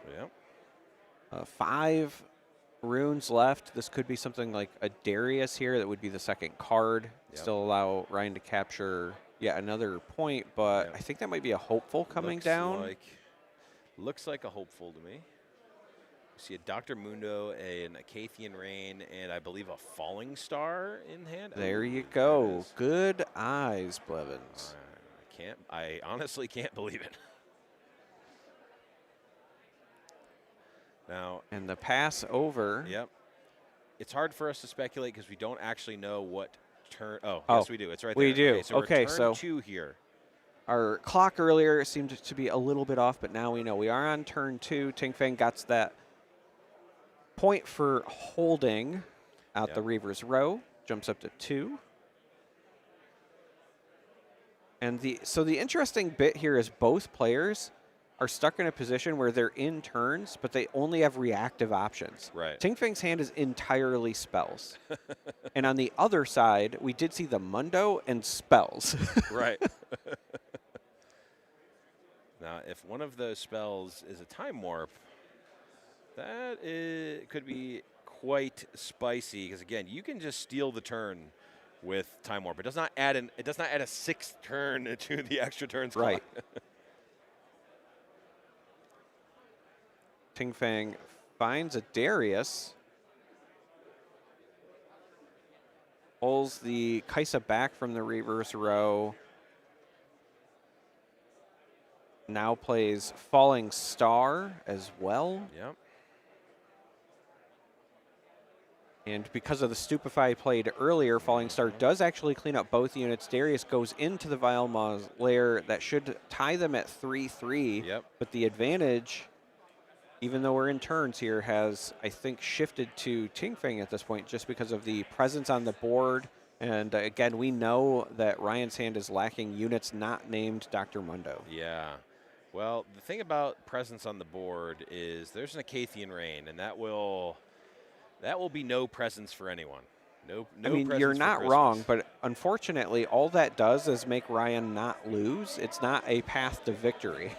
We may be past that point, and at 5-0, a draw is better than a loss here, for sure. At least if my rudimentary understanding of how draws work in this event is roughly accurate. I think a draw is not ideal, but it's not the worst. XO1 certainly is going to make top 8 if it gets to that. I don't think it matters as long as you just keep winning. Very good. All right, we finally have a play, and looks like Ryan is instead opting to go with a Watcher here. This should effectively... Oh, interesting. So Watcher into Falling Star will clear both because of the minus to the might. I was going to say it should effectively clean up one of the locations, but does wipe the board while still generating a point. I like this play a lot more than the rain just because it does get Ryan, you know, again, a little bit ahead. Yeah, gives you a point, gives you board presence here, clears the board from opponent. We definitely take it. Oh, so now we see a Void Seeker. Yep, so first Void Seeker I think we've seen of the match, and that's going to be it. And that's going to be it. Wow. So I'm wondering if Ting Feng there is saying, hey, you're ahead on points. Yeah. There's no way for me to score points because, again, the hand was all spells. Yeah. And decides to just shake hands and pass it off to Ryan Miles. So I just want to say first, congratulations to Ryan. That was fantastic, beautiful play. But also I want to give a shout out to both players. I was really impressed with the methodical play, and you can see why they're both 5-0. Yeah, absolutely. Really great there. So, I mean, fantastic. Like I said, I like watching the Kaisamir as a caster. I mean, maybe if we watched 10 in a row, I maybe would eat my words there. But that one was absolutely fantastic to watch. And you know what else is fantastic, Charmer? Our wonderful sponsors here for the event, of course, Turn 'em Sideways. That's the channel that you are watching right now. If you haven't already, please do hit the like button and subscribe. We're not only doing amazing productions like this, we do other amazing productions like The Winning Point, which is a podcast that features myself, Charmer, and Casanova, and also Pastry Time as well. When he's got time, he big times us with his, newborn child. But we also have a lot of other amazing guests in the Riftbound community. So if you haven't already, please do subscribe to the channel. If you haven't gotten your supplies for Houston or for any other event, check out Heavy Play. Use the code Sideways to check out for 10% off. I've been saying it all weekend. I've never used these supplies before. I have not had the privilege of doing so. I did this weekend. We shot some content, shuffled up the sleeves, saw the deck boxes, and I really do enjoy heavy play.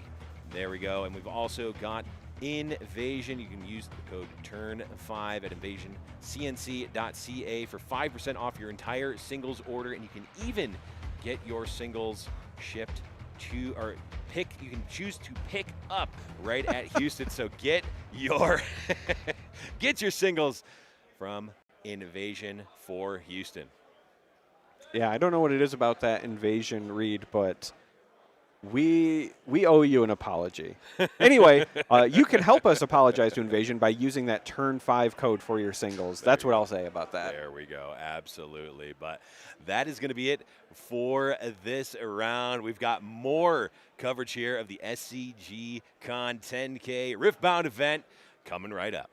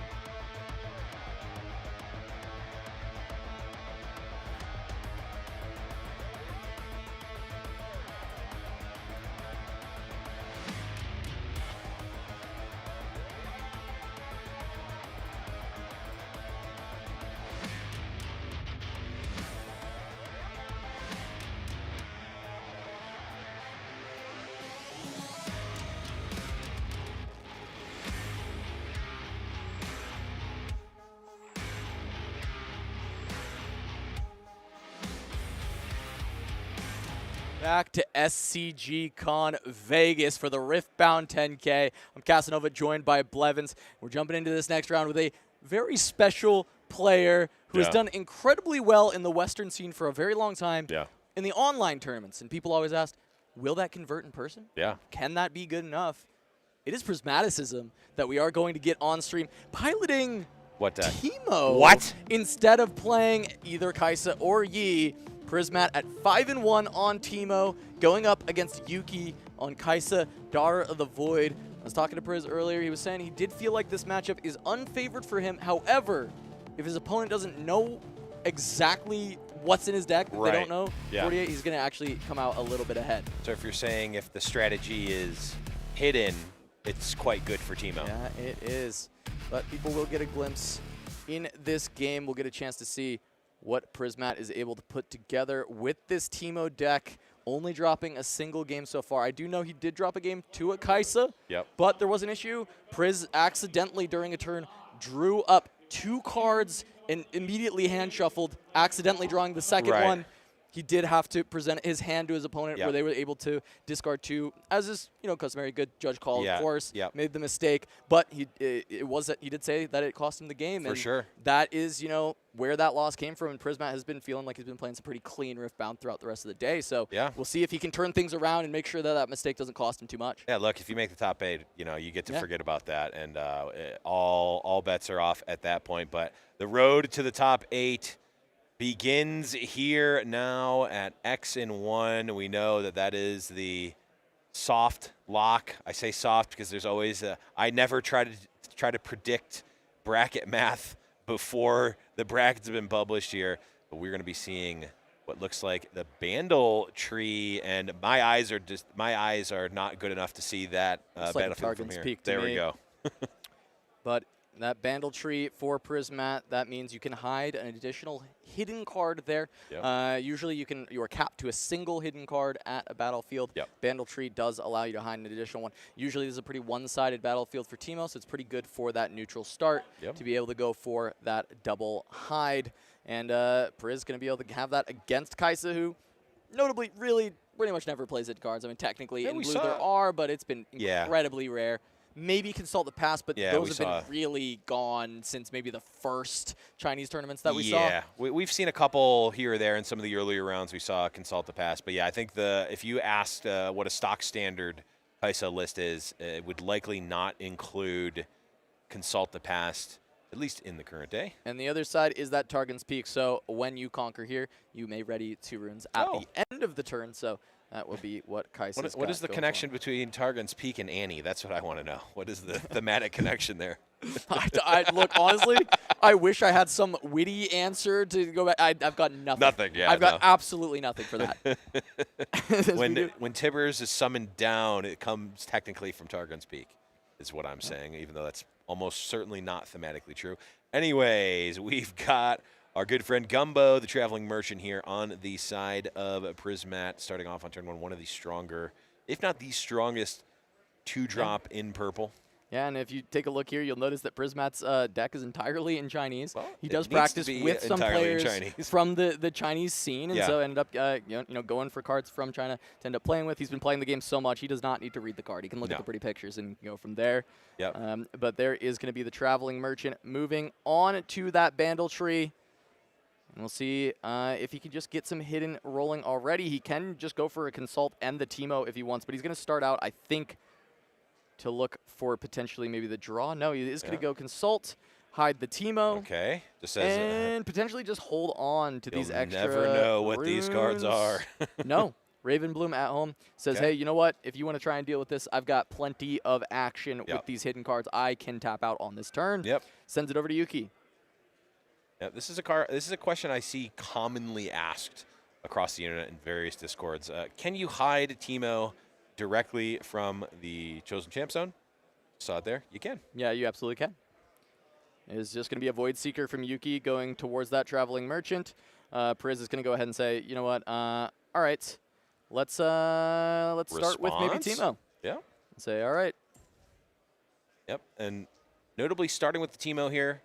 The Void Seeker does resolve, but now Priz, if they don't want to, does not need to reveal that Consult the Past. Unlike in an earlier round where we needed a window to cast the Pocket Cup and wanted it specifically on opponent's turn, Consult the Past getting cast at any time is fine. And in fact, would rather hold it because of the Raven Bloom student. Exactly. This one is much better to be able to save for your turn, have that student already just baseline be a 3 to push in when you get to play this Consult for free. And it looks like that may end up just immediately being relevant as we see Yuki go ahead and play out this Noxus. Hopeful for 2. Does get 2 runes back from conquering that Targon's Peak, so will not be fully tapped out. But that does mean, you know, Raven Bloom already just going to be a 3 to push into that Lecturing Yordle. And we saw Prismat already had some action to be able to answer if maybe a spell came out like a Ray to try and deal with it. He's got a Stupefy to immediately answer. Yep, has a Stupefy. We see a Fighter Flight. We see a Dr. Mundo and a stacked deck. One of my favorite cards. One of my favorite cards just from a power level standpoint. One of my least favorite cards in terms of the amount of fiddling it requires you to do when you put the cards on the bottom of your deck. Yeah, well, there Priz does grab those 3 cards, taking a look at what options he may have. Does decide to just chain it with another stack deck. I like this a lot, especially when you've got Raven Bloom. Especially, I mean, obviously, if the other 2 choices are not exactly what you need, you might as well rebuy. But with the Raven Bloom, you're also getting that additional +1. And so this Raven Bloom already at a 3. We know that the Consult can make it 4 at any time, plus the Stupefy additionally. So you can get around pretty much just anything that Yuki wants to throw out here. Maybe something like a Smoke Screen is the most troublesome, but even then, you've got 2 spells that you can cast and get over the top of this Lecturing Yordle. Yeah, looks like it's just going to be a retreat on the side of Yuki here. Do that little bit of acceleration, potentially get a redraw there with the Yordle, saving the material. I mean, a lot of good things. I mean, of course, that card has been very, very good in Kaisa, but I think Priz is more than happy to just take the trade. Once again, going for that stacked deck. Has to make a decision on what he wants. Probably considering, he probably wants a small unit so that he can play it at the Bandle Tree and then pick up Teemo and put Teemo back down. Yeah, makes sense. So if he's not able to find a small unit, it's going to be a little bit tough because he really doesn't want to leave that Teemo there, but he does want to play for the hold and play to keep that Bandle Tree kind of with maybe 2 hidden face-down cards there so that Yuki is struggling against it. So see that stack deck played. Does end up grabbing. It was a Consult the Past, I believe. Consult the Past. So not able to find maybe that small unit, so maybe just going to play a new Consult the Past, draw 2 more, look for it. Teemo's not exactly the small unit I think he was interested in, but you could look to just hide it next to your own Teemo. The Ember Monk is a little more the speed, however, not enough runes to play the Ember Monk and then pick stuff up and rehide it. You can always still pay the power cost to hide, but the Mundo in hand, you're not really wanting to deramp with the hidden. So it's a tough turn to navigate for Priz. And then, you know, you're up against Kaisa, and I think Yuki is just kind of waiting like, hey, please tap out. Please don't have hidden cards in front of me so that these turns become a little bit easier to navigate. Yeah, it really is going to, you know, Priz is asking the question, what is my win condition here? Am I going in on the Ember Monk in sort of the mid-game that we're in now, push that advantage, push that tempo that I currently have in terms of points? Or am I saying, you know what, we're gonna back off, we're gonna take this off, we're going to set up for a Mundo turn and just go full hold Mundo? And we'll see what Priz ends up deciding here. And certainly not an easy decision, I wouldn't think.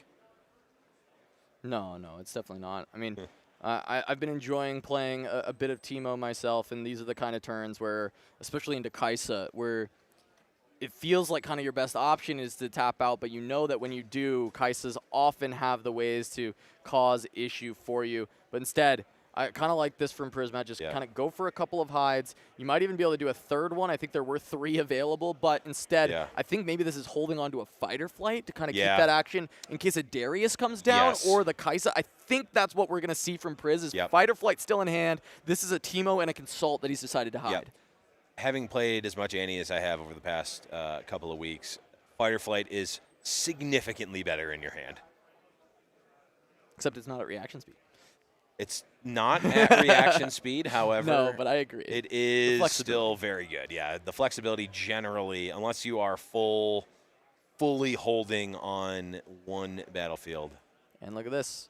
There is the Watcher. This is exactly the kind of play that we were talking about holding on to a fight or flight and being able to defend one side would be so good against. And also, this is going to reduce this Raven Bloom to 1. That Teemo's already a 1. Yeah. The hidden Teemo's going to come out as a 4. Yes. The Consult the Pass already going to push the Raven Bloom up. We knew there was a Stupefy. The Fighter Flight's going to give bonuses. Yeah. Priz actually has a lot of action here that this Watcher is maybe best case for Priz. He's like, cool, you've tapped out of runes. I've got all the answers that I could possibly need. And this is the trickiness of the Teemo deck, even for a deck like Kaisa to have to manage. Yeah.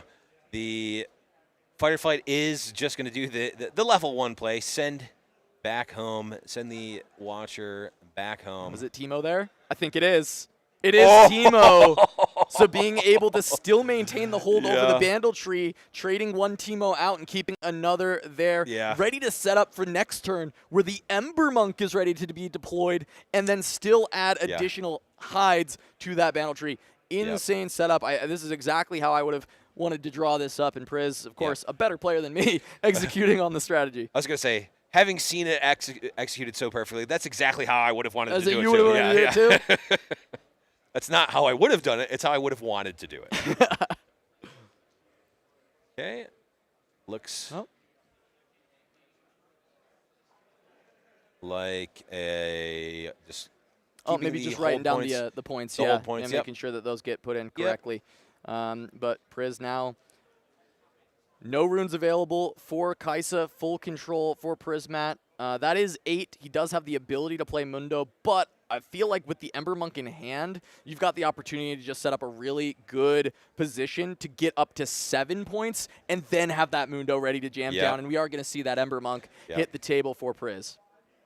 Yep, absolutely.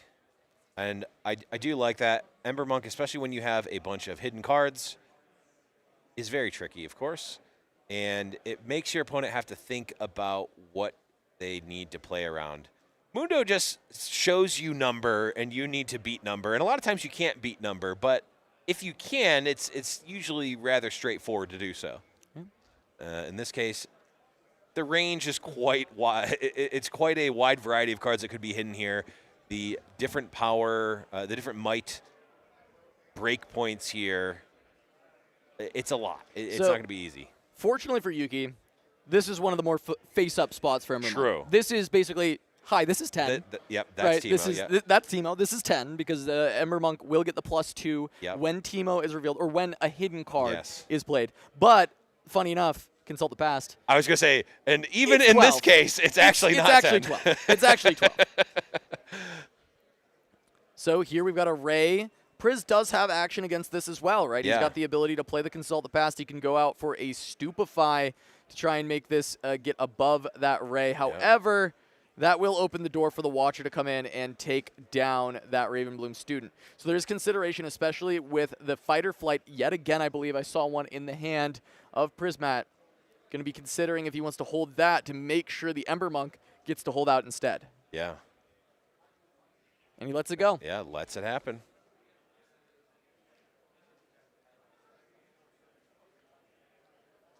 Okay, leave up the resources there. And now Yuki has to decide, do you take this nice, fresh battlefield? Nothing there. Yep. Or do you contest against the, well, I guess it's just face up 8, right? Yep. No. Currently, the Ember Monk is at a 6. Yes. We've had a card revealed from hidden on this turn. There is a cleave here for Yuki. Can push this up to 10, but we know this is 12. Yes. There's the Teemo up to 12. Yuki still having a lot of spells, a lot of action. Yeah. Cleave up to 10. Is there another spell that can go with it? Oh, and if there is, then Fighter Flight can send you right back home. Exactly. Yeah. That's the big thing. Yeah. Has the Fighter Flight to cover. That's why you let the Ravenbloom student go.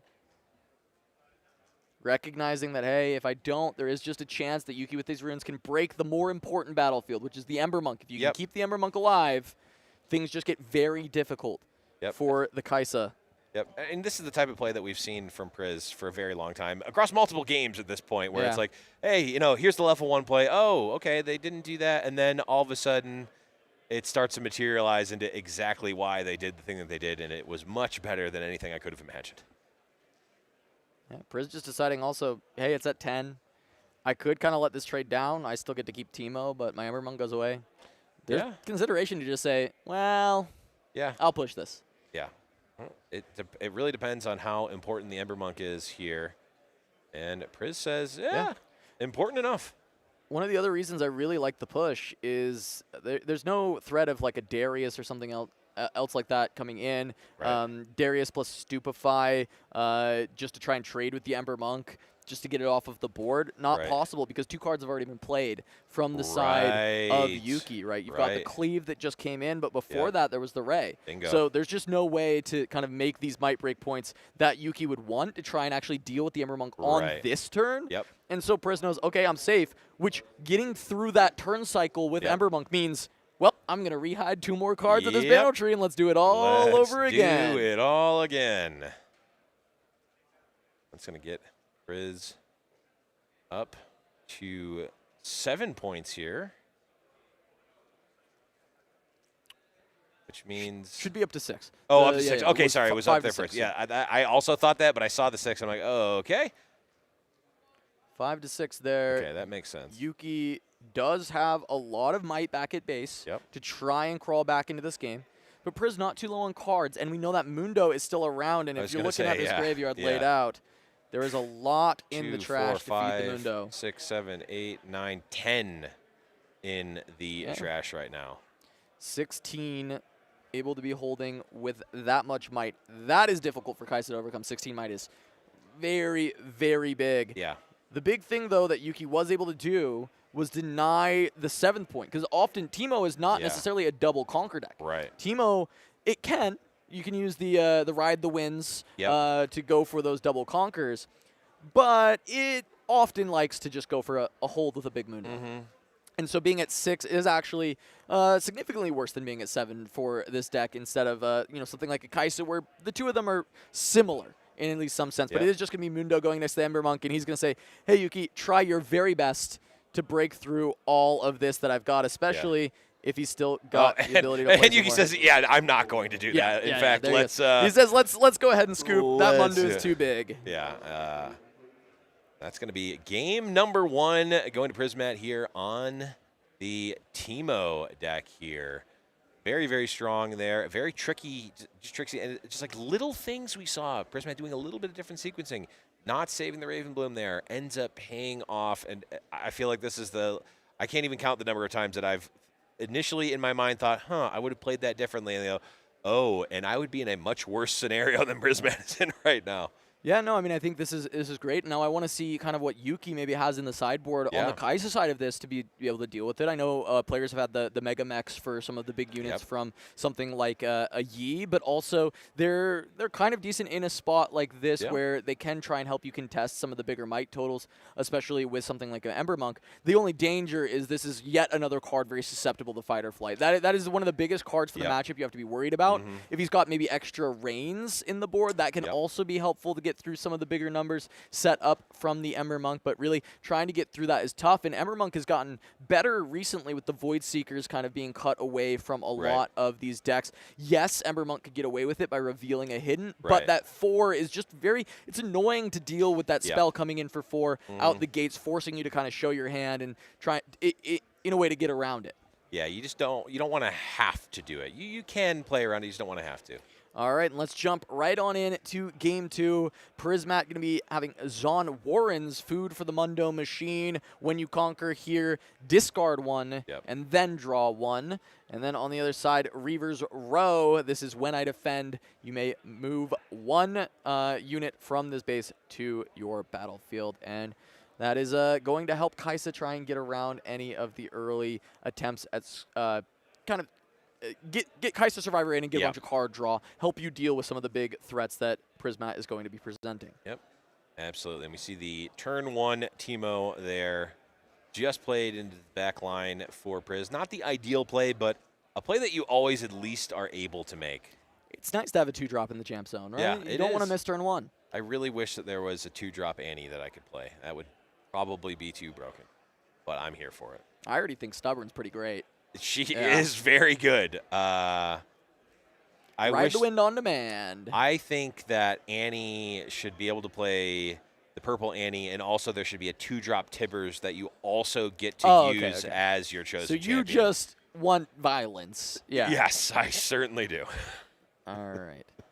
Well, Yuki, just the quick start Ravenbloom into just develop Kaisa. This is another thing. Having a 4-drop in the champ zone has also been quite strong when it doesn't have a power cost, because you can just really often have like, all right, my turn 2 is just going to be play this and we can pass, and usually it's quite strong. Yep. We saw that with the spoilers with Draven Vanquisher being a really cool option that Draven is going to have in upcoming set Spirit Forged, and now we have it with Survivor, and we've seen how good it is with Survivor, especially because she's got the added bonus of having Accelerate. Yeah, so, that's being the best card in the game. One of the best cards in the game, and like, all these, some of this other stuff. But it's okay.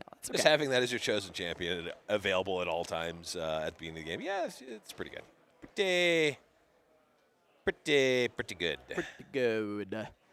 Priz just going to keep the Teemo there, hide an additional card. Again, you can see Priz is very patient with managing power costs. He's utilizing the Teemo ability to full effect. He does not want to hide things and pay power. Right. He knows that Mundo is a big win condition. You have to have your runes. You can't really just afford to throw them out. So trying to be very safe around those. Does have one hidden card there, but this is where the danger comes in for an Ember Monk. Is 6 is not good enough to escape a falling star. Right. And we actually see one in the hand of Yuki, and this is where Ember Monk can struggle a lot in the matchup. Usually it's quite strong. A lot of matchups, this is the bread and butter of a Teemo deck to be able to kind of deal with anything trying to push in. But against Kaisa, falling star makes the unit look a little silly sometimes. Yep. Starting with the Stupefy for Yuki. Oh, okay. Yuki wants to clear everything and force this hidden card to be revealed. Right. Yep. Okay, Falling Star targets. All right. All right, but that will allow the Ember Monk to dodge this with the +2. Consult going to send Ember Monk up to 6. Yep. It is at, or 5, because it's -1 from the -1. Stupefy. It will live on 2. But it has a lot of might, so Kaisa Survivor running in. Yeah. That's just going to be a trade. That's a trade. I think it's not bad for Yuki to accept this trade, though. Ahead on points. Yeah. Deal with Priz's board, right? That's very, very impactful.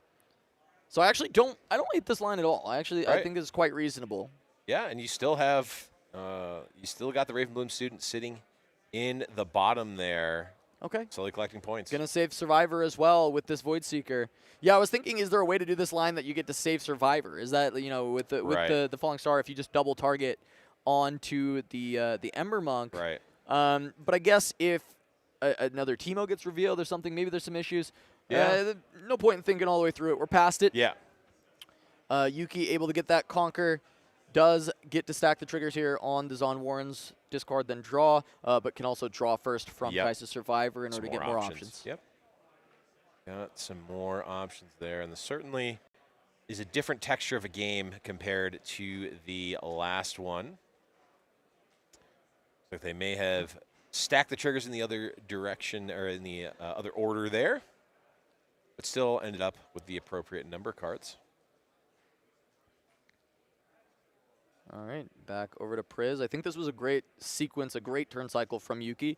Be able to get over what Priz had stacked up on defense, and that's going to put a very good position for Kaisa. Teemo does struggle to kind of get back on board after falling behind. And I think one of the big things here is Priz is looking for a singularity. If I'm looking at 6 runes right now, looking at the 2 units on board, I think in order to get back and try and reset the game to a neutral state, your best option is if this stacked deck can find a singularity, or if he's got one already, something to start following things up. But even then, you're a cycle behind. You're just getting back to parity, and then Kaisa kind of gets to go first from there. And there is a singularity from Prismat, going to be able to deal with both the Kaisa Survivor and the Ravenbloom student. Yep. The Super Falling Star. Able to take out the entire board. And like you said, we cleared the board, but at what cost is the question here.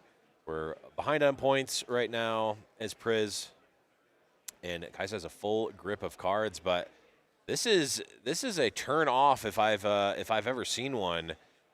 Well, still ends up being okay, but paying full price for the hopefuls, I mean, makes the card actually seem like a fair one.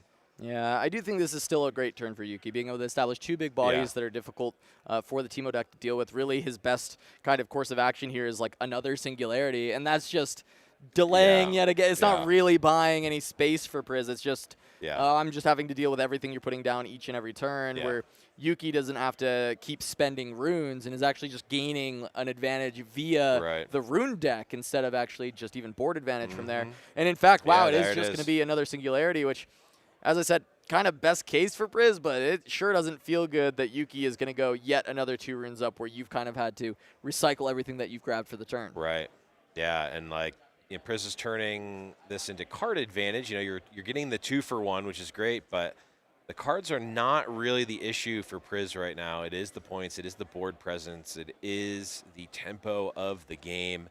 Still solidly in Yuki's favor here. We'll see what their follow-up Another is. hopeful having to be paid full price for, and then there's a pass. Okay. This is maybe an opening for Priz to start clawing back, though he is very far behind in runes. The longer the game goes, the better for Teemo, of course. This is, you know, you're trying to set up the Mundo, make it so that Yuki cannot get through it. So being able to fade a couple points for 2 turns in a row, not the worst situation. I'm curious if the hand has anything exciting for Prismat to be able to actually deal with.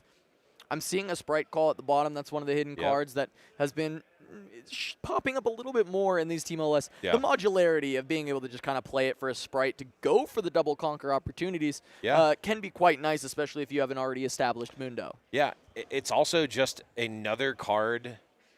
Every additional hidden card that's in the deck makes them all slightly better, right? Because it opens up the range of possible cards that can be played. And speaking of cards being played, there's 3 2-drops. Yep.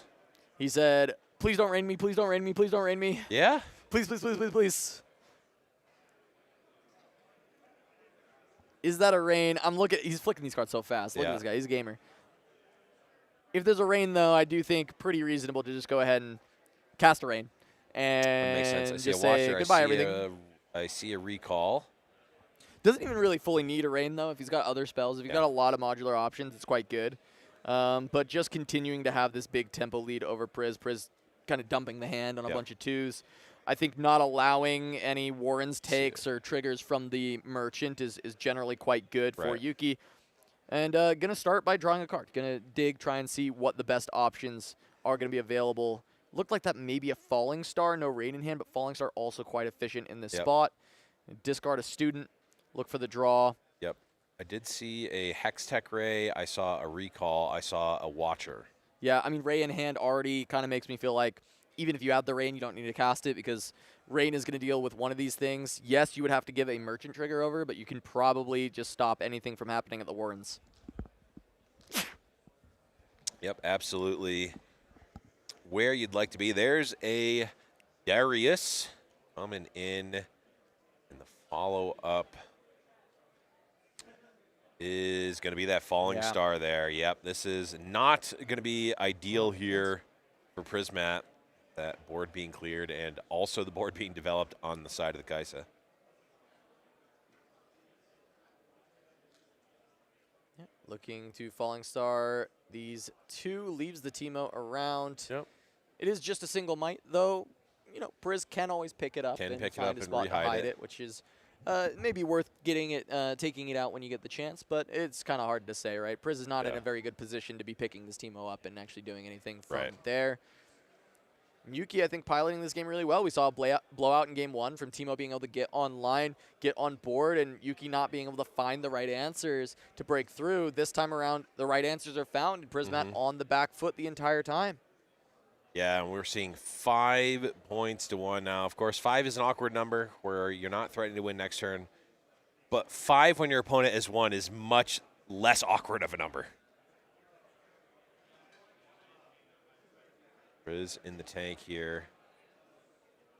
Trying to see what are the lines here. I think I maybe see a Watcher. Yeah, I think so. Watcher opens the door for Teemo to actually trade something. No, of course, we do know there's a Ray that should still be available. Right. Tough spot for Priz. It does look like this is just going to be a Watcher. That's 8 runes. Watcher accelerated. Yep. Really seems like the only option. It's not a bad one. Never feels bad. Not terrible. Ends up just sending it towards the hopeful 7 into 1. Yep. X-Tech Ray not able to trade there. All right. Fine. Going to just pick up the hopeful with the retreat, trying to maintain material again. Wants Yep. to play for the board presence. Watcher will get that conquer. That's 2 points. You now get the Zon Warren's trigger. Will open up the opportunity for Priz to actually hide something Yep. on this turn. And we do see a consult the pass, but he is just going to toss that away. Yep. Look for a draw, another draw instead from the Warrens.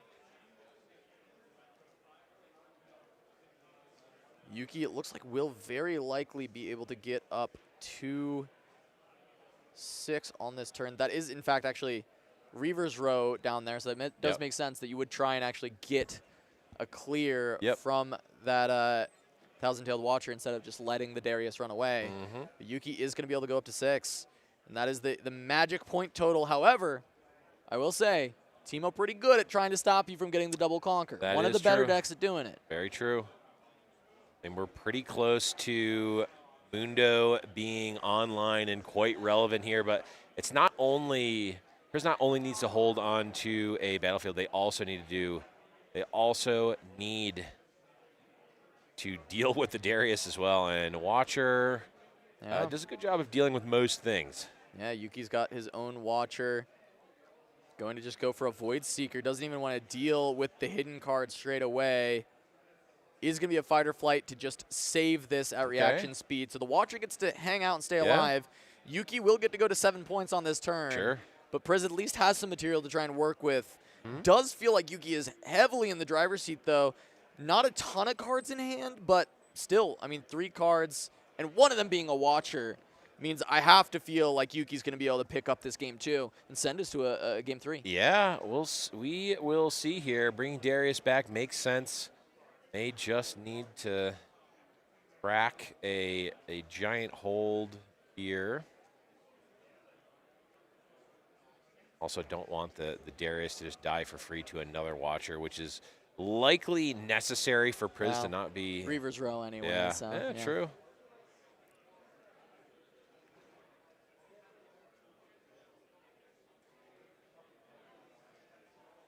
All right, Priz trying to put together the line that can get them at least out of this 2 points to 7 points deficit here. It's got to go. It's got to be one step at a time, right? You cannot. You can't jump too far ahead because any misstep here is just going to be a loss, and we'll be going to game number 3.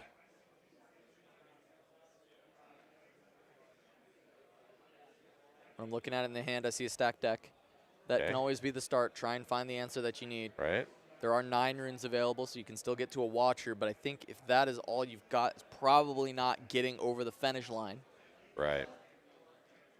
There's not a lot of better answers in this deck, though. And this isn't like Mundo Ride the Wind is even an option here. No Mundo in hand, no Ride the Wind, but also 9 runes, not 10. Right. Not quite there. Looking at the cards in the yard to see what are my outs, what are my odds of getting what I'm looking for here. All right, going to push in and just take the trade. Just take the trade, okay. Send Teemo to Warrens, start to dig. Yep, First step, can you find maybe a Mundo here? yeah. Try and go for the hold. Start with the draw that doesn't cost you resources to do it. Finds the Mundo off the top. Okay. That is going to be one massive Mundo that Yuki's going to have to try and crack through. One step at a time here. Find the Mundo, set it up in the Warrens. Yuki can look to hold on the other side, but Yeah. that's where some of the other tricks come into play from the Teemo deck. Fight or flight your own Mundo, run it to the other side. Tide Right. Turner your own Mundo, run Yeah. it to the other side. Yeah. Ride the Wind, there's options. There's ways that you can play around it. Just going to stack deck in response to the Darius Okay. running in. Yep. Use the window there to play the action speed spell.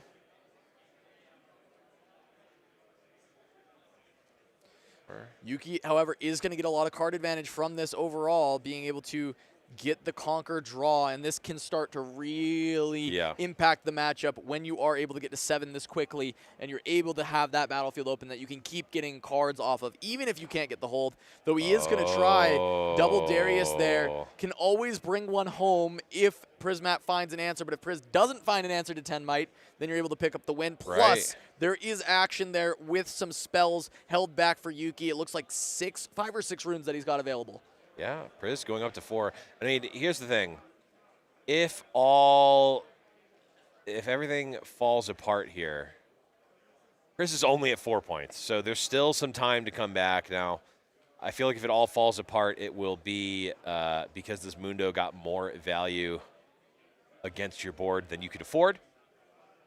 That may be unrecoverable, but there's at least a few turns of time at a minimum for Yuki, even if everything is destroyed. But Priz now setting it up one step at a time here. What are they going to be able to do to contest this Reaver's Row with double Darius? Need to do something. A Singularity would be pretty good here, I would say. There's another one in the deck. Yeah, being able to just immediately deal with the double Darius, especially because that would require 2 reaction speed spells to get out of there. Not allowing just action speed stuff, which you would expect. There's probably some amount of maybe Ray, Void Seeker, that kind of thing hanging out, not just, you know, a bunch of Stupefies. It's possible that that's what's there, but you'd at least maybe hedge that bet. Yeah. Like, gonna start. There is a fight or flight, so Mundo is able to pivot. Yep. One of these Dariuses will be taken down. And that's what you need. You need these, the Tide Turners, ways to just pivot the Mundo around. Have that mobility that you do get out of being in this Chaos domain. Yeah, Fight or Flight, Ride the Wind. Some of my favorite cards.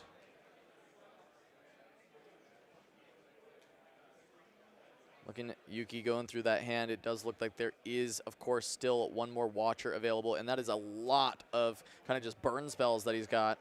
It looks like maybe that'll just be to take out Teemo, or, no, actually going into the Mundo. Does he have enough burn spells to contest this Mundo, actually? He's up against 10. There's 6 damage into Mundo. Okay. That also triggers the Dariuses, too. That's true. That's another +4. That's 14. Mundo's got 6 damage. I mean, Mundo definitely has enough might to still remove everything. Sure. It's not even remotely close to the problem. But for Yuki, it's can I get rid of this Mundo? Right.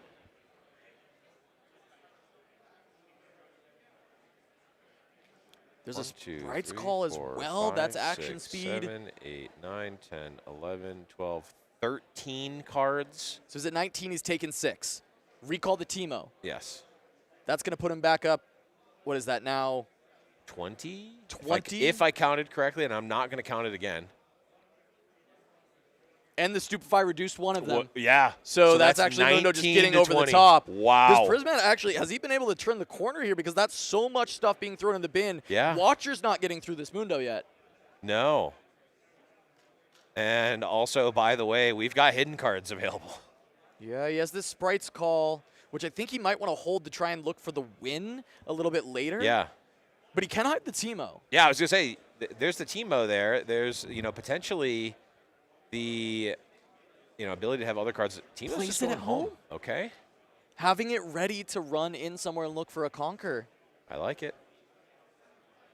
Knowing that, hey, maybe this 1 point of might with the Sprite's Call is actually what he needs. Yep. Third Darius for Yuki. Chris checking to make sure it's not the 4th Darius. Falling Star looking at Teemo. Yeah, I'm assuming just both on Teemo. Well, one Teemo, one over at Mundo. Teemo's just a 1. Yeah. Maybe that 3 damage matters one day. Maybe. It won't. It will not matter. Probably won't. It absolutely won't matter. Goes there, so he can trigger. You can go ahead and look for the draw. Yep. And then the rummage. And then the discard and draw. Discards a Watcher. Yeah, it doesn't do enough into the Mundo. Yeah. He has to look for the hold. The question is can Priz find a way to get this Mundo back home?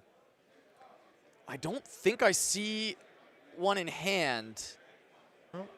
But maybe a Tide Turner off the top. Any additional draw can also do it. Yep.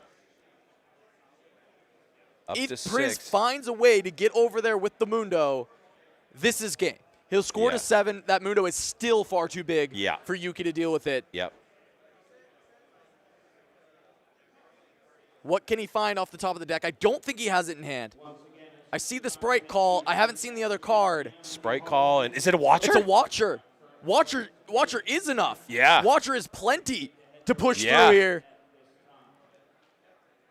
And certainly Watcher plus Sprite call, if not. But yeah, Watcher is going to be more than enough. Yeah, and he has enough for both. Slam the Watcher. Yeah. Yuki has spells, but I thought this game was cooked for Priz. I thought he was done, and yet he's still able to find the answers off the back of this Mundo. Kai's having such a problem with this Mundo, and just the amount, because we're on Warrens, the volume of stuff in the trash for Priz. And Watcher at the end going to be able to seal things out, get him up to 7. Yeah. Mundo's still on board at like 20? Yeah. Nearly? You know. Not quite. Close. 17? Maybe? I'm not counting. I don't need to. It's too many. It's too many numbers. Mundo too big. Mundo no care. Void Seeker not going to do it. And the warp there for Yuki. Oh. One turn earlier, if he was able to just get his units into an open battlefield and cast the warp, and Yuki's got it, but he can't quite get there. Prismaticism going to pick up the win in this one on Teemo, advancing to 6-1. 2 more rounds remaining for Priz to make that top 8. I don't know why I'm surprised at being surprised this many times, but time and time again across multiple games, Cass, I watch a Prismat set and my jaw is on the floor from how in the world did this happen?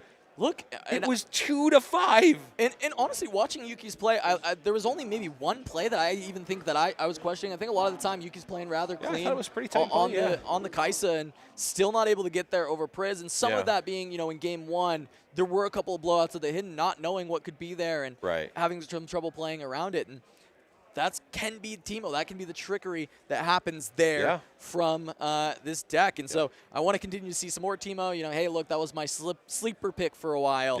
But if you've been enjoying that, if you've been enjoying Teemo and some of these other rogue decks that are trying to fight against the Kaisa machine, go ahead and give us a follow or subscribe over at Turn 'em Sideways. If you've been enjoying all of this broadcast, we are trying to do this more. We'd love to do this more for you all, and your support goes a very long way. We also have a podcast every single week called The Winning Point. You can check it out there, right here on the channel, where we talk about all things Riftbound and recaps of events, talk about the spoilers, all that kind of stuff. You can join me, Blevins, Charmer, and Pastry Time for that each and every week. But also check out our sponsor, Heavy Play. Thanks so much to Heavy Play for helping us out with this event. You can check them out at heavyplay.com. Look for sleeves, deck boxes, play mats, everything you could need for TCGs, and you can use the code SIDEWAYS at checkout for 10% off your entire order. And also, if you need singles to go with those sleeves and deck boxes to try and finish up your decks, you can check out Invasion over at invasioncnc.ca. You can use the code TURN5 for 5% off your entire singles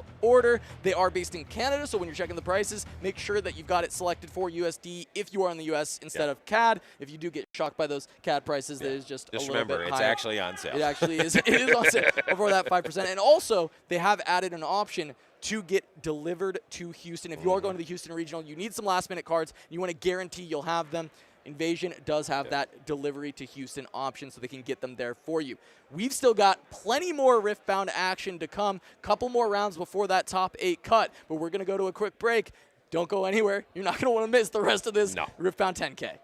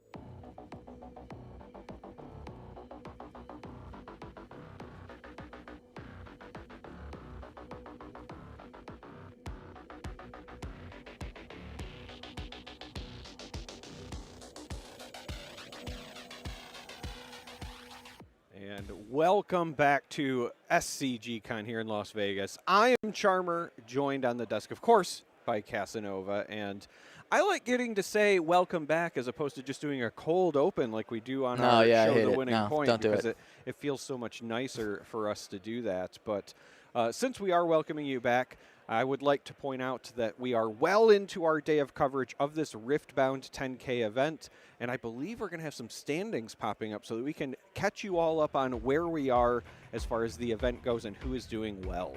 Yeah, I mean, Ryan Miles, this is a Force of Will world champion, currently a game designer on Star Wars Unlimited, at 7-0 at the top of the standings. This is a very talented card gamer. Looking through, are there any names that are immediately standing out to you as well? Joining Ryan towards the top here in this top 16 currently? Yeah, jumping out to me, of course, is Tingfeng Wan. We saw Tingfeng on the broadcast earlier, playing that very kind of unique seal-oriented time warp version of Kaisa. I also noticed Carmen is up there as well in 11th spot, and I believe that is a play designer for Magic the Gathering. Yeah, so 2 game designers in our top 16 of different card games. We've also got Christopher Iali, who actually just won the Flesh and Blood Battle Hardened that was here yesterday and is now potentially looking to top cut the Riftbound 10K the following day, so a very good weekend for Chris. We also just saw Kyle. You'll see on, that is Prismat. Kyle Balesh is in contention still in 9th. And other than that, I mean, we saw a lot of these other players throughout the day. We've been watching them kind of play. A lot of Yi, a lot of Kaisa has made it into this top 16. I know we don't have an exact list, but I've seen some of these players on the top tables, and I'll tell you, we got a lot of Yi, a lot of Kaisa, a little bit of Annie probably sneaking in. Yeah, I was kind of wandering the tables, and I did see a couple of Annies that seemed to be doing well. I will also point out that we have 3 undefeateds, so one of them is going to potentially be pared down. We'll see how that shakes things up as we move on with the standings, right? A lot of these players are trying to make that top cut. The X1s are live, and why wait any longer? Our match is ready. Let's jump right in and see who we have on deck. It is none other than Spencer F., and they are, I believe... looks like you're going to be on Misfortune. Yep, that is correct. So Spencer, I got to see playing earlier. This should be an Aurora Misfortune list, and I believe they are one of the X1s that is trying to work their way into the top 8. Yep, Spencer and Min, both X1 coming into this game. It is going to be Misfortune versus Master Yi, that Aurora MF, starting with the Aspirant's Climb. So we are playing this game to 9, not 8. And on the other side, Master Yi is playing on Grove of the Godwillow, which will be when you hold here, draw 1. So with the early play of the Poro going up against an Aurora deck, looks like Min should be able to jump into that Grove and find some early card draw unless Spencer can find a Gust. Yeah, this stack deck will be a look for a Gust, and the reason the Gust is going to be so important here is because, again, the bonuses from Shield and from the Legend D passive only apply during combat, so a Gust would still deal with the Poro, slow down some of that tempo. And does end up picking up a Catalyst off the stack deck instead. Catalyst is going to allow you to channel those 2 runes, Exhausted for energy, which is going to allow Spencer to go from 3 runes to next turn having 5. If he plays the Catalyst, he'll be up to 7, which means turn 3 Aurora is on the table if he can find it. On the other side, we have this Clockwork Keeper coming down, and Min did decide to recycle a rune, so we'll get the draw now heading into the Grove. That's going to be almost successful. Fight or Flight sending the Poro back to base. Not only are you stalling the points out from Min, you are denying this Grove draw. So Spencer, a big tempo play here, knowing that he has a potential turn 3 Aurora, being able to deny 1 more turn of card draw is going to be fantastic. He finds another Fight or Flight, but you do not want to delay this Catalyst. You want to make sure that your next turn you'll be able to play that Aurora, but Min says no thank you. He will defy that and not allow Spencer that turn 3. Still on pace for a turn 4, but that is also, you know, as much as that Fight or Flight bought Spencer a lot of space, Min able to buy some of that space right back with the Defy. Yeah, the Defy coming in clutch, and now Min's going to be able to threaten both of these battlefields to start getting the points rolling. again, going to be very important because of Aspirant's Climb. This is a game that will go to 9 points. We've talked quite a bit today about the kind of 2, 4, 6, 8 cadence, but there will be at least one extra cycle or series involved there, which Spencer hopes to utilize that extra time to play the Aurora and kind of play catch up and stabilize. And this is a successful conquer by Min on both locations as expected. Gonna go up to 2. Spencer just gonna go to 7 runes here, not go to the full 9. Has a Mind Splitter, so if he wants to just start developing, since he does not actually have the Aurora in hand, he can consider going in that direction. I've seen a lot of MF Auroras into the Yi matchup. Maybe just play not even for the Aurora necessarily. If you don't see it, you just start playing your big guys. And you can kind of start dealing with Yi in that way. And we're going to see Spencer heads up immediately says, you know what? I don't have the Aurora in hand. Let's go ahead and just play the Mind Splitter. Let's see what you got. Let's try and take it away. And it is going to be a couple charms, a couple hourglasses, and a little bit more ramp for Min. And with only the small units around, you start to consider, is it just the ramp? Try and deny the extra card draw. Know what you're working with. It's just going to be some hourglasses and some charms. That is going to make the Master Yi from the Champion Zone rather annoying with those double hourglasses, but it is only a 6 when it comes in versus the 7 of the Mind Splitter, so you've got a little bit of buffer here for Spencer. Yeah, the important piece here is that all of those kind of static bonuses are only applied when defending. So as long as Spencer can take one of these locations with a Mind Splitter and force Min to expend resources on the way in, there is a bit of an advantage there. I liked that Mind Splitter play also because Spencer now has the info of what they're dealing with. I also like it because the following turn, if you don't have anything better to play, I noticed there is both a Treasure Trove and a Mobilize, so still the ability to ramp back up, get yourself back on pace should a Aurora be one of the draws. Yeah, it is just going to be one of those hourglasses. I mean, Min is now like, all right, well, Spencer knows my whole hand, so we'll just go ahead and start playing some stuff out. Looking for some more big threats, so actually just going to deploy a Discipline only for the draw and does find a White Flame Protector. That is a very good threat, especially White Flame double charm on 10 runes if you already hold a spot is insane into trying to deal with these big threats that Spencer is going to present. Yeah, so White Flame is very key in this matchup because of what you just said. If White Flame is deployed as a reinforce and targets itself, the charms are then going to be catastrophic because even with these big units that are in this MF Aurora deck, they're not as big as 16. Yeah, they are not. And also Min decides, you know what? While you are tapped out, I do not want to allow this Mind Splitter to hang out even more. I've got 2 of these Zanya's Hourglasses. I'll use one for my Poro here, so that with that Discipline deployed earlier, not just getting the draw, but also now that +2 mattering, Poro, when defending with Master Yi bonus, is already a 5 on its own because of its shield. Giving that +2 from the Discipline, that's going to make it even with the Mind Splitter. The Charm gets to just deal with that straight away. So Min just keeping the pressure up, recognizing, hey, Spencer clearly doesn't have that Aurora ready just yet. Let's try and make sure we're pushing as many points as possible and not allowing Spencer any action with the units he plays. Now, this is also a really heads-up play by Min because with the rune state the way that it was a safe time for Min to exhaust everything, right? You're not really likely in a position where you're going to need to defy something or if they're running it, potentially wind wall. I think that this was a situation where you want to get those points, right? I can't help but notice Min already up to 4 points. Again, this is a game that has to go to 9 because of Aspirant's Climb, but Min says, okay, as long as I clean everything up, I don't have to worry about Aurora coming down.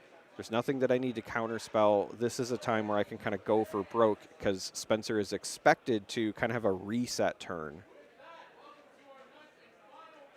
All right, we'll see what he goes for. 4 runes, 5 runes, 6 runes. That might just be a Misfortune accelerated, and it looks like it is. Can also ready a rune here to get the Mobilize out, try and make up a little bit for that D-ramp, and is going to be able to deal with the Clockwork because Min did tap out.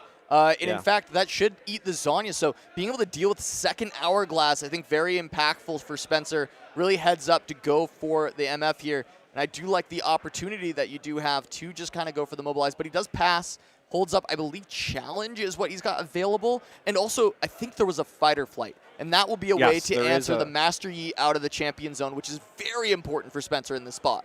there is a second fight or flight. You're absolutely correct. I also really liked this play because the misfortune does also prevent the draw on the Grove of the Godwillow. Min has been kind of restocking the hand by holding that position a couple of times, but now will be forced to retake. You know, we've said it before, the Master Yi decks can sometimes struggle a bit on the retakes unless they have one of those big plays like a White Flame. In this case, we're going to see the Master Yi champion come from the champion zone, and this is normally big enough to get the job done, but fight or flight could be sending it back to base. Yeah, I think that is the idea for Spencer, is just push that back, knowing that Misfortune is big enough to deal with the other two units, but the Defy is backbreaking here, and that is straight up just a scoop from Spencer. Yes. Recognizing, hey, you know what? I went kind of all in with my runes here. I didn't find an Aurora, and I need this fight or flight to land, draw an extra card off of Godwillow to try and claw my way back into this game. That Defy just ends it instantly, and Spencer's like, you know what? 40 minutes left. These games can go long. Let's give myself a chance to try and win the next two.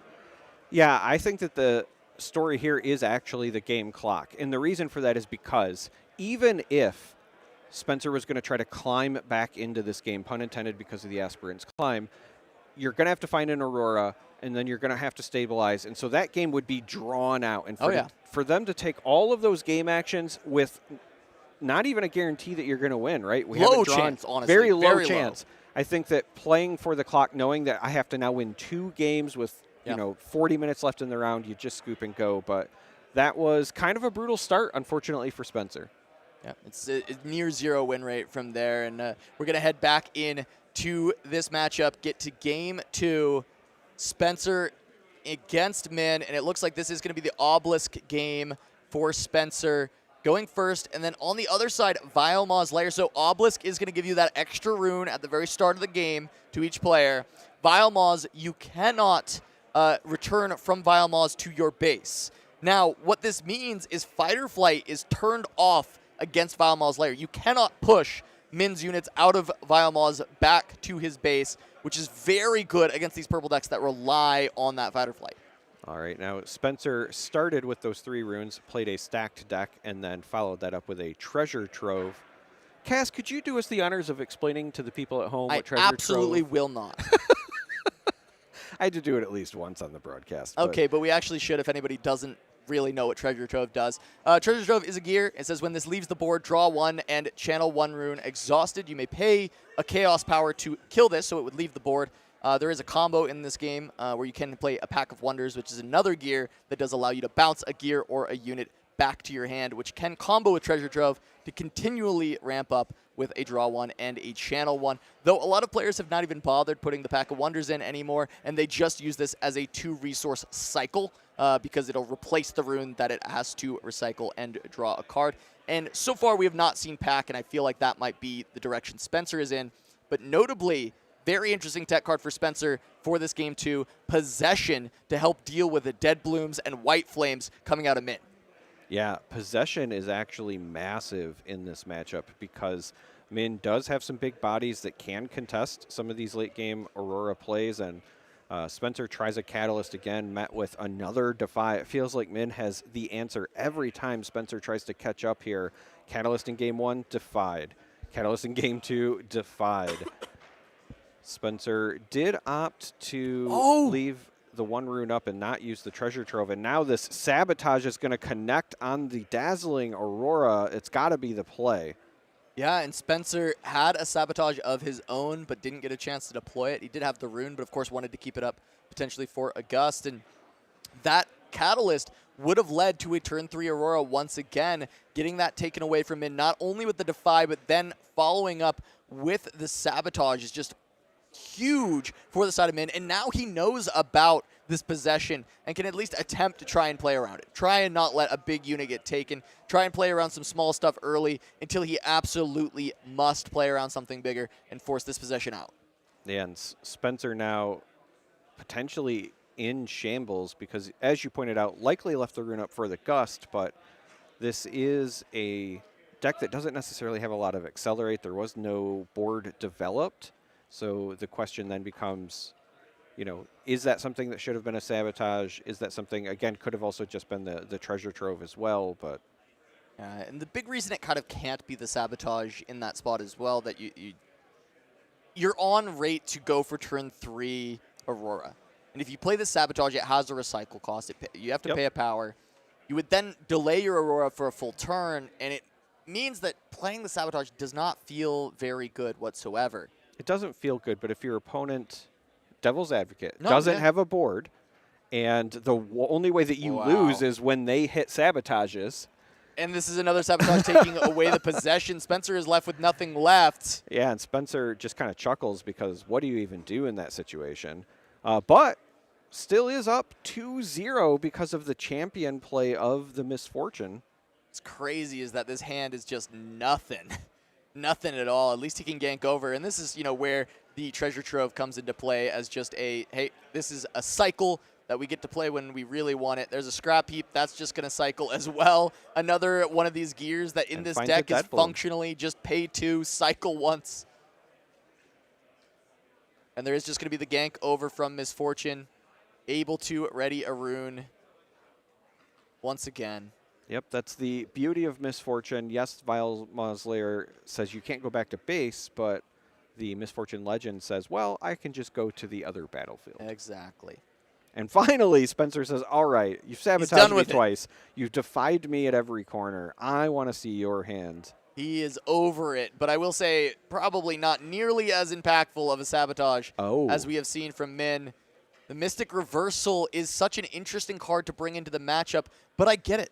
It's to play around the bullet time from being able to close out the game. Maybe play around a fight or flight, being able to get you that winning point at the very end. There are some high-impact spells that you can turn on Spencer, and the possession is the funniest one of all. I was going to say, that could have potentially happened in this game if it hadn't been sabotaged away. There is the possession. It's also, depending on the timing, as weird as it sounds, it's not a complete loss to use it on an opponent's catalyst.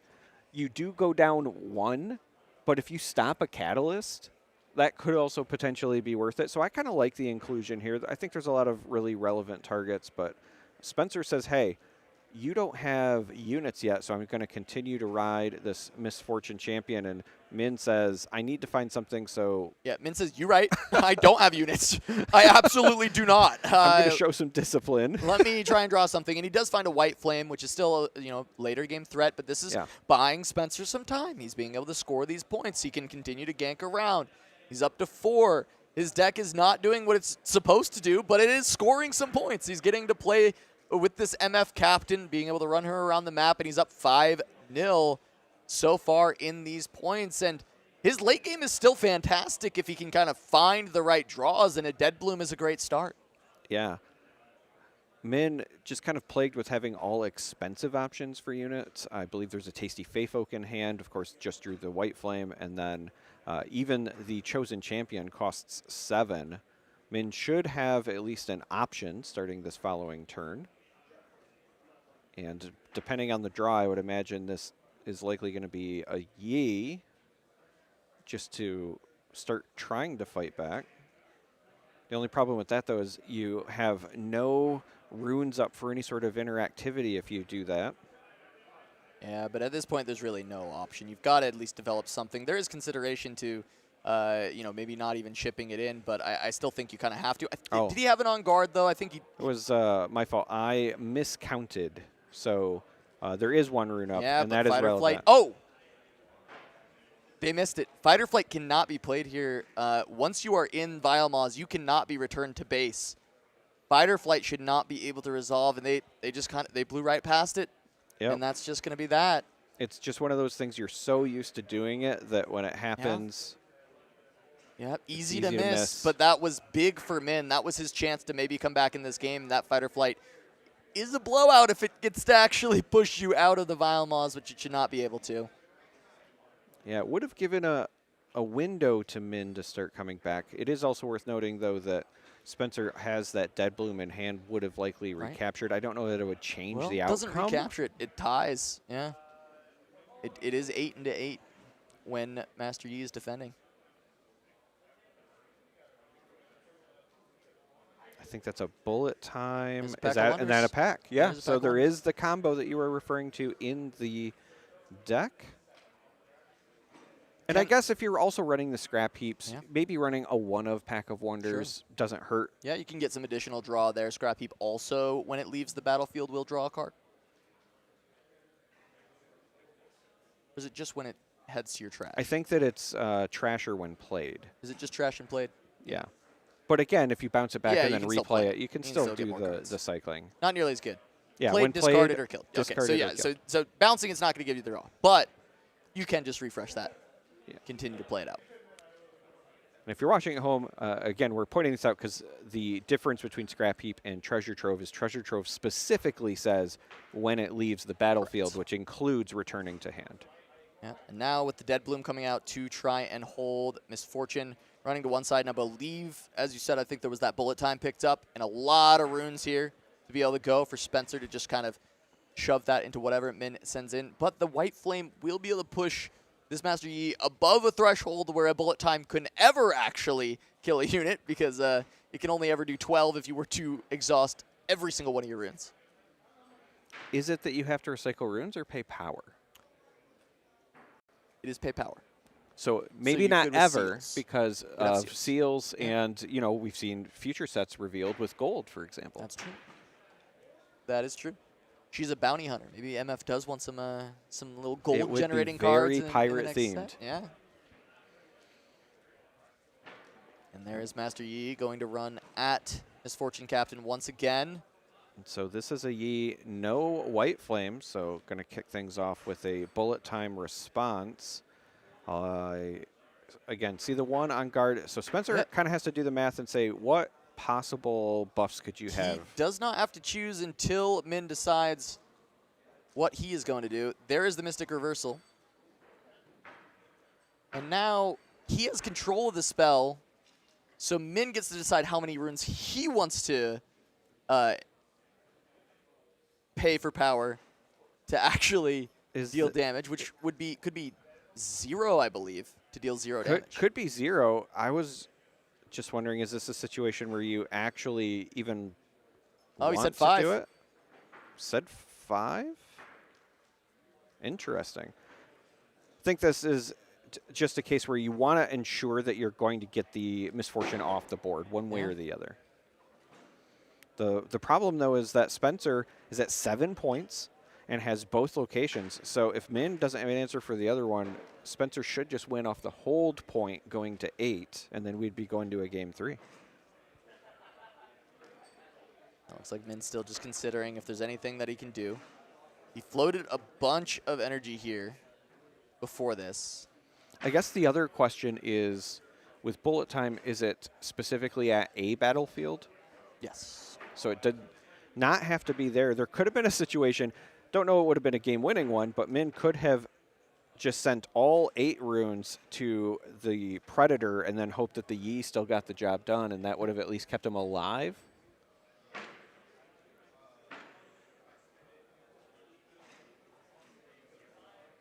Find your center for 1. Draws a card.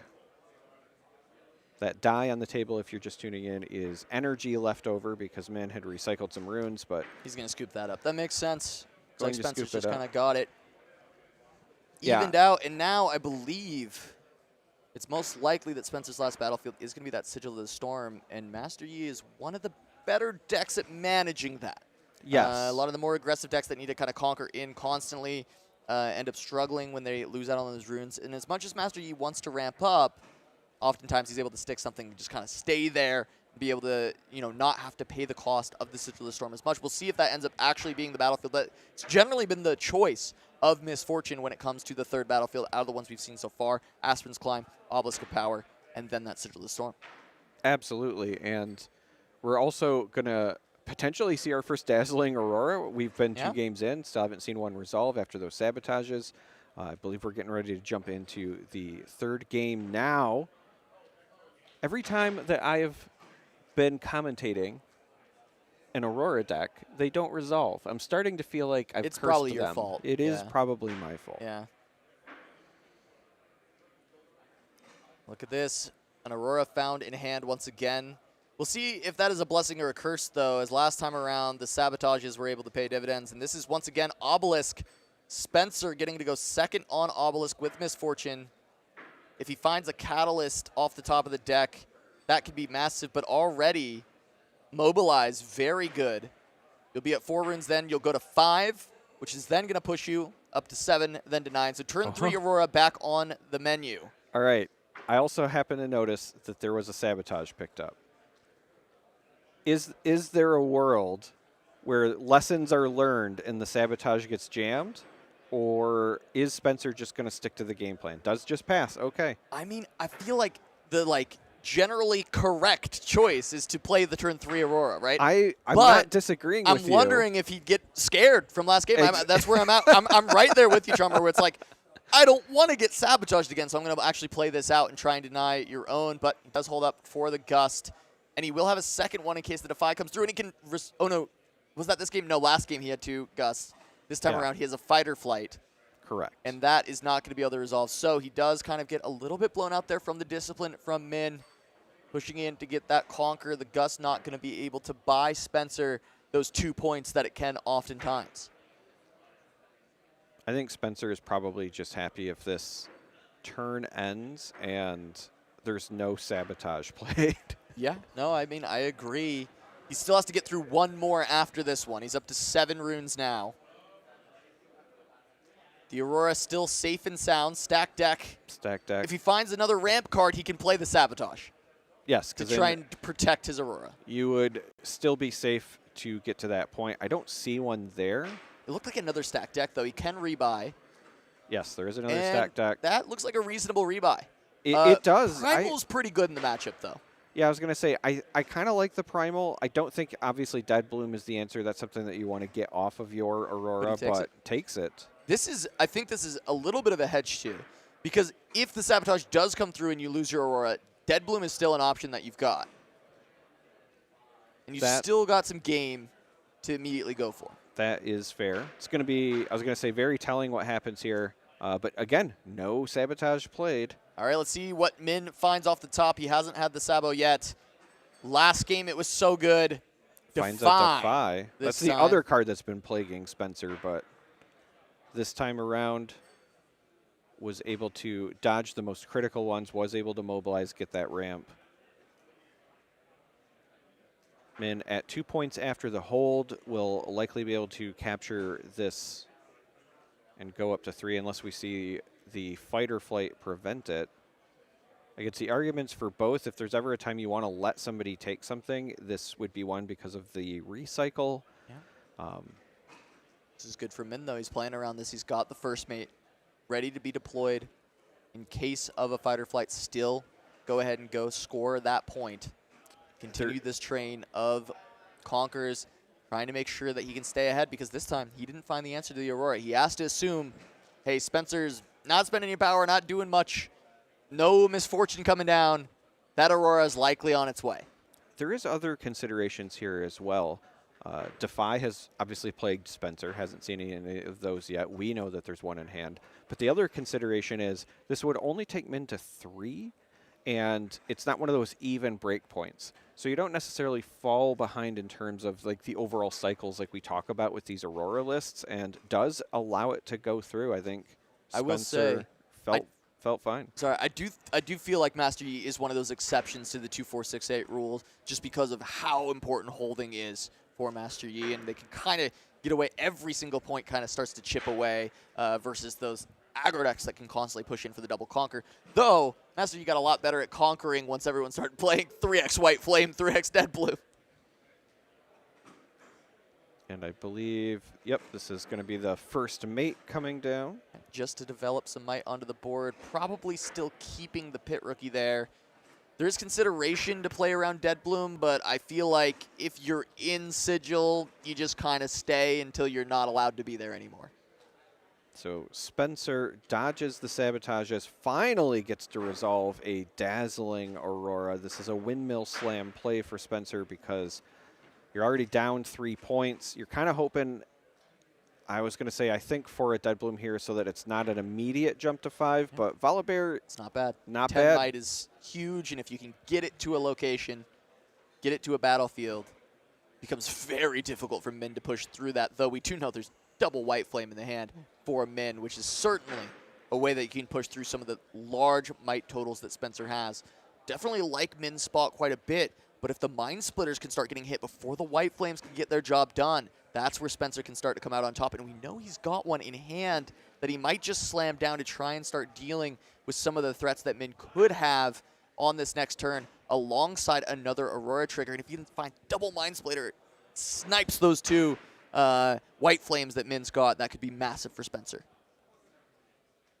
Another thing that could come back to help Spencer is holding on to that fight or flight, because when the White Flames come in to contest with this Volibear, for example, you could just send back the buffed unit.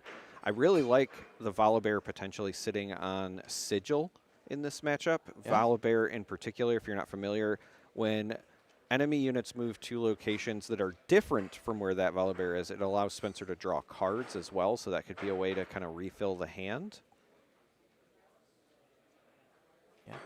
It's like Min just trying to get as much might on the board as possible. And very wisely, I think, pulling these units back to base, not only do you dodge the incoming Volibear, but if this Aurora were to trigger a Dead Bloom, then you're not going to lose units in that exchange either. I think double Mind Splitter here is pretty disgusting for Spencer. He could also even look to hide a fight or flight, or he can just... He does have enough runes to hold it, right? Because 7 from the Mind Splitter and then just 2 up to deal with that fight or flight. I do love the idea of potentially hiding a fight or flight if you still wanted to develop a different card. However, I think the only other option there is the Pack of Wonders. So this Volibear instead, not going to Sigil, goes to the Obelisk saying, okay, either recycle runes going away for me and I draw a card, or come at me, bro. Oh, yeah. And it is going to be Splitter going to look for the hold. He is going to discover a pack of White Flames. Oh, it was just... Oh, no, it is 2. No, okay, it is 2. Yeah, I was certain I saw 2. And again, this is a pretty big deal because the hand also contains a charm. So if one of these White Flames were to come down and pair with a charm, could pick something off. Yeah. That actually is still potentially a play. Min could send units to the other battlefield, yep, and then reinforce with the White Flame and then charm over into the 16. Absolutely, and I think that's a great way to deal with Volibear. Volibear's very hard to punch through. Gets to be a 13 with tank on defense. That's 20 might sitting on the Obelisk, but if you pull the Volibear away, it's just a 10. And as you said, 16 when you just play that White Flame down and target itself. Spencer, I think actually might be doing that calculus here, because instead of just windmill slamming one of these White Flames away, if the charm forces, because again, knowing that you have the fight or flight in hand, if the charm forces that interaction out of Min's repertoire, you kind of have answers. The one downside, the one thing that gums this up, is he's also staring at that Defy. Yeah, because you think about it, but how many runes are up here for Min on the next turn? This is actually the big question. So 7 and goes to 9. So he goes to 9. So he can play either Charm or Defy. Spencer also has this line of if the White Flame comes down at the location after moving in and then you Charm, you fight or flight the big unit away and you get to conquer. That would be a line if you leave the Charm. You are absolutely correct. So you can still deal with one White Flame, and then you have a play to effectively deal with the other one, at least the +8 buff. Not the body, but the +8 buff for a turn. And you can also chance that you rip the Mind Splitter off the top, and you get to deal with the second White Flame as well. But a big decision here for Spencer. Yeah, I mean, the other option is you could just get rid of the Defy and not have to worry about that in the future, because at that point, your fight or flight still protects you. Yeah, I was going to say still protects you from those plays. And if you can't get rid of one or the other, actually goes in with the Sabotage to just get rid of the Charm. So it gets rid of both the Defy and the Charm. Says, okay, you have and this then White hides Flame. The fight or flight. So this is a really cool play from Spencer. Looks to try and cover every single option available. Cover the Defy option onto the fight or flight.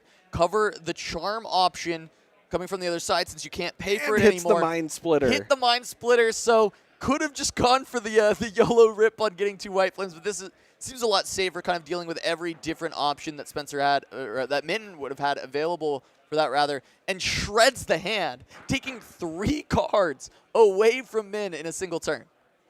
Yeah, and yes, there is still one white flame left after the Mind Splitter, and hitting the Mind Splitter could have maybe got rid of both the white flames, but this still ultimately gets rid of all of the interaction that Min was counting on, and it's 1 less white flame to go over the top. We have seen strategies where decks just try to outlast Dazzling Aurora, match big thing for big thing till they run out of units.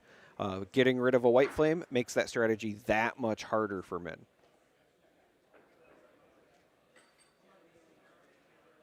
Now trying to consider the options. Draw for the turn was a sabotage. Dwindled quite a bit at this point. The single white flame, you really almost want to get it down, but now 2 Mind Splitters are gone, so you're a little bit less worried about that getting shredded.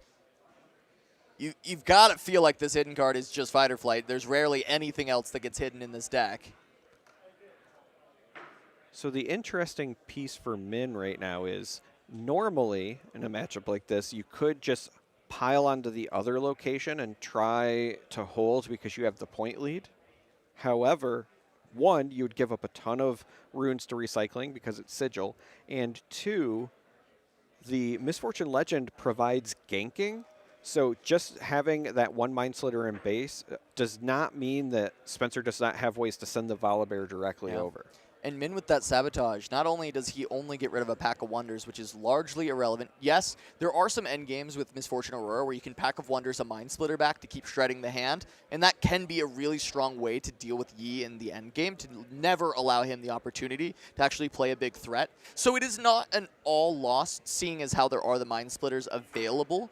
However, what he does see and really shakes his head at is, okay, there's a Dead Bloom there. And as much as I don't want to see it pop off Aurora, I also don't want you to see you play a Dead Bloom and then have an Aurora trigger to get you another unit onto the board. And there's no way he can interact with that Dead Bloom beforehand. So he has to figure out, how am I scoring 3 more points here while you're still churning through this Aurora? I'm not Kaisa. I'm not Victor. I don't have these ways to deal with the big units over and over and over again. And I think Min was just trying to do some math there. He was counting the might of the units in the base, and again, not enough to overtake the obelisk here. So is this going to be a send to the Sigil and just recycle everything and attempt that turbo hold that I was talking about? Well, it's only 1 rune on the Conquer, no matter how many things are there. It is just the question of, do you hope that there's no bullet time off the top? You've got White Flame potentially to jam. What can you play for? This is, I mean, how much white is this? This is just... I believe it was 14 when he was doing the count earlier. And yeah, I think you're absolutely right. Has the float there on the energy. Recycles one of those calm runes.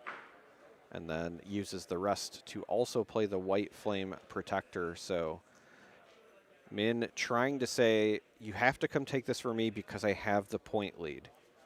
The problem is that Spencer should have the tools to take this away ultimately. With Min having all of the runes exhausted, you don't have to worry about combat tricks or anything like that. It is just a might check. With the White Flame there and the others, assuming I was correct with the 14, should be 22 total.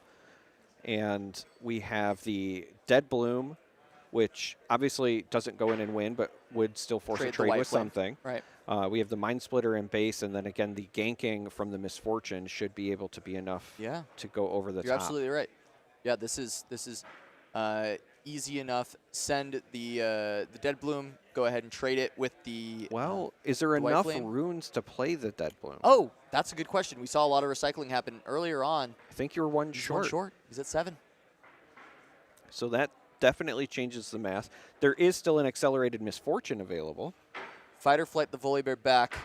Gank the Mind Splitter. That's 24. That is also an acceptable way to do it. That clears everything. You have a Mind Splitter remaining and an Aurora trigger. Let's see if he decides that line is That's what he wants to do. Min's tapped out.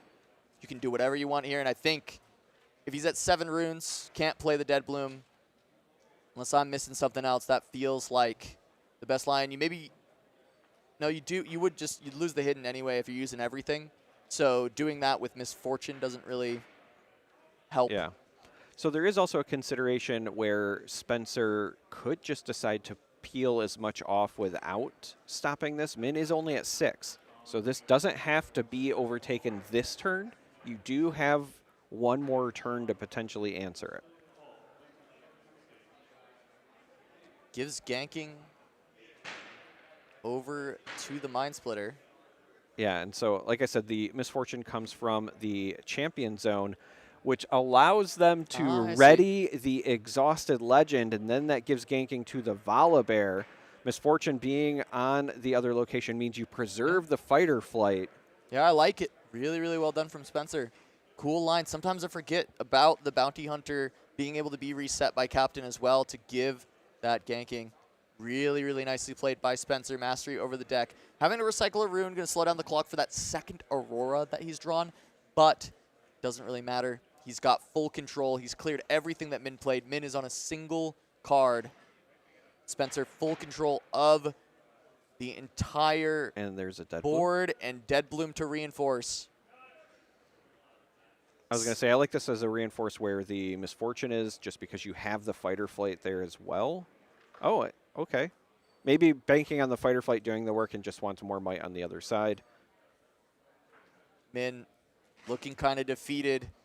Not sure what draws can even save him now. Dead Bloom just gets Fighter Flighted away, even if Min does find it. It's just going to be a Poro pass, and that's not nearly enough value. Due to the recycles, Min is also not capable of playing Dead Bloom there either. Because, again, that Sigil did force that one rune to be recycled and was just enough to set it back. Here we're going to see the Mobilize just channel a rune for Spencer. Yeah, that allows Aurora to be played on the next turn for Spencer to be at double Aurora, but I don't even think it's going to be needed. Another Volibear comes down. Min just going through the motions here. Doesn't want to give up. Being at 6-1, can almost taste the top 8, but can't quite get there. Can't quite get over the hump. Can't quite get over the mountain that is the Aurora MF. The Aspirant's climb not going to be successful this time around from Master Yi. Min has to feel like this one just slipped through the fingertips. There was such a good start. Again, raced to 6 points. But Spencer finally in Game 3 being able to resolve Aurora and, as you said, masterfully navigate this deck, whether it was that Bounty Hunter exhaust and then ready, or even just earlier navigating through getting rid of the Defy, then sabotaging the Charm. All of that sequence, I think, also really helped Spencer kind of close the gap and shut Min out of resources. Min has struggled to maintain cards in hand. So here we're just going to see the Tasty Fey Folk and the Poro go in to try to force out at least the Dead Bloom. Does take the trade with the Dead Bloom. Going to be able to draw additional cards, channel some runes, finds a White Flame, but little too late. Spencer going to be able to go up to 9 runes on this turn. Has second Aurora in hand. A lot of units coming out of the deck, 2 Dead Blooms in hand. I'm not sure how many units he actually has left for the double Aurora, but Min just says, you know what? I've had enough. Gonna scoop things up. Spencer still X-1 going into the final round of the day, trying to lock a spot in top 8 for Misfortune. And it might have been a misfortunate start with that deck. Again, not resolving a Dazzling Aurora in the first 2 games of the series, but also when you had the Aspirant's Climb, trying to force to 9, just had a slow start. But ultimately, Spencer hangs on one step closer to that top 8. Congratulations. And you know what else I want to offer congratulations to? Ourselves. That's right. We're going to cover our sponsors, but that starts with us, the Turn 'em Sideways crew, myself, Charmer, Casanova here with me, Blevins, of course, Pastry Time at home. We are bringing you the coverage, and if you're watching right now and you have not hit that subscribe button, I encourage you to do so. It costs you no money, but it means everything to us. We do actually have some other sponsors helping with the broadcast, such as Heavy Play. If you want to pick up some peripherals for your gaming experience, things like deck boxes, sleeves, etc., you can use code SIDEWAYS at checkout for 10% off. I had the opportunity to see the products in person for the first time this weekend, and I just loved the magnetic modularity. Yeah, the deck boxes are sick. I love them. And speaking of partners, we of course are sponsored by Invasion as well. If you want to pick up your Riftbound singles, if you're trying to prepare for the Houston Regional, you can use code TURN5 on your Riftbound singles orders. And again, because you're prepping for Houston, you can select Houston pickup. So that means when you show up on site, you don't have to scramble to get the cards for your deck. You can simply get them from the Invasion booth and rest easy. So with that in mind, our players are not resting easy. There's one more round before I believe we cut to the top eight. Yeah. So we're going to take a short break. Don't go anywhere. When we come back, the last round of Swiss is on deck.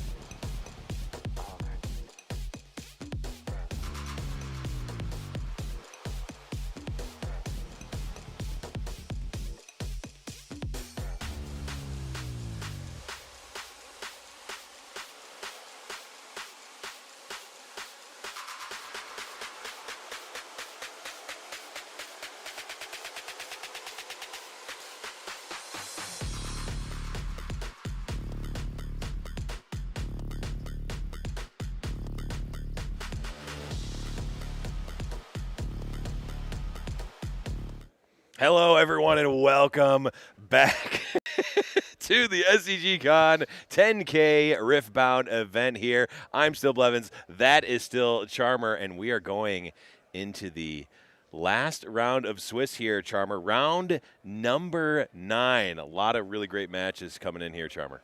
Absolutely, and not only do we have great matches, but I hear from production that we have some things to share, such as the metagame spread. We've got the meta-analysis here. This was the representation at today's 10K event. Of course, Kaisa in the lead. I think everyone kind of expected that, but a pretty good spread outside of that. Yeah, honestly, Kaisa, enough said there. Master Yi in second, but then Ari being the next is a little bit surprising to me. Just anecdotally, I'm surprised that Set and specifically Annie are as low as they are, considering just the number of Annies that I saw walking around the hall. I thought there was going to be way more.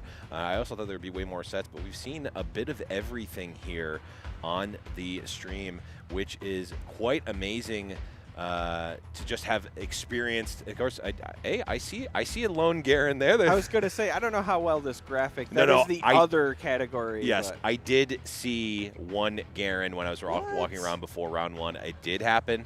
So I can confirm that I think I saw it. But another thing that I think I saw were the standings for the event here. Let's take a look and see what we got. We've got Ryan Miles, of course, who is a friend of yours, Charmer. We saw them on stream here. Ting Fang still in the top 8 as well going into this last round. Any other names jump out to you, Charmer? Yes, plenty of them. I do see McConan there. In that's Savich. That's Savich. Yeah, that is Savich. I guess I queued you up there a bit preemptively. We do see Savich currently in 13th place, which is notable because they lost in round 1. We saw them lose in the very first game of the day. So that means they're essentially on the bubble. They need that win and in. I referred to them as McConan because it does not say Savich there. It does not. I didn't want to just say Savich for the people at home. Wanted to point them in the right direction. How dare you? But yes, did lose round 1, has been undefeated since on that set deck.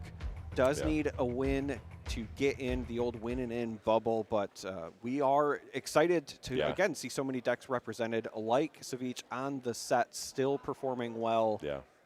Will make prizing, right? Prizing goes through top 16. Yeah. But of course, top 8 is the destination. Yeah, and the destination starts here, Charmer. We are ready to go in to game number 1 of round number 9. Who we got? There it is. Savich here on the set. We saw them in the very first round. We're going to end out the Swiss on them as well. Going up against Jacob T on the Kaisa. It looks like we've got Dreaming Tree on the side of Kaisa and the Monastery of Hirana on the side of Savich. That's right. And Savich started with the Cythria play. Jacob going to begin things with lecturing Yordle because of the additional rune from going second. A lot of Angie runes over there, but this is the type of start that you want as Savich. That Cythria is one of the more versatile 2 drops to start with on the side of Set. We see a Fiora in hand. First, a trio of first mates, I believe. Yeah, this is kind of interesting. The Fiora could make sense. It's a nice early development, and you typically kind of want to save those first mates for their when played activation. Get you some additional push.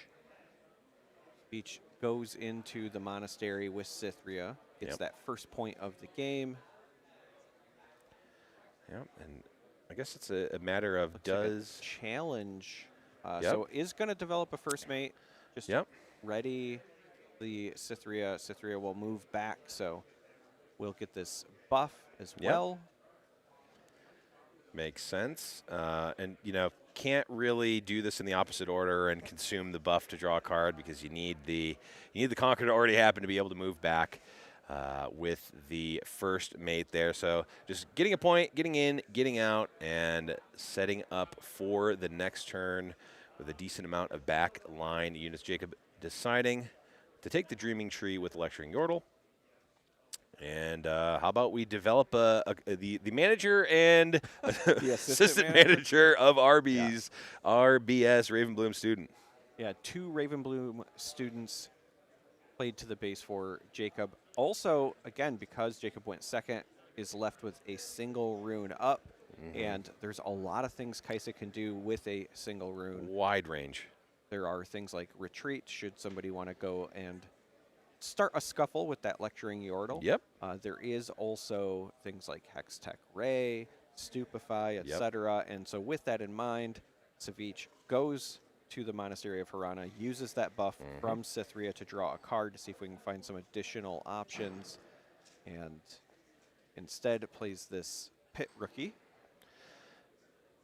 Yep, and now we see the first mate notably out of the range of a Hex Tech Ray, but we see Stupefy targeting the Lecturing Yordle to essentially turn that into a Consult the Past, because you get the target from the Dreaming Tree, you draw the card natively from the Stupefy, so that's 2 cards there for Jacob. You call it a Consult the Past, but because a unit is also being defeated, I call it hidden blading your own. Yes, I like that better. We are not the same. We are not the same. That's true. All right. Yes. Jokes aside, Savich does still have some runes up, could decide to develop further. Instead wants to take this challenge. Yeah. And I like this because the Ravenblooms are at 3 each after the one Stupefy. Yep. But 3 is not 4. Correct. And because that happened on the Monastery of Harana, or sorry, on the Dreaming Tree, Savich also able to draw a card. So just heads up play, knowing the game state, using the battlefield brought by your opponent to your own advantage. Yep, and Savich has essentially full turn of points ahead here, 3-1. We are seeing the Hex Tech Ray being cast, I'm assuming, on the Cythria. Yep, and Savich says that is okay, choosing not to use the set ability there, just letting the Cythria die. Savich has been very good at recognizing when it makes sense to use that set hero ability, and here we go. RBS, Ravenbloom student, going in with a cleave, draw a card from the Dreaming Tree. That's going to be a 5. Should actually be a... I was going to say, this actually should be a 7. 7. 7, yeah. I was going to say, I think it's 7, yeah, from the Hex Tech Ray as well. In any case, it's a lot. It's big enough. Oh, it's +5 would make sense. Okay. That makes sense. Okay. Well, after all is said and done, point taken there for Jacob. Savich using the hero ability of set to get the first mate, keep that material around. Oh, a pickup of a Kiana. That's got to make Savich happy. Love Kiana. Start wheeling and dealing on these battlefields, but also a Karma. How big do you want to go from Savich? I think I saw a flash there from the hand, a flash of the hand showing a very unit-heavy hand composition here. So you really need to either be, you really likely want to be quite efficient with your resources here. Do you want to play one big unit? Do you want to play a handful of smaller unit, one small, one medium? We will see. It looks like, yeah, that is a Karma, First Mate, Fiora, Kiana. One other card. I think it's another first mate. Another first mate, yeah. Because there's only been one that's hit the table, and we saw trio 3 earlier. Yep, makes sense. So all units, which of course means, as you said, Savich has to be not just efficient with resources, but mindful of the fact that whatever you put down, you don't want it to be efficiently answered. So playing into a Kaisa, you don't want to develop things that would be answered by a single falling star, for example. Exactly. It looks like we are going for Set Brawler. So with that in mind, just going to deploy the champion from the zone. Did not like the options from hand. Yep. Makes sense. Savich definitely in the market for some interaction here. Would like to have a call to glory or just something there Now, to interact. Jacob should be, I believe, jumping to 3 here with that hold point from the Ravenbloom student. Yep, I do agree that should happen. But Isa being accelerated from the champion zone. Going to go challenge the pit rookie. Well, have a showdown. I shouldn't say that because there's an actual card called challenge in this matchup. So I'll use a different adjective. Pick a fight. Ravenbloom coming back. Protecting it. And I think that's a really heads-up play. If you don't have ways to protect it at the Dreaming Tree, you don't have ways to draw additional cards, just get it out of harm's way. Yep. And I believe that Jacob is likely keeping track of their points on paper because I saw them specifically say, I saw them mouth 4 and write down a note there after the point was scored. So I think maybe the production tracker on the side is not being updated, which, in the heat of the moment, in the winning in for top 8, I am way more focused in on the game rather than they are locked in. Yeah, they're locked in rather than the production, so that's not a problem. I do believe that the point scores are accurate in game as well. Like they are mindful that it is 4-4 right now in this battle. Okay. Set goes into the Dreaming Tree, gets a point. Well, they did just update it there, so perhaps when Jacob mouthed 4, it was just asking how many points of each was at. It's possible. Yeah, I'm not going to speculate. I'm not going to speculate because I don't know. What I know is this is a massive set. Yep. Up to currently +6. The second first mate, so again, we saw the trio. And we see the chuckle from Jacob, like, okay, all right, that's all 3. But this huge set, because the buffs last for the entire turn, goes from one battlefield to the other without ganking. So running the gauntlet. Yeah, just running back to base and then running back to the other field there. Feels like the way I play League. Yeah. Forces the retreat on the Kaisa champion that Jacob had at the Monastery of Harana. And then gets that buff back as well after the conquering. So Savich jumps all the way up to 6 points.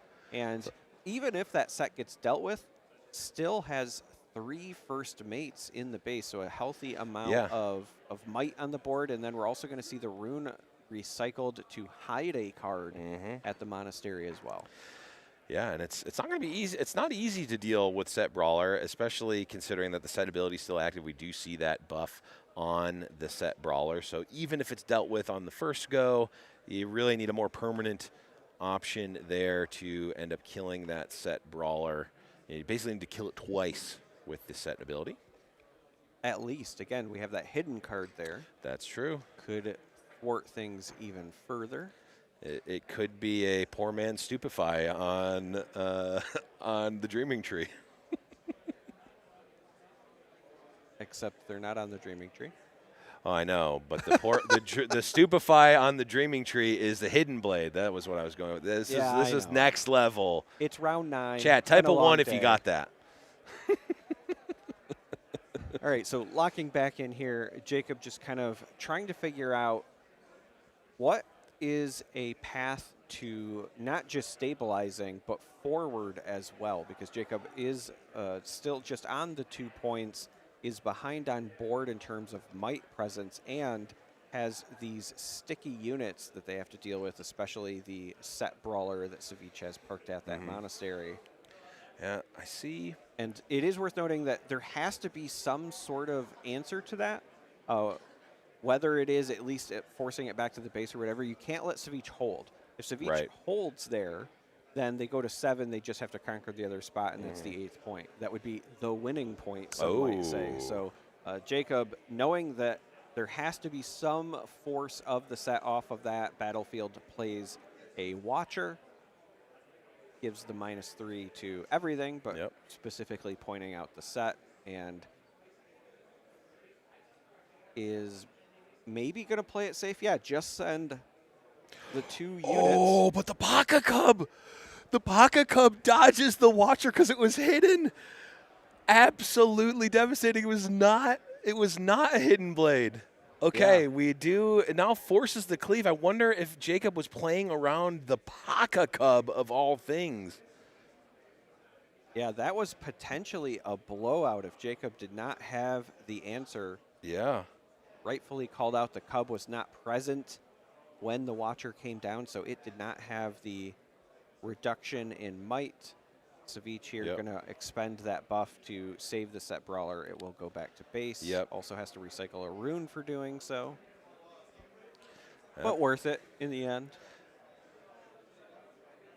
And now the Falling Star to clean up the set brawler. But as I said before, the good news for Savich is you still have all of this might in base. Yeah. Yeah, they're writing down their score here, so it's not Jacob is not at 2 right now. So I think it's just the production iPad that is not currently accurate. It is they're looking at paper right now, I think, confirming the scores, and they'll likely update that here. Yeah, I think they're just backtracking what the scores were. So that they can there properly it update, is. and Okay. there it is. Yep. Suddenly, this is a much tighter game. Yeah. Look, I've been watching Jacob play various matches today. There was no chance that they missed the points. Just from having watched them, there was a 0% chance that they missed the points there. So this is an opportunity for Savich, though, because Jacob, while that was a explosive turn, they have all of their runes exhausted. Yep.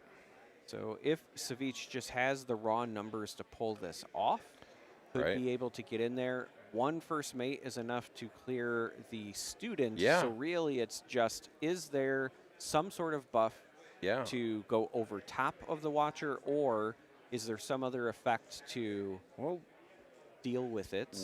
I see a Karma, which Karma can give the buff to one of the first mates, and that would be 3 + 3 is 6 + 1 is 7. That would be enough to kill. Now, it wouldn't win outright. However, we're now at the we're now holding for 9, which is not too shabby. It still can certainly be dealt with. You know, Darius Cleave cleans that out relatively straightforward. But another hidden card. Another hidden card. So the Karma was the line, as you properly identified, just to get rid of the Watcher. I so think that was another Watcher drawn. 7. Again, the score has not been consistently updated because these players are in their winning and they are locked in. Yep. But Savich should be at 7 after that conquer. Does just need to hold that location. It's now up to Jacob to push enough in there. Jacob certainly has the tools to get it done. Yeah. Depending on what this hidden card is. That's going to be a Watcher. Yeah, which is great. But if this is Hidden Blade, that's not going to be good enough.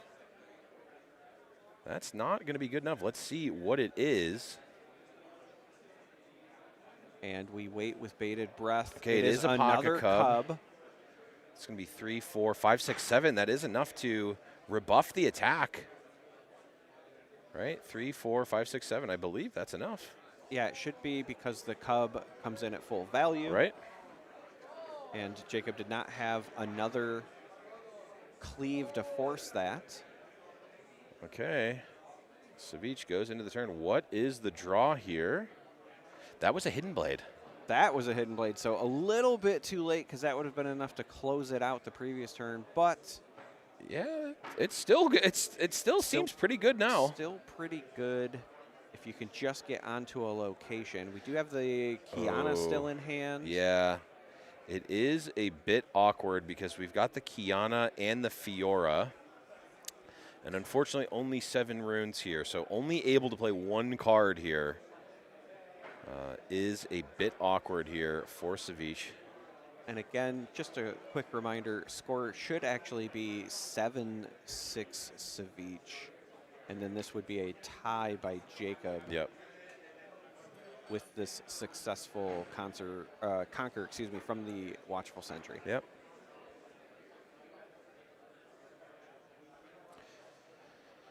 Okay, what is the follow-up? But there is a Kaisa I believe in the hand of Jacob, so an accelerated Kaisa to the other location might actually close this out. Yeah, I mean, we do know that the Hidden Blade is there, can be played at action speed to stop that win from happening. It's just now going to be a matter of if there is. And there's the Hidden Blade. Yeah. Hidden Blade, unfortunately, for Savich, 1 turn too late. Okay. Interesting. Jacob prioritizing the accelerate of the Kaisa over the 2 cards drawn. I don't hate that play whatsoever. No. Yeah, Both of these players, again, should be at 7. So Jacob with that sentry threatening a hold victory. Yeah. And if Savich doesn't like have that an answer, is it. did not have any sort of accelerate or removal, so the sentry will get it done. Yeah, the watchful sentry watching over that final point there to get there. And wow, what a back and forth that match was, or that game was. That was just one game, Charmer. Yes. And Savich on the back foot here, but we've seen Savich pilot this deck very well. And having talked to them before the event, they are very, at least knowledgeable in the Kaisa matchup. So it's not like they're going in blind. They know what to expect. They know the game plan that they're trying to go for. It's just a matter of if they're going to be able to draw the cards and execute on that game plan.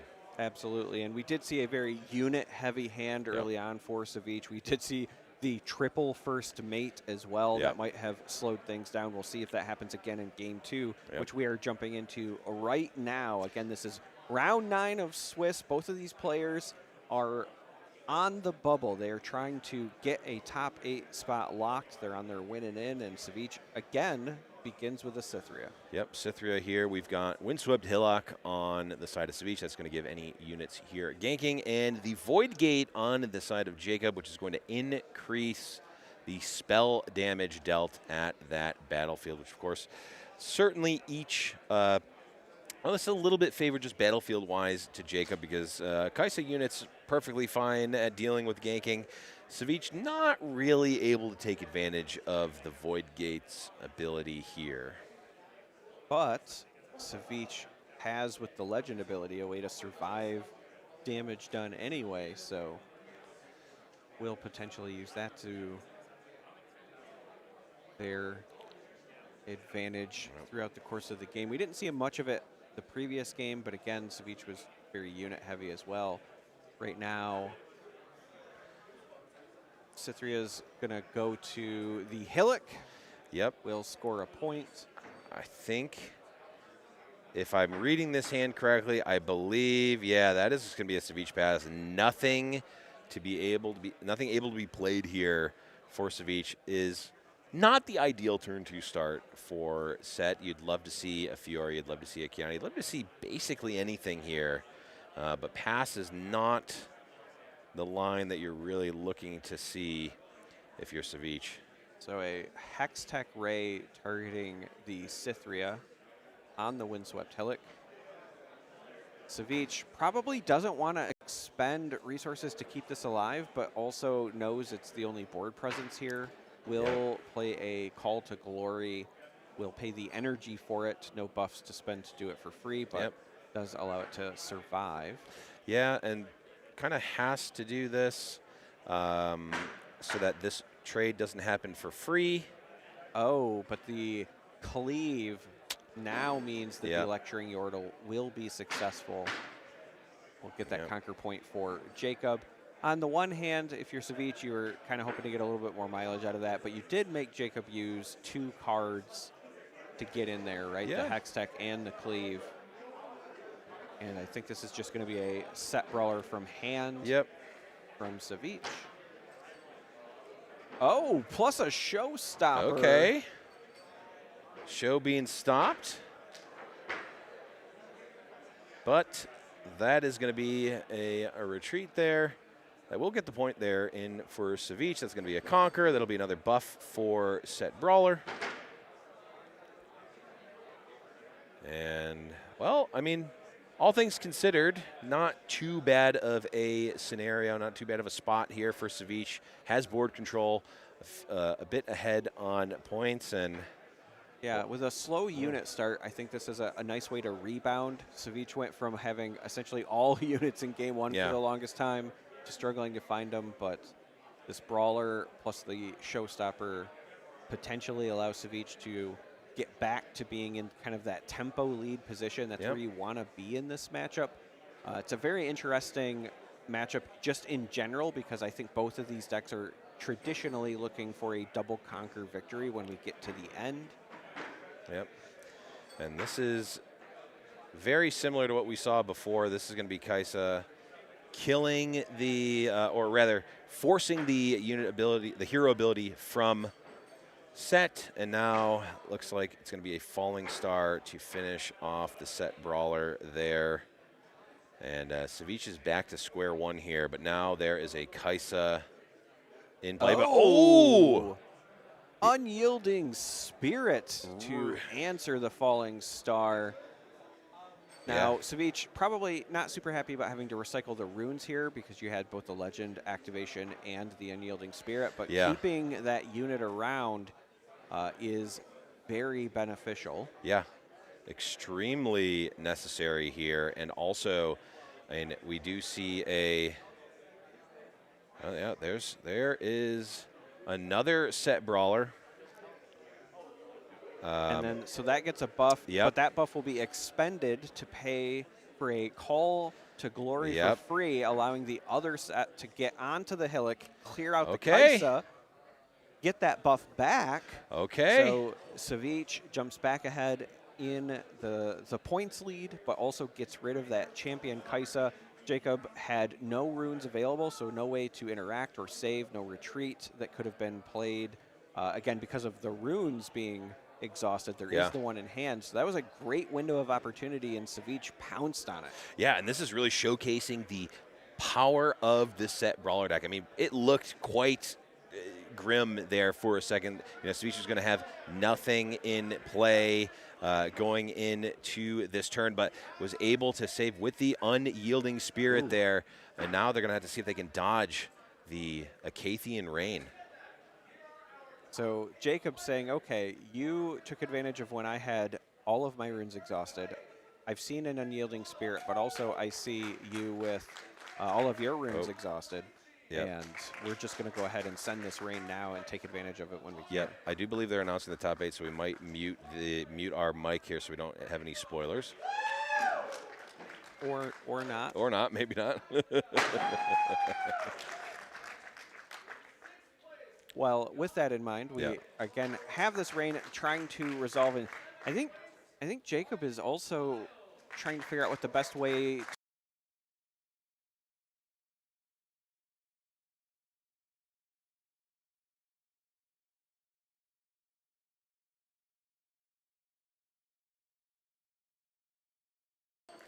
All right, sorry about that, folks. We were muting there to avoid some spoilers on the stream, but we're back into the action. Looks like all the dust is settled from the Acathian Rain. We have one set brawler remaining, which is that's good enough a lot of the time.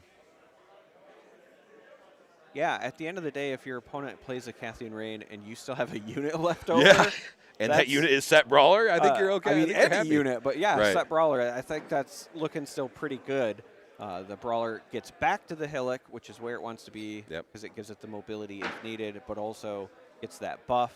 Savich now goes to the ever-important 4 points to Jacob's 2. And Jacob is still stuck kind of searching for answers, and in the hand, doesn't appear to have a lot of gas left. I couldn't see what that final card was. It was a retreat. Oh yeah, I also did not catch it, but I did note. Yeah, the Jacob was relatively light on resources here, and we do see another Unyielding Spirit on the side of Savich. So if there is another Acathian Rain or Falling Star to try to deal with the set brawler, Savich has got it covered. So now Jacob says, hey, what's in your trash? What have I already seen? What do I need to consider? Again, sees the one spirit already. It is another Acathian Rain. It is another rain. I wondered if that was the third card. So I believe it's a retreat, the Lecturing Yordle that was retreated earlier, and then a second rain.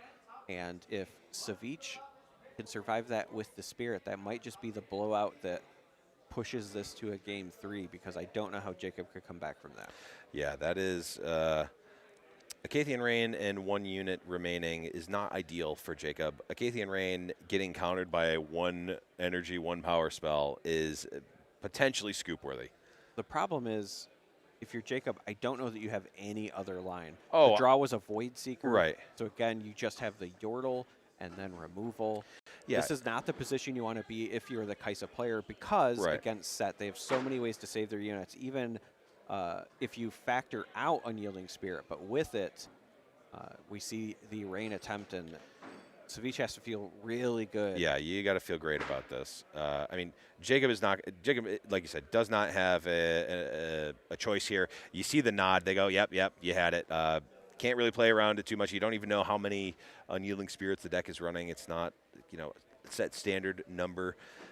So we see the second one there for Savich. We're going to get that hold point. We're likely going to be able to conquer here with the other unit, and that is a Wallop, which is not particularly useful right now, but could potentially open up a double conquer line with the Set Brawler if it gets to that point in this game. So Savich with the hold point and now with this conquer should be at 6. Yeah, and that's the magic number. Is the magic number.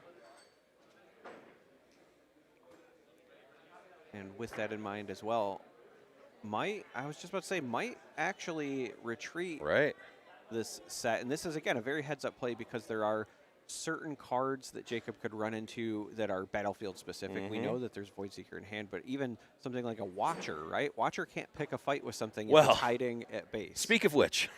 Hey, look. Right off the top. I promise this is not a pre-recorded broadcast. But yeah, it's just a heads-up play. You don't want to leave things vulnerable for no reason. Yes, the set could be protected, but why waste the resource? Yeah, you don't want to be needlessly spending your runes if you don't have to. And now Jacob is going to start with the Yordle. And I like to start because you want to draw, see what your other options are. Void Seeker. Yep. And this is technically for 5. So Savich here with the Hidden Blade on what will likely be the only unit.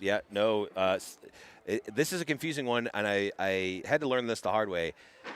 When you unhide a card, when you play a card from Hidden, it has reaction. At base level, Hidden Blade is an action speed spell, so not actually able to react to the Void Seeker yeah, there. I was going to, yes, I understand, yep. One of the little intricacies of Riftbound here. Spend a buff, make Set Brawler gigantic, give it another buff with Pit Rookie. And then the Wallop to on the ganking! Because of the ganking provided by Windswept Hillock, can just jump to the other location. So you rightfully called out that the Wallop for the double conquer was a path. You must be very good at this game. Or I may have talked extensively with Savich before the event about what their lines are, what their gameplay is. A lot of the card choices there. Wallop, of course, one that we don't necessarily see in every single set list. But right there, that was potentially, if the game goes a little bit longer, it could certainly get out of reach there for Savich. But able to bring it into a game 3. And, well, it was a win-and-in match. Now it is potentially a win-and-in game here, Charmer. Game number 3, round number 9, the last round of Swiss. Winner likely making it into the top 8. Loser almost certainly not making it into the top 8. And we start here. Ravenbloom student on the side of Jacob Savich with the first mate going second. And we have a student along with these 4 resources. The student could be going to the Candlelit if you want to filter some of these draws early. If you think that you can hold, so again, depending on what is in the hand of Jacob. And it does look like that's the case. Goes over to Grove of the God Willow instead. And it is just going to fortify. So we're going to go double Ravenbloom student on Grove of the God Willow. And that is also with 2 runes up. Again, we know Kaisa can do a lot with 2 runes. Yeah. However, in the hand, I think it might just be a single Stupefy. One Stupefy. But Savich is going to get to see what that is. I was going to say, so in response at reaction speed, this Stupefy onto the first mate before it can be taken away will also buff the Raven Blooms. So that's a very heads-up play, taking that all the way up to 6 power. Yep. So Stupefy. So this will only hit the Void Seeker, only legal target after that. Yep. Okay. Well, that makes the decision of where you're going to attack a lot easier. Yeah, so Savich probably wanted to deny that Grove of the God Willow hold because of the draw, but with the hand there, I see the Unyielding. It looks like a Kiana, if I'm seeing that correctly, a double Showstopper. I see double Showstopper. I see the I can't recall the name of the card. It is the gear that gives buff. That gives buff to okay. So if exhausted that's units. the card that I thought might have been a Kiana, I could quite see the energy cost. So yeah, I think that this is going to be a pretty straightforward. I think again, Savich wanted to go over there. Unfortunately, yes, Arena Bar. There we go. I was thinking back alley bar, and that's definitely not that. Arena Bar there. So could move the. We move the first mate there. We're going to play the Arena Bar. We're going to give it a buff. There is. I was going to say also the Candlelit trigger. Yep. I know they're already putting the buff from the Arena Bar on, but technically the Candlelit would have went first. Yep. Arena Bar does not say reaction on it. If you're one of those new players at home and you're kind of wondering with these, gear pieces or, some of the other items in the game like Legends, etc., and when you can use them, if it does not say reaction, it's just a standard action on your turn, and that is what is printed on Arena Bar. Yep. It's a question that comes up in my locals a lot, Yeah, so I thought I'd help the audience out. Absolutely. It's come up a lot in my locals as well. Looks like Jacob is able to keep that hold there. That's going to be a draw from the Grove of the God Willow and the draw from the regular turn. And the point, of course, as well. Jacob up to 2 points here. Those students, I was going to say, should also be ready, which is relevant if they wanted to go back to base. Looks like we might just be loading up here. I'm not sure if that Lecturing Yordle is at the battlefield or not, because Jacob has sort of been playing that as their pseudo base. Base, yeah. It is kind of riding the line, and I have seen a number of players that have kind of used that line as their base. And now it's very clear because the Raven Blooms, as I said, that should be ready, then do come back. Okay, that is a hold point there for Savich. Now, this is going to be a really interesting position for Savich to navigate because that is a surprising amount of power. I know it's just like, first turn plays, maybe second turn plays with the Lecturing Yordles. Yeah. It's not a lot of base might, but with 4 of them there and with the students capable of growing, it still represents a very significant threat. And on top of that, we're going to 8 runes next turn for Jacob. So even things like Watcher could be available. It could be a number of spells to deal with units and then buff the students, etc. This is a dangerous position. Savich has to probably set up for a future turn, and I think that's why we're seeing this set Brawler played in the base. Yeah, it makes sense. The question becomes, what is the game plan here? Yeah, I was going to say, does the first mate come back just to be safe, or do you leave it and force the interaction? Because, again, there's plenty of might available to Jacob to overtake that, but maybe you're okay with the trade in that instance. I think as long as you're getting something, it's probably good from the first mate. You also want to be able to come back through and reconquer and hopefully take out some material on the side of Jacob. Of course, they've got 4 separate units in play right now. That is a lot of material, especially compared to last game. That was more units that we even saw them have in play, I think, throughout the course of the game. I think Savich is okay with leaving that first mate on the Sanctum simply because if Jacob wants to commit multiple units to that side, they're less likely to hold Grove of the God Willow. Right. And so then that would push them off of a potential draw. So this also could just be like a bait play by Savich saying, what are you going to send over this way? Yeah. Jacob is going to play Kaisa from the Chosen Champion zone, send that to the Grove of the God Willow. Okay. Should get this Conquer and a draw. See if the draw impacts the game plan from Jacob. So Nox is hopeful, so can develop even more might to the board. So a Hextech Ray in the hand of Jacob would allow the students to both go to 3s. And that is relevant because if you want to send both in, they both need to be 3 for one of them to survive. Otherwise, Right. you have to commit even more units. And I think that's the decision that Jacob is mulling over now. Yeah, it's how many resources is Jacob willing and able to commit? Well, so another potential option, you could put 3 damage on the first mate and then send a Yordle in, force the trade, and then preserve the students if you consider them to be higher value than the Yordles. Makes sense. I would assume that the Ravenbloom students are higher value than the Yordles in this case. I guess Jacob is just thinking about what is the worst case scenario. Say could also just send a Yordle with them because with the tank keyword, damage has to be assigned there first. Oh, okay.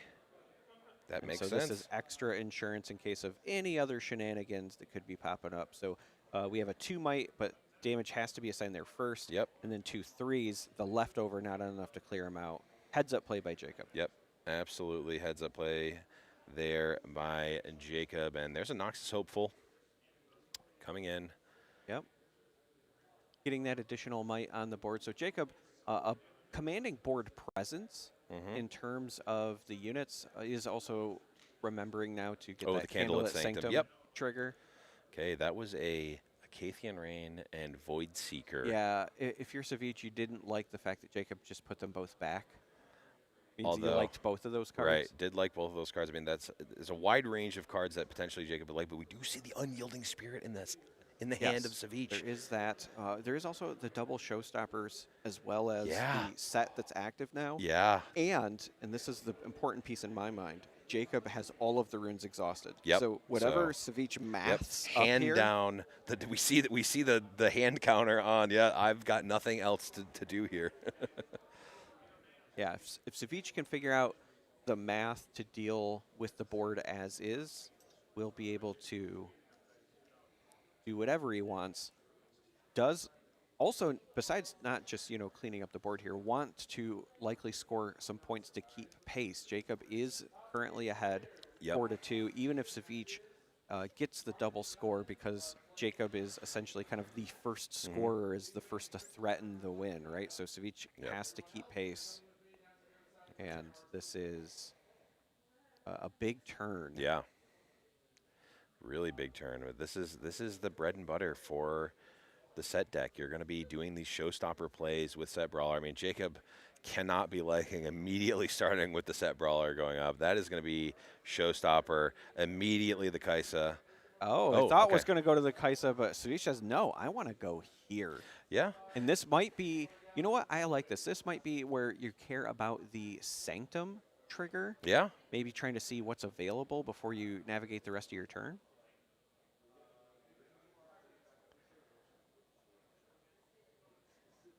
Okay, that was just paying for the showstopper, I assume. That'll be that. That'll be a point for Savage. Gets the trigger here. 1 left on top. 1 is going to go on the bottom. Yeah, if you know you're going to both spots anyway, I really like this ordering because you always want to have more information before you make your other decisions. Yep. So, showstopper sent to the Sanctum. The move action brings it back, and now this first mate can ready, so you don't even have to use the other. Just absolutely gigantic set, completely punching Kaisa into oblivion. I really like the way that Savage navigated that. So we are tied at 4 points apiece. Again, this is game 3 of round 9 of Swiss. This is the win-and-win game of the series. Yep, and we do see, of course, remembering to get that arena bar, get that buff on the first mate, because I mean that breakpoint is massive for Hextech Rays and for a lot of other reasons. Yeah, Falling Star. Yeah, a Cathian Rain, which we know is off the top for Jacob. And I mean, Jacob may be backed into a corner here to have to force this Acathian Rain to see if that can get them through. I mean, maybe So there's a Watcher. Raven Bloom student, I believe a Pouty Poro that was there as well. Yep, We know I saw about the a Watcher. Rain. Looks like another Hopeful. Yep, a Watcher. Sentry maybe? Yeah, I can't figure out what that final card is, but this is one of those scenarios where if you're Jacob, the most attractive, like jump out in front of your face options are probably Watcher or Rain, right? Yeah. The Rain has a lot of risk. We've already seen the blowouts from Unyielding Spirit before. Obviously, Savich has runes up. I could see a situation where Jacob runs one of these units to the Sanctum just to get the trigger.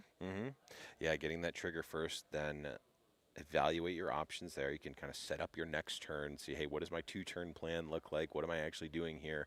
How much can I risk, etc. Looks like they're leaning towards Watcher. There's a Watcher. But not accelerated. Not accelerated, Only okay. one rune.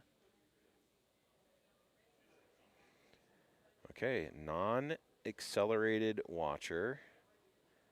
So the question becomes, what are those other runes going to be used for here? Because if you are not accelerating that, you clearly have a plan. I wonder if it's just going to be the Hopeful. Well, yeah, it can just be Hopeful. You don't actually need to. Am I missing something? Oh, yeah, the Watcher. The Watcher That's trigger. what I'm Yeah, missing. Watcher still triggers even if not accelerated. So yeah, this actually I'm so used to it being accelerated. All right, so Yes. just using it as the comes into play is still very effective. Yeah. The set was saved with the legend ability. Yep. Yeah, it's basically do you want the Thousand Tail Watcher at a battlefield, which it looks like they do not. Yeah, I was going to say the Conquer should still go over to Jacob Yes. because of the -3 from the Watcher. Exactly. I think Jacob was Think he again had- doing the same thing that I did, where I Yeah. was like, "Oh wait, Watcher wasn't accelerated." It's such a weird play to not accelerate Watcher. You almost never see it, but we see it here, and it still gets the job done. And so a double Conquer from Jacob. Points have not been updated, but this should take him all the way to 6. Yep, that is the magic number. And we have just seen a back and forth double Conquer from both players over and over and over, and it was the Hopeful. So that's why the Watcher was not accelerated. Just wanted the comes into play, still gets that double Conquer, and develops additional might. Yep, and Savich, I believe, left the card that they just drew on top from that Candlelit Sanctum. We'll see. I'm going to be threading the needle here because it's been really quite back and forth. So no runes available on the side of Jacob. So again, Savich kind of has free reign. The biggest issue here, again, points reflected on the broadcast, not correct. Jacob's actually at 6. So the biggest issue here is Savich not only has to peel off these locations, but then has to be able to survive against a double Conquer on the follow-up. And that Watcher sitting in base is making it rather difficult. I think that's why Savich is taking time saying, all right, how do I get out of this pickle? Yep. Yeah, how do you, I mean, conquering this turn is relatively straightforward. The question is, how do you set yourself up? Yeah, how do you stop the double Conquer on the follow? That's certainly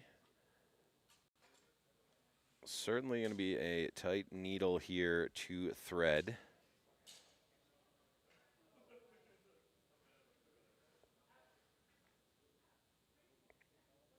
And looking at that showstopper that was in the trash, I think Jacob just wanted to make sure that if another showstopper were to come down. Yeah.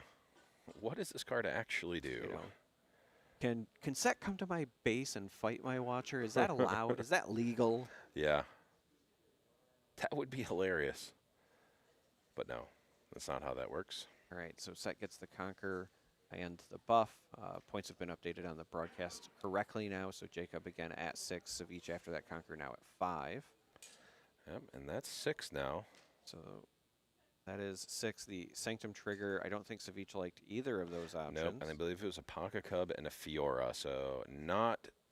Savich wants interaction here, does not care for more units. So now... Yeah, I was going to say, this first mate has to go somewhere, if only because the move action exhausts it, and then you can buff it. Yeah. Which will help for a potential hold. Yeah. You only have to stop a double conquer. Right. So the buff does go out from the gear. Okay, so we've got 6 at 1. We've got 5 at another. So as it stands, you know, Watcher's going to be able to take out one of these sides, but there's needs to be more work done in order to take out the other. This is a spot where Savich could come out ahead if Jacob determines that Icathian Rain is the path. Yeah. Yep. Yeah. We know that the rest of the hand was, you know, the Poro, some smaller units, etc. We also don't know what the draw is. If it was like another Watcher, then this might just be a foregone conclusion. Right. But if Jacob Okay, I see a Icathian Rain Poro. I see a Void Seeker.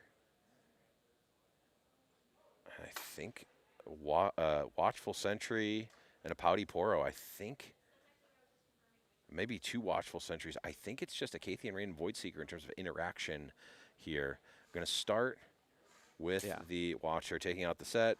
This is Savich is going to use the no-brainer start because this matches nicely. You don't have to commit anything additional to it. And so there it is. Icathian Rain is going to run into another.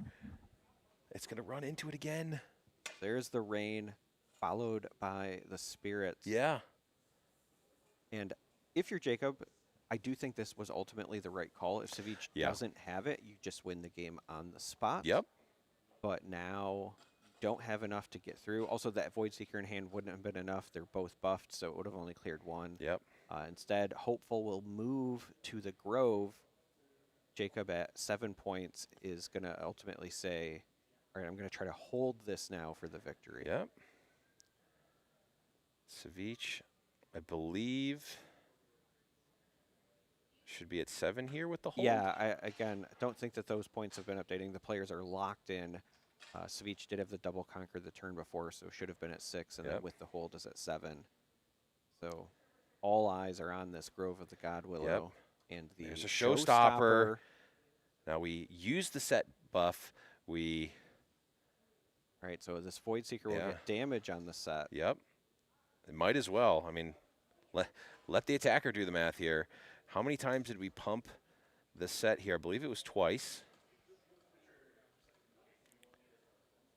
So it should be 4, 8, 12, 13, I believe. And then a Call to Glory for 3. That's it. Savich takes it down. The first mate, and Savich wins the final one. So started the day on broadcast with a loss, goes all the way back through the event, winning every round, goes to round 9, goes to game 3, closes it out, and you can see big sigh of relief. There's a broadcaster, there's a content creator if I've ever seen one. Absolutely. Wow. That was an absolutely fantastic finish to a fantastic match there, and you know, potential winning in there again. I don't know. I don't know what the results are there, but we are going to be coming back to you with the top 8 here very shortly. We've got a short break here. Don't go anywhere. We'll be back with the top 8 of the SCG Con Riftbound event here. 10K live from Vegas. Be back soon.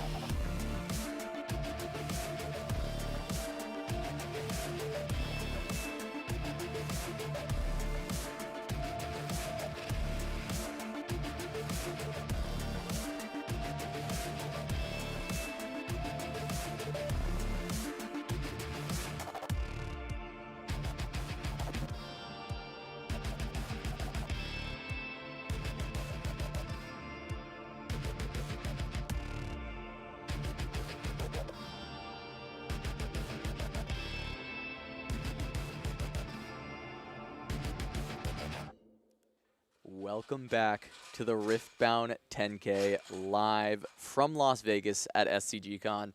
As you can see, the venue is being torn down behind us. We are the last ones left. Top 8 has decided to not be split. They will play on. Yeah. And so with everyone Great for you. gone, everyone's gone. There's not they've taken away so much of the stuff blocking us between here and feature. Yeah. Instead of ramping up the hype, Yeah. we're golf mode. We're going full golf mode. we're so golf if you were mode having going trouble forward. sleeping tonight. Here we listen to go. the dulcet tones But of Blevins and Casanova. I'm guessing I'm joined by Blevins, and we do have that top 8 bracket ready to go, so we can show you who's made it. It is Ting Fang Wen at first seed, playing Kaisa, Daughter of the Void, then playing up against Christopher Iyali, or Chris Iyali, who did win the Battle Hardened yesterday in Flesh and Blood, and is now top 8'd on Annie, Dark Child. Robert Wagner Kramer is playing Annie Darkchild as well. 2 Annies in the top 8, playing up against Vincent Paglia on Kaisa. Then we have Kyle, better known as Prismaticism, of course, playing Timo the Swift Scout, going up against Ryan effin' Miles, Force of Will World Champion on Kaisa, Daughter of the Void. Then it is Carmen, who is another game dev from Wizard of the Coast, a game designer on Magic the Gathering, has made it. So 2 game designers with Ryan Miles and Carmen from different TCGs making the top 8 here of Revenge, and they still got game. But Carmen is going up against Savitz, playing Set Yane, making it all the way through. And that is going to be one of our feature matches that we have at the start of this top 8. Yane versus Carmen, Set versus Kaisa. We've seen a lot of Savitz's journey. We saw him punch his ticket to that top 8, and I'm very excited that we get to see that continue on as Carmen faces off against Savitz. Yeah, very excited. Don't let the fact that we're basically whispering deter you from knowing that we are very excited about this game. No, this is the culmination of an entire day, 9 rounds of Swiss, and now it all comes down to this, and we will be starting out with the Dreaming Tree from Carmen. That is when you target your unit with a spell here for the first time each turn. You'll also draw a card, and Savitz is playing around the Candlelit Sanctum. When you conquer here, you're able to look at the top 2 cards of your deck, put as many as you like to the bottom or top in any order. And that is to help out because Savitz is playing the Karmas in his deck. So being able to get additional buff triggers from Karma when you're able to conquer into Candlelit, and also just smooth out the draws throughout the game. And the start from both sides, Ravenbloom, Pookie on the other side, they've got their 2 drops. Game starting off without a hitch, as Carmen will head into Candlelit. And we'll see if she decides to just send the Kaisa Survivor and get that on the back row, or if she's going to be able to have any other game here. It looks like another Ravenbloom with the potential of a Noxus Hopeful, as she's deciding what card she's going to try and put on top to maybe set up for that next draw. With like a Stupefy, maybe being kept on top. Looks like Stupefy on top, Noxus Hopeful on the bottom, and they do both have 2 drops. They are not the same at this point in the game. RBS, of course, the RB's manager is a bit better than the Pit Pookie this scenario, especially when the Pit Pookie was not even able to dole out a buff, but didn't need another Noxus Hopeful because it is already there. And now we are going to welcome Anu to the broadcast. Finally, he's been behind the scenes making sure everything runs smooth all this time, but now for the top 8, we got to have him join us on the mic. You know, the initial caster graphic at the beginning of the day was like Anu, and I was like, well, if I don't show up once, just to say one thing, that would turn us into liars, and we are not liars. Anything but, as now it's Carmen tapping out, sending it over to Savitz, and he can look to try and take out this Ravenbloom. At the very least, does have the showstopper, so going to be able to push in that Kiana, take out the Ravenbloom, and get the Conquer from Kiana. And you can order the triggers to choose out of the 2 cards what you draw or draw something else. Once that happens, so Savitz going to be setting up a really good hold here. And notably, 5 Might, Breakpoint, Noxus Hopeful, not going to just be able to come in and trade. You're not going to be able to just Void Seeker and trade out here. We're going to need a little bit more. We're going to need a little bit additional here to deal with the Kiana, and it may even come at the cost of a deflect payment as well. Yeah, this 1-2 punch of Showstopper plus any of the 4-cost units, I feel like the 4-cost units aren't like the best in most of the other matchups, but specifically against Kaisa, it's just like a double whammy. It's really, really good. Having the deflect is massive in this spot, and calling out the break point, right? I mean, we're going to have a little help. The Stupefy was put on top of the deck from the Candlelit Sanctum from Carmen. That does deal with this, but of course having to play the deflect, of course, Kaisa can pay it herself, Daughter of the Void. You just, there you go. That's the deflect trigger. Not going to have to deramp anything and still be able to find that trade. Yeah, it's interesting for me. I still haven't always like fully processed that deflect is an additional cost, which is why Kaisa is able to pay for it. It's not like a trigger that goes on the chain or something like that. Slightly different than Ward in MTG, which I guess would be the closest thing here. But we move in to Carmen's turn here. Looks like I see a Falling Star. See, of course, we knew that Stupefy. A lot of options here for Carmen, deciding what is going to be the best way to thread the needle. How are they going to get the most value out of this turn? Yeah, that Stupefy is relatively efficient. In fact, it's very efficient at allowing at least the trade to come through from the Noxus Hopeful. But then, once Savitz decides to save the Kiana, that's where you have, okay, how are we dealing with it from there? You don't want to Falling Star her twice and have to deal with it from that point. But because the buff would be spent, at least you only need one target on the Falling Star, because that Stupefy would still exist at the -1, which I think would still work out. Unless, no, it gains it back. It'll be at 4, so it'll snapshot that maybe? I'm actually not sure. That's a great question. I think it'll be at 3 because you lose the buff. I think it stays at 3. Yeah.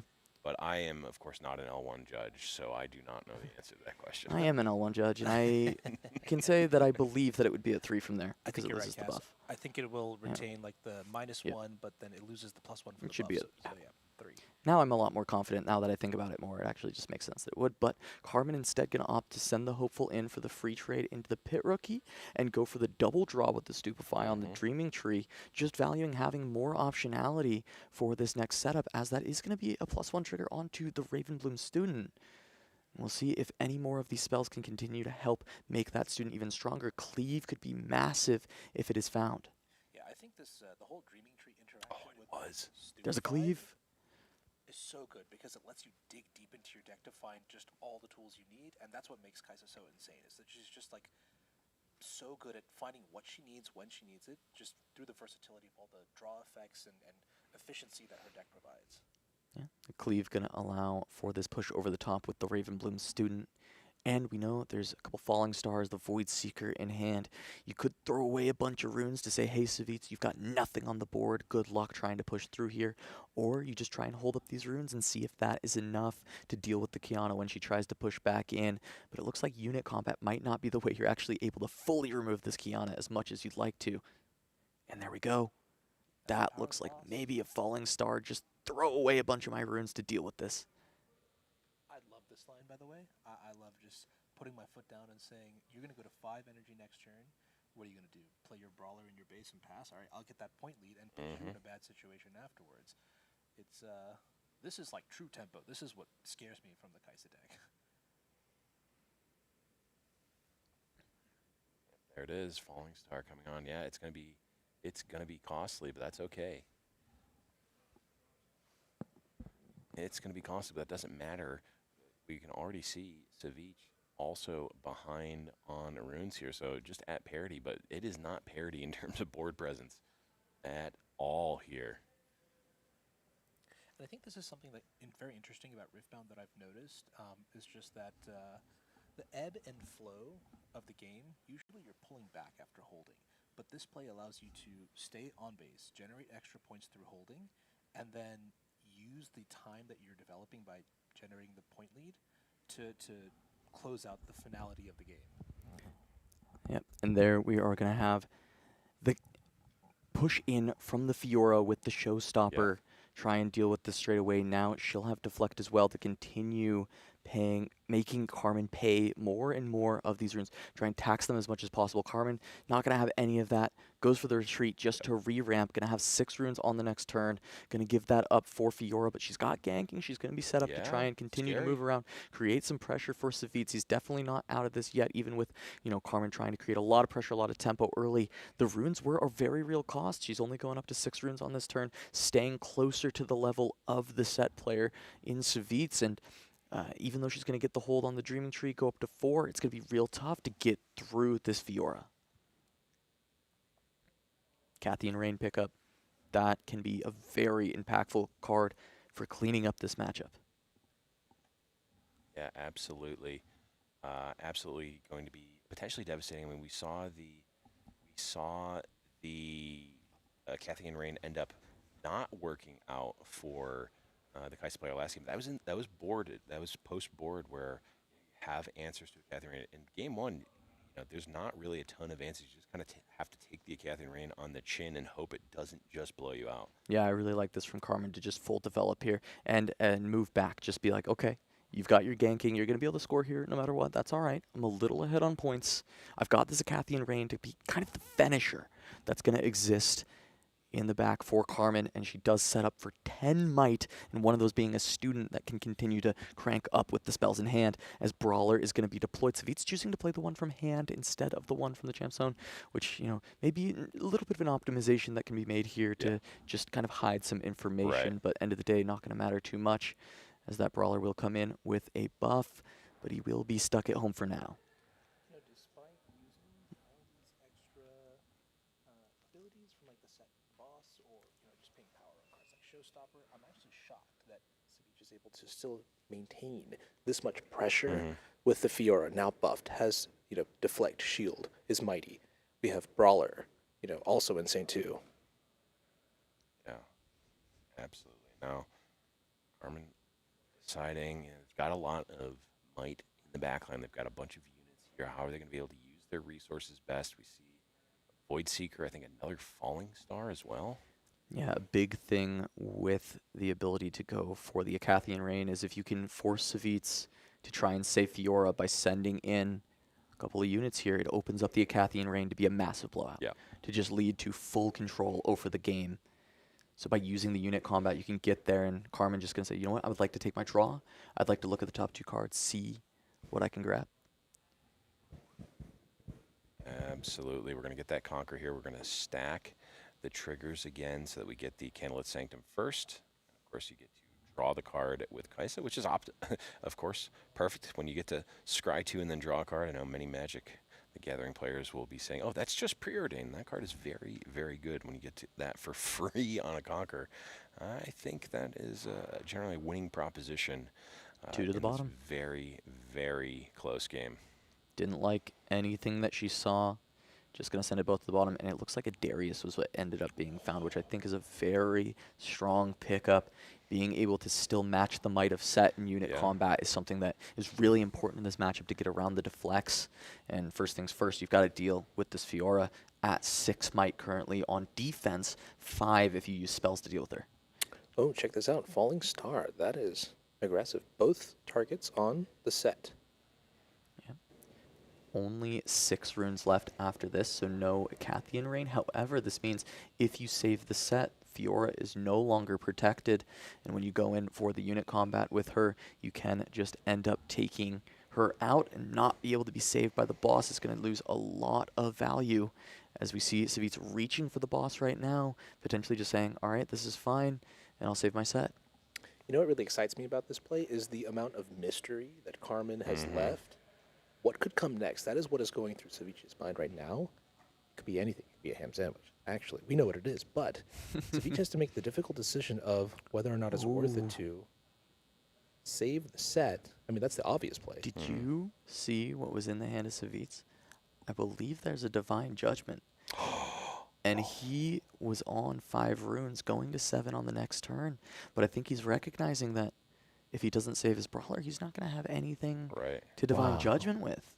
It's not actually going to create the opportunity for him to win. He had the Pocket Cup, the Divine Judgment, the perfect setup if he just could get 1 turn unscathed, and it's not looking like he's being able to get there. The backline access being such a nightmare for this set deck.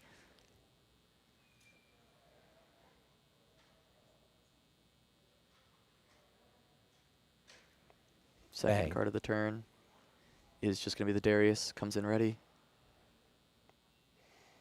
Can try and deal with the Fiora. She's not going to be able to stop that 7 might. But Carmen is thinking, what tricks could there be? Yeah, it could still technically be a Call to Glory. Could be... Oh, this is interesting. So if you Call to Glory, we still have Shield 1 on the Fiora, right? We don't lose that. Okay. Yeah, but it is not there. just takes out the Raven Bloom. Carmen playing around that Call to Glory, Very making sure respectful. you do not get blown out at this stage after playing so clean, so long, making it all the way to the top 8. Savitz now untapping with 6.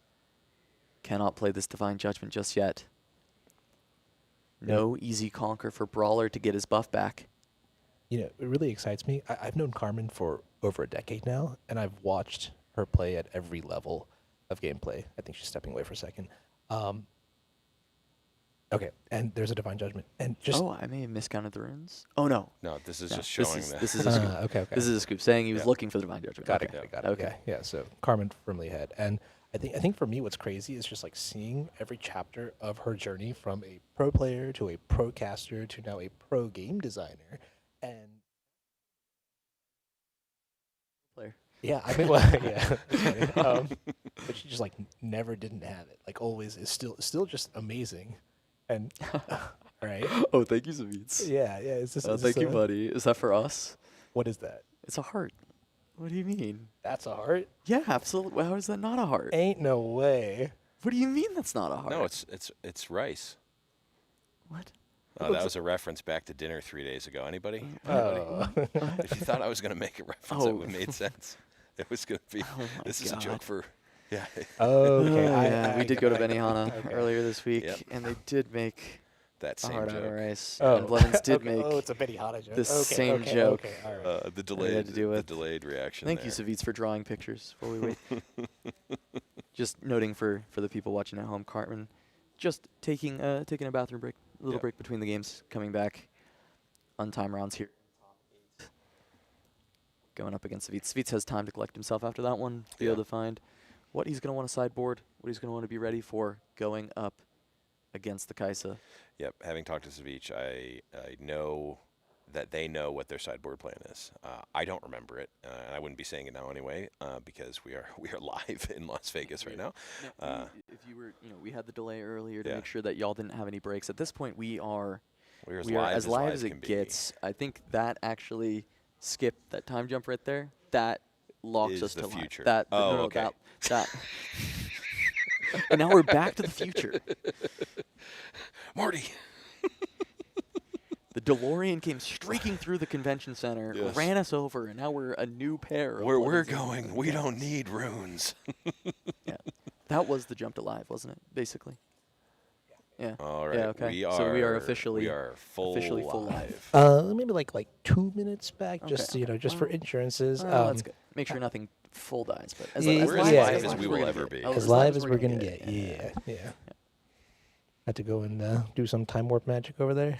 Yeah, we were just telling everybody that we are now fully live, and then you time jumped us, which is great, which is funny because I actually thought we were live. I didn't realize we And, still had and time. I okay, thought okay. that jumped Yeah, us yeah. into the future. So Yeah. yeah, Well, and it this is where was. we're at.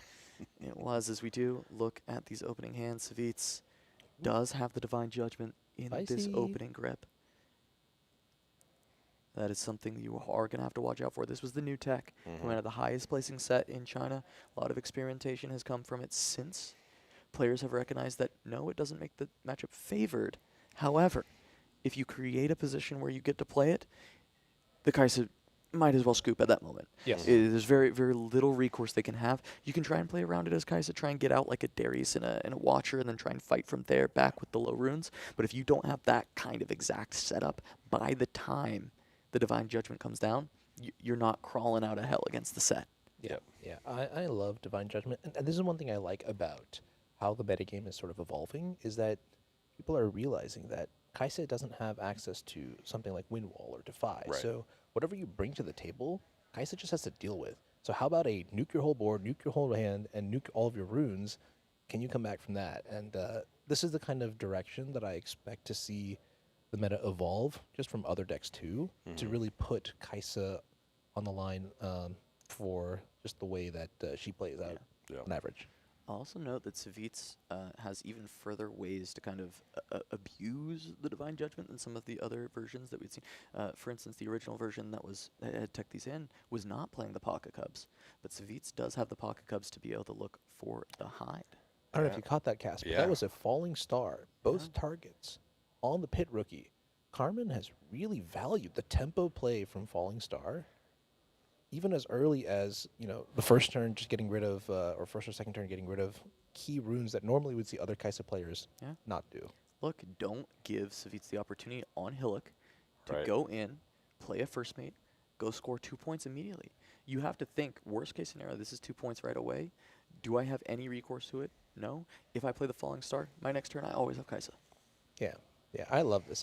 I would not have played this match I this also way. probably would not have done this. Yeah, either. no. And it's so smart seeing it. I'm just like, oh, yeah, that makes so much sense. Yeah, I fully understand why she would go for that. I mean, it's playing entirely around the first mate and basically saying, I will deny these 2 points worst case scenario, and play around exactly that. And I don't know if Savitz has the first mate in hand. It doesn't really matter if he does or not. Just trying to deny that and ensure that you can play around it as Savitz goes for the rune. Yeah. to Oh, that's make sure that terrifying. Divine Judgment comes through. And look at that, the first mate was there. Yeah. Savitz would have been immediately at 2 points on the previous round. It gets even better at this spot though Yeah. with the Kiana. Yeah, and it's interesting. When I was talking to Savitz before, he said I about 90% of the time draw the card. So we just saw a 10%er there where we're getting getting the actual rune, and it's a reflection of knowing what the macro game plan of the match is. They want to get to that Divine Judgment. They need to keep up with runes and keep up with board pressure. And guess what? That's exactly what's happening here. Well, and we're at the point here where the conditions for this Divine Judgment to just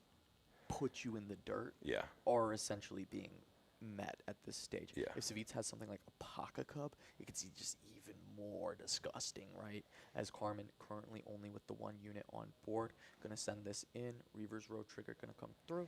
Savitz says, 'Kay. okay, that's fine. I'm gonna go ahead. Bravely and ran back off. away. Carmen gonna get the card draw, but we'll see. I mean, that card draw does not matter in the face of Divine Judgment. You're going back down to 2 Yeah. after this. Gives you selection, but yeah, no, for the most part, Selection, too. does not matter. Now, if I'm in Carmen's seat, I gotta ask myself, what is going on in Savich's hand, right? We just played Kiana, and we didn't draw the card. So why did we take the 10% opportunity? Yeah. And I have a feeling Carmen is making the read that there is a Divine Judgment. We just passed the turn without making a play. That, to me, means that there is some mind reading, some leveling going on. I wonder if he waits.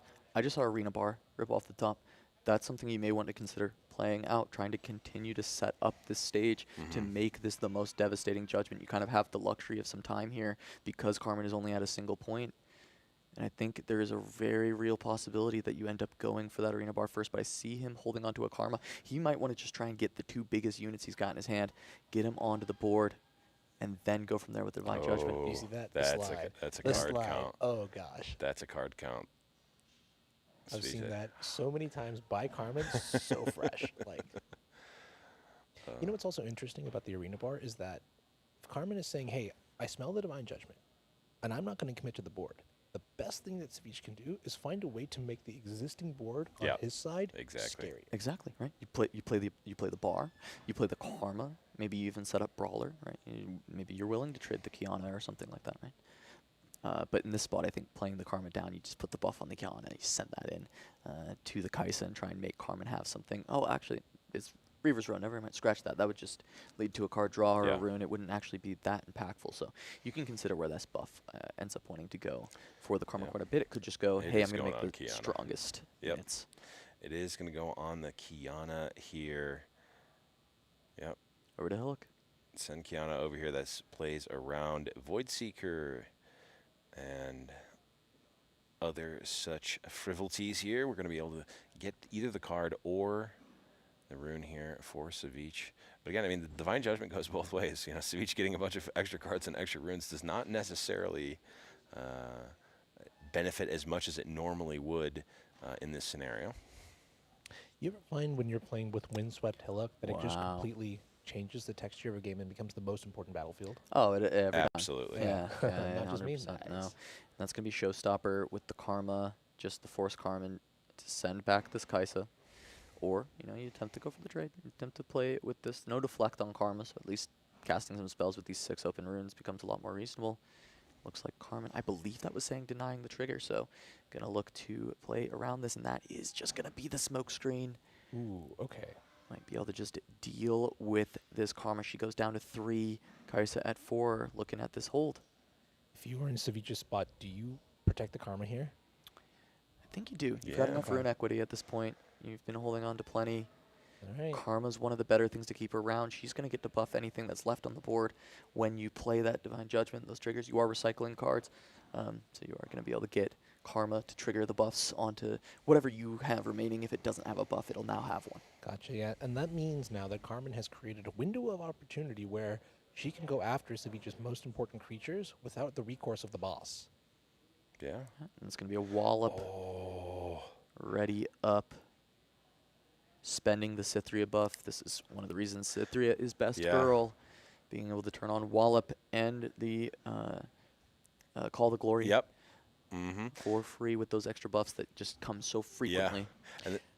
Wow, wait a minute. Are we just... I can't... this must be genius, right? We tapped out of all of our energy here to play the Karma to make it seem like our shields were down, but we actually had the Wallop. I feel like that's a next level play there. The only problem, though, is this is still a reverse route, so Carmen can just say, you know what, I'll leave.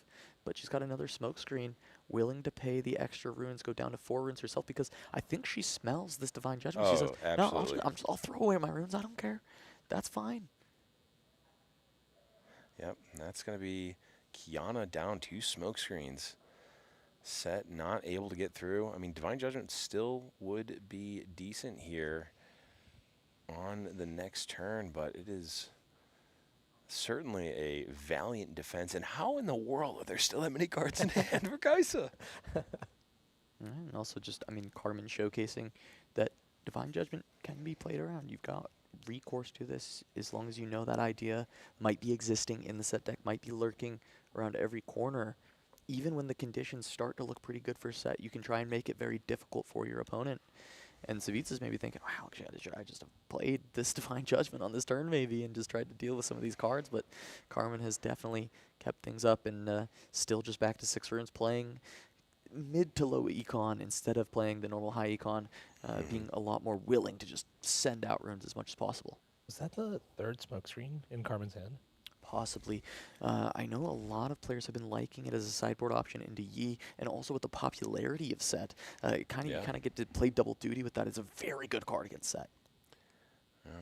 Yeah, that was double cleave. Wait, is that a convergent mutation? It sure is. What do you mean? I guess with cleave, I guess with the... You've got a lot of little guys that are going to come in with the Watcher. It becomes a 2 to +6. Yeah. It's also just one of those cards that you're just not playing around that card at Kaisa ever. No. Yeah, and importantly, it's reaction speed, so it actually can help you in the Kaisa matchup. Sure can. Where you are just able to buff some of your smaller things to avoid being destroyed by a spell if you have a bigger thing on board. Yeah, when I think of convergence, I also think of like Mega Mech, turning your watchful sentries into just like 8 might units. I mean, I'm going to assume with the convergent there, it's likely in the list somewhere. Maybe it doesn't come in for set. I would be surprised if it did, but the convergent maybe still. Just even being a smaller combat trick to help one of your smaller units deal with some of Savit's units with unit combat, just feeling important to Carmen, so she brought it in. Yeah, and in this matchup too, I feel like you load into game 1 with all the like burn-based removal. But then what you really need in games 2 and 3 are also just like the really powerful units to sort of force the buffs off of set so that your removal spells can actually do something valuable. And so that's where the convergence actually helps a lot. All right, look at this once again. Carmen now setting up to deal with Divine Judgment. 2 units on board. Only 2 runes currently active. Yeah. And saying, you know what? If you want to eat my hand, we're still at a pretty decent parity as far as board strength at the time. The question is can you convert from there, Savitz? That's the big question that Carmen is asking. Do you ever do this? So we've identified 2 critical blue spells in the hand, but Carmen has left up double Fury Rune. Is that some sort of like misdirection? Just mind game? Just like sneaky? Yeah. Possible. It's been like 10 hours of just gameplay, and the fact that that could still be on the table. Right. Oh, yeah. It's just so filthy. Like I'm grinning ear to ear just thinking about it. It's insane. First mate into Hillock. Savitz trying to go up to 5. Has to consider if this point lead will be big enough to just rip the Judgment. He was probably hoping for a Pocket Cub, but it looks like he's not going to find it, and he's just going to rip the Judgment. He has a double Brawler in hand, another Brawler on the side here in the champion zone. If he wants, he could just keep triple Brawler, but he won't be able to play them for 2 turns after going down to 2 runes. Right. Oh, I'm so curious how this will play out. But if I'm honest with you, I do not think I see a better window to play the Judgment.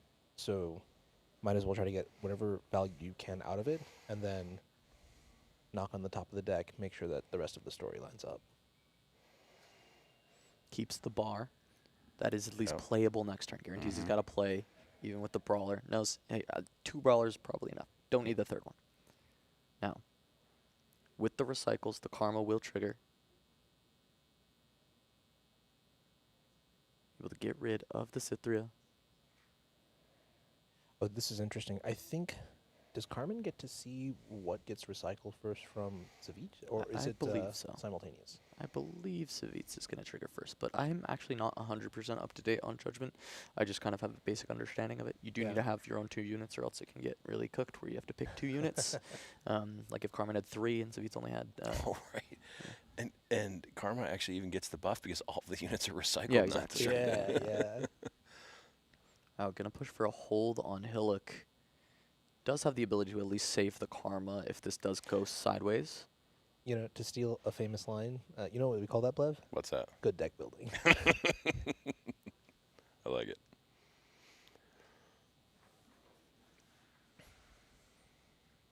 Yeah, and this is something about Divine Judgment that I've always been kind of curious about. Like, the balance in the card is fantastic. You get to completely change the texture of the game, but you give your opponent the opportunity to step with their best foot forward first, right? Like, Carmen's got 3 cards and 4 energy. What can we do with it? Well, I mean, that looks like 3 runes being exhausted straight out the gates. That might just be a Void Seeker into the first mate as the consideration. Feels like that's exactly what's happening with Daughter of the Void. Being exhausted. And Void Seeker into the first mate. No, into the Karma. Ooh, okay. Okay. Is there a Hextech Ray, or is Carmen searching for one? No, she does have the smoke screen that she kept. The potential to deal with this Karma immediately. But we don't have the energy to cast the smoke screen. That's true. Good point. So this is just being able to try and offer up this trade.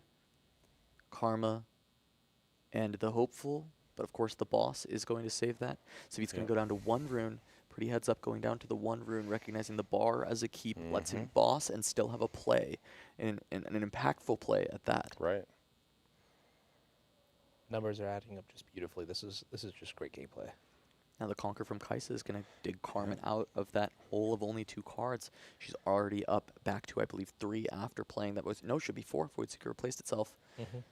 4 cards to Savitz's 3. Yeah, but this is the interesting thing here, is that because of that Divine Judgment, normally in a scenario like this, Savitz goes up to 6 from the hold, goes up to 7 here with this Conquer. If it does go through, we're threatening the double hold here. Can't really tell. Was that a Cithria that we drew for turn? Yeah, I couldn't see it either. It is a cheap card, but Bar is going to be better here. Can just get the buff onto Karma. She is now your beat stick. She is the thing that is going to look for the win, as you can keep saving her with boss, keep using this arena bar for just kind of infinite value over the course of the game. Yeah, and normally in a scenario like this, after the dust is settled, you're going to be at the energy to play Darius Cleave, to play Watcher Accelerated, and sort of clear this board again. Not the case because of the Divine Judgment that we're going to be on. We're going to be on 4 here. Yeah, so exactly enough for Darius Cleave. We're going to be on 6. Okay, but Watcher is the one that I think is the scariest, and Darius Cleave having to be a 2-card combo. Watcher is just 1. Notably, 6 runes, Cathian Rain in hand. Cathian Rain would be a way to try and get through this.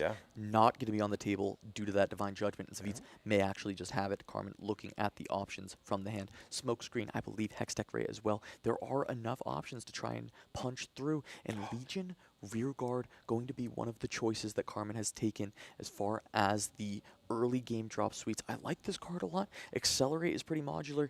We've talked a lot about Pouty Poro versus Legion Rearguard. What are you supposed to do? I like Legion Rearguard a lot. I was curious if this would ever kind of make a resurgence, and it looks like Carmen likes it quite a bit.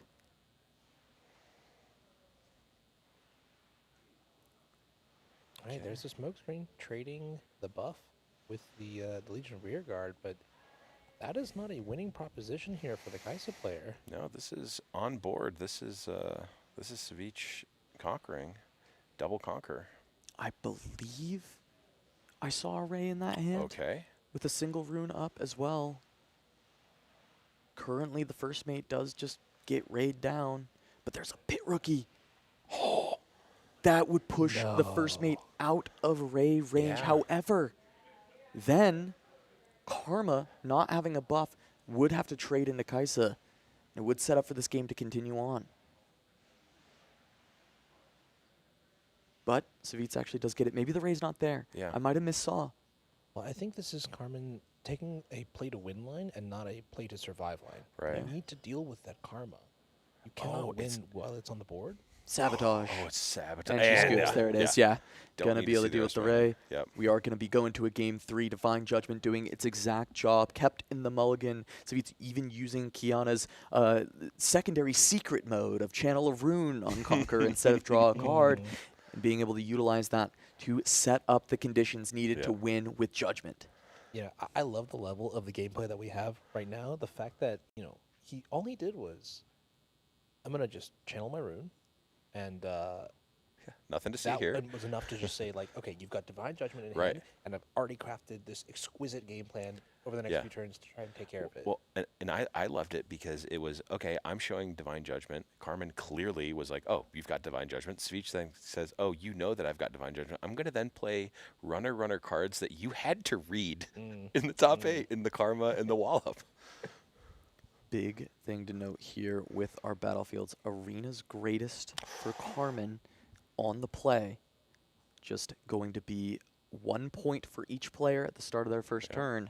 But Savitz, I talked to him a lot about set over the course of this weekend, and we both agreed Monastery is just by far your best battlefield. And he's been able to save it all the way till game 3. And even though being on the draw on the Arena's greatest is a big disadvantage, Monastery might be a way that Savitz is able to turn things around, especially if in this mulligan he can find that Cythria. Yeah. I'm just really excited. We've got Arena's greatest, and I want to see if Carmen draws into the Falling Star. We've seen how aggressive she is with it. Yeah. Divine Judgment. Once again, multiple tech cards found. Unyielding also in the hand. What do you decide to keep? Divine Judgment might be too slow on Arena's greatest. No 2-cost unit for Carmen. Savitz does at least have that first mate, so he will have a first turn play guaranteed. Paka Cub. No 2-drops still found for Carmen. One more draw. Will she have a play straight out the gates? No. No The play. pass, that is massive. Yeah. And at minimum, we've got Paka Cub for Savitz to just play on turn 1. Yeah, he had the first mate, so if he found a Pocket Cub as well, that's Yeah, even he did. better. He did That's so much better. You can keep the first mate It's around. unbelievably better because the first mate just comes out of nowhere, can get that double conquer, can get that conquer out of nowhere if you need to. Absolutely massive. The Pocket Cub just coming out of nowhere here and making a huge difference. Oh, that's so interesting. We're on Monastery of Harana now. I wonder if do we know how seeding affected going first? I have no idea. Okay, But I'm yeah, very curious about that.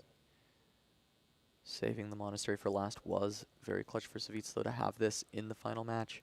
It's exactly what you want to see. And Carmen missing on the early drop is huge.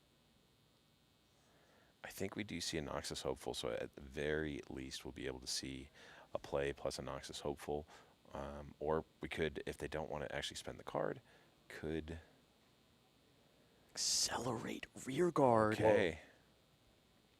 We are going fast. Yeah, I was going to say, what is cooking? Go up to 2 on Arena's greatest, holding up Hextech Ray Yeah. once again, saying, I've got the answer to your Pocket Cub, but if Savitz finds a way to buff it up, this gets a little bit blown out. I mean, you can trade, but it's not exactly what you want in this situation. I did see a showstopper, which would technically...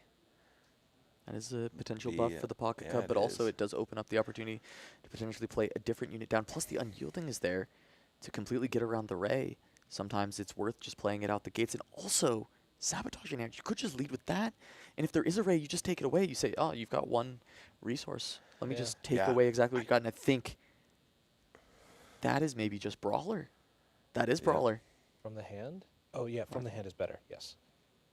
For future Divine Judgments, you want to play the one from your hand Correct. first. That actually makes sense. That explains why he likes to play it from hand And there it so is. frequently. You know, this is also really interesting too. Carmen went into the Arena's Greatest, which I like a lot. You don't want to fight at the Monastery of Harana because that could only be